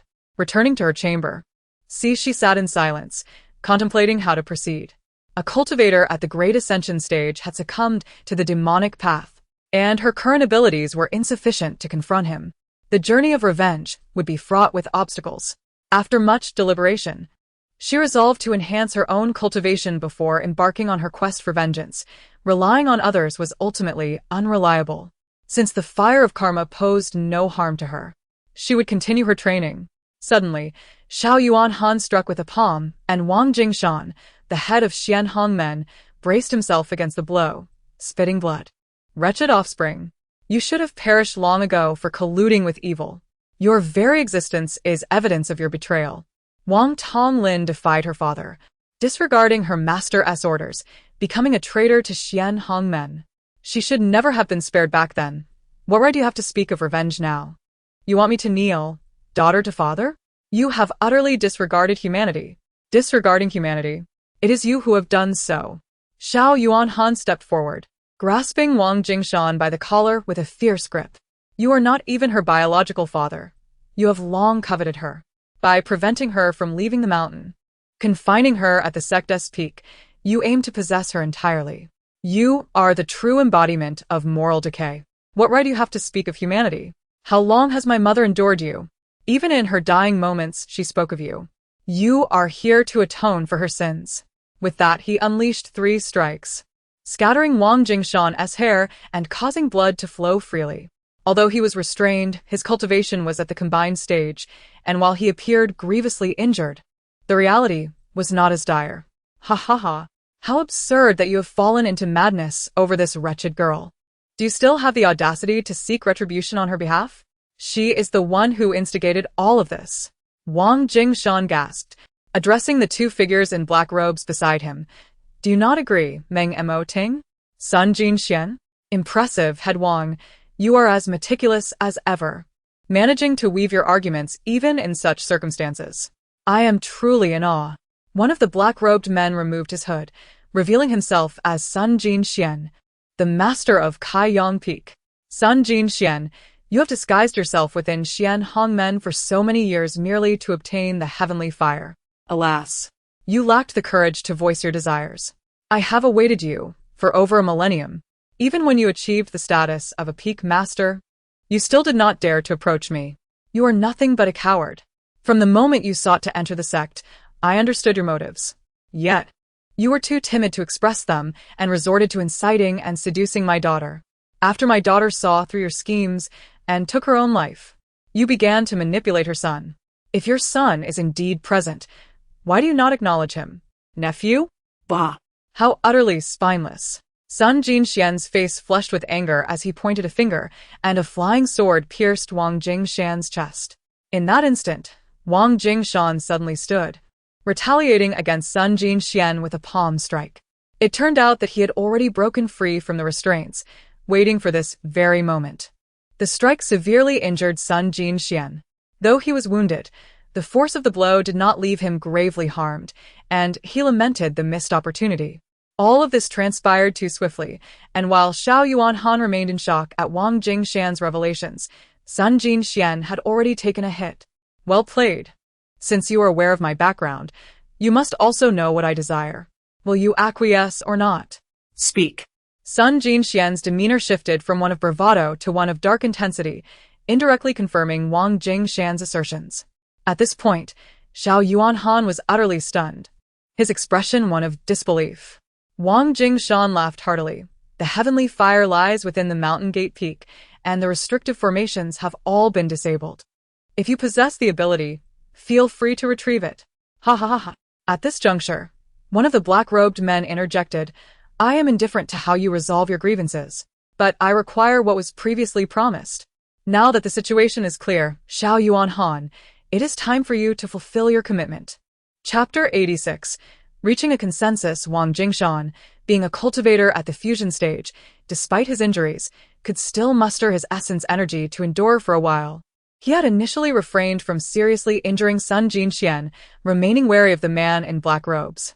However, noticing that the black-robed figure did not intervene, he swiftly launched a second round of attacks against Sun Jinxian.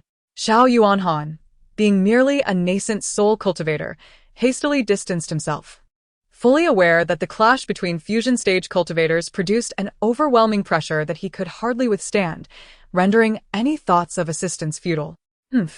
You truly conceal your cultivation. I wonder how it feels to be at the beck and call of the Xianhong sect, Wang Jingshan taunted, seizing the opportunity to provoke Sun Jinxian. Mutual understanding, I see. I had thought you were at the late fusion stage, yet you're actually at the pinnacle of it. Nevertheless, you shall not escape today. After exchanging dozens of blows, the two were evenly matched, as their cultivation levels were comparable, and Wang Jingshan had sustained some injuries. The cave, except for the cold jade bed, lay in ruins, with small stones continuously falling from above, indicating that it would soon collapse. Xiao Yuanhan's eyes flickered with urgency as he gazed at the woman on the cold jade bed. His eyes turned crimson as he suddenly addressed the man in black. If you subdue Wang Jingshan, I will divulge what I know. The black-robed man cast a dispassionate glance in his direction, sending a chill down his spine. Clenching his fists and breathing heavily, he heard the black-robed man calmly state, If you choose not to speak, I can extract the truth through soul-searching. Xiao Yuanhan, feeling deflated like a punctured balloon, hesitated but ultimately confessed, she is at the Xianhong sect, named Meng Yi. Li Chunling has been watching her closely, having committed numerous sins in his youth. He is fixated on a child, likely with ulterior motives. Moreover, her surname is Meng. Li Chunling once guided me, and has been investigating the matter concerning your severing of karmic ties with the flames of retribution. Perhaps what you seek lies within her. It would be prudent for you to speak the truth, for otherwise, the consequences will be beyond your capacity to bear. As soon as he finished speaking, he waved his sleeve, sending a stream of black energy towards the two combatants. Wang Jingshan and Sun Jinxian found themselves ensnared, as if caught in a viscous substance, with immense resistance hindering their movements. The black-robed man pointed, and they became entangled as if bound by countless threads, rendering not only their bodies immobile, but also their souls unable to summon even a fraction of their essence energy. In the divine beast garden, Shi was meticulously controlling the flames of retribution within her dantian when suddenly a sigh reached her ears. Little girl, it has been a long time. Why are you still at the golden core stage? Startled, a small flicker of flame escaped her fingertips. Li Chunling reacted swiftly, sidestepping to shield her while a gust of wind dispersed the flame, causing Shi, still at the golden core stage, to topple sideways, clearly demonstrating the disparity of their levels. She could not even withstand a mere gust. Li Shanling shuklat sufli. Has Yanzei not informed you? I assumed he would have. Very well, let me rephrase. Why should I assist you?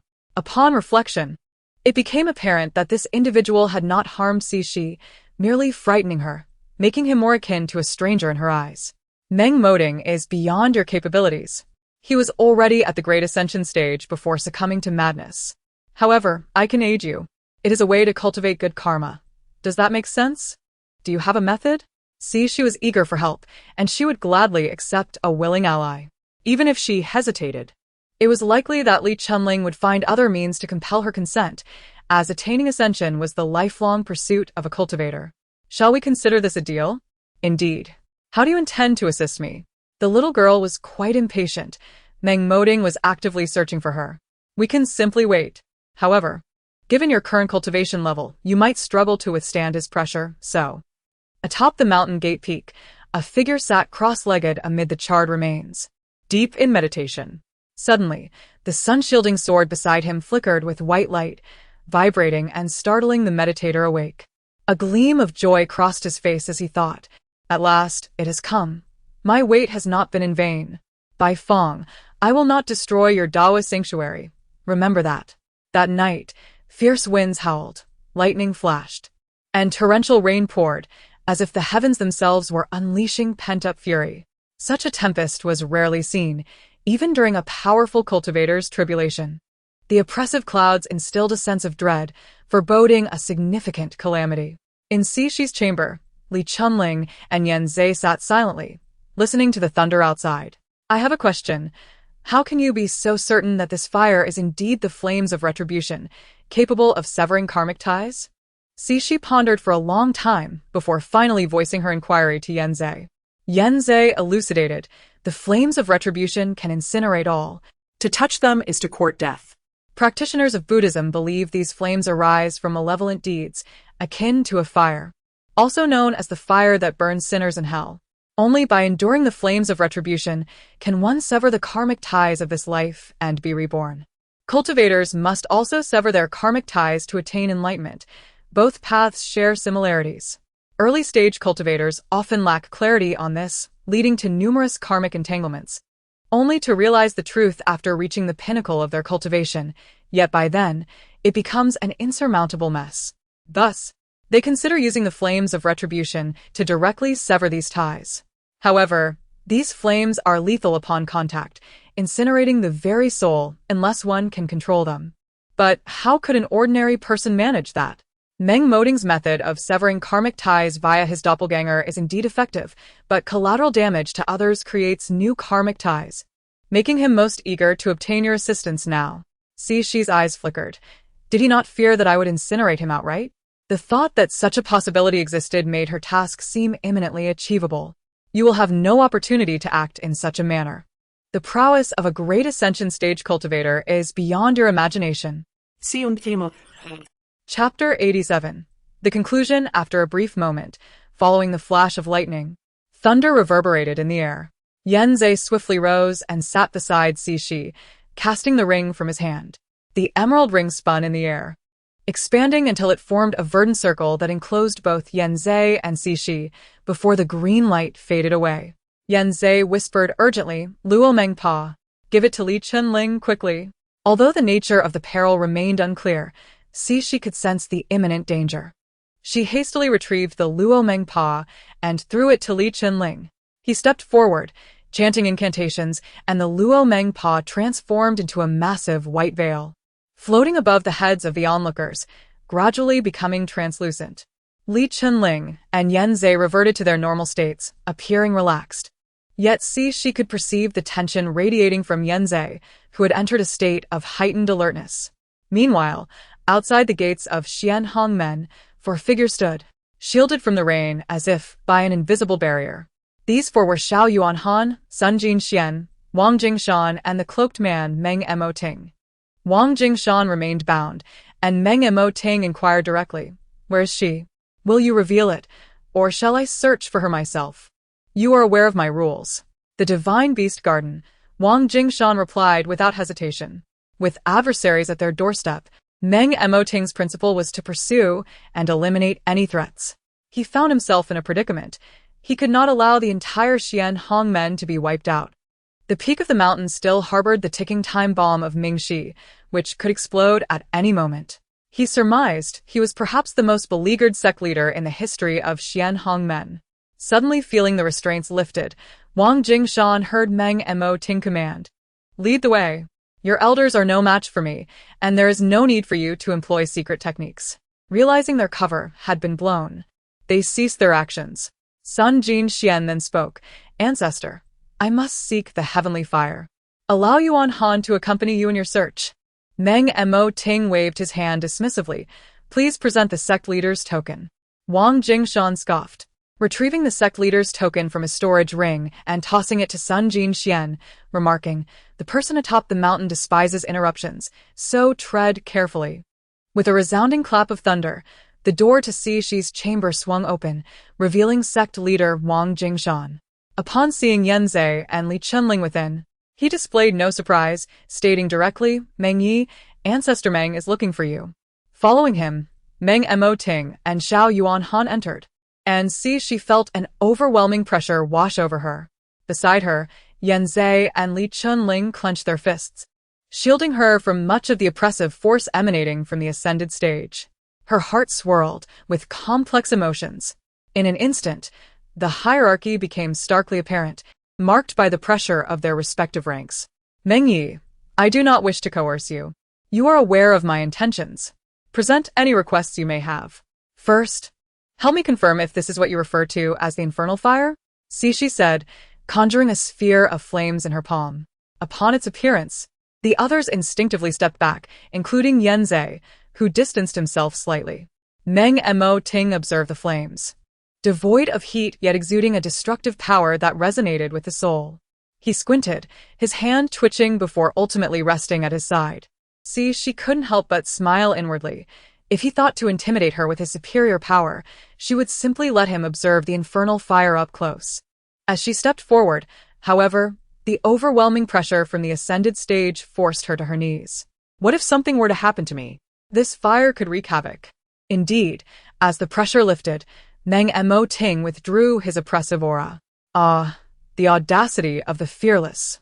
"Little girl, if you wish to know if this is the infernal fire, why not test it?" With that, Meng Mo Ting swiftly pulled Xiao Yuanhan closer. The speed was such that Cixi could not react in time. As Xiao Yuanhan collided with her hand, a shadow darted past, and the fire vanished. Xiao Yuanhan fell to the ground, dazed, while the figure that had intervened was none other than sect leader Wang Jingshan, now sprawled on the floor with a twisted expression. The infernal fire burned from within, invisible flames consuming him, and he emitted anguished cries. His gaze fixated on Xiao Yuanhan, who was now trembling and in tears. Cixi remained in shock, frozen in her previous stance, questioning her surroundings. "Where am I? What just happened?" She realized that shortcuts always came at a cost. Meanwhile, the previously divided Xiao Yuanhan moved to assist him, murmuring in confusion, "Why is it like this?" Wang Jingshan sighed. "He has been manipulating and deceiving you both, for his own purposes." With that, he withdrew. allowing Xiao Yuanhan to close his eyes and meditate. Chapter 88. The conclusion. You inquire about the mortal realm. Why, after the deaths of Meng Qinglin and Yi Fanyu, did the practitioners of demonic arts continue to pursue Meng Yi? This is the most perplexing aspect for Shi. Given Meng Moding's cultivation level, he should not easily entangle himself in karmic retribution, yet he still seeks to eliminate the host. This seems illogical. It was not my decree, but rather Yi Jichen's machinations. His niece, who shares his bloodline, fell in love with Meng Qinglin alongside your mother. Viewing your mother as a rival, she implored Yi Jichen to take action. At that time, my intent to incite calamity within the Yueshi sect was no secret. With a mere command, your demise was sealed. However, he, too, is not far from death. Is my Jiejing Dan so easily pilfered? Humph. Noticing Shi's expressionless countenance, I continued, though I was wholly devoted to my cultivation then. I had not yet descended into madness. You and your mother are akin to my progeny. I would allow you to thrive or perish at your own volition, not pursue your annihilation. The woman later wed into another clan and ultimately perished during childbirth, thus avenging herself. Atop the mountain gate, Mingxi stood firmly, hands forming seals, reciting incantations as the Yen-Ri sword trembled incessantly, as if sensing an approaching presence. Frowning, he hastened his gestures. A figure flickered halfway up the mountain. It was Sun Jinxian. Aware of Mingxi's ferocity, he dared not invoke spells lightly and advanced cautiously. Upon witnessing the charred trees and scorched earth radiating a searing aura, he felt a subtle thrill. This was the forbidden ground belonging to the past sect masters, forbidden to outsiders. Legends spoke of the existence of heavenly fire, which would not extinguish regardless of the weather or the passage of years. Since his entrance into the Xianhong sect, he had sought ways to breach the sanctum. However, without the sect master's token, entry was impossible. Now, seeing the tree trunks still exhaling hot vapors amidst the torrential rain ignited his excitement. His cultivation was rooted in the supreme Yang principle, yet in this realm, no matter his efforts, he could not summon the legendary Samadhi true fire to temper his body. He turned his sights toward the heavenly fire of the Xianhong sect. However, Sun Jinxian dared not ascend too far, mindful of Ming Shi's ruthlessness. Thus, he collected embers from the half-mountain. Just as he rummaged through the tree trunks for fire cores, a heavy grunt reverberated through his consciousness, causing blood to ooze from his 7 orifices, and his nascent soul weakened significantly. Resolutely, he bore the pain in his mind and turned to descend the mountain. The subsequent grunt knocked him into unconsciousness, his body collapsing against a charred tree trunk. Had it not been for his sect master's token, he might have perished in flames. Mingxi emitted a cold snort, continuing to monitor the Yen-Ri sword's movements. Shi and her companions remained in a standoff with Meng Moding at the Divine Beast Garden. Shi offered to assist Meng Moding but insisted it must occur within the Xianhong sect, to which Meng Moding vehemently refused. Just as he prepared to strike, the earth trembled violently, and a torrent of spiritual energy surged into the mountain gate. Wang Jingshan, meditating, opened his eyes to glance toward the mountain gate, tears welling as he realized the Xianhong sect was in grave danger. Atop the mountain gate, the Yen-Ri sword and Mingxi absorbed spiritual energy for a final accumulation. The embers left by Baifeng were also consumed by the Yen-Ri sword, while Sun Jinxian, being closest, suffered first. His nascent soul was directly absorbed by the sword, leaving his body emaciated. As spiritual energy flowed in from all directions, the energy within the cultivators began to stir restlessly. This calamity was not just for the Xianhong sect, but for the entire cultivation realm. Mingxi cackled ominously, declaring, "This is not my intention to destroy your temple, but rather the doing of the Yen-Ri sword. You cannot blame me." Among the group in the Divine Beast Garden, only Meng Moding fared somewhat better. Shi, the first to be drawn by the energy, felt the loss of her own spiritual energy acutely due to her lower cultivation. She hurriedly moved closer to Yanzai, noticing he too was struggling against the onslaught. Overwhelmed, Shi felt despair. Her vengeance was not yet fulfilled, and now it seemed they were all doomed. The flow of spiritual energy outside had whipped into a tempest, accompanied by thunder, lightning, and torrential rain, rendering that night akin to the apocalypse of the cultivation world. Struggling to grasp Yanzei's hand, Cixi felt a semblance of breath return as the loss of energy stabilized. Without the time to gauge Yanzei's expression, she turned her gaze to Meng Moding, who was gritting his teeth, his eyes bloodshot, as veins bulged on his forehead, evidently battling the depletion of his energy. Seizing the moment, Cixi summoned all her strength to conjure a flicker of flame at her fingertip and propelled it towards Meng Moding. To her dismay, She watched as the flame was engulfed by the spiritual tempest. Seeing the flames touch Meng Moding, she felt an overwhelming sense of relief.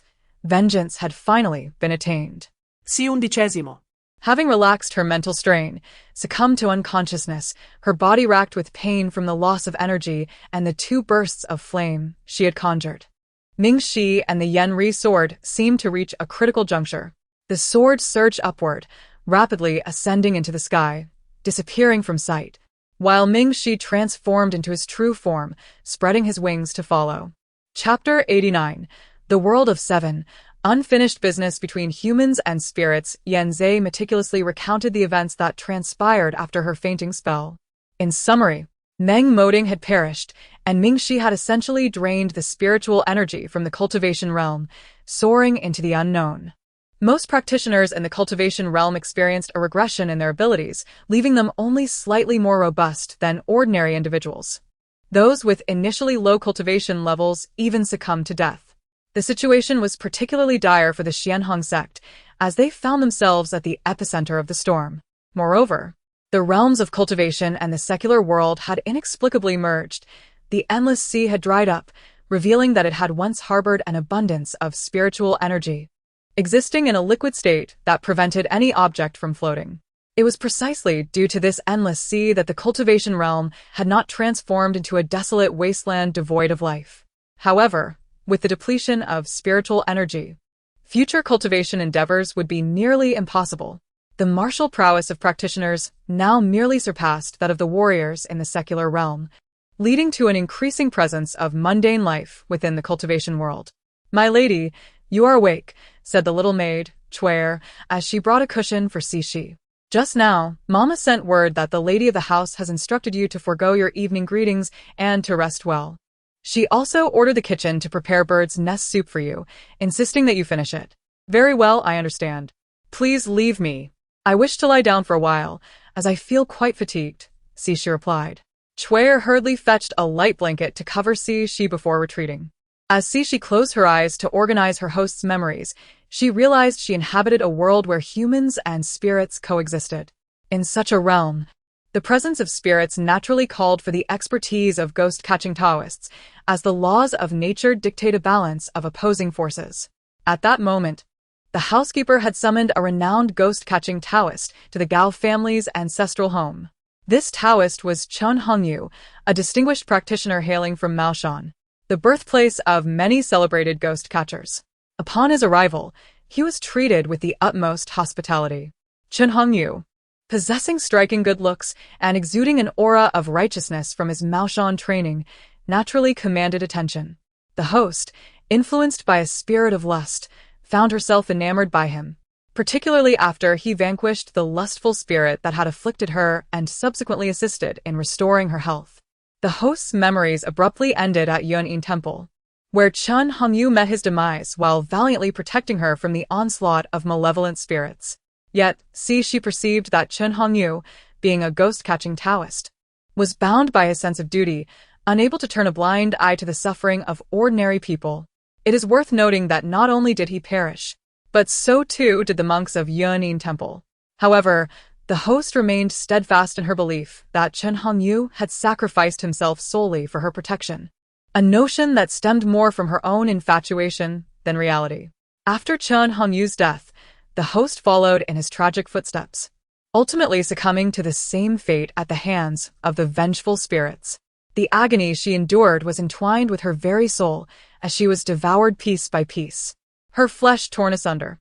Instead of being consumed by despair, her lingering attachments and resentments transcended the barriers of this world, drawing her into the realm of chaos. Now, She found herself at the precise moment when Chen Hongyu was exorcising the lustful spirit and, at the behest of the Gao family, was tending to the host's ailments. Contemplating the memories, Cixi furrowed her brow, grappling with the perplexing question, how could the myriad spirits encircle Yunyin Temple? Though it was not an ancient edifice, it had stood for over a century, thriving with incense offerings. Historically, temples and Taoist monasteries were imbued with divine power capable of suppressing various malevolent entities, which should have deterred any spirit from advancing. How then could Yunyin Temple have been besieged by a horde of spirits? Chapter 90. The formation. As she pondered how to avert the dire fate awaiting Chen Hongyu, her thoughts were abruptly interrupted.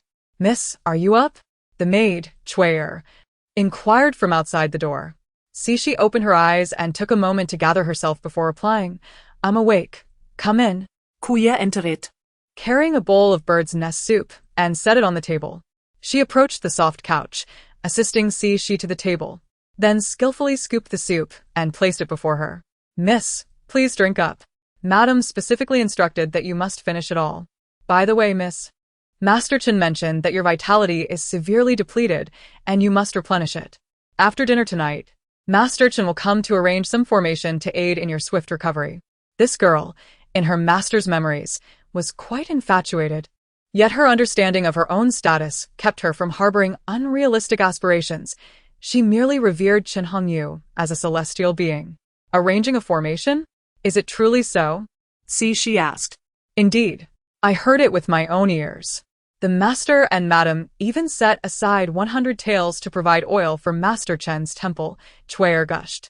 Master Chen is truly a man of righteous spirit, exuding an impressive aura. She sipped the nourishing soup, allowing her mind to wander as she awaited Chen Hongyu's arrival that evening. Miss, the master and madam, along with Master Chen, are coming. Chui'er called from the courtyard. Cixi sighed. This girl was instructed merely to keep an eye out for Chen Hongyu's arrival and to notify her in advance. She quickly tidied her dress and stepped out of her room. Jiao, why are you out here in the wind? You'll catch a chill. Come inside with your mother. Upon entering the courtyard, Gaomu spotted Cixi waiting at the door and hurriedly took her hand, leading her inside. Gao Fu, though silent, radiated concern, warming Cixi's heart. Her parents genuinely loved their daughter, and regardless of the circumstances, Cixi wished for their continued safety and well-being. As Cixi noticed Chen Hongyu entering, he appeared as she remembered, dressed in Taoist robes, yet his handsome features remained unmasked. It was no wonder he had captured her master's heart, a sentiment that lingered even unto death. Cixi slightly bent her knee in greeting. Greetings, master. Ah, Miss Gao. You honor me. Chen Hongyu returned the gesture. Jiao, Master Chen will perform a formation for you to hasten your recovery. Do not be afraid. With Master Chen here, you will be well, Cixi assured her. She nodded in acknowledgement. Chen Hongyu assessed the arrangement of Cixi's chamber before stepping outside into the courtyard, where an incense altar had been meticulously prepared. With a sword in hand, he took up a stance and intoned incantations, the sword's tip raising talismans that he skillfully shot into various directions of Cixi's room. The steward then brought forth several exquisite jade stones, upon which Chen Hongyu inscribed symbols with cinnabar, striking the table as he sent the stones into the room, vanishing without a trace. Thank you, Master Chen. Please, allow me to serve you tea in the front hall. Gao Fu expressed his gratitude, leading Chen Hongyu to the main hall. Being a man, it was only proper that he did not linger in his daughter's quarters after completing the formation. As the formation took shape, Cixi felt a subtle accumulation of spiritual energy, albeit the array could not gather the essence of heaven and earth. For cultivation, one must still refine the essence of the universe. Spiritual energy is indeed a commendable choice for nourishing the physical form. When ordinary individuals reside in places rich with spiritual energy, their bodies naturally thrive. Since this formation was abundant in spiritual energy, the usual dust would not accumulate, negating the need for cleaning. However, the jade stones, though invisible to the naked eye, still resided in the room, and should they be accidentally disturbed during cleaning, the formation would be compromised. Hence, Chen Hongyu had given such a caution. Gao Mu continued to engage Cixi in conversation, but upon noticing her fatigue, felt a pang of sorrow. How could her beloved daughter have become entangled with such a specter? Cixi seemed drained, and all hope rested on Master Chen's formation. Jiao Jiao, if you're tired, rest well. I shall return to see you tomorrow. When Chuer knocked on the door, she was still practicing her guiding technique. She glanced outside at the dimming sky, having worked up quite a sweat throughout the night, and instructed Chuer to prepare warm water. After breakfast, she instructed Chuer to summon Master Chen but cautioned her not to disturb Gao Fu and Gao Mu. She felt compelled to shield her parents from worry, fearing their deep concern would only exacerbate the situation. Thus, she intended to meet Chen Hongyu directly, explaining to Chuer that she had felt unwell through the night. The maid, seeing she drenched in perspiration that morning, believed her mistress was in distress and hurried off to fetch Chen Hongyu, without questioning her motives. Upon receiving the news, Chen Hongyu chose not to inform Gao Fu and Gao Mu. He understood that she was a dutiful child, likely concerned about her parents, worrying over her discomfort due to the formation. He decided to accommodate her desire for privacy and approached her alone. C11 Mused. What can I say to those who indulge in their own conjectures? As long as they are content, that is enough. Chapter 91. The Exorcism Talismans. Observing Miss C.'s improved complexion, Chen Hongyu questioned, "Why do you jest with me?" Upon seeing he noted that her vitality had markedly increased compared to before. Additionally, given that the young lady from the Gao family had previously flirted with him, he surmised that she might be attempting to approach him under the guise of concern. Consequently, he confronted her rather bluntly. Fortunately, she was oblivious to his thoughts. Otherwise, she would have scolded him for his blatant self-absorption. She felt a fleeting embarrassment at being exposed but quickly regained her composure. "There is a matter I would like to trouble you with, Master. Due to previous circumstances, my health has suffered, and I fear I may attract malevolent spirits. I cannot always trouble you, so I shamelessly seek your guidance on the methods for creating talismans to ward off evil." Before she could finish, Chen Hongyu interjected, "You are indeed overly concerned. You have spent most of your time within the confines of your quarters, where malevolent spirits seldom intrude. Moreover, with the array I have set up for your well-being, your health will undoubtedly improve. Should you remain anxious, I shall leave you with a few protective talismans when I depart. Please, Master, do not be in haste to leave," she implored. "It seems you have misunderstood my intentions. I ask that you allow me to finish before making any decisions." Chen Hongyu's ears flushed slightly as he realized his misinterpretation.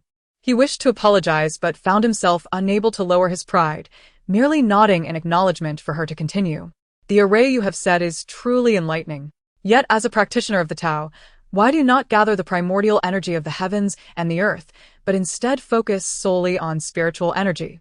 The primordial energy could restore my health within a day or two, whereas the effects of spiritual energy take much longer to manifest. I cannot remain confined to my quarters indefinitely. Do not take offense. I do not intend to question your methods. I am fully aware of the challenges in gathering primordial energy, which is why I seek your expertise in the creation of talismans for exorcism." Suddenly, Chen Hongyu rose abruptly. Who are you? "You are not the young lady from the Gao family." She was momentarily taken aback, but quickly understood that outside of a few practitioners with lineage, most people were unaware of the distinction between primordial energy and spiritual energy. The fact that she, a supposed sheltered young lady, could articulate this would undoubtedly raise his suspicions. With a smile, she explained, "I comprehend your doubts, Master. To be candid, I have been in a state of perpetual drowsiness lately, but I have been unable to sleep. As someone has been murmuring incantations in my ear, I have even caught fleeting glimpses of celestial beings performing strange rituals at the foot of my bed." Chen Hongyu remained skeptical, frowning as he replied, "I can leave you some talisman paper. However, the method of talismans is a closely guarded secret of my MASU-MANHUA sect, and I cannot fulfill your request." She stood, unperturbed. After all, wishing to learn the techniques of another's sect without offering any sincerity was indeed unreasonable. "Master, please do not be so quick to refuse. Allow me to demonstrate." For 3 consecutive days, aside from Gao Mu visiting her daughter, no one else came to see she. As she practiced gathering energy each day, her complexion gradually improved, bringing joy to Gao Mu, who smiled more with each passing day. One morning, after she finished breakfast with the assistance of Chuer, a young maid announced Chen Master had arrived to see her. She smiled and nodded. instructing Chuyer to prepare a pot of tea on the stone table in the courtyard. It seemed the master had reconsidered. Once the maids had departed, Cixi directly inquired, "Master, have you come to a decision?" "My lady is astute. I have indeed agreed," Chen Hongyu replied. Thus, they reached a mutual understanding. Chen Hongyu informed Gao Fu and Gao Mu that he would need to assist in nurturing their daughter's health through the array and seeing Cixi's significant improvement. They readily acquiesced. Thereafter, Cixi and Chen Hongyu began a life of mutual learning. Each morning they practiced guiding techniques together, followed by Chen Hongyu's brief explanations of talismanic intricacies. Cixi then practiced drawing talismans, ensuring that the talisman paper was imbued with spiritual energy for enhanced potency, requiring her to complete the drawing in one fluid motion without interference from each other's practices. 3 months swiftly passed. Chen Hongyu had made modest progress in refining his physical form. Given the world's lack of abundant primordial and spiritual energy, Cixi refrained from teaching him the methods for drawing energy into the body. Nevertheless, his sect must possess corresponding techniques, as during his training, Cixi could only sense the fluctuations of spiritual energy. It appeared that the laws of this world did not permit the existence of true cultivators. Even with her heart's methods, she could only draw in a minuscule amount of primordial energy. Cixi could manage to draw talismans with a single stroke, but the spiritual energy attached was minimal. Her most practiced talisman was the Thunder Talisman, as lightning was the bane of all malevolent spirits, especially since she would soon face countless demons. One day, Chen Hongyu informed Cixi that he had pressing matters to attend to and gifted her a comprehensive book of talismans containing various types for her to practice. Cixi calculated the time. With only a month and a half remaining until the impending demon siege, it seemed their target would likely be Yunin Temple. As she practiced exorcism techniques and talismans, an overwhelming sense of impending crisis loomed over her, hinting that the troubles at Yunin Temple could not simply be avoided, but were perhaps a calamity meant for this realm. Sighing, Cixi reflected on the dangers awaiting her at Yunin Temple, feeling woefully unprepared. She immersed herself once more in her training. Creating talismans required unwavering focus to allow spiritual energy to adhere, yet relying solely on errant spiritual energy would not yield the results she desired. Thus, as she channeled her heart's methods, she meticulously drew the talismans. Each stroke met considerable resistance, as if something sought to thwart the formation of the talismans. At last, when she completed the Thunder Talisman, it shimmered with a faint violet-golden hue, exuding an impressive quality. Although exhausted, her right hand trembled slightly as she held the brush. Yet this talisman's power instilled her with great confidence. Chapter 92. A brief stay at Yunin Temple. With merely half a month remaining until the besiegement of Yunin Temple, Cixi resolved to reside there temporarily, mirroring her master's intentions, thereby allowing her to prepare in advance. Thanks to the arrangements made by her parents, Cixi successfully settled into the temple. Each morning, she practiced her guiding techniques amidst the recitation of scriptures, feeling utterly at ease. In fact, it enhanced her concentration and tranquility, affirming the inherent unity of Buddhism and Taoism. Everything proceeded as usual, with no apparent anomalies. The temple bustled with devotees, including several affluent families who also sought refuge there. Were it not for her memories, Cixi would find it hard to believe that such a sacred Buddhist sanctuary could be the site of untoward events. The tranquility only heightened her urgency, prompting her to diligently sketch talismans and hone her ghost exorcising spells within her meditation chamber. One particular midday after lunch, Cixi was engrossed in her talisman drawings when an unsettling aura suddenly enveloped her. Instinctively, she clutched the freshly drawn talisman and executed a swift maneuver, rolling to the ground as her drawing tools and materials were obliterated in an instant. Her heart raced fiercely. She leapt through the window and barely regained her footing when she heard blood-curdling screams from adjacent rooms. A few young monks rushed towards her, urging, "Patron, quickly to the main hall, hurry." Others ran to summon the remaining residents. Upon opening the door, they were met with the sight of several lifeless corpses, drained of blood. The young monks chanted Amitabha in haste. Cixi remained surprisingly calm. Having witnessed death before, she felt less fear. Following the guiding young monk towards the main hall, the closer they approached, the more horrifying the scenes became. Among the deceased were both visitors who had come to offer incense and monks from the temple. Perhaps the malevolent spirits harbored a particular animosity towards the monks, for the corpses she beheld were grotesquely disfigured, their faces contorted in terror, suggesting they had suffered immensely before their demise. Inside the main hall, the abbot and numerous monks surrounded the golden statue of Buddha, fervently chanting scriptures. Yet, rather than instilling calm, the chants imparted a sense of impending doom to Cixi, amplifying her anxiety. This was a sacred Buddhist site, and the time for the myriad of spirits to besiege the temple had not yet arrived. The recent aura was ferocious enough. She feared her talismans would barely withstand for long. In truth, if the situation escalated, she might require saving herself, hoping only that Chen Hongyu would be spared from this calamity. Gradually, many surviving men and women entered, trembling as they leaned against the walls. Some knelt on the ground, praying to the Buddha for protection. Cixi found a corner to sit cross-legged, focusing on her internal cultivation to enhance her abilities. Esteemed patrons, malevolent spirits have appeared in Yun'in Temple. I implore you all to remain in the main hall tonight. The abbot and numerous disciples will ensure your safety. We shall arrange for your departure tomorrow. Amitabha.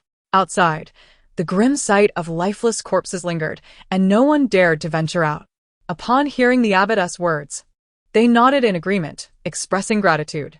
The abbot dispatched a few monks outside. However, Cixi's spiritual awareness could not extend far. She could only observe the happenings within the temple. The monks were engaged in removing the bodies, and upon seeing their fellow disciples' tragic fates, some could not suppress their sorrowful cries.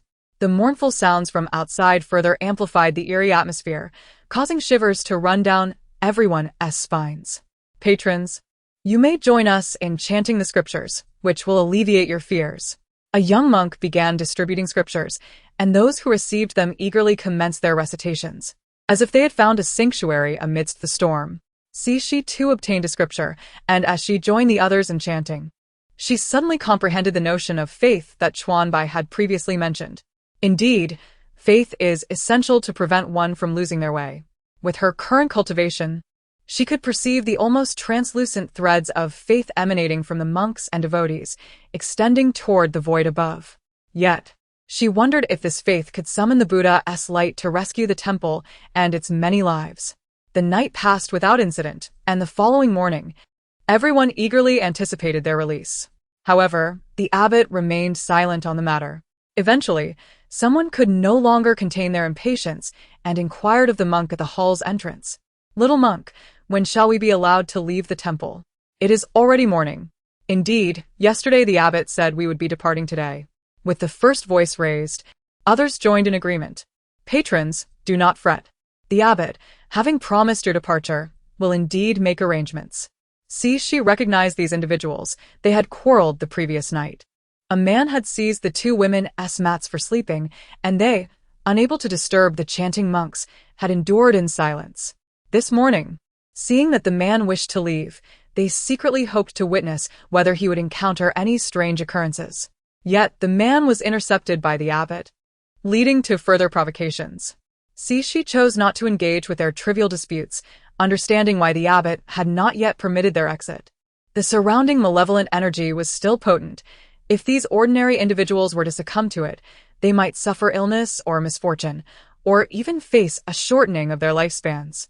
It was wise to wait until midday, when the sun's energy was strongest, to disperse the surrounding negativity before allowing them to depart. This was a manifestation of compassion. Yet the abbot's silence left many perplexed. Of course, she was not one to seek to be a benefactor. Thus, she remained silent, immersing herself in her cultivation. Outside, the scene was one of desolation, with lifeless corpses strewn about in a ghastly manner, causing the onlookers to refrain from venturing out. Upon hearing the abbot's words, they nodded in agreement, expressing their gratitude. Subsequently, the abbot dispatched several monks to venture outside. However, with the monk's departure, Cixi found her spiritual senses unable to extend far, limiting her perception to the interior of the temple. The monks diligently cleared the bodies, and upon witnessing the tragic fates of their fellow disciples, some could not suppress their sorrowful wails. The mournful sounds echoed from outside, amplifying the eerie atmosphere within the great hall, leaving everyone trembling in fear. Esteemed patrons, you may join us in chanting scriptures, which will alleviate your fears, the abbot encouraged. Soon, a young novice began distributing Buddhist texts, and those who received them hastily commenced their recitations, as though they had discovered a sanctuary from the storm. She, too, received a copy and, observing the congregation's synchronized chanting, began to comprehend the notion of faith that Chuan Bai had previously mentioned. Indeed, faith is essential to prevent one from losing their way. With her current level of cultivation, she could only perceive the nearly translucent lines of faith emanating from the heads of monks and pilgrims, intermittently reaching out into the void. She wondered if this faith could summon the Buddha's light to illuminate and save the temple and its inhabitants. The night passed without incident, and with the dawn of the next day, the assembled crowd eagerly anticipated their release. However, the old abbot remained silent on the matter. Eventually, someone could no longer contain their impatience and inquired of the young monk at the temple door, "Young monk, when shall we be permitted to leave the temple?" "It is already morning." "Indeed, indeed. Yesterday, the abbot assured us we would be departing today." Another echoed. With the first voice raised, a chorus of agreement followed. "Dear patrons, do not be anxious. The abbot has promised to arrange your departure," the monk replied. She recognized these individuals. They had quarreled the previous night when a man had seized the mats of 2 women for himself. The women, unable to challenge him without disturbing the monk's recitation, had endured in silence. This morning, as the man prepared to leave, the women had relished the thought of him encountering some misfortune outside. Yet, he was intercepted by the abbot, leading to a verbal exchange. She chose not to engage further, understanding that such disputes were merely a fleeting display of bravado. She could also grasp why their departure was being delayed. The surrounding malevolent energies remained potent. Should these ordinary individuals become afflicted by such dark influences, they might suffer illness or, worse, a shortened lifespan. It was prudent to wait until midday, when the sun's vigor was strongest, to dispel the surrounding gloom before allowing everyone to leave, a testament to the abbot's compassion. Unfortunately, his lack of explanation left the crowd bewildered. Nevertheless, she was not inclined to play the role of a savior, so she remained silent and immersed herself in her cultivation. Chapter 93. The Taoist of Maoshan. In a previous life, there was a similar incident. Yet regrettably, she lost consciousness in a state of great fright, and the young monk overlooked her entirely. By the time she regained her senses, Chen Hongyu had already arrived, causing her to miss the opportunity to venture out. "Master, the source of the malevolent energy should be near Yunin Temple. However, the temple is thriving with incense offerings. It is unlikely that anything would disturb its sanctity," a man clad in Taoist robes remarked, holding a compass in his left hand and a golden sword in his right, his brow furrowed in concern. 2 other men nodded in agreement beside him. Could it be that some ancient specter is causing mischief, merely feigning a distraction to draw our attention while it wreaks havoc elsewhere? A young girl dressed as a nun, her beauty striking, playfully addressed one of the men nearby. "No, the malevolent energy has not dissipated. Look above Yunin Temple, there is a faint wisp of black mist. Normally, the sanctuary, protected by the power of its Buddhist statues, would be bathed in golden light, or at least remain clear and bright. The presence of this black mist indicates that either this is not truly a temple, or it is unable to contain the ominous entity beneath it." Chen Hongyu paused, then turned to the other 4. "We must investigate Yunin Temple. If, as the junior sister suggests, it is merely a minor issue, then it may not be of great concern. However, should it involve something previously suppressed by the temple, we must act swiftly." "Second brother, are you mocking me? I have not ignored Master's words." The girl blushed, her enchanting eyes darting towards Chen Hongyu. A chuckle escaped the lips of the man referred to as third junior brother, unable to contain his laughter. Upon hearing this, the girl's blush faded, and she glanced between Chen Hongyu and her other brothers, each feigning indifference. Tears welled in her eyes, her delicate demeanor evoking sympathy. Yet none of them approached to offer comfort. After a brief moment of restraint, she burst into tears and fled. "Master, why must you be so harsh? Are you not aware of the affection our junior sister holds for you? Your actions are bound to break her heart. She has grown. She no longer requires coddling as if she were a child. For reasons unknown, another beautiful visage emerged in Chen Hongyu's mind, leaving him to ponder whether he would ever see her again in this life. Had she not been haunted by spirits, she would surely have been betrothed by now, perhaps even engaged at this very moment. Contemplating this stirred a wave of dissatisfaction within him, prompting a frown. The man with the compass was named Chen Hongyang, ranked second among the disciples, followed by Chen Hongming as third and Chen Hongfei as fourth. They were all orphans adopted by the Maoshan sect, sharing the Chen surname, while the youngest sister, Chen Hongling, was his biological daughter, spoiled since childhood but of a charming disposition, possessing a unique affection for her elder brother, Chen Hongyu. The four of them hastened towards Yunin Temple. "Esteemed patrons, please follow this humble monk out of the temple," a young monk proclaimed, having received permission from the abbot. After bowing, he led the way outside. "Finally, we can leave. I shall never return to this place again," one exclaimed. "Hurry, don't linger here any longer. It's far too terrifying." Sì, undicesimo. We are still beneath their very noses. Is it truly wise to speak so freely? Patron. "Please follow this humble monk," the young monk insisted, noticing Shi's reluctance. "Master, I prefer not to leave just yet. Evil spirits deserve to be vanquished.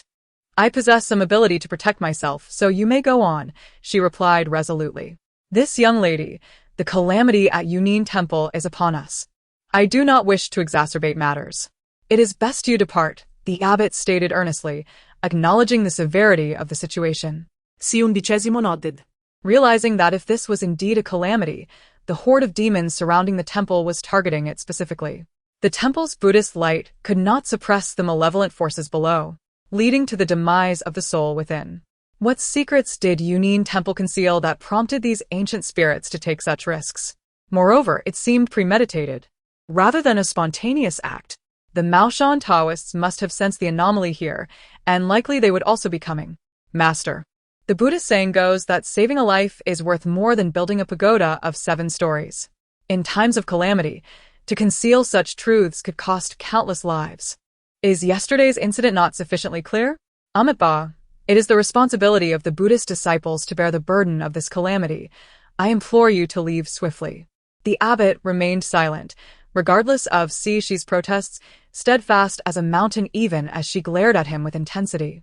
Outside, the sun shone brilliantly, but in an instant, the area outside the temple transformed into a whirlwind of dust and chaos, obscuring the light and tossing open the doors and windows of the hall. A fierce wind swept in, making it nearly impossible to see. The monks remained seated, their recitations growing louder, while Shi worried they might inhale the swirling debris. She quickly sought refuge in a sheltered spot. The winds were undeniably suspicious. She gazed at the old monk chanting before her, feeling compelled to test her intuition, sensing that the secrets of Yunin Temple might impact the success of her quest. "Old monk, how am I to escape at this moment? Heaven may yet leave a sliver of hope, but do not let me perish under the weight of your calamity. You have so many disciples. Do you wish for them all to be buried with your secret?" The old monk remained unresponsive, as did the others. "You often speak of compassion. Where is your mercy now? You watch as lives are forfeited, clearly seeing a chance for salvation, yet abandon it for the sake of mere calamity. Is this the true essence of your so-called compassion?" The old monk remained silent, while 2 younger monks glared at Shi, their expressions fierce. "Ah, finally a reaction. I shall persist." Shi escalated her tone from reasoned argument to furious outcry, ultimately resorting to a harangue that finally roused the ire of the other monks, save for the abbot, who continued his chanting as though impervious to her words. The standoff persisted until the old monk ceased his recitation, sighed, and spat out the sand from his mouth. "Why must you be so stubborn? This matter does not concern you, yet you insist on involving yourself, creating difficulties for me. Very well, it is only fair to inform you, as Yunin Temple owes you an explanation. 130 years ago, Yunin Temple was not a temple at all but the practitioner's abode of a certain cultivator who specialized in summoning minor spirits. Many infants were sacrificed here, resulting in an overwhelming, malevolent energy. Eventually, this cultivator abducted a woman of extreme energy, forcing her to bear a child. only to ruthlessly slay both her and the infant. The woman, filled with resentment, retaliated and killed the cultivator on the spot. Though she avenged herself and her child, her overwhelming rage coalesced into an unconscious spirit of malevolence, which began to consume the life force of the living. A wandering monk who passed through witnessed this and intended to exorcise the spirit, but the spirit's insatiable hunger for life energy left him gravely wounded. He barely escaped, only to be rescued by a Taoist. Together with his companions and the wandering monk, they sought to eradicate the malevolent spirit. However, as long as resentment lingered, the spirit could not be destroyed. Ultimately, they managed to suppress it, but the Taoist's daughter fell victim to the spirit's death throes and perished. The Taoist and his disciples departed in sorrow, while the wandering monk took a year to gather alms and erected a statue in the place of suppression. He devoted himself to prayers and chants before the statue, hoping to harness its divine power to contain the malevolent spirit below. Unbeknownst to him, this act attracted those wishing to become monks, leading to an increasing number of visitors. Thus, over time, the once humble site transformed into the bustling Yunin temple we see today. Chapter 94. Malevolent Aura. The events of yesterday were likely the result of the malevolent aura of the ghostly spirits leaking out, suggesting that the light of the Buddha could no longer contain it. After the old monk finished speaking, he ignored Shi and resumed his chanting. Shi finally understood why they were surrounding the statue of Buddha to chant. It was to suppress the malevolent spirits below. Perhaps the wandering monk had initially allowed the devotees to offer incense in hopes of harnessing their sincere faith to enhance the statue's divine power, in a bid to suppress the malevolent spirits beneath. Otherwise, relying solely on a clay statue, it would have lost its potency decades ago. Outside, the sky had darkened, the wind had calmed, yet the temperature continued to drop, a sign of excessive yin energy. Shi looked up at the statue, and then around at the monks, sighing in sympathy. Your Buddha has abandoned you. Suddenly, a commotion was heard at the entrance as 4 Taoist priests burst in. Master, the aura here is thick with yin energy. What misdeeds have these monks committed? Chen Hongyang exclaimed, holding a compass as he entered. Do not speak frivolously. The Buddhist realm is a place of purity. Chen Hongyu reprimanded him, but the man merely scoffed, unconcerned. Should we be here? Should you remain? Master, a change is imminent. You should leave quickly to avoid calamity. After all, merely chanting cannot vanquish the old spirits, said the second disciple, cautioning against disrespect. Apologies for the disturbance, Chen Hongyu said to the abbot, clasping his fists in a gesture of respect. We came to inspect due to the intense presence of malevolent energy here. However, my junior brother speaks the truth. It is wise for you to depart. Amitabha, the Buddha said, if I do not enter hell, who will? Having received protection for many years, I shall share the fate of Yunin Temple. The monks chanted in unison. Stubborn fools. As Shi emerged from behind the statue, Chen Hongyu was taken aback. Master, it is good to see you again, she smiled. Chen Hongyu was visibly startled, then frowned. What are you doing here? It is too dangerous. I will escort you out. Shi shook her head with a smile. Master, have you forgotten? I possess some abilities. I am quite curious to see what it was that frightened me yesterday. Chen Hongyu's hesitance was amusing to her, but he finally said, just stand behind me. This simple instruction drew the attention of his disciples, who regarded Shi with newfound interest. With the old monk continuing to chant with closed eyes, Shi shared the history of Yunin Temple and the nature of the malevolent aura. Chen Hongyu then realized the gravity of the situation. They were too few in number, and if even the once thriving Yunin Temple could not suppress the malevolent spirits, their strength must be formidable. He turned to send a distress signal and arrange a formation. As night fell, candles were lit in the great hall, which became increasingly damp and cold, the palpable yin energy revealing the threat of the malevolent spirits. Suddenly, a chilling wind swept through the entrance, and when they looked, they saw green ghostly flames swirling outside. A host of spectral figures, clad in funeral garments or armor, appeared, their faces pale and contorted in death's grimace, staring blankly into the hall. The visibility of these souls indicated their formidable nature, with several being powerful ghost generals. Fortunately, the gathered individuals were resolute and unshaken. Otherwise, Ordinary folk would have been terrified by such a sight. The chilling wind was a result of these spirits attempting to enter the hall, only to be repelled by the formation laid out by Chen Hongyu. This malevolent aura was a boon for the spirits. If they could absorb even a fraction of it, their ranks would surely rise. The overwhelming leakage of the malevolent energy had drawn many to them. Ordinary, mindless spirits acted purely on instinct, yet they were coming to bolster the malevolent forces. Seeing Shi gazing outside, Chen Hongyu assumed she was unaware and began to explain the complexities of the situation. Despite Shi possessing the memories of the host, she had still underestimated the strength of these old spirits. Meanwhile, they were uncertain of the monk's combat abilities. Shi glanced at the monks still chanting and opted to regard them as non-existent. Their priority seemed to be the suppression of the malevolent spirits, and few would be available to confront the incoming threat. As expected, the old monk signaled a few elder monks to rise and prepare for battle, while the others continued their chanting. Chen Hongyu tightened his grip on the talisman, ultimately placing it against his chest as he brandished a peachwood sword, instructing the others to guard the entrance.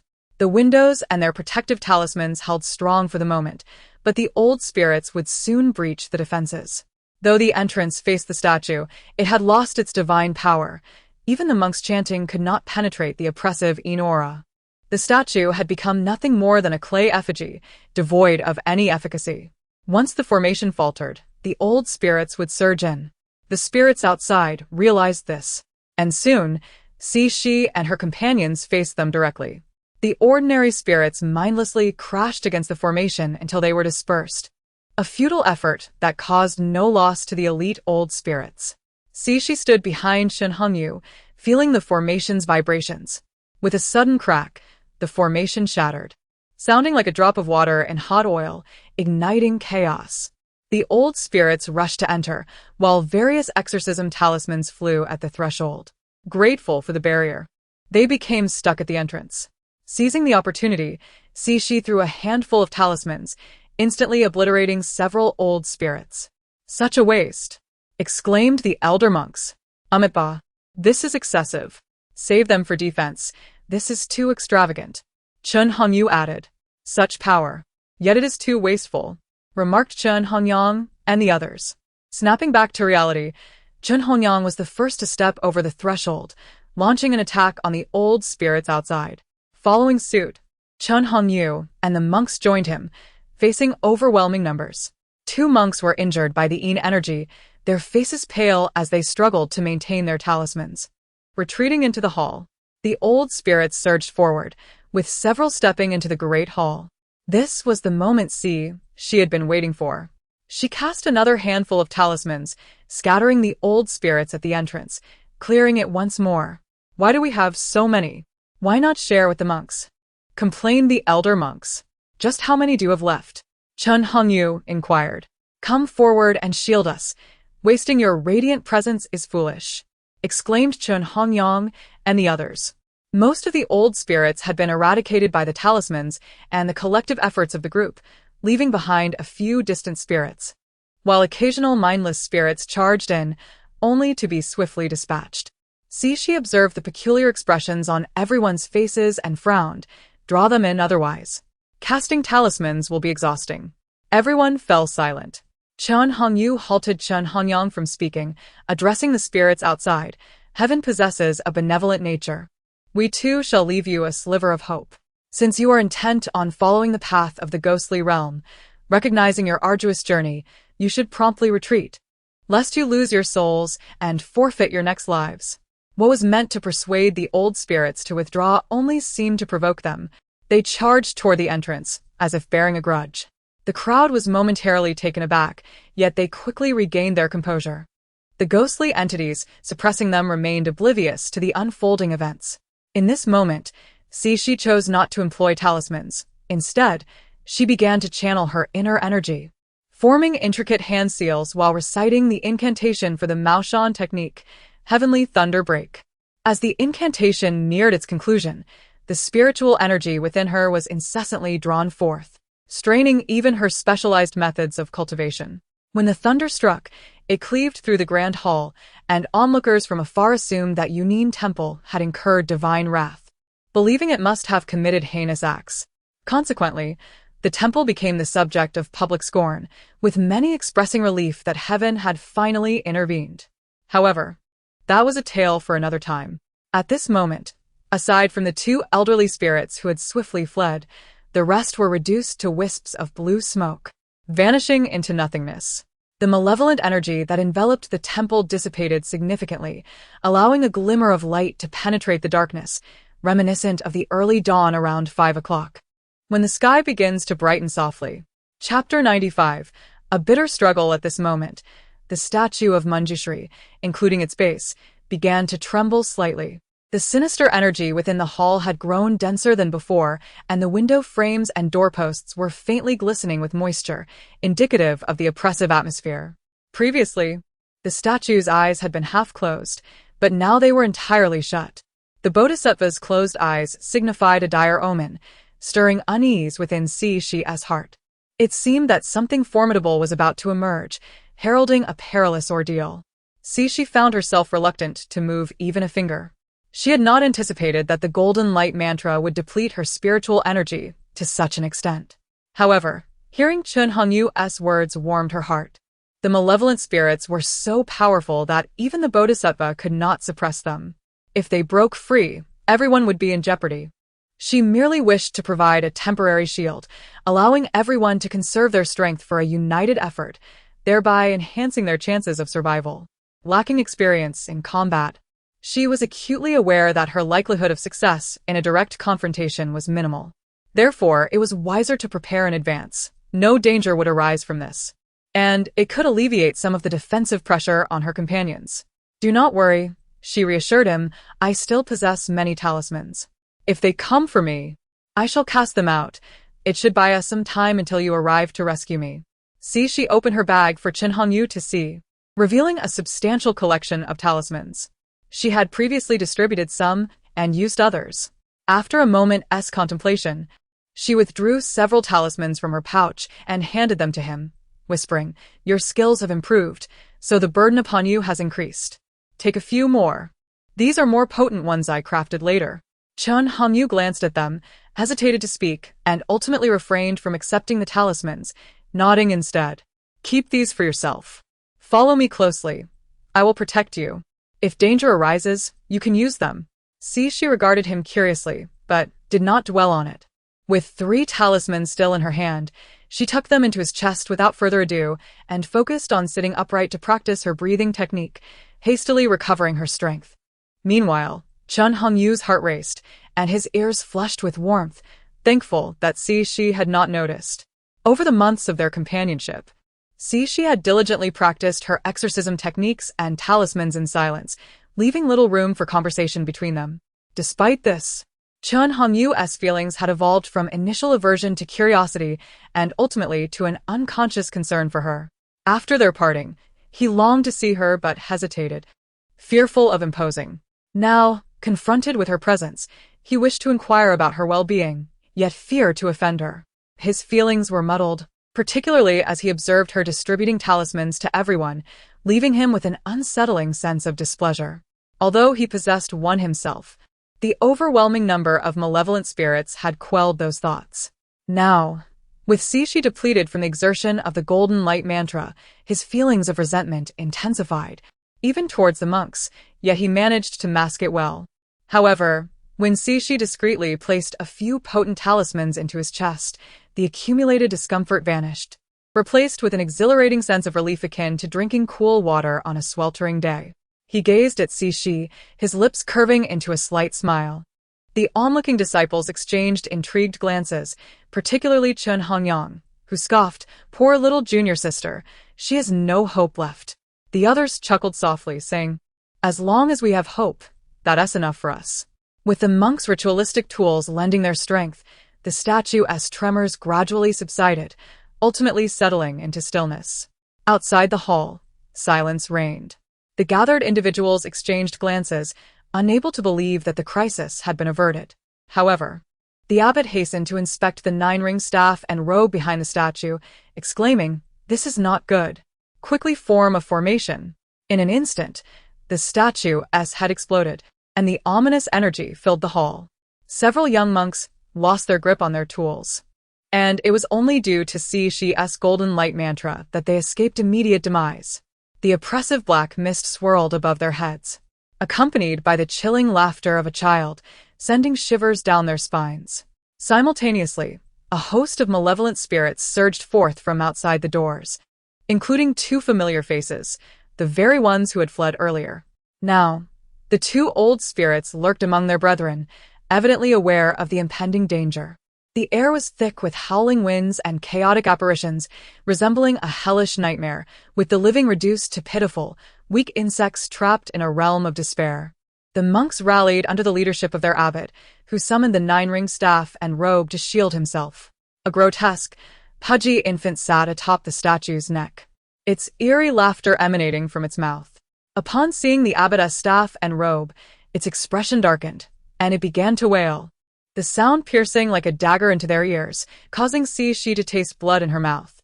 As the black mist coalesced into deadly forms, the faint golden light surrounding them mitigated the assault, yet several young monks collapsed, blood streaming from their orifices, their fates uncertain, leaving the remaining warriors unable to divert their attention. The malevolent infant, realizing its attacks were thwarted by the golden light, intensified its wails, launching a more relentless barrage. Outside the hall, the old spirits began their own assault, their faces contorted with malice. In this chaos, the four Taoist priests from Maoshan faced off against the lurking spirits, while the monks concentrated on combating the malevolent infant. Shi observed the golden light dwindling. It might not last much longer. Gritting her teeth against her fatigue, she stood and urged Chen Hongyu, "Go to the entrance and draw the old spirits toward me. I will use my talismans to eliminate them. The old monk cannot hold them off for long. Their spells are too gentle. What are you staring at? Hurry inside and help," Chen Hongyu commanded, then turned back to Shi, gently asking, "Are you all right?" Shi nodded. "I am nearly fine. Let us proceed quickly." In mere moments, the malevolent infant had vanished from the statue, melding into the black mist, which now threatened to consume the golden light surrounding them. More inexperienced monks fell to the ground, and the abbot's beads were swallowed by the mist. His nine-ring staff revolved slowly, but his robe was nowhere to be seen, and his face grew pale, clearly struggling against the darkness. Shi observed closely. The black mist did not conceal the infant, but rather a towering, monstrous figure that roared and attacked the monks. Upon seeing Chen Hongyang and his companions re-enter the hall, the creature erupted in fury, extending a skeletal claw toward them, only to be halted by the golden light. The mist let out a long wail that destabilized everyone's focus, draining color from their faces. She was jolted, spitting blood, thinking to herself that she was still too fragile. Grasping a handful of talismans, she threw them into the fray, but they merely served to momentarily halt the black mist's advance. Thunder was meant to vanquish all malevolent entities, yet it proved insufficient against this formidable foe. Chen Hongyu and his companions summoned their peachwood swords, engaging the mist in combat. As time passed, nearly half of the monks had succumbed, bleeding from their orifices. Even with Chen Hongyu's protection, Shi was rattled by the creature's piercing shrieks, her concentration faltering as she hastened her incantations. Once more, she invoked the thunderclap, collapsing to the ground as a bolt of lightning struck the black mist, merely staggering the monstrous form within. The malevolent entity retaliated with a desperate, ear-piercing scream, and Shi could no longer withstand the onslaught, losing consciousness. The remaining individuals in the hall were in dire straits, some bleeding profusely, others unconscious, relying solely on Chen Hongyu and the old monk to hold the line. The malevolent creature lunged at Chen Hongyu with a claw. The golden light had dissipated, and they had lost a significant portion of their fighting capacity. The claw approached with alarming speed, leaving Chen Hongyu no time to defend himself as he maneuvered the peachwood sword, watching helplessly as the claw reached for his chest, thinking to himself, "This is the end." Chapter 96. Reinforcements. The abbot, demonstrating decisive leadership, thrust the nine-ringed iron staff into the fractured visage of the Buddha statue. Chen Hongyu promptly assessed Shi's condition, discovering that she had merely fainted. He then glanced at the other three disciples, noting their exhaustion and minor internal injuries, which would heal with rest. allowing him to momentarily ease his worries. From his chest, he withdrew 3 charred talismans, his expression laden with complexity. Amitba, I extend my gratitude to all my fellow practitioners for your assistance. Otherwise, today could have spelled disaster for Yunin Temple. The abbot is too modest. Vanquishing evil is the duty of those on the righteous path. No thanks are necessary. Chen Hongyu returned a respectful bow. However, the malevolent spirit had only retreated for the time being, and a method to eradicate it was imperative. Otherwise, it would pose endless future troubles. Fear not, Master Abbot. We have already informed our sect of the situation. I am confident that my master will gather the disciples of our order to aid in subduing this malevolent spirit, thus accruing merit in the process. The master of Maoshan speaks nobly. For the first time in a long while, she slept soundly, awakening to find herself still in the meditation room of Yunin Temple. She stood in a daze for a moment, stepping out to find no one around. Upon entering the main hall, she beheld the abbot and Chen Hongyu, alongside the damaged Buddha statue with the iron staff embedded within it, evidence that the previous events were indeed real. Seeing she enter, Chen Hongyu's expression softened slightly. You've awakened. Do you feel any better? I'm fine. What about the malevolent spirit? Has it been eliminated? Don't heed his nonsense. You should rest and recuperate. Leave the matters here to us. My sect will arrive shortly. Chen Hongyang rolled his eyes at the other two and remarked, Let us step outside. I wouldn't want to trouble my dear little junior sister. When will you finally arrive? The other two chuckled and followed him out. She was perplexed but recalled Chen Hongyang's earlier mention of the 9 heavens divine thunder. What did it mean? Chen Hongyu sighed. I nearly perished. Fortunately, you had previously bestowed upon me 3 9 heavens divine thunder talismans, which managed to injure the malevolent spirit. Thus, you have saved my life. And such a debt cannot easily be repaid. Chen Hongyu quickly offered, I shall accompany you. She, unable to decline, followed him to the back courtyard's meditation room. Words escaped them both, but she finally spoke. Your skills have advanced, yet you must remain vigilant. The malevolent spirit is formidable, and you should not act recklessly alone. Chen Hongyu smiled faintly, choosing to remain silent and listen. Are you listening? I'm speaking to you, she remarked, observing Chen Hongyu's expression and silently wondering if he had been driven mad by the malevolent spirit, still smiling in such a grave situation. Chen Hongyu quickly nodded seriously. 3 days later, Yunin Temple welcomed over 30 individuals who had come to lend their aid, both Taoists and monks. During this time, Chen Hongyu attempted multiple times to escort Shi away, only to be met with refusal. Shi asserted that leaving was out of the question. For ensuring your safety was the foremost priority. Chapter 97. The fox spirit, sit down, and I shall prepare something for you. Today, the ghostly fiend will be desperate and will surely retaliate fiercely, so be extremely cautious. Upon hearing these words, Chen Hongyu felt a surge of delight, his usually sharp brows softening considerably as he obediently took a seat on a stone bench in the courtyard. She retrieved talismans, concealing 2 within his hairpin, fastening them securely with fine silk threads. She then bound 2 more talismans to his shoulders and sewed another pair into a safety pouch on his chest, mirroring the arrangement on his back. Satisfied with her handiwork, she observed that his vital areas were well protected. As Chen Hongyu watched she busily sewing talismans onto him, his gaze brimmed with tenderness, an overwhelming sense of contentment swelling within him. Unfortunately, this scene did not escape Chen Hongling's notice, and it ignited a fierce jealousy within her. Initially, she had come to seek her senior brother's company for qi cultivation, only to witness this intimate moment, especially upon seeing the affection in Chen Hongyu's eyes. She clenched her peachwood sword tightly, and upon glimpsing Shi's face, she bit her lip in frustration before turning and fleeing into the woods. As she ran, she muttered angrily, Fox spirit, shameless fox spirit, seducing my senior brother. You shall not escape unscathed. Meanwhile, Chen Hongyang, who had been meditating in the woods, frowned at her words, his dark eyes revealing disdain before he resumed his meditation. At noon, the grand hall was filled with people standing according to the formation's layout. Shi, lacking in martial prowess, was positioned on the outermost edge, alongside Chen Hongling. Noticing Chen Hongyu frequently casting glances towards Shi, Chen Hongling's irritation swelled, and she glared at Cixi, her thoughts consumed with resentment. You vixen, you've ensnared my senior brother's heart. Just wait until I expose your true nature. Cixi discreetly distanced herself from the agitated girl, thinking to herself, what a lunatic. One moment she's smiling, the next she's seething with anger. I must cherish my well-being and steer clear of her madness. The 9-ringed tin staff had been removed, and the hall was suffused with a thick, sinister aura. Even darker than before. The black mist increased, blocking out the midday sun, and Cixi could no longer discern the situation within the hall. Her heart raced. In just a few days, the ghostly fiend had grown significantly stronger. She hoped that Chen Hongyu was managing well with the talismans she had provided. Beside her, Chen Hongling gasped at the overwhelming black mist, her peachwood sword twirling as she prepared to rush inside.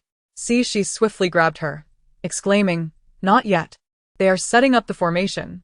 If we enter now, we will only hinder them and increase their peril. Mind your own business, fox spirit. Chen Hongling retorted without a second thought, shaking off Cixi's hand and charging in. Cixi's expression darkened, and before she could respond, an urgent voice called out, Linger, cease your impertinence and withdraw.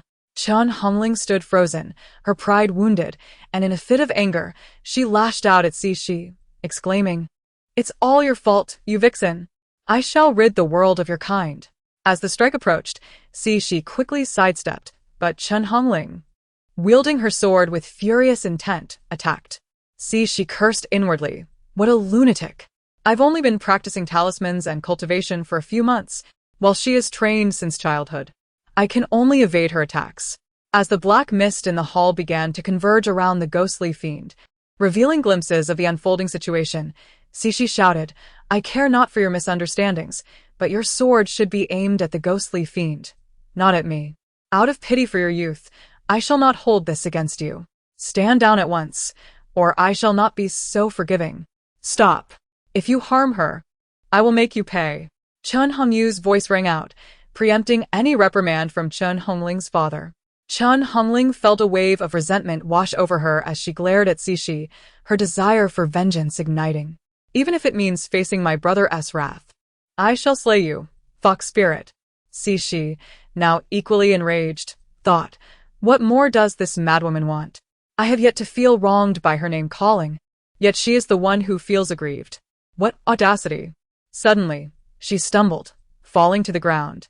A chilling sense of danger surged through her as she rolled to the left, evading the thrust of Chen Hongling's peachwood sword aimed at her heart.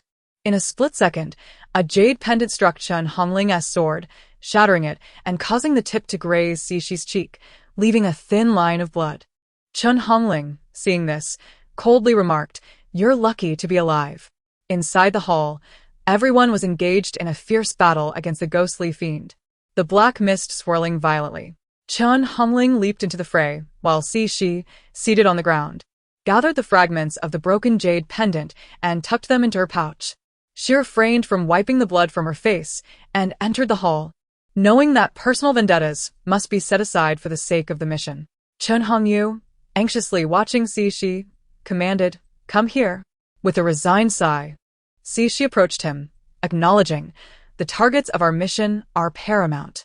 The abbot of Yunyin Temple and the monks had laid a formation with the 9-ringed tin staff and their robes, forming an impenetrable net to prevent the ghostly fiend from escaping.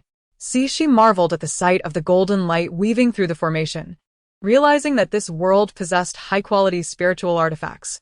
The arriving Taoists formed a united front, their formations interlocking to contain the ghostly fiend, who was left no choice but to endure the relentless assault. As the ghostly fiend focused its attacks on the black mist, now ensnared by the formation, its struggles appeared desperate, though its strength should not have diminished so drastically. Something felt amiss. Recalling the fierce battle from days prior, Cixi's heart sank as she glanced at Chen Hongyu, who seemed to share her apprehension. She quickly produced several talismans from her robes, pressing them into his chest. Be cautious. If you cannot withstand it, flee. There will be another chance to deal with it. Without waiting for his response, she made her way outside. The atmosphere outside was still ominous, but at least it was daylight. She focused her energy and sensed a significant depletion of spiritual essence.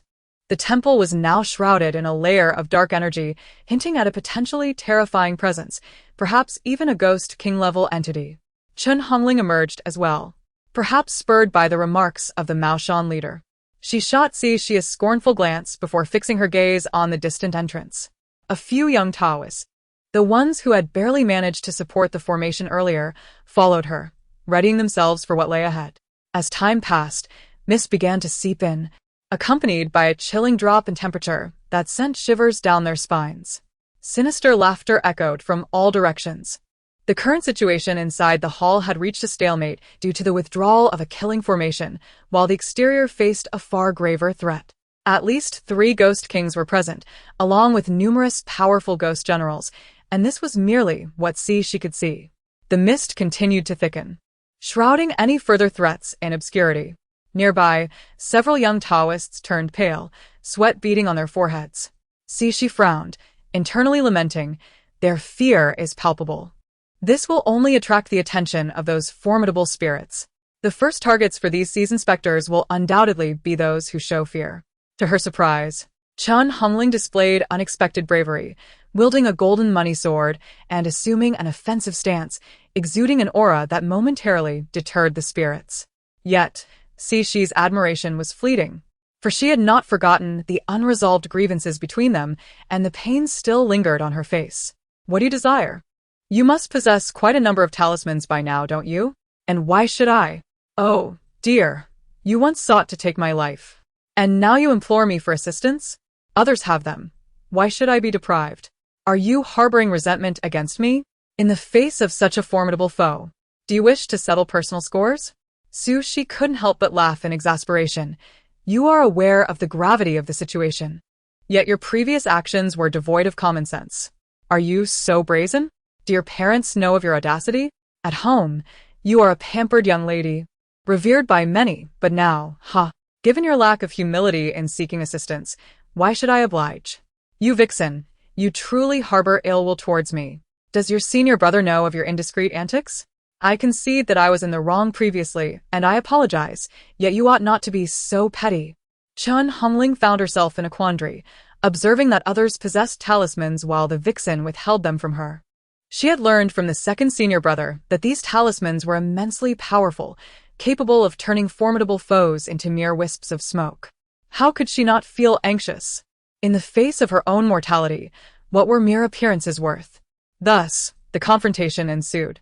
As Chen Hongling took the talisman, a sense of relief washed over her. She scoffed at the vixen's subsequent remarks, silently vowing, should you refrain from enticing my senior brother in the future, I shall let you be. But if you dare approach him again, I shall strip you of your deceptive guise. With a resounding thud, a lifeless body was hurled before them, a desiccated corpse clad in monk-s robes. It appeared to be a young acolyte from Yunin Temple. How could this young monk, who had been sent away from the temple days prior, end up as a dry cadaver? Unless they had never truly left the temple. Indeed, one after another, the corpses of young acolytes were cast forth, all drained of life. The ghostly fiend emitted a piercing shriek, sending waves of pain through Shi's head. Clutching several talismans, she prepared to hurl them, yet she heard the sound of blood being coughed up. 2 individuals forming the killing formation collapsed, rendered unconscious, and the sword formation was breached. This appeared to signal a reckless invasion by the old spirits outside, as the sword formations within the hall fell one after another. Even Chen Hongyu suffered the backlash of the formation, coughing up copious amounts of blood. Shi watched in alarm, her heart racing. Chen Hongyu, you must endure.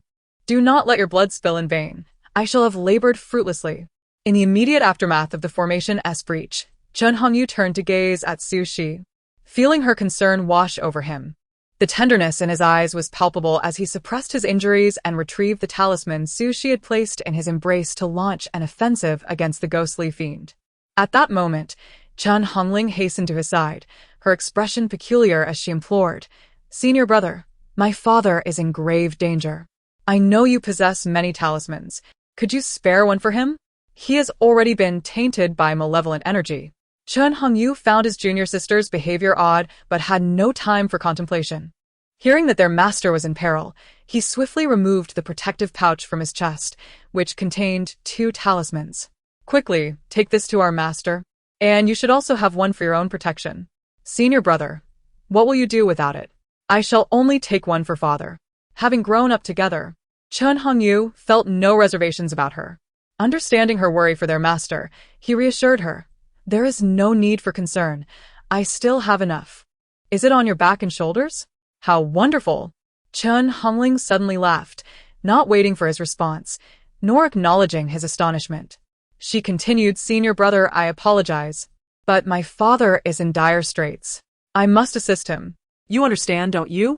Since you are injured, you 1T require so many.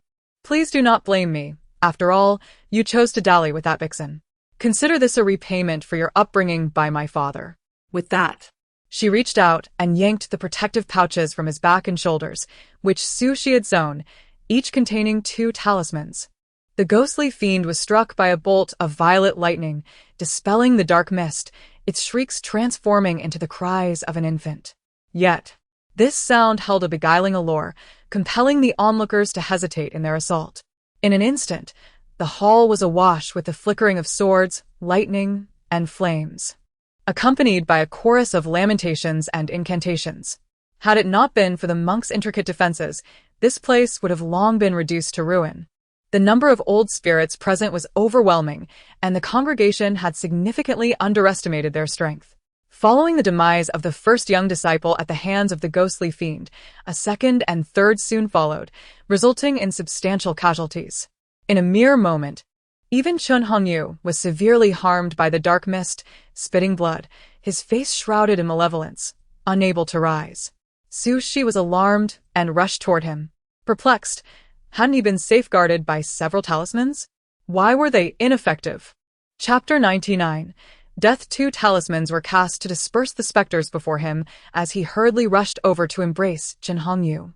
Producing a talisman, he intoned the incantation, and the talisman ignited spontaneously without flame.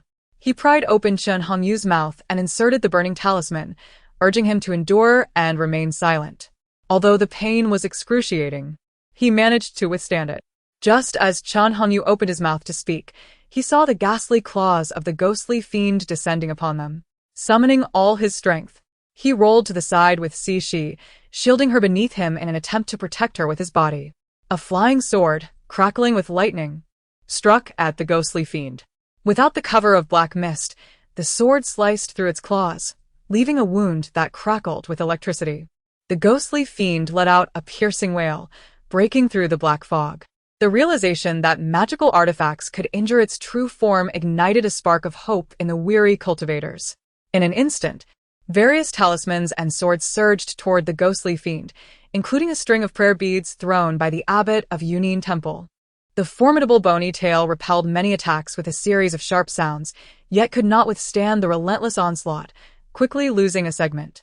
Recognizing the gravity of the situation, the ghostly fiend huddled together, emitting a series of sinister laughs, while the black mist began to coalesce around it like armor, influenced by its cackling. With her supply of talismans dwindling and the specters closing in, Sishi realized that the ghostly fiend posed an insurmountable challenge. With casualties mounting, she resolved to help Chen Hongyu to his feet and asked, "Can we leave now? Let us break through." Chen Hongyu gazed at Si Shi with resolute determination before abruptly embracing her and whispering, "I have dragged you into this. You must flee, while I, as a cultivator, cannot escape at this moment. If there is a next life, I—" His words trailed off as he forcefully pushed her away, grasping the peachwood sword and unsteadily confronting the specters. Although he lacked the strength to face the ghostly fiend, he could still manage against these lesser spirits, all the while urging Sishi to flee.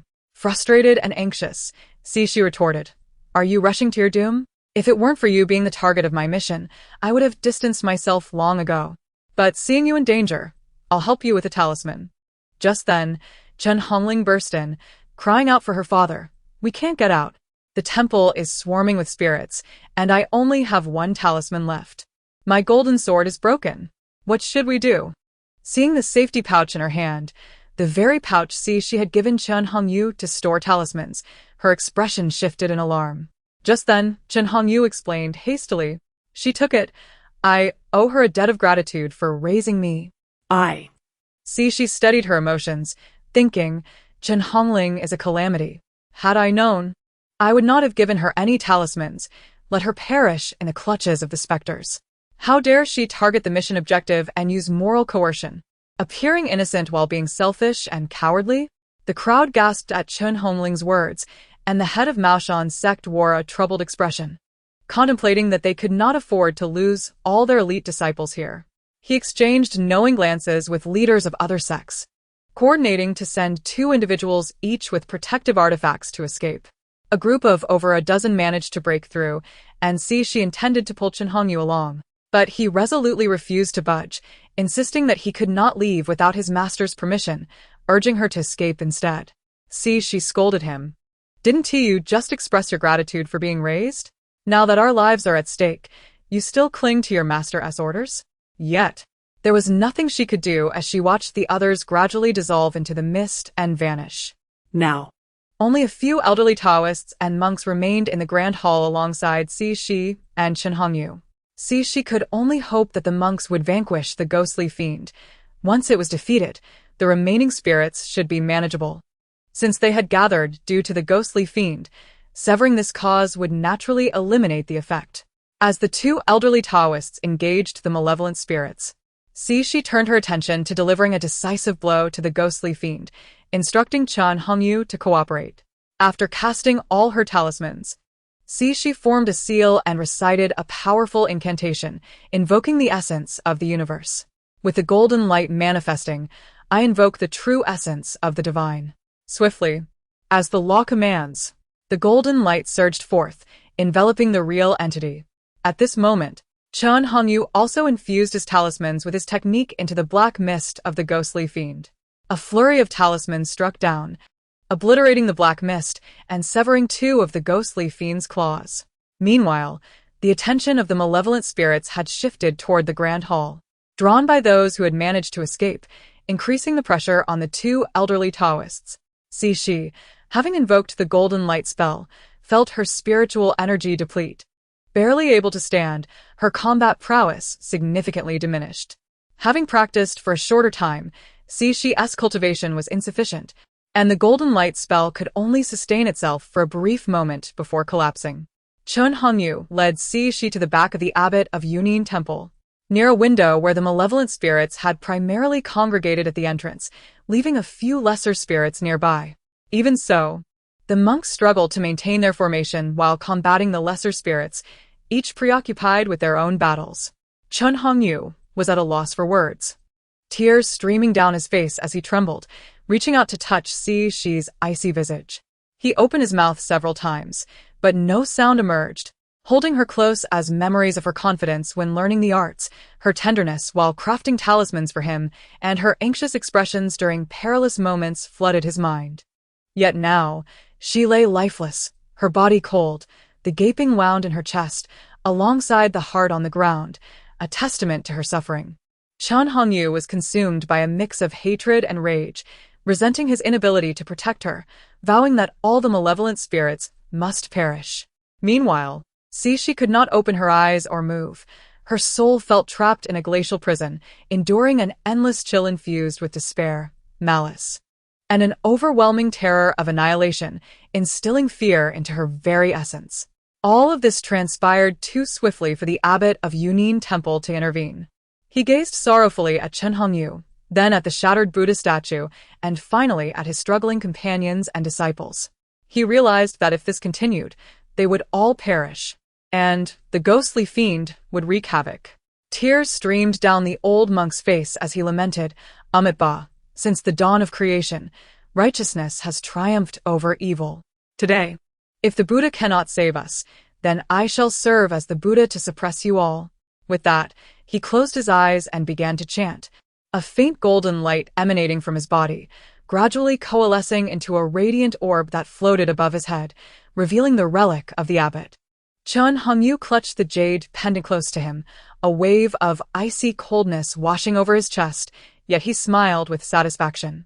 Ultimately, The ghostly fiend transformed into a black orb the size of a fingernail, subdued beneath 4 relics, while the monk's robe descended from the hall, enveloping the dark orb, with the other 4 relics resting atop it. What is the Buddha? It is faith, it is hope. Sometimes it is not the Buddha who saves people, but individuals who become Buddhas to save others. Ultimately, it returns to humanity. When I firmly believe in the Buddha, then it must exist. If it does not, then I am the Buddha. When I do not believe in the Buddha, even if it exists, it does not matter, for the Buddha is humanity. Chapter 100. The ghost marriage. Chen Hongyu secured Cixi head in the crook of a shoulder, carrying her horizontally, which led Gao Fu and Gao Mu to mistakenly believe their daughter had merely been frightened. When Chen Hongyu knelt before them, cradling their daughter, they were still in a daze. Gao Mu seemed to regain her senses and rushed to embrace her daughter, crying out, "Jiao Jiao, Jiao Jiao." However, upon discovering the gaping hole where her daughter's heart once was, she fainted instantly. Meanwhile, Gao Fu, tears streaming down his face, hurriedly supported his wife. After a flurry of commotion, Gao Mu gradually regained consciousness, only to see her daughter's lifeless body, which nearly caused her to faint again. Gao Fu quickly intervened, And the 2 elderly parents leaned on each other as they staggered out, their backs revealing their frailty and the weight of sorrow. Chen Hongyu followed closely behind them. Although she found herself enveloped in darkness, she could still hear the sounds around her, slowly piecing together her current situation. She must have been on Chen Hongyu's body, though she was bewildered as to how he had extracted her soul. Chen Hongyu, let me go, let me go. On the eve of the burial, after obtaining the consent of the Gao family, Chen Hongyu proposed to conduct a ghost marriage with Cixi. His reasoning was that he had long admired Miss Gao and felt grateful for her self-sacrifice in saving him. He wished to honor her by taking her name as his own and to be buried together, which they found immensely comforting given their grief over their daughter's early departure. Cixi rolled her eyes in the dark room as she listened. Chen Hongyu set up an altar, taking a lock of Gao's hair and her birth details. He pricked his finger, letting his blood drip onto the birth details. Invisible threads emerged from above his head, reaching into the void. In a moment of clarity, he decisively severed the threads with his sword, causing his blood to ignite on the birth details. The forceful termination of the contract rebounded upon him, making him spit out a mouthful of blood, leaving him weakened. Leaning against the altar, he lowered his head, feeling an icy chill in his chest, his eyes fierce and lips tightly pressed together, but soon a hidden, cruel excitement crept onto his face. If she could see him, she would undoubtedly deem him a pervert. This display shocked Gao's parents, who exclaimed, "Son-in-law, what has happened to you?" Chen Hongyu regained his impassive expression, adopting a demeanor of aloofness. "Esteemed Mr. Gao, esteemed Mrs. Gao, it seems I am not destined to be your son-in-law. Miss Gao's soul has reincarnated, and thus the ghost marriage cannot proceed." Cixi, puzzled, thought, "Am I not Miss Gao?" Then it dawned on her, she was in a state of spirit, her true form revealing itself. In life, she had been a stunning woman, her figure curvaceous and well-maintained. Having traversed many realms, her soul power had refined her essence, and with the merit accumulated throughout her journeys, even the faintest remnants of faith from her time as a beggar enhanced her beauty, rendering her ethereal, as if untouched by the mundane world. "Who exactly are you?" Chen Hongyu asked again, his tone indifferent. "You awakened in the body of Miss Gao. Where do you come from originally?" "I cannot remember." "What is your name?" "I do not recall." "Where is your home?" "I do not remember." "Were you ever married?" "I do not recall."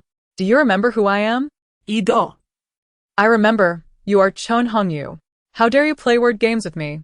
Chen Hongyu chuckled softly, then burst into laughter, his handsome features becoming even more striking in his mirth.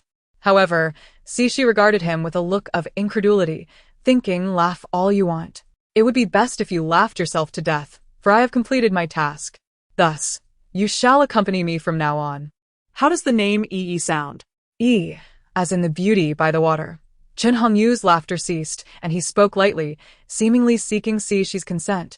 Yet his tone left no room for rebuttal. Si undicesimo nodded indifferently. Come here. Cixi thought, "I will endure." Yi, sit. Cixi thought, "I will endure. Would you like some?" Chun Hongyu asked, gesturing toward the tea in his hand. See, she replied, I cannot endure any longer. Are you calling a dog? Come here. Sit.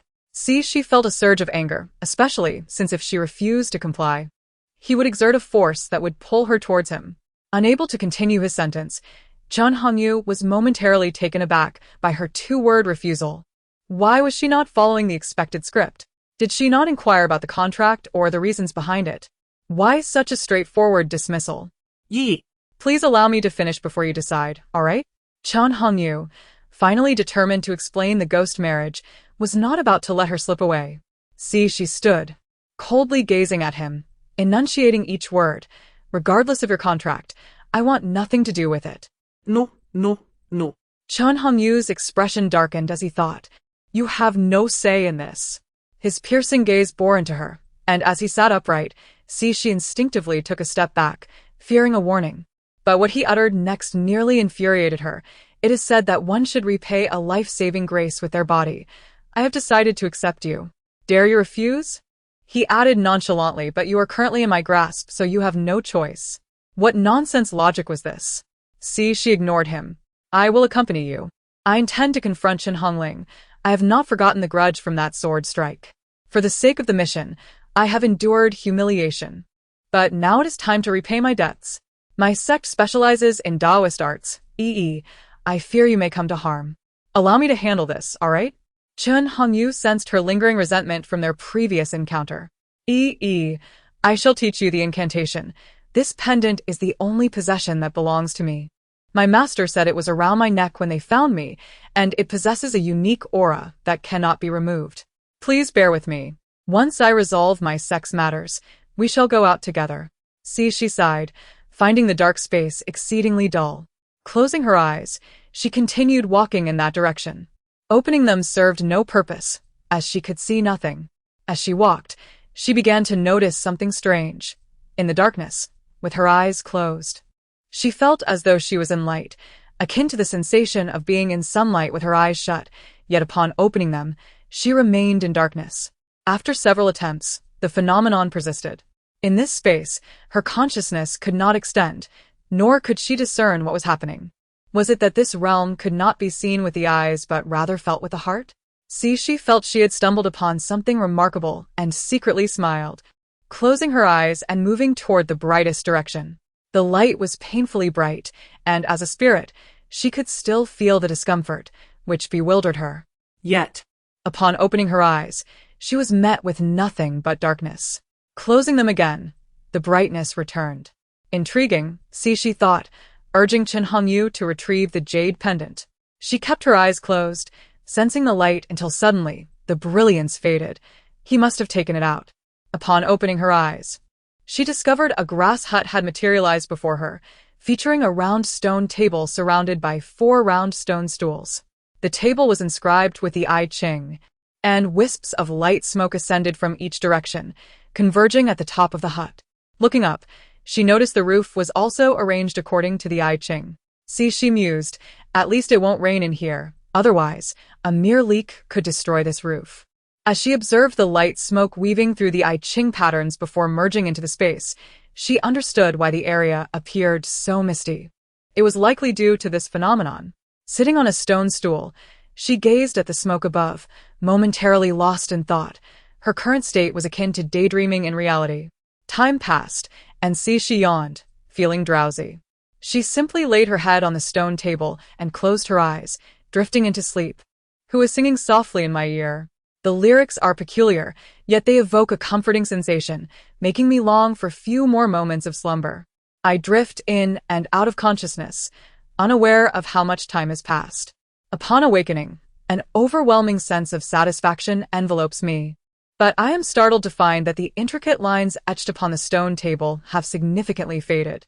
How long have I been asleep? Chanting a spell, I summon a jade pendant, only to behold a disheveled man, his face adorned with a wild beard and eyes burning crimson. Clad in coarse cloth, his expression is grotesque, resembling a sinister specter that has crawled forth from the depths of hell, casting a menacing gaze upon me. Although Chen Hongyu's eyes remain red, The ferocity within them has diminished, replaced by a detached demeanor, tinged with a suppressed excitement.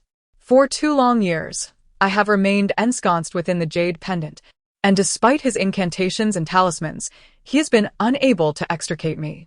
Had it not been for the icy chill emanating from the pendant, he might have believed I had departed from it entirely, leaving him to wait each day in vain. This torment of waiting has been excruciating. Initially, I would beseech for my swift return, but as time dragged on, I imagined ways to keep me close, to ensure I could never retreat into the jade pendant again. Now, the prospect of physically touching my soul has ignited thoughts of imprisoning me within a cage, where he could gaze upon and reach out to me at will. What material would be most comfortable for my confinement?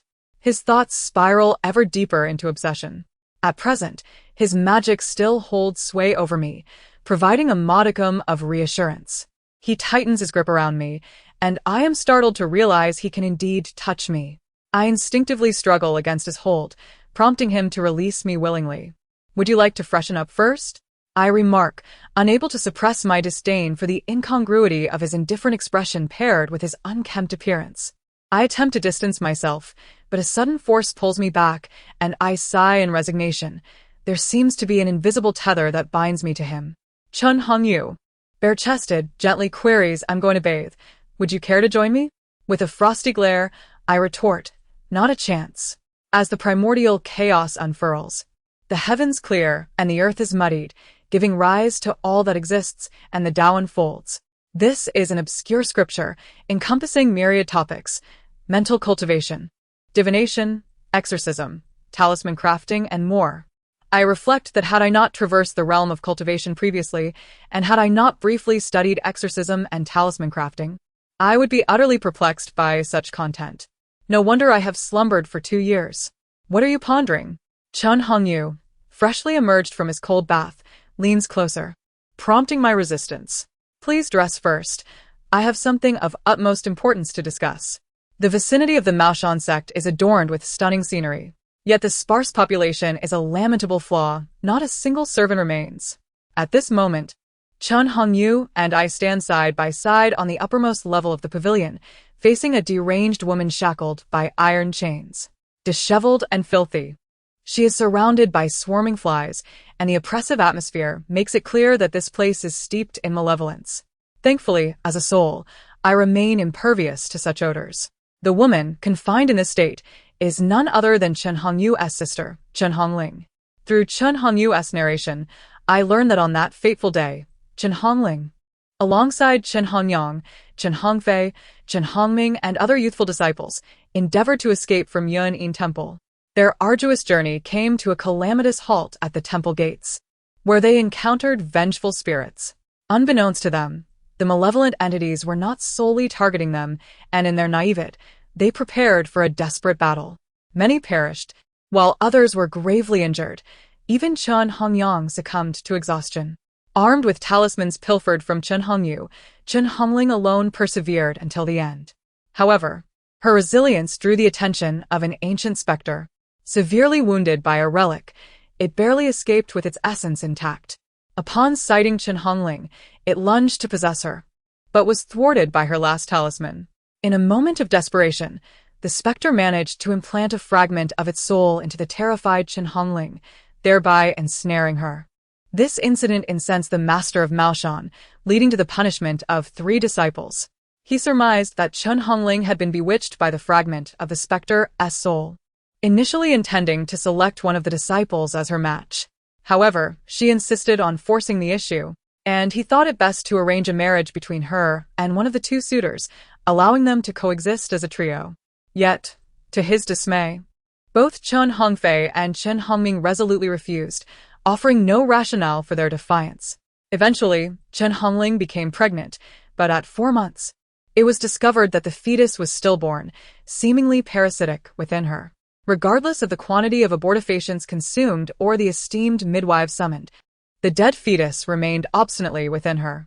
The burden of this tragedy led Chen Hongling into a horrific descent, as her appetite for living beings grew insatiable, starting with poultry and escalating to larger creatures. The master, unable to contain her, resorted to confining her in the attic, clinging to a semblance of hope for her recovery. With most servants having fled, only a young acolyte remained to deliver her meals. The acolyte, emboldened by proximity to this once noble lady, tragically fell victim to her thirst for vitality, resulting in his lifeless body, pale as death. The remnants of the servant staff dispersed, leaving only the 4 disciples and the MASU-MANHUA master, alongside the ghastly figure of Chen Hongling.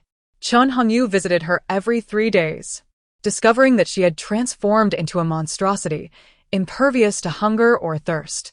His visits were not rooted in camaraderie, but rather a desperate attempt to awaken me from the jade pendant, hoping I might witness Chen Hongling's fate. Yet, I remained unresponsive. As I observed Chen Hongling's current state, I find no sympathy for her plight. It is ironic. Despite my own ghostly existence, she has somehow retained her humanity, becoming an undying wretch. I ponder why the master has not sought help for his daughter. A father should not idly watch his child descend into darkness, without attempting to intervene. His thoughts? I am curious about Chen Hongyu's apparent disdain for the MASU-MANHUA master. He had once been a paragon of respect for his teacher. Chen Hongyu glances at me, questioning whether I am perplexed by his lack of reverence. Are you aware of the striking appearances of his disciples? He inquires. Indeed, I reflect, they are all remarkably handsome. Do you think he is merely fortunate to adopt orphans who are all so appealing? In this world, when have boys ever been casually discarded? If it happens once, perhaps it could be overlooked, but 4 times? How can that not raise suspicion? A chill runs down my spine as I contemplate the implications. While the preference for sons over daughters may account for some abandoned girls, many families would rather sell their daughters for silver when they reach maturity. However, the possibility of abandoning a son is even slimmer. The child possesses remarkable beauty, indicating that his parents are likely of decent appearance as well, and thus, they would not abandon him even if they were to give him away. Chen Hongyu's descent is extraordinary, having accompanied him since childhood, suggesting that his family background is likely commendable. Such a family would be even less likely to casually discard a child. So, where did this MASU-MANHUA master acquire the child? No. While the other 3 may be uncertain, it would be impossible for anyone to overlook Chen Hongyu's lineage. It is not something a mere MASU-MANHUA master could conceal. Moreover, Chen Hongyu's frequent descents to exorcise spirits have gone unnoticed. Even the merchant family of Gao Xiangyi is aware of this exorcist's reputation, underscoring his fame. The notion of abandonment seems implausible. If you are aware, why not depart? See, she was baffled. Was there a twist in the tale? Speak plainly, for my mind is not astute enough to grasp such intricacies. Chen Hongyu glanced at Shi, smiled, and began to recount. It was Chen Hongyu who first discerned the MASU-MANHUA master's peculiarities. In his youth, he harbored immense gratitude towards his master for raising him and held deep admiration for him. Regrettably, the MASU-MANHUA master remained oblivious to his sentiments, instead imposing rigorous demands, forcing him to master various Taoist arts and talismans. Once, at the tender age of 5 or 6, he joyfully informed his master of a rabbit he had caught in the back mountain, perhaps hinting at a desire for recognition.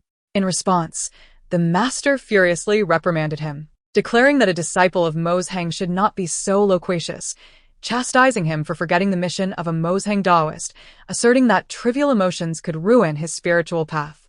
To cultivate his temperament, the master cast the young Chen Hongyu into a forbidden cave in the back mountain for 2 months. From that point onward, Chen Hongyu became taciturn, even towards his own master, adopting an expressionless demeanor, devoid of any change in his gaze. He successfully molded himself into a character of indifference and aloofness, dedicating himself to the MASU-MANHUA tenets of exorcising evil and promoting the MASU-MANHUA sect. However, as time passed, Chen Hongyang realized that Chen Hongyu was devoid of emotions. Regardless of the circumstances, he exhibited no emotional fluctuations. Chen Hongyang believed the time had come to instill a sense of brotherhood in his senior, beginning to share tales of deep brotherly love and the greatness of parental affection. This endeavor, however, incited the master's wrath, resulting in a severe beating for Chen Hongyang, accompanied by a furious roar, declaring that a MASU-MANHUA master required no emotions and that fulfilling the sect's mission sufficed, rendering all else irrelevant. At that moment, Both Chen Hongyu and Chen Hongyang comprehended that Chen Hongyu was destined to inherit the Mozhang sect and that his character had been shaped in accordance with the master's expectations, which aligned with the sect's principles. Observing Chen Hongyang's bruised state, Chen Hongyu's eyes flickered momentarily before returning to their usual coldness, remaining entirely silent, as though he had not witnessed the beating. The master, having vented his fury, nodded in satisfaction at Chen Hongyu, praising him for embodying the Mozhang master's demeanor before retreating to the inner hall. Chen Hongyang and Chen Hongyu exchanged glances for an extended period until Chen Hongyu finally averted his gaze and exited. Chen Hongyang, feeling a pang of bitterness, silently wept. Biting his palm, Chen Hongyu did not truly leave. He lingered outside the main hall, bewildered by the scene. Had he not saved Chen Hongyang from further punishment? Why was it that he did not cry during the beating, yet wept now? In that moment, he failed to grasp that Chen Hongyang's tears were shed not only for Chen Hongyu's plight but also for his own circumstances, as he began to sense the master's abnormalities. Subsequently, he matured in the presence of the master, revealing no further emotions, though he occasionally indulged in light-hearted banter, wary that too drastic a transformation might arouse suspicion. At this juncture, it became evident that Chen Hongyu was being cultivated in accordance with the Mozhang master's expectations, prioritizing righteousness. As the second disciple, Chen Hongyang hoped for him to retain his true nature and support Chen Hongling. She privately believed that Chen Hongyang had matured too much, his character largely formed, rendering change exceedingly difficult. Thus, she allowed him freedom, urging him to serve as a role model for his junior disciples, always ready to protect the younger ones. As for Chen Hongming and Chen Hongfei, they were merely companions to Chen Hongling, having grown up together, fostering a close bond. If one of them were to become Chen Hongling's husband, it would be quite splendid. All these arrangements seemed to be orchestrated by the Mozhang master for the sake of the sect and his daughter, leaving no grounds for reproach. When Chen Hongling first experienced the stirrings of affection, it was not directed towards her childhood companions or the elder disciple who had cared for them, but rather towards the cold, indifferent, and ruthless Chen Hongyu. Yet, Chen Hongyu harbored no such intentions, and even when she pleaded with the master, she was denied the permission for marriage. This raised questions. Was it not more fitting for Chen Hongyu, who was poised to inherit the Mozhang sect, to wed his daughter and become his son-in-law? After all, they were within the sect, and he could offer her greater care. It was unexpected that he would refuse his own daughter's entreaties. Outsiders might assume that the Mozhang master cherished his disciple and respected his sentiments. Yet, Chen Hongyu understood that the master had never truly contemplated the matter of Chen Hongling's future. During the chaotic events at Yunying Temple, Chen Hongling's selfishness and ruthlessness erupted in full force. This behavior seemed quite out of place for someone raised in a nurturing environment, where love from a father and brother should have instilled goodwill towards others. Yet, her character diverged from such expectations. Even if she had taken her beloved elder brother, leading to jealousy and a desire to harm her, it might have been understandable. However, to wish ill upon the one she cherished was utterly perplexing. If one were to speculate, it could be suggested that such traits were not a mere whim, but rather the result of prolonged influence.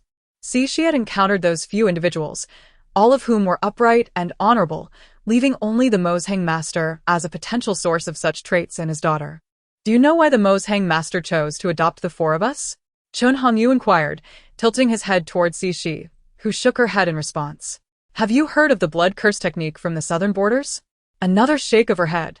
The blood curse technique involves casting a curse using a person's blood, resulting in the curse caster bleeding to death, while the curse bearer faces an insurmountable demise.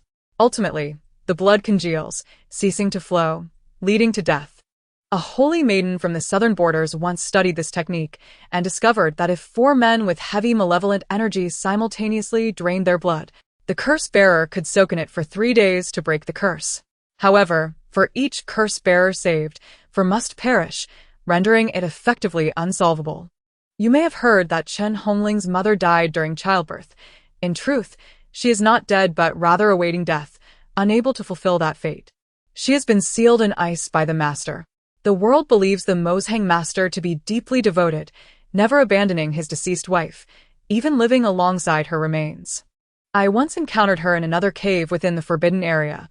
The ice ceiling was formidable, her blood frozen at the wrist, yet blood continued to seep from the wound, only to be promptly frozen again. It puzzling why her blood failed to coagulate? It is the MASU-MANHUA master. What transpired in this scenario eludes my understanding.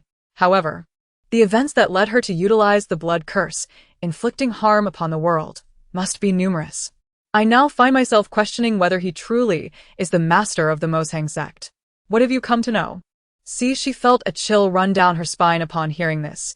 It seemed as if everyone harbored a demon within, for there is no goodness without reason, nor is there malice without cause.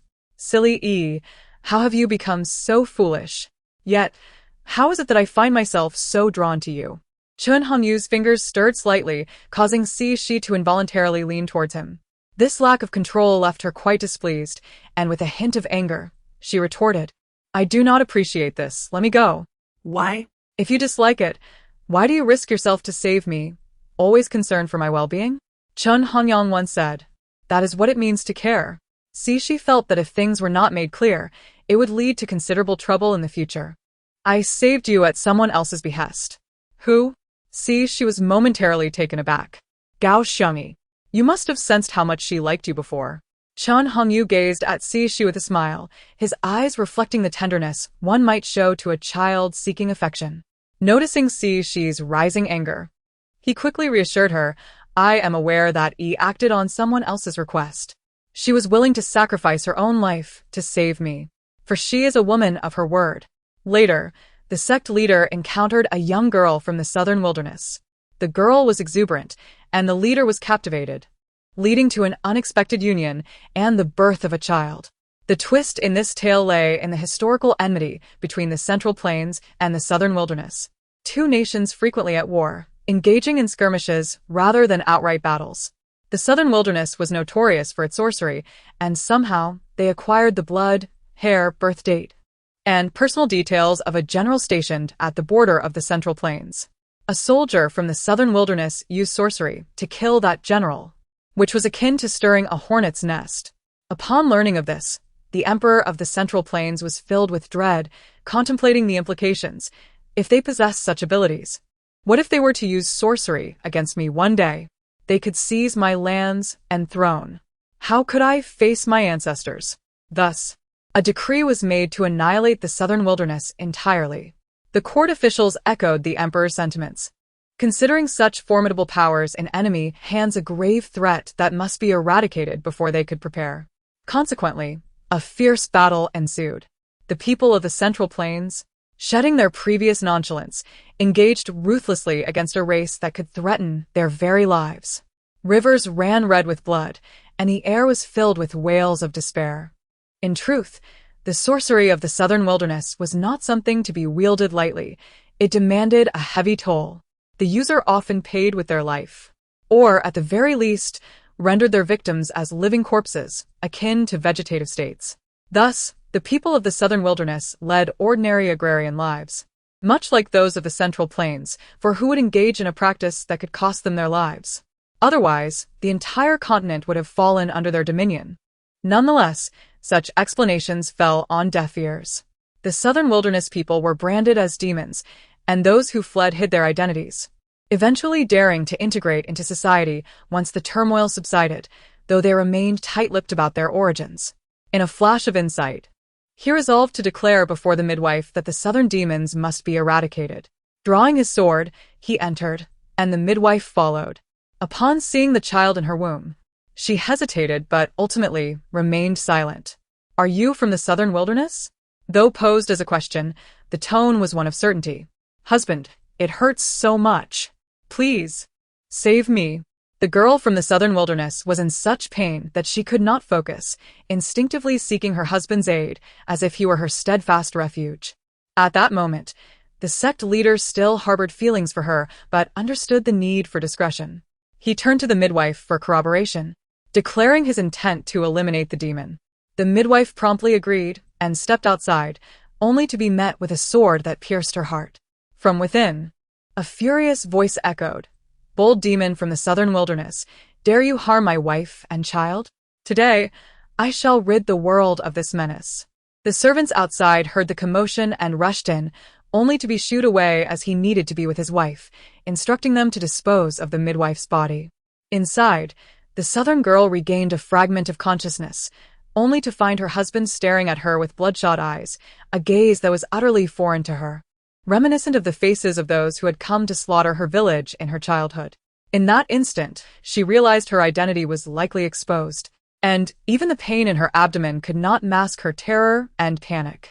"Are you from the southern wilderness?" the sect leader repeated. "Husband." The girl, enduring the pain, still held a flicker of hope. "You are from the southern wilderness. Therefore, you must die." The girl was struck with horror. Her heart filled with dread anew. Ignoring her own suffering, she tried to reach for his hand but failed, weakening further, her hair and clothes soaked in sweat. Her once bright eyes now dim. The sect leader stood by the bed, motionless, observing her struggle. "The demon from the southern wilderness must die." His resolute tone extinguished her last glimmer of hope. "What about the child?" "The child, equally condemned to death." Upon hearing this, the girl was overwhelmed with anguish, collapsing into unconsciousness. Meanwhile, the sect leader, drenched in sweat, found himself in a moral quandary. He could not bring himself to harm her. Yet the revelation of her southern identity demanded resolution, for only death could safeguard his interests. He lamented not having expanded the reputation of the MASU-MANHUA sect, but he could not allow it to perish under his watch. Otherwise, he would have no face to meet his master and mistress in the afterlife. He calculated that since the girl was already in a precarious state, he could let her die in childbirth, achieving 2 deaths with 1 act, preserving his reputation while resolving the dilemma. Thus, he resorted to provocation with his words. In truth, the sect leader was deeply selfish and ruthless, prioritizing his own interests above all else, and he feared the consequences of acting against someone from the southern wilderness. Moments later, a servant reported the outcome of the situation, and upon noticing the girl's belly still moving, alerted the sect leader. Chaos ensued, and the child was delivered. The exhausted girl awakened, realizing that the look in her husband's eyes as he gazed at their child indicated the baby would likely not survive. In that moment, she closed her eyes, making a decision. If she were to die, he should accompany her, for at least they would not be lonely on the road to the underworld. She weakly lifted her hand, too drained to do anything more. The sect leader, fearing she might reveal her southern identity, ordered the servants to take the child away, maintaining his position of authority as he looked down upon her. The girl managed a faint smile. Her pallid complexion and sweat-drenched hair clinging to her cheeks made her resemble a specter, and her eerie smile sent a shiver down the sect leader's spine, causing him to instinctively step back. With great effort, she raised her hand to her mouth and bit down on her wrist, blood flowing freely. She then let her hand fall to the bed's edge, murmuring to herself. Before the sect leader could comprehend what was happening, he suddenly coughed up a large mouthful of blood. Looking up, he saw the girl smiling eerily at him, and in that moment, he realized southern wilderness sorcery. He intended to strike her down immediately, but she spoke first. The sect leader of MASU-MANHUA began to spread the narrative that the midwife was a demon from the southern wilderness, attempting to harm his wife during childbirth, and in a moment of desperation, he killed her. However, his beloved wife perished shortly after giving birth to their daughter, leaving him with only a fleeting glance of her. Unable to accept this grim reality, the sect leader preserved his wife's body with an ice formation, spending each day reminiscing in sorrow. Yet, the formation could not compare to the cold jade bed, leading him to seek it out, even risking the treacherous journey to Kunlun Mountain. Renowned for its perpetual ice and perilous conditions, this quest earned him a reputation for deep devotion. Moved by his profound affection, many rallied to assist him in locating the cold jade bed, which was soon found. The sect leader dedicated himself to studying the sorcery of a southern wilderness, and ultimately discovered that the antidote to the blood curse lay in collecting the blood of 4 men with exceptionally malevolent auras, soaking it for 3 days to dissolve the curse. However, acquiring this blood was no simple task. It remained uncertain whether the disciples would willingly submit to his demands. Moreover, how would the MASU-MANHUA sect justify the sudden disappearance of several disciples? He needed a scapegoat, and thus Chen Hongling unwittingly became that sacrifice. Each time he laid eyes on her, He was reminded of the blood curse, compelling him to eliminate her without delay. After 2 years, Chen Hongling was planted with a sinister talisman. Those who engaged in a union with her would inevitably be tainted by malevolent energy. Currently, only Chen Hongfei and Chen Hongming had succumbed to this fate, and they also bore a peculiar side effect. They had no power to resist those who bore the talisman. Chen Hongyu and Chen Hongyang remained highly vigilant, preventing Chen Hongling from succeeding in her attempts. Originally, she intended to gradually overpower the two, but once her schemes were uncovered, she could no longer proceed. Enraged, she was locked away and ignored. Let us not speak of how Chen Hongyu and Chen Hongyang, even if they joined forces, would not be a match for her. Even if they dared to act, their reverence for their master was not mere lip service. Furthermore, the blood of the frozen maiden from the southern lands flowed profusely. It would not be long before the leader of Maoshan would take action against them. Practice the nameless scripture well. Perhaps it can enhance your skills, and in case of any unforeseen events, it will serve as a means of self-preservation, Cixi remarked, pursing her lips. If I perish, will you pursue my soul? Chen Hongyu asked anxiously. Sigh, never mind, Cixi replied, leaving her thoughts unsaid. On that day, the leader of Maoshan summoned his disciples to the back mountains forbidden area for an important matter. When Chen Hongyu and Cixi arrived, the other three were already present. Upon seeing Chen Hongming, Chen Hongfei's brow was darkened, and he exuded a heavy malevolent aura. A mere glance at him resembled staring into the eyes of a beast poised to devour its prey, revealing the extent of his corruption.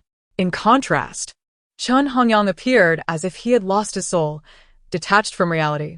He had secretly visited someone during this period, fully aware that he was merely a passerby in that person's life, a passerby who knew their name. Yet that individual represented a lifelong agony for him, especially after inadvertently learning something from that person's family. Upon returning, he was left in this state of despair. Though Cixi was unaware of his circumstances, she could feel his despair. Now, she too felt despondent. In his current state, he would likely not even resist if the leader of Maoshan chose to strike him. You all arrived quite early. The leader of Maoshan's voice echoed, prompting the four to turn and bow. We pay our respects, master. In his hand, he held an iron chain, at the end of which was none other than Chen Hongling. However, the four wore expressions devoid of emotion, refraining from questioning her presence. He scrutinized Chen Hongyu and frowned. Why do you appear increasingly cold? She smiled wryly. Isn't it cold? There's a female ghost standing beside him. One cannot help but feel the chill. After surveying the other three, he sighed and shook his head slightly, appearing disappointed. If not for she noticing the satisfaction in his eyes, she might have been convinced by his fade. I have summoned you here today to introduce you to your master's wife. Given Chen Hongling's current state, I feel remorse towards her mother.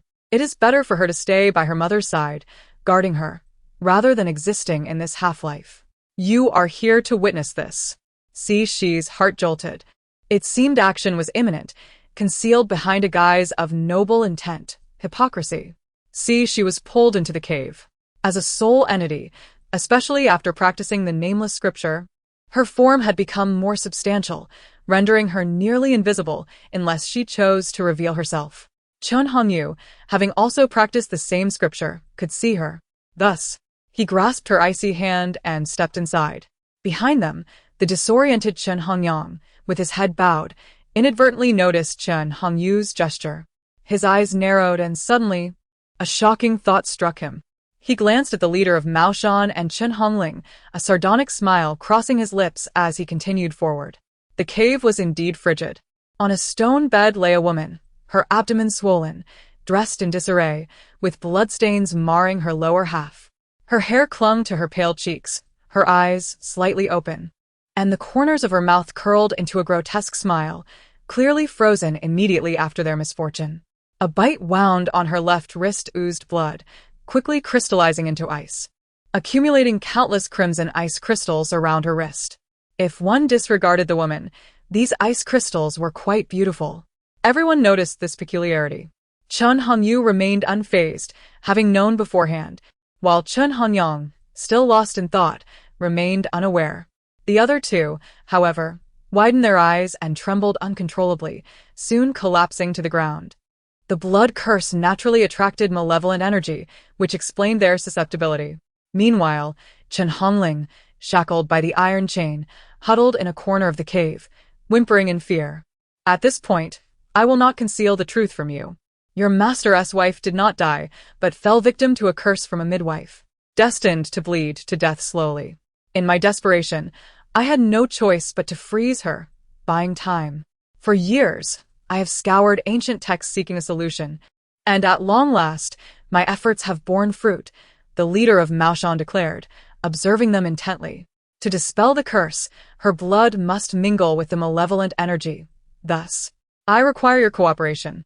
At this juncture, the leader of MASU-MANHUA unexpectedly knelt before his disciples, who rushed to help him up, recognizing the debt of gratitude owed for his nurturing guidance. Your master's wife and I shared a deep bond in our youth, yet she has suffered this unjust calamity.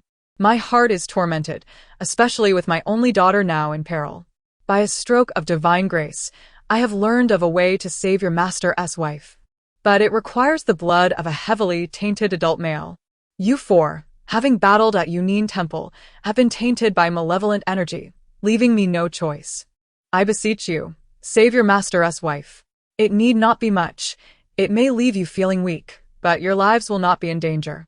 Had Cixi not been aware of the situation beforehand, she might have been deceived by his heartfelt performance. The hypocrisy of his acting was commendable. The gratitude for your nurturing guidance is something I, as a disciple, can never forget. Not to mention if it is merely a drop of blood. You may take my life, if necessary. Chen Hongyu responded, his expression unwavering, while the other three nodded in agreement. Cixi felt a wave of frustration wash over her. They all knew he sought their lives, yet they willingly offered themselves up. Filial piety, the master-disciple bond, the benevolence of a ruler, alas. Very well, my dear disciples, I thank you. The leader of MASU-MANHUA feigned tears and instructed them to encircle the cold jade bed. Each of them had a jade funnel before them, connected to the bed, through which they were to drip their blood. She felt anxious. She did not wish for Chen Hongyu to perish. Whispering in his ear, she urged him to resist. But he refused to fight back. Were it not for her being a soul entity, she would have considered knocking him unconscious and escaping. As the four of them cut open their wrists to drip blood into the jade funnels, their faces grew increasingly pale, their strength waning. As they succumbed to unconsciousness from blood loss, Cixi was on the verge of tears, lamenting the foolishness of these four who, despite knowing their fate, still pressed forward. The leader of MASU-MANHUA, watching the blood flow into the cold jade bed, gleamed with excitement, akin to a ravenous wolf eyeing its prey. He glanced at the helpless four and then approached Chen Hongling, scolding, "The offspring of the southern lands is indeed a demon. I have taught you the way of humanity, yet you choose to consume others. What else can you be but a demon? Humph. Your mother, in her dying moments, spared you a life. Had she severed this cursed bond before her passing, you would not have lived so long. Do not blame my cruelty." With that, he struck her with a palm aimed at her spiritual core, and thus, Chen Hongling perished at the hands of her own father. This scene was deeply ironic. On one hand, there was the reverence for filial duty, and on the other, a complete destruction of ethics. As Chen Hongyu grew increasingly frail, she could no longer wait. Utilizing the mysterious Taoist scriptures, she revealed her form. Upon seeing her, the MASU-MANHUA sect leader was momentarily taken aback before charging at Cixi without inquiring about her identity or origins, intent on capturing her. Despite her corporeal manifestation, she remained light and ethereal, unable to withstand his martial prowess. Fortunately, he did not realize that Cixi was a soul body. Otherwise, a bolt of heavenly lightning would have turned her to mere smoke. Meanwhile, the injury sustained by the MASU-MANHUA leader aligned perfectly with the chest of a woman lying on a bed. In an instant, the still frozen woman remained unmoving. Yet from the ragged wound on her wrist, blood gushed forth at a visible rate. His eyes widened in shock as blood spilled from his mouth, quickly rendering him powerless. After the last drop of blood flowed from the woman's wound, he fell silent, slumping to the ground beside the cold jade bed, lifeless. As the blood curse came to an end, The wounds of Chen Hongyu and his companions gradually ceased to bleed, yet none awakened. It was not until 3 days later that Chen Hongyang regained consciousness. Having been 11 years old when he ascended the mountain, he harbored no profound feelings for the MASU-MANHUA leader, which explained why he had not cut too deeply during the bloodletting. His condition was significantly better than that of the other three. Even though he vaguely sensed Cishi's struggle against the leader, his earlier fainting was merely an act. Nevertheless, it took him 3 days to awaken. Chen Hongyang fumbled with the jade pendant around Chen Hongyu's neck for quite some time, but could not remove it. After sitting for a while, a foolish grin spread across his face. Within the pendant, Cishi's soul was on the verge of disintegration, but the white mist enveloping her gradually began to mend her spirit. After an indeterminate period, she regained some awareness and slowly floated to a thatched cottage. Acknowledging her fatigue, a sign of her severe injuries, she lay down on the ground, completely still. Outside, Chen Hongyu, having lost a considerable amount of blood, found his perception of the chilling atmosphere dulled. Especially after hearing Chen Hongyang's account, he could no longer ascertain whether she remained within the pendant, filling him with regret. He resembled someone with a fractured mind. Whenever he felt a slight improvement in his condition and sensed the pendant's coolness, he would feel elated. Conversely, if he could not perceive that chill, he would glare at the pendant with a fierce intensity, muttering bitterly, "If she's no longer here, why do you still hang around my neck?" After several months of recuperation, Chen Hongyu finally recovered enough to feel the icy sensation in his chest, realizing that Cishi was indeed inside the pendant, which brought him some comfort. Chen Hongyang recounted how she had manifested and fought the leader, ultimately injuring him while saving them, but had sustained severe injuries and was now recuperating. This became Chen Hongyu's constant source of self-reassurance. In the decades that followed, Cishi never awoke, while Chen Hongyu took her across the vast lands, reveling in the beauty of diverse landscapes. Initially, he would call out to her affectionately, but over time, he began to refer to her as Madam or Lady. Throughout the Central Plains, tales spread of a mad Taoist from Maoshan, renowned for his exceptional skills yet prone to talking to himself, occasionally uttering terms of endearment, as though someone were by his side. At the tomb of Gao Xiang, a Taoist clad in blue stood for a long while before finally speaking in a frail voice. "Your soul has followed him, while your body remains accompanied by my jade. That year, your subtle grace captured my heart, and I have never been able to let it go. Such as well, in this world, you have received the gift of love twice, which has made your soul even more refined." Chuan Bai stood up and calmly said, "You speak of love? And gifts? I do not know who has given them." Cishi was puzzled. Chen Hongyu had merely shown a fondness for her, not true love. Moreover, she had done nothing to warrant such affection. "You are in excellent condition now. Continue with your task. This endeavor hopes to witness your daughter grow." He paused before adding, "And her love." Cishi remained bewildered as Chuan Bai transported her into the realm of her new mission. The gift of love, a pure and genuine force. How intriguing. When Cishi awoke, she found herself on a bed. Rising to explore, she discovered a cozy 3-bedroom apartment filled with numerous toys for children. The room she had just exited faced a child's room, adorned in a delightful pink princess theme, lifting her spirits. The house was empty, and upon checking the time, she noted it was 1:30 p.m., indicating the owner was likely napping. Cishi securely locked the door and lay on the pink bed in the children's room, sifting through the memories of her host. The host was a graduate of a second-tier university named Zhao Baoi, and her husband, Chao Ming, was her senior. They met during a university club activity, fell in love, married after graduation, and welcomed a lovely daughter named Xiao Wenyao. This 3-bedroom apartment was purchased with contributions from both sets of parents, along with savings from the young couple. Since the birth of their child, the host had devoted herself to homemaking, while Chao Ming worked as a sales manager at a foreign enterprise, frequently traveling for work but earning a substantial salary, enabling his wife to stay home. The turning point came 2 years prior during a rare total solar eclipse that captured the news. Reports advised citizens not to worry, as it would not affect their daily lives, while prompting astronomy enthusiasts to observe safely. However, when the eclipse arrived, several meteorites also fell in the outskirts of the city, damaging water pipes but thankfully not injuring anyone. Rescue teams swiftly arrived to manage the situation, and the incident faded without impacting the lives of ordinary citizens. Road rage incidents are prevalent worldwide, and in Hulong country, it typically manifests as loud voices and sharp tongues without escalations. However, a shocking incident in the capital, where road rage led to a fatal confrontation, captured national attention.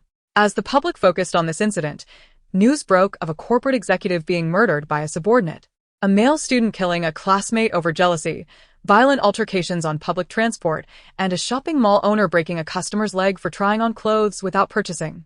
The host, scrolling through her phone, encountered these distressing headlines. The most notable change was in her husband, Chao Ming, whose temper had soured, becoming irritable and quick to anger. The once loving couple now quarreled over trivial matters, such as their daughter's incessant crying, which previously would have elicited soothing words from Chao Ming, but now only earned reprimands. A year ago, when their daughter began kindergarten, the host started making hair accessories at home, enjoying DIY projects with her daughter. As they created more, they began selling them online at low prices, finding fulfillment in their days. During this time, Chao Ming had made only a few phone calls, never returning home. As violent incidents continued to rise in society, experts urged a more rational and composed approach, recommending individuals seek medical help when losing control. The host, primarily occupied with her child between school and home, avoided outings, fearing encounters with deranged individuals. The thought of harm befalling her daughter filled her with a fierce resolve to protect her at all costs. As the protagonist relentlessly pursued, the man ahead seemed to stumble over something, causing the child in his arms to be thrown in a parabolic arc onto the roadway, where an oncoming truck tragically crushed her, resulting in her immediate demise. The protagonist, engulfed in despair, knelt motionless beside the calamity, staring at her mangled daughter. Her heart torn asunder, yet not a single tear fell. Her mouth opened and closed several times, but no sound emerged, her entire being trembled uncontrollably. After lingering in her daughter's room for several days, she suddenly realized her failure to avenge her child. Determined, she began to investigate the man's circumstances. Years of searching finally led her to him, and in the act of exacting her revenge, she was shot dead by the police on the spot. The protagonist's sole wish was for her daughter to grow up safely. She felt that the world had released the demons lurking in people's hearts, acting without regard for consequences. The small gate beside the kindergarten opened, and the life teacher brought out Chao Wenyao. She hurriedly exited her vehicle, expressed her gratitude to the teacher, and ushered her child into the car before locking the doors. Glancing toward the convenience store, she noted that the man was no longer there. After a quick survey of the surroundings, she pondered if she had been overly suspicious. The alarm rang at 5 a.m. Jolting she awake. Though she yearned for more sleep, she forced herself out of bed to wash up, thinking of her plans for the day.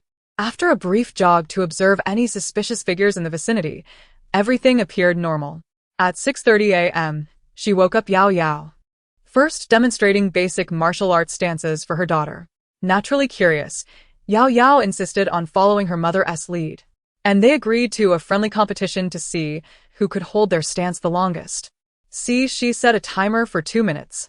As Yao Yao's legs began to tremble, yet she persevered, she felt a bittersweet mix of pride and sorrow at witnessing her child's struggle. Yet pride in Yao Yao's remarkable resilience, believing that with perseverance, she would achieve great things. After breakfast, she drove Yao Yao to kindergarten and then strolled around the area, hoping to identify any suspicious individuals. After several fruitless days, she mused that it should not be this way. Logically, they should have already investigated their routines, yet everything remained normal. Could the act of driving have such a significant impact? Indeed, she was correct. The act of driving significantly altered the situation. The man likely feared approaching the kindergarten entrance to abduct someone. Not only was he uncertain of success, but the presence of 2 security guards and numerous parents picking up their children deterred him.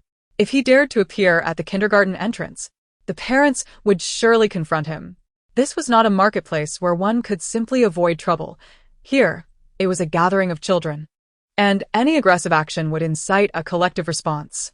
As the sound of running water echoed from the bathroom, she organized her belongings and planned to turn on her computer to seek employment. Previously a trainer, she intended to continue in that field to avoid drawing attention. Although she contemplated investing for profit, she felt it imperative to shield her child from the harsh realities of life and its pressures. Thus, she resolved to find a stable job, ensuring her daughter understood that life demanded hard work and that money did not come easily. Additionally, She aimed to cultivate her child's resilience. On the coffee table lay Chao Ming's personal phone. As a salesman, he typically possessed two phones, one for personal use and one for work. Unbeknownst to her, he had recently swapped the screensavers and cases, rendering it difficult to distinguish between the two. As she no longer bothered to check his phone, she was taken aback when she noticed a message from a contact named Kissing My Dear Wife, which read, "Honey, are you home? I miss you so much. My body aches for you." She raised an eyebrow, amused by the explicit nature of the message, and snapped a photo of it, documenting the number. The name suggested it was a mistress attempting to assert her claim, eager to announce her presence, akin to a young girl's provocation. She smirked at the thought. With a mischievous spirit, she attempted to unlock Chao Ming's phone, first trying his birthday, then Yao Yao's, the protagonist's, and various combinations until she finally succeeded with the correct password. She chuckled sarcastically at the irony of using the protagonist's birthday as part of his password while simultaneously flirting with another woman. Upon opening the messages, she found a treasure trove of flirtatious exchanges between them. How amusing, she thought, as she documented the evidence, knowing that Chao Ming was too reluctant to delete it. Among the messages was a pregnancy test result from a hospital, alongside her own positive test. She smiled, accepting this revelation with glee. The couple had even exchanged numerous risky photos and videos, which she found shocking yet exhilarating, sparing her the expense of hiring a private investigator. With a sense of satisfaction, she transferred everything to her phone, taking in the discovery that had eluded the protagonist for so long. Once everything was organized, and with Chao Ming still in the bathroom, she imported the evidence onto her computer, creating several backups and uploading them to the cloud, just in case he decided to delete anything out of desperation. As Chao Ming emerged, he noticed his phone on the table, but initially paid it little mind. However, upon seeing new messages, his expression shifted dramatically. Bao Yi, we need to talk, he said. What do you wish to discuss? She replied coolly, devoid of any concern or remorse. Chao Ming gazed into Shi's eyes, searching for signs of whether she had discovered the contents of his phone. But her demeanor revealed nothing. For a moment, he was uncertain if she was aware of his secrets. He hesitated, and she surmised he was struggling to broach the topic of divorce, but lacked the courage to speak. All right, I'll go rest, she stated dismissively. Internally scolding herself, her thoughts turned to the other woman and their child, and her wavering resolve hardened once more. Considering his profession as a sales manager, he likely intended to employ tactics meant for customers against his own wife.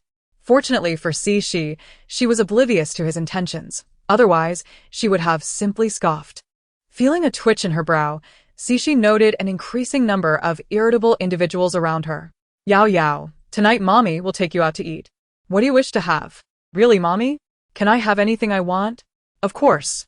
Today, since you've been so well behaved, mommy will take you out for your favorite meal.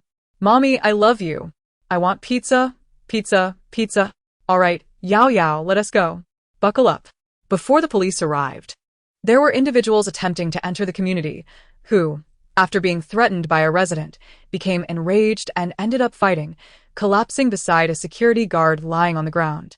The scene exhibited an overwhelming display of strength, which did manage to intimidate some onlookers. However, the number of irritable individuals continued to rise. Despite knowing the prowess of the man involved, many still charged forward. Consequently, the number of those lying down increased, as did the number of those unwilling to submit. Eventually, 2 police officers arrived and, caught off guard, they too became part of the fallen. This situation escalated significantly, as such behavior constitutes obstruction of justice and assault on law enforcement, which carries consequences. A request for backup was made, and soon 3 police cars and 1 special police vehicle arrived at the community entrance, taking the troublesome resident to the police station for questioning. Let us have a talk. Bao Yi, she suggested as she sat on the sofa, gesturing for him to continue. She maintained a stoic expression. which only served to incite further frustration in Chao Ming, prompting him to speak without restraint.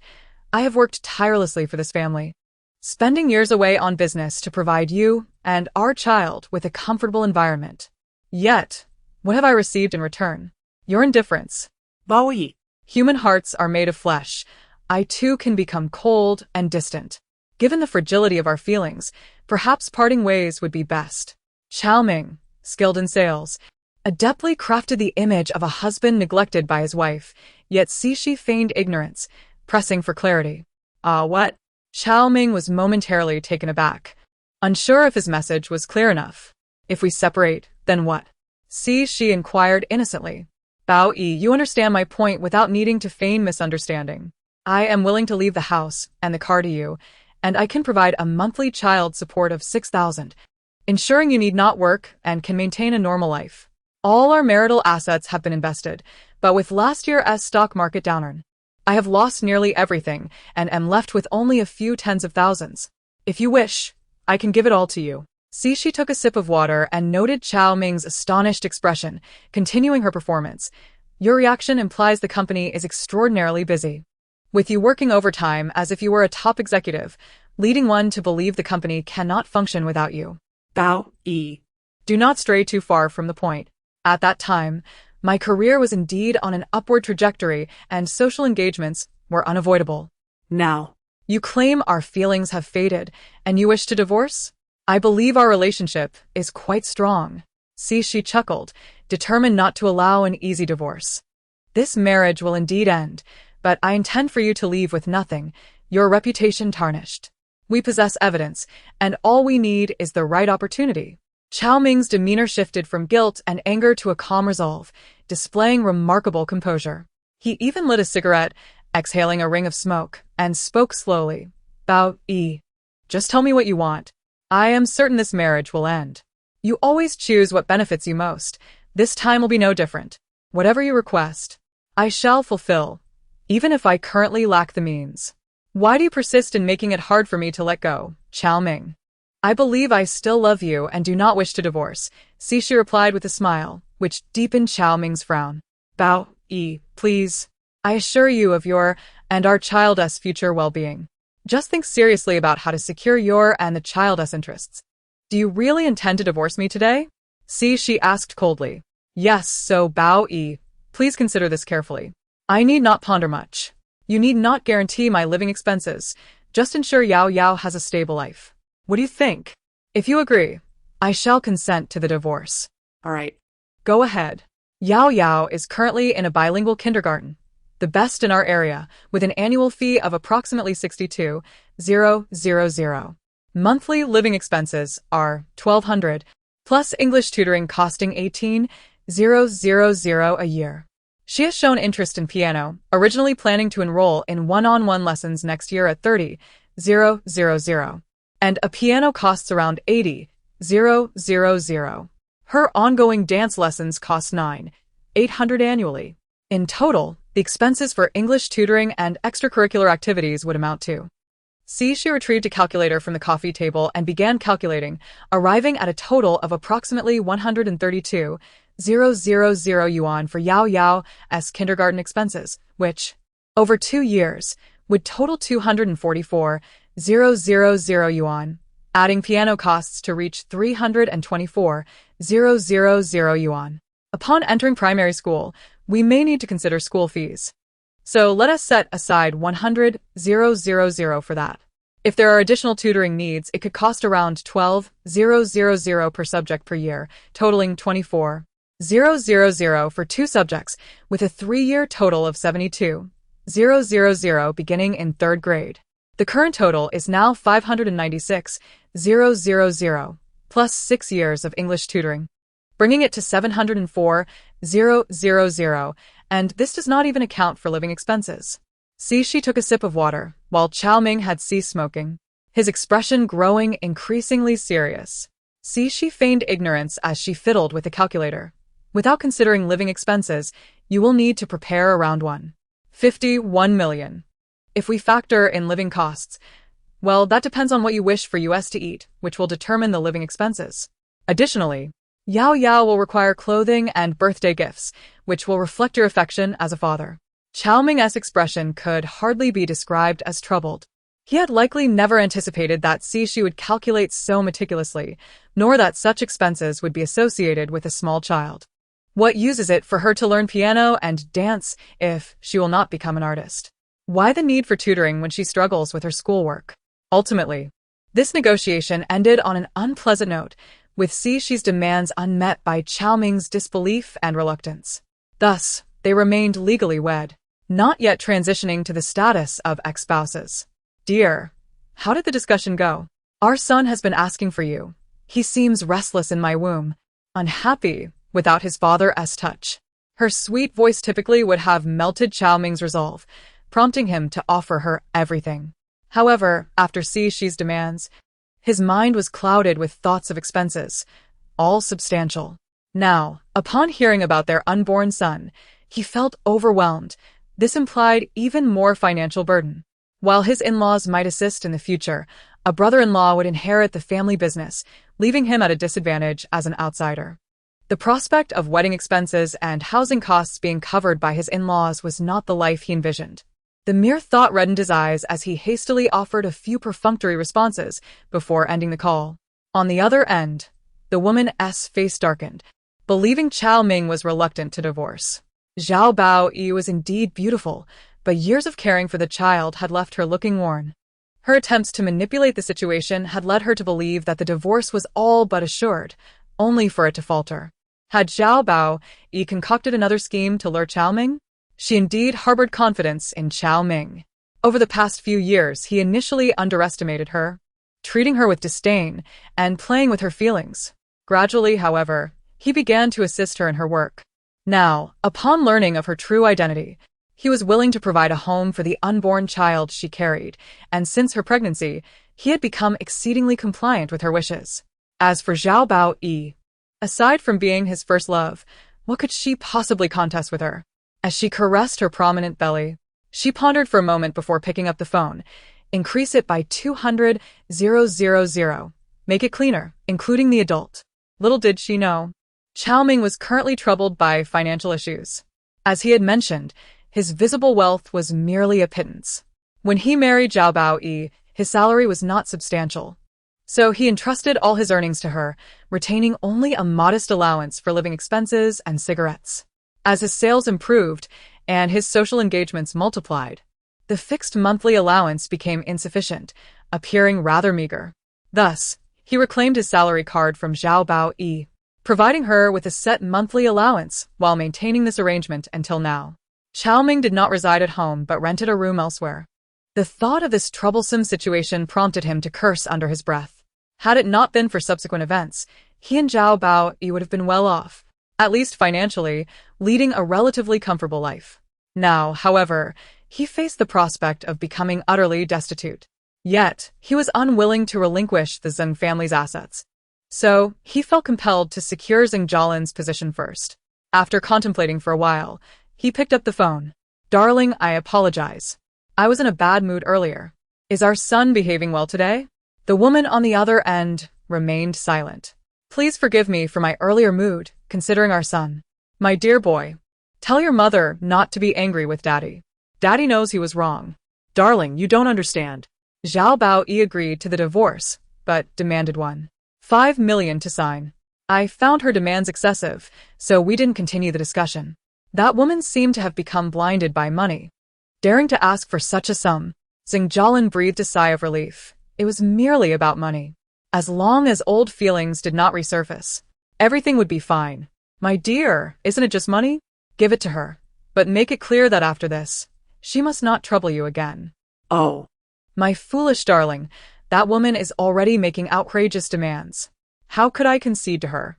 Moreover, you know my commission structure. My finances have always been transparent with you. If I give her that, how will you and the baby manage? Husband, but I'm still here, don't worry. Give her whatever she wants. I don't want you to be entangled with her any longer. Darling, are you truly willing to help me rid myself of that woman's clutches? Once we are free, we can promptly register our marriage and provide our baby with a complete family.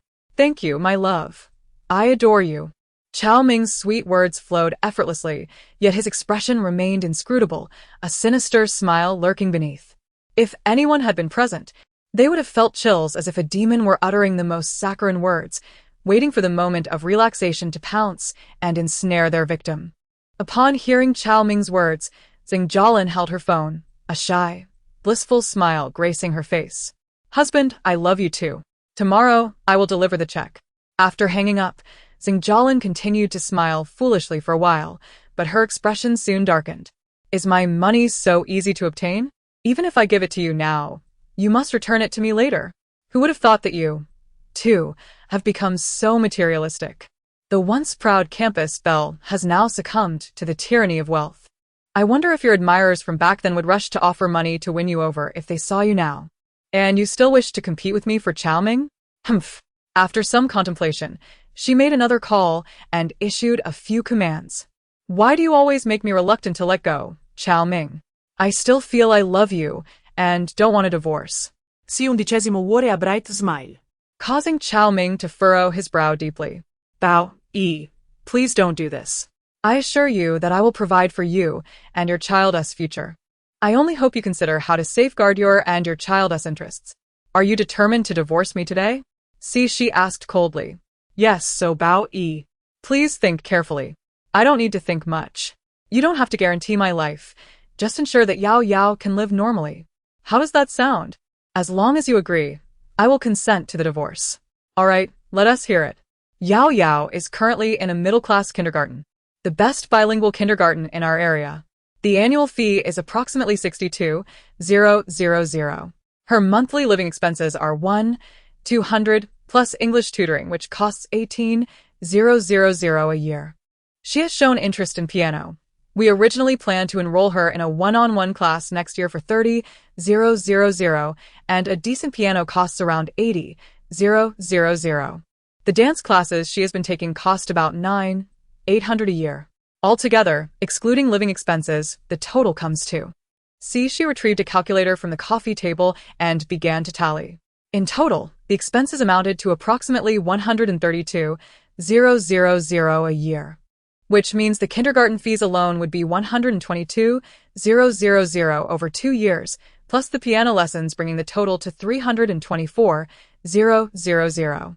Once she starts elementary school, we might need to consider school selection fees, so let us set aside 100,000 for that.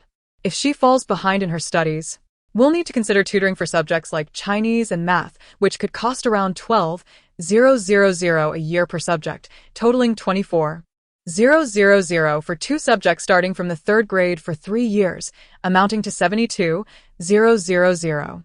The current total is already 596,000 plus 6 years of English tutoring, which brings the grand total to 704,000, and this doesn't even include living expenses. She took a sip of water. Noticing that Chao Ming had stopped smoking and his expression grew increasingly serious. She pretended not to see as she continued, looking at the calculator.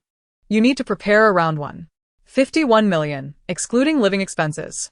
If you want to factor in living costs, well, that depends on what you wish for us to eat, which will determine the living expenses. And what about Yao Yao's clothing or birthday gifts? I suppose that depends on how much you love her as a father." Chao Ming's face was no longer merely troubled. It was a storm of disbelief. He never anticipated that she would calculate so meticulously, and that such a small child would require so much money. What was the point of learning piano and dance when she wouldn't become an artist? Why the need for tutoring when she hasn't even mastered her schoolwork yet? Ultimately, this negotiation ended on a sour note. She made her demands, but Chao Ming could neither believe nor accept them. Thus, they remained legally wed, yet to transition into the statuses of ex-spouses. "Darling, how did the discussion go? Our son has been saying he misses you. He is quite restless in my belly without his father's touch." Her sweet, delicate voice would usually soften Chao Ming's heart, compelling him to offer her everything. However, after she's demands, he was overwhelmed by thoughts of expenses and financial burdens, all considerable amounts. The mention of their unborn son made his head spin. It implied even more costs.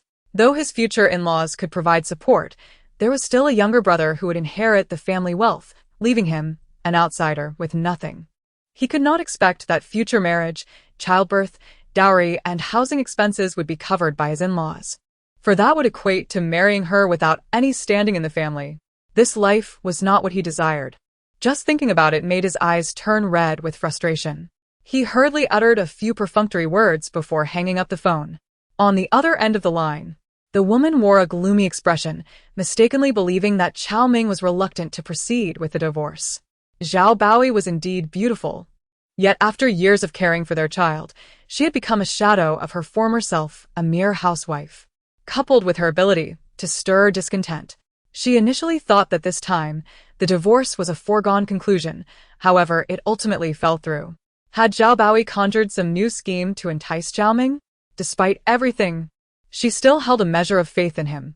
Over the years, Chao Ming had evolved from someone who disregarded her identity and treated her with disdain to a man who supported her professionally. Now that he was aware of her status, he was willing to provide a home for their unborn child, and since her pregnancy, he had been exceedingly compliant. Besides being his first love, what could Zhao Baoi possibly offer that could compete with her? Rubbing her prominent belly, she pondered for a moment before dialing a number.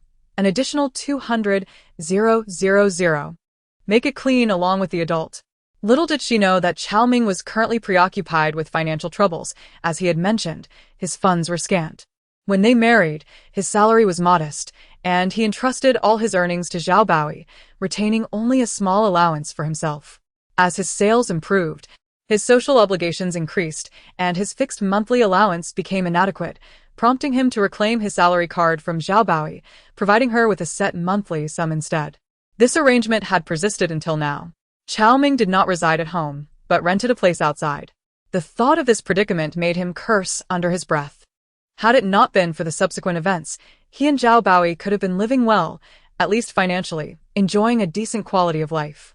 Now, however, he was on the brink of being destitute. Yet, he was unwilling to relinquish the Zeng family's assets, so he resolved to first stabilize Zeng. After a moment of contemplation, he picked up the phone. "Darling, I apologize. I was in a foul mood earlier. Is our son behaving well today?" The woman on the other end remained silent. "Please forgive me for my earlier demeanor. Think of our son. My precious boy. Tell mommy not to be upset with daddy. I know I was wrong. Sweetheart, you don't understand." Zhao Baoi agreed to the divorce, but demanded $1.5 million to sign the papers. I found her demands outrageous and refused to continue the discussion. The woman seemed oblivious to how money had clouded her judgment, daring to make such an exorbitant request. Zeng sighed in relief, realizing it was merely a matter of finances. As long as there was no rekindling of old flames, it was acceptable. "Darling, isn't it just money? Give it to her. But make it clear that once this is settled, she must not trouble you again." "Oh, my foolish darling. That woman is asking for a king's ransom. How could I acquiesce? Besides, you know my company's commissions. My finances have always been transparent with you. If I give her that, what will you and our child live on? Husband, aren't I here? Don't worry, whatever she asks for, just give it to her. I don't want you entangled with her any longer. Sweetheart, are you truly willing to help me rid myself of her clutches? Once we are free, we can promptly obtain our marriage certificate and provide our child with a complete family. Thank you, darling, I love you." Chao Ming's sweet words flowed effortlessly. Yet his expression was one of ambiguity, a sinister smile lurking beneath. If anyone had been present, they would have felt an eerie chill, as if a demon was whispering the sweetest nothings, eagerly waiting to pounce at the slightest sign of relaxation. Listening to Chao Ming, Zeng displayed a shy, blissful smile. "Darling, I love you too. Tomorrow I will bring you the check." After hanging up, Zeng smiled foolishly for a moment before her expression turned dark. "Is my money so easily obtained? Even if I give it to you now, you must return it later. How surprising that you have become so materialistic." The once proud campus belle now bows to the tyranny of wealth. "I wonder what your suitors would think if they saw you now. Would they rush to offer you money for a night? You wish to compete with me for Chao Ming? Humph." After a moment's thought, she made another call, issuing a few orders. "Yao Yao, do you miss Daddy?" Yao Yao nodded, and she sighed. "Yao Yao, do you remember what Daddy looks like?" The child only knew she had a father, but who he was and what he looked like existed solely in her imagination. Chao Ming, you will never know how considerate your little princess is. Considering her aspirations and the prospect of love, she took a deep breath and spoke to Yao Yao. Hello. See, she answered the call. Zhao Baoi, why have you taken so long to answer? Do you realize how many times I've called you? You should be ashamed of yourself out here. See, she couldn't help but chuckle at his logic. Chao Ming, who do you think you are? Just because you called, I must answer? I am your husband. Oh, won't you soon be my ex-husband? Now, are you calling to say you have the money ready? If so, let us meet at the Civil Affairs Bureau tomorrow at 9:30 a.m. See, she had no desire to waste breath on such a person, delivering her words coldly. You. Fine. We'll meet at 9:30 a.m. tomorrow at the Civil Affairs Bureau. I will prepare the 1.5 million. Do not contact me again, even if. Chao Ming paused, taking a deep breath. It was clear he was about to utter something cruel, even if something were to happen to Yao Yao. I will have nothing to do with you. You must agree. As her heart sank, she also felt a sense of relief. Finally, the divorce was on the horizon. When she emerged with the divorce certificate, Chao Ming's mood was not as joyous as she had anticipated. It felt as though he had relinquished control over something that no longer served him, while he felt no sorrow. An overwhelming sense of frustration loomed. Zheng Jialin, waiting in the car by the roadside, approached and, as if claiming her territory, linked her arm with Chao Ming's while addressing Shi, Sister Zhao. It has indeed been a struggle for you all these years, with Chao Ming. With this sum of money, you can finally enjoy life. Si undicesimo sbaglio. I have not been wronged. Rather, you should cherish your new life together. It seems you are 6 months along. Remember to keep your emotions stable for the sake of the child. Zheng Jialin had intended to mock Shi's greed, but was taken aback by the latter's expression, which showed no hint of guilt, instead radiating a sense of relief. Oh, by the way, this check can be cashed at any time, correct? I hope it's not a worthless piece of paper. She pulled the check from her bag, waving it confidently. The Zheng family's checks are always valid. Chao Ming barked in response, as though Shi's inquiry had struck a nerve. Undeterred, Shi nodded and said, I'm leaving now, let us not meet again. She clicked her heels sharply as she walked away. Zheng Jialin leaned against Chao Ming, her eyes softening as she smiled with a hint of madness. She first went to the bank to open a savings account, depositing the entire sum into it before heading to the agency to list their house for sale. Yao Yao, would you like to move to a new house? Yes. Mommy, let's move. I miss Daddy. She gently ruffled her daughter's hair and kissed her forehead. Good night, my baby. Good night, Mommy. A few days later, the agency contacted her to inform her that someone was interested in viewing the property and asked if it was a convenient time. She agreed and waited for them at home. The agent was a young woman in her 20s, dressed in a white blouse and a fitted black skirt. Her low-heeled shoes clicking as she walked, her hair pulled back in a sleek ponytail, exuding an air of professionalism.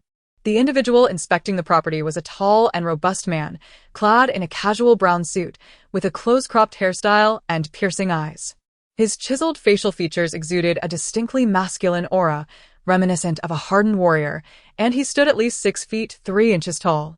Yet, the air he emanated hinted at a past steeped in violence, and with her extensive experience across numerous realms, she couldn't help but feel a tinge of wariness toward him. Zhao Jia, this is Mr. Meng. After reviewing the images of your property, he was very pleased and wished to see it in person, the real estate agent introduced. Miss Zhao, I am Meng Oncheng. It's a pleasure to meet you. The man, Meng Oncheng, extended his right hand towards Shi. Hello. Out of courtesy, Shi reached out, only to realize she had been subjected to a slight. As Meng Oncheng briefly caressed the back of her hand with his thumb before withdrawing it, before she could react, he began inquiring about the property's details from the agent, as if the previous moment had been nothing more than a figment of her imagination, yet she was certain it was not. Miss Zhao, I am highly satisfied with your house. Shall we proceed with the transaction at your asking price? I'm sorry, Mr. Meng, but I must raise the price. Zhao Jia's expression, once filled with delight, abruptly stiffened, disbelief etched across her face. 100,000 more, and I will only be moving in a month from now. Let us proceed as per Miss Zhao's wishes. Here is a card containing 3,300,000. The remaining 200,000 will cover the furniture and decor in your home. My time is precious. So, I shall entrust the remaining formalities to the agent. I will return in a month to collect the property. As he spoke, Meng Anqing produced a card and handed it to the agent, instructing her to verify the balance. The young agent, still in a state of shock, had never encountered such a straightforward real estate transaction, akin to purchasing a toy. It felt as if she wanted to shout, "Please respect my profession as a real estate agent, not a toy seller." One party dares to raise the price on a whim, while the other immediately acquires the property. Has this house been hiding gold bars to warrant such eagerness? Despite a torrent of confusion swirling in her mind, she dutifully retrieved her portable card reader and completed the transaction. The password is 520,666, she informed, and the display confirmed a balance of 3,300,000. Both she and the agent were left utterly bewildered. In typical scenarios, wouldn't the buyer express outrage at the seller's lack of integrity and storm off in anger? Yet this man had simply agreed to the purchase, even offering an additional 200,000. It was only when the agent handed the card to she and departed with Meng Anqing that she remained seated on the sofa, unable to process the situation. Although she had profited an extra 300,000, a sense of loss lingered within her. What had gone awry? She pondered for an extended period, but could not discern the cause. Resolved to abandon her thoughts, she glanced at the time. It was time to pick up Yao Yao. Grabbing her car keys, she headed out towards the kindergarten. For reasons unknown, roadblocks had been set up near the kindergarten, resulting in an unusually heavy flow of traffic. She maneuvered her vehicle slowly to the school entrance, finally managing to park along the side and waiting for the school day to conclude.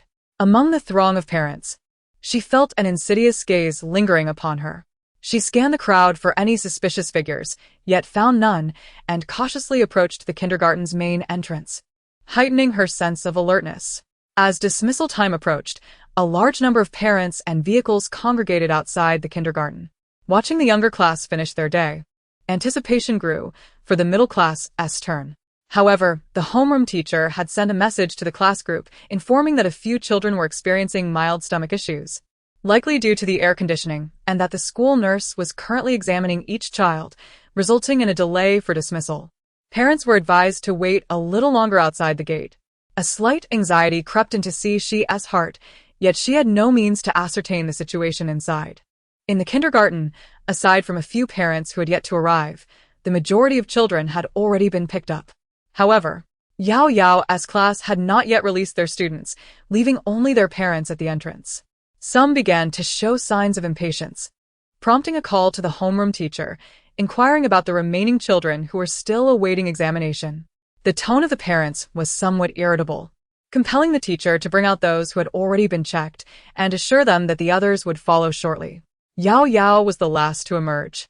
She greeted her, but did not rush to the car, instead approaching the homeroom teacher to inquire about the situation and whether Yao Yao's condition was particularly serious. Their homeroom teacher, surnamed Li, was a patient educator in her 40s, and Yao Yao held a special fondness for her.